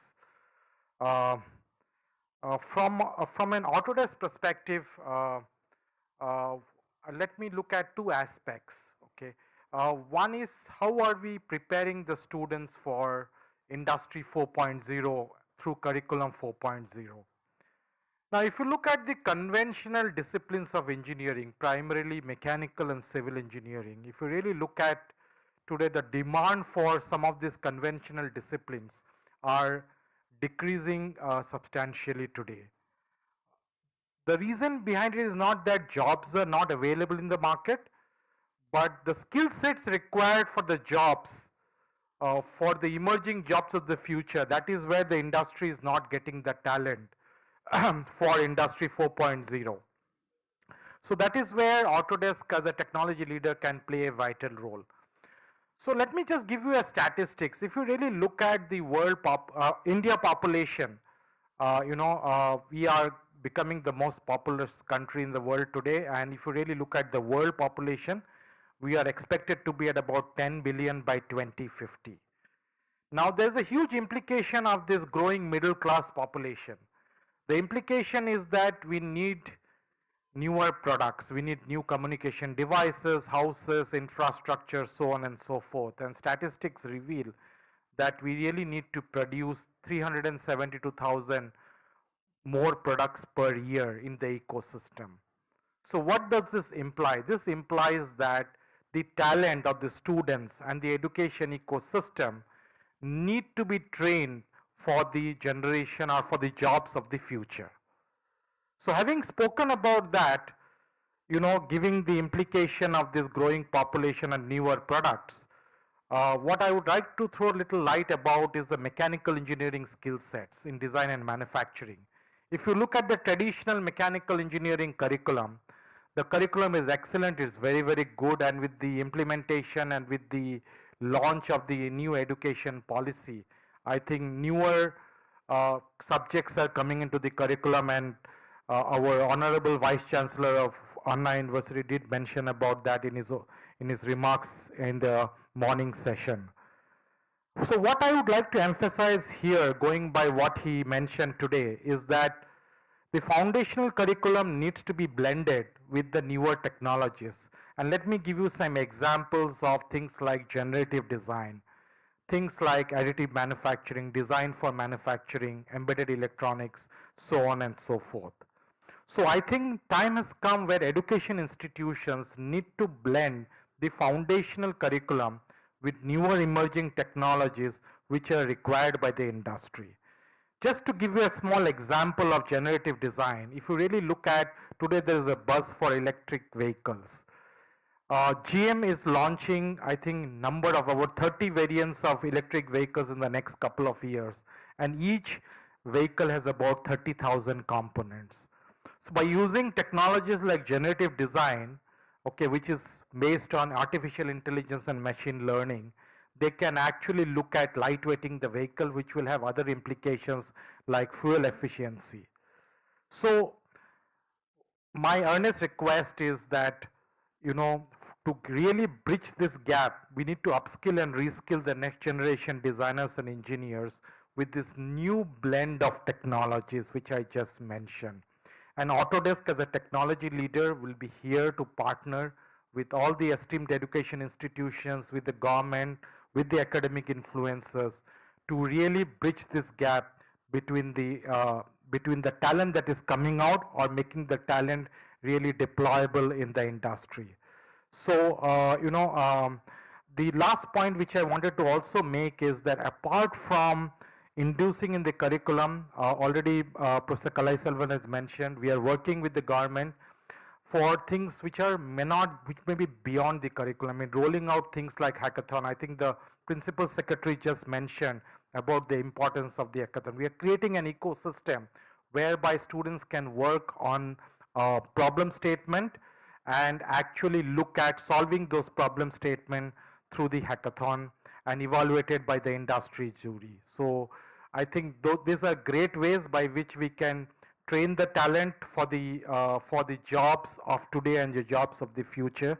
We are happy to associate with the Tamil Nadu Skill Development Corporation, and I will leave it with these thoughts. Thank you. Thank you, Mr. Bhattacharya. Next, I would like to invite Mr. Sabya Sachi Das, who is CEO of L&T Edutech. He is going to talk about his experience, what are the gaps in engineering and how the Industries 4.0 will be able to make the manufacturing process and making the students more useful as well as more productive.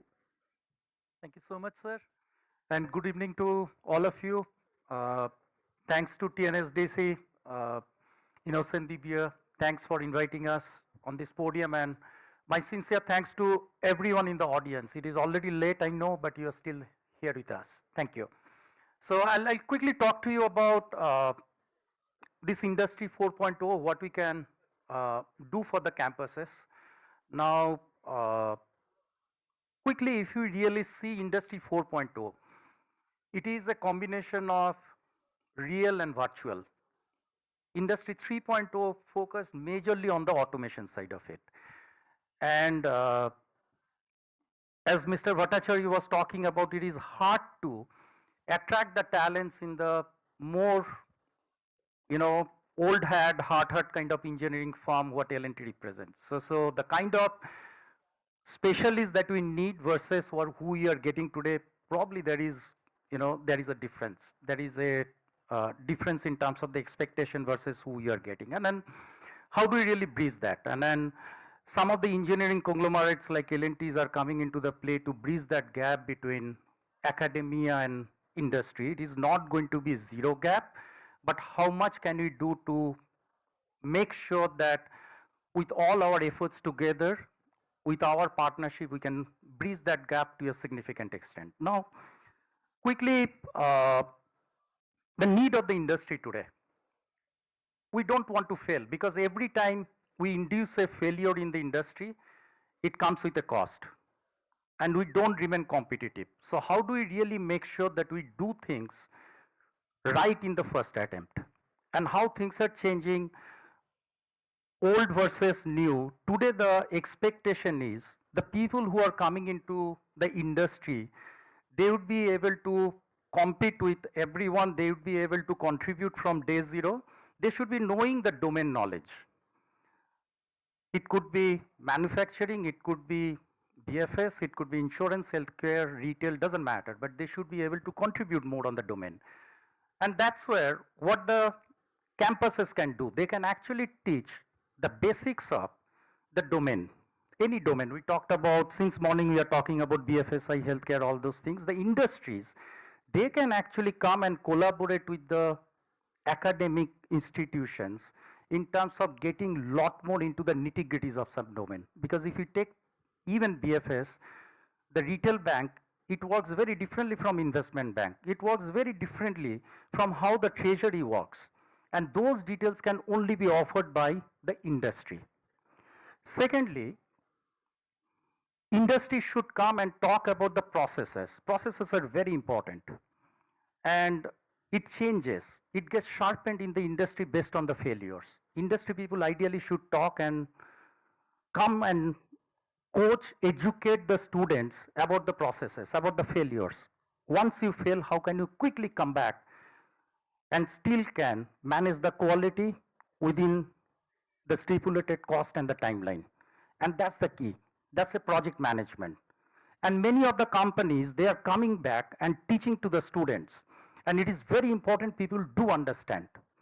Third one, we are going global. We are talking about 1 or 2 languages. But when the virtual and the real world, it goes together, our students, our learners are not going to work only in Tamil Nadu. They are going to work across the country. They are going beyond this country. They need to know the cultural part of it. They need to know how to assimilate with the talent. They may not be able to speak everybody's language, but they should be able to appreciate the feeling of others. They need to develop that respect.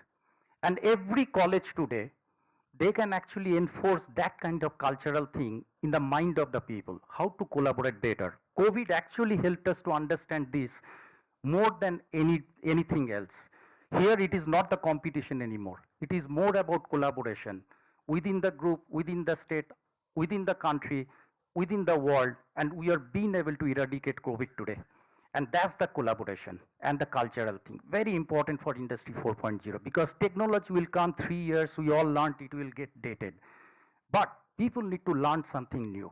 And that's where the entrepreneurial mindset, the respect to the basics are very important. We are talking about data science, we are talking about IoT, we are talking about artificial intelligence. Everything is based on pure mathematics. Everything is based on your standard statistics. We need to know what is the variance, what is the standard deviation, how to calculate them. And that's something that academic institutes can do. And they can really emphasize on that so that the industry people can come, and when they talk about how the industry is adopting, people can equate them very quickly. I'm sure the collaboration between industry, academia, it is going to get sharpened over a period of time. And my friend Senthil actually spoke about professional, I think, he was talking about professional lawyer, professional doctor, everything, and the professional professors. It is very important when you are coming to the colleges, we are talking to the students, we are also getting along the professors about what the industry is doing, how the industry is changing. And I know that some of the engineering conglomerate like L&T is doing, but we need to do a lot more into that. Thank you, sir. Thank you.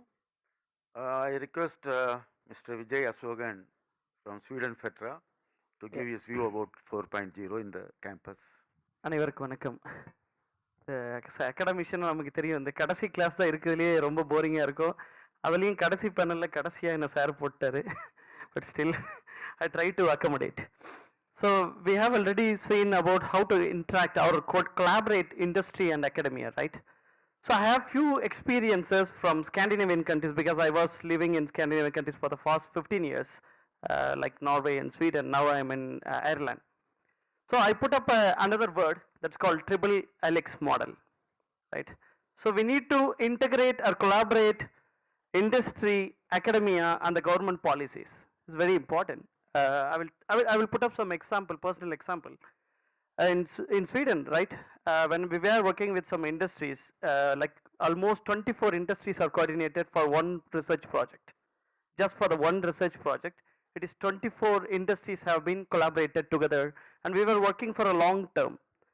Yeah, like in the Europe Union, you know about the climate crisis around the world, and Europe Union has some policies about the renewable energies. So Sweden have their own policy. When Europe Union set a policy making of renewable energy target for 2020, Sweden have already reached that in 2012, 8 years before. So it's because we learned there was a coordination point from the industry perspective, from the government policies, and added to the academic research and the academic, even from the education courses, right? So we were coordinated everything.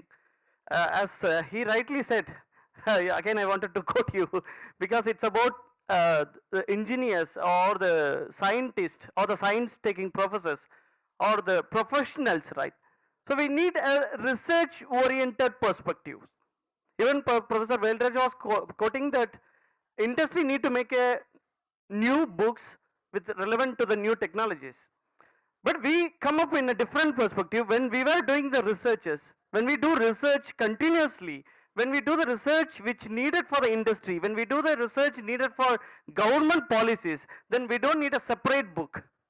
The research staff can guide the students, the research staff can make a syllabus, the academic council can put up the research scholars into the syllabus committee.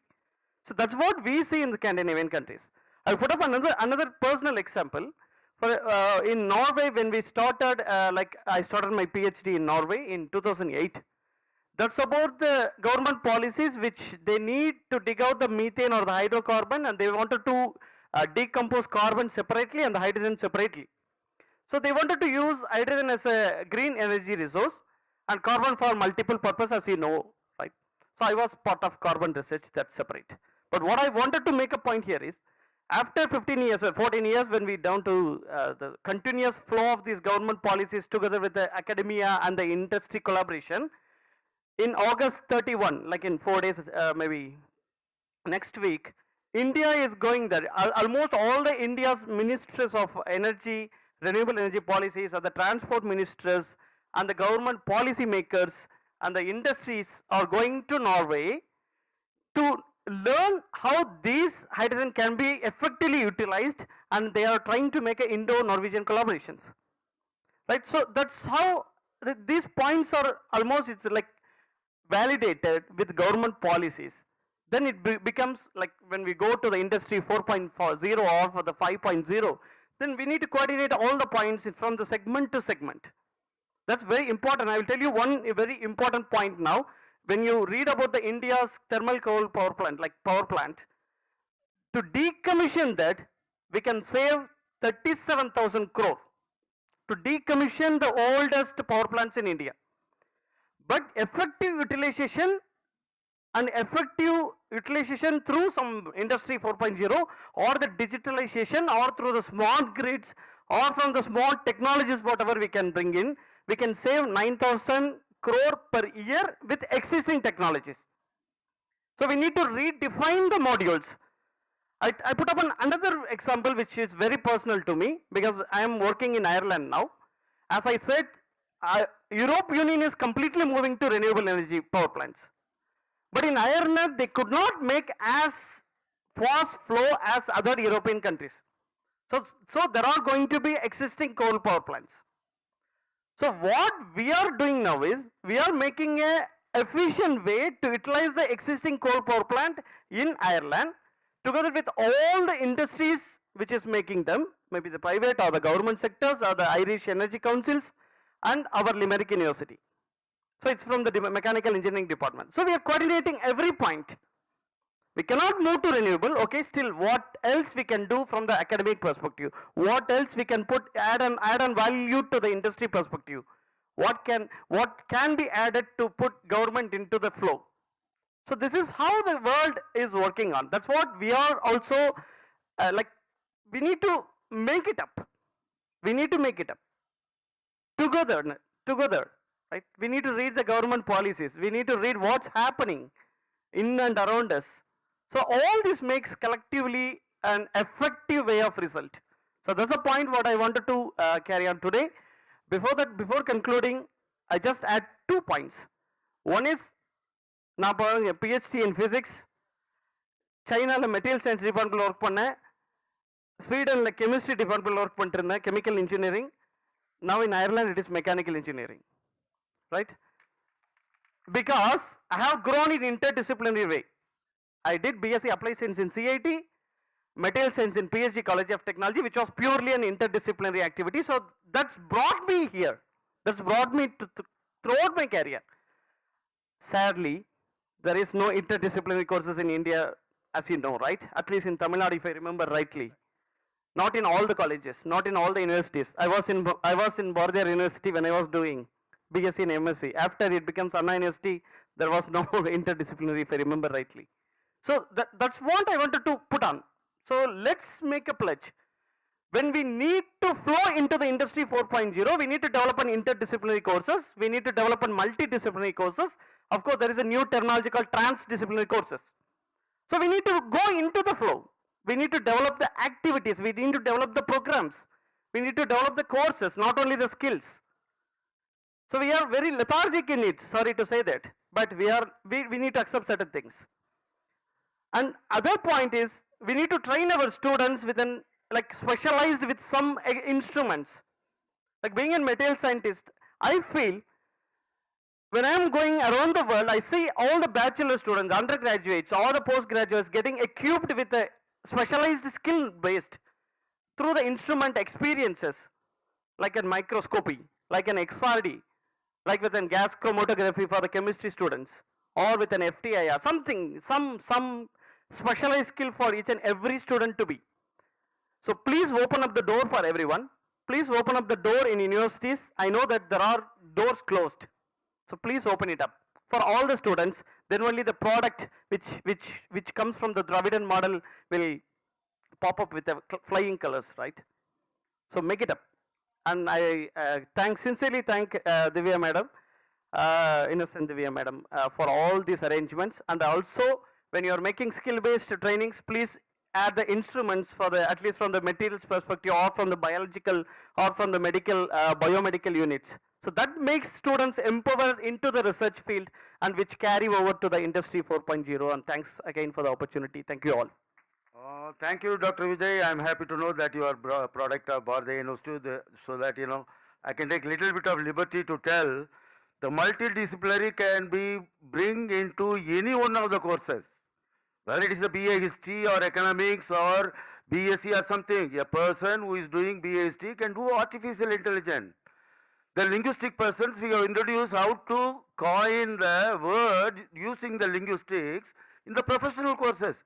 Today we are finding it very difficult to read Tamil because we do not have the proper methodology to adopt to form the correct kind of wordings. So, lethargic because of that, the Tamil Nadu government has made this arrangement to introduce the education 4.0 boldly, because when I started in 2021, I had a lot of opposition. 21-22, I started as an add-on course, then I made it as an elective. Now I am making it as a core course already. We have started, and it is a great initiative of Namudalvan scheme, because most of the courses, even if you do not have the faculty members, it is going to be given by the government free of cost. So definitely, in all our things, we are going to have the multidisciplinary in any type of courses, and the people are going to get opportunity for having all the things. In nutshell, I would like to say, Industries 4.0 is mandatory. Without introducing Industry 4.0, the course will become obsolete, because the type of job that you are going to have after 3 years or 4 years is going to be different from having it now. So we have to enhance the employability, elasticity, by way of having so many job-oriented certificate courses like what Namudalvan scheme has introduced. Thank you so much. Thank you for the opportunity, Tiva madam. மிக்க நன்றி. Last பேனலில் last பர்சனாக இருக்கிறது வந்து எவ்வளோ சிரமம்னு நீங்கள் சொன்னீங்க. நீங்கள் பேசினதில் அது எங்களுக்கு மிகப்பெரிய மகிழ்ச்சியாக இருந்தது. அதுதான் உண்மையும் கூட. Wonderful session. ஒரு அடங்கம் நிறைந்த கைத்தட்டல் நம்ம பெருமைமிகு மனிதர்கள் அத்தனை பேருக்கு சேர்ந்து கொடுத்தலாம். அருமையான பேனல் டிஸ்கஷன். மரியாதைக்குரிய இன்னசென்ட் திவ்யா மேம் அவர்கள் நினைவு பரிசு வழங்கி கௌரவிக்கிறார்கள். மார்ச் 1, 2022 எப்படி ஒரு சிறப்பான ஒரு நாள், நான் முதல்வன் திட்டம் தொடங்கப்பட்ட நாளோ அதே மாதிரி இன்றைய ஒரு நாளும் ரொம்ப சிறப்பான ஒரு நாளா இருந்திருக்கு. நான் முதல்வன் திட்டத்திற்கான இணையதளம் அப்படின்றது தொடங்கி வைக்கப்பட்டிருக்கு. அது மட்டும் இல்லாம தொடங்கி வைக்கப்பட்ட அன்னைக்கு அவ்வளவு லட்சம் பார்வையாளர்கள் அந்த இணையதளத்துல கடந்திருக்கு. அவ்வளவு பேர் அந்த இணையதளத்தை போய் பார்த்திருக்காங்க அப்படின்றது ரொம்ப ஒரு பெருமைக்குரிய, நம்பிக்கைக்குரிய ஒரு விஷயமா பார்க்கப்படுது. நிச்சயமா மாபெரும் திறன் மேம்பாட்டு திட்டம். ரொம்ப அழகான தமிழ் வார்த்தை. நிச்சயமா அது வந்து மிகப்பெரிய வேலை வாய்ப்பை இளைஞர்களுக்கு தரக்கூடிய ஒரு மாபெரும் இணையதளமாகவும் இருக்கும். இந்த முயற்சி மிகப்பெரிய வெற்றியும் அடையும். இந்த அருமையான நிகழ்விற்கு அழைப்பு ஏற்று வருகை தந்த அத்துணை நல்ல உள்ளங்களுக்கும், அமைச்சர் பெருமக்களுக்கும், நாடாளுமன்ற உறுப்பினர்களுக்கும், சட்டமன்ற உறுப்பினர்களுக்கும், பத்திரிகையாளர்களைச் சேர்ந்தவர்களுக்கும், தனித்தனியாக அழைத்தாலும் இன்முகத்தோடு வந்த அத்துணை கல்லூரி முதல்வர்களுக்கும், பல்கலைக்கழக துணைவேந்தர்களுக்கும், இந்த நிகழ்ச்சியை மிக பெரிய அளவில் ஏற்பாடு செய்த தமிழக அரசாங்கத்திற்கும் இதயம் நிறைந்த நன்றிகளை சொல்வதில் நாங்கள் மகிழ்வடைகிறோம். நன்றி. நிகழ்ச்சி நிறைவாக நாட்டுப்பண் பாடுவோர் தமிழ்நாடு அரசு இசைக்கல்லூரி மாணவிகள், சென்னை.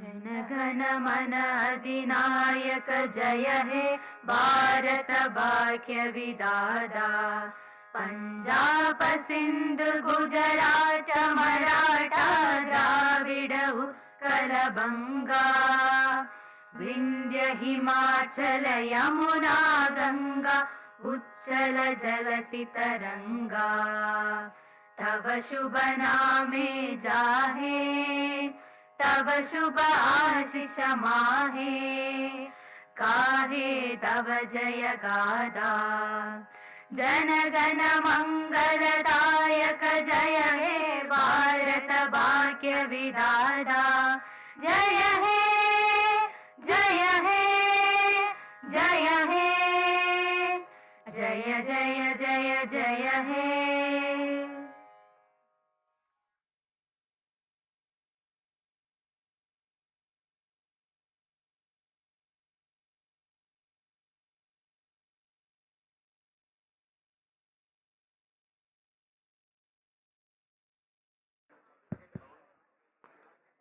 எல்லாருக்கும் வந்து சிற்றுண்டி ஏற்பாடு செய்யப்பட்டிருக்கிறது. தேநீரும் குழம்பையும் வடையும் டீ காஃபி ஸ்நாக்ஸ் ரெடி பண்ணி வச்சிருக்காங்க. அதனால எல்லாரும் அதை சாப்பிட்டுட்டு போகணும். இன்னும் கூடுதல் தகவல் சுட சுட இருக்குங்கிறத தெரிவிக்க சொன்னாங்க.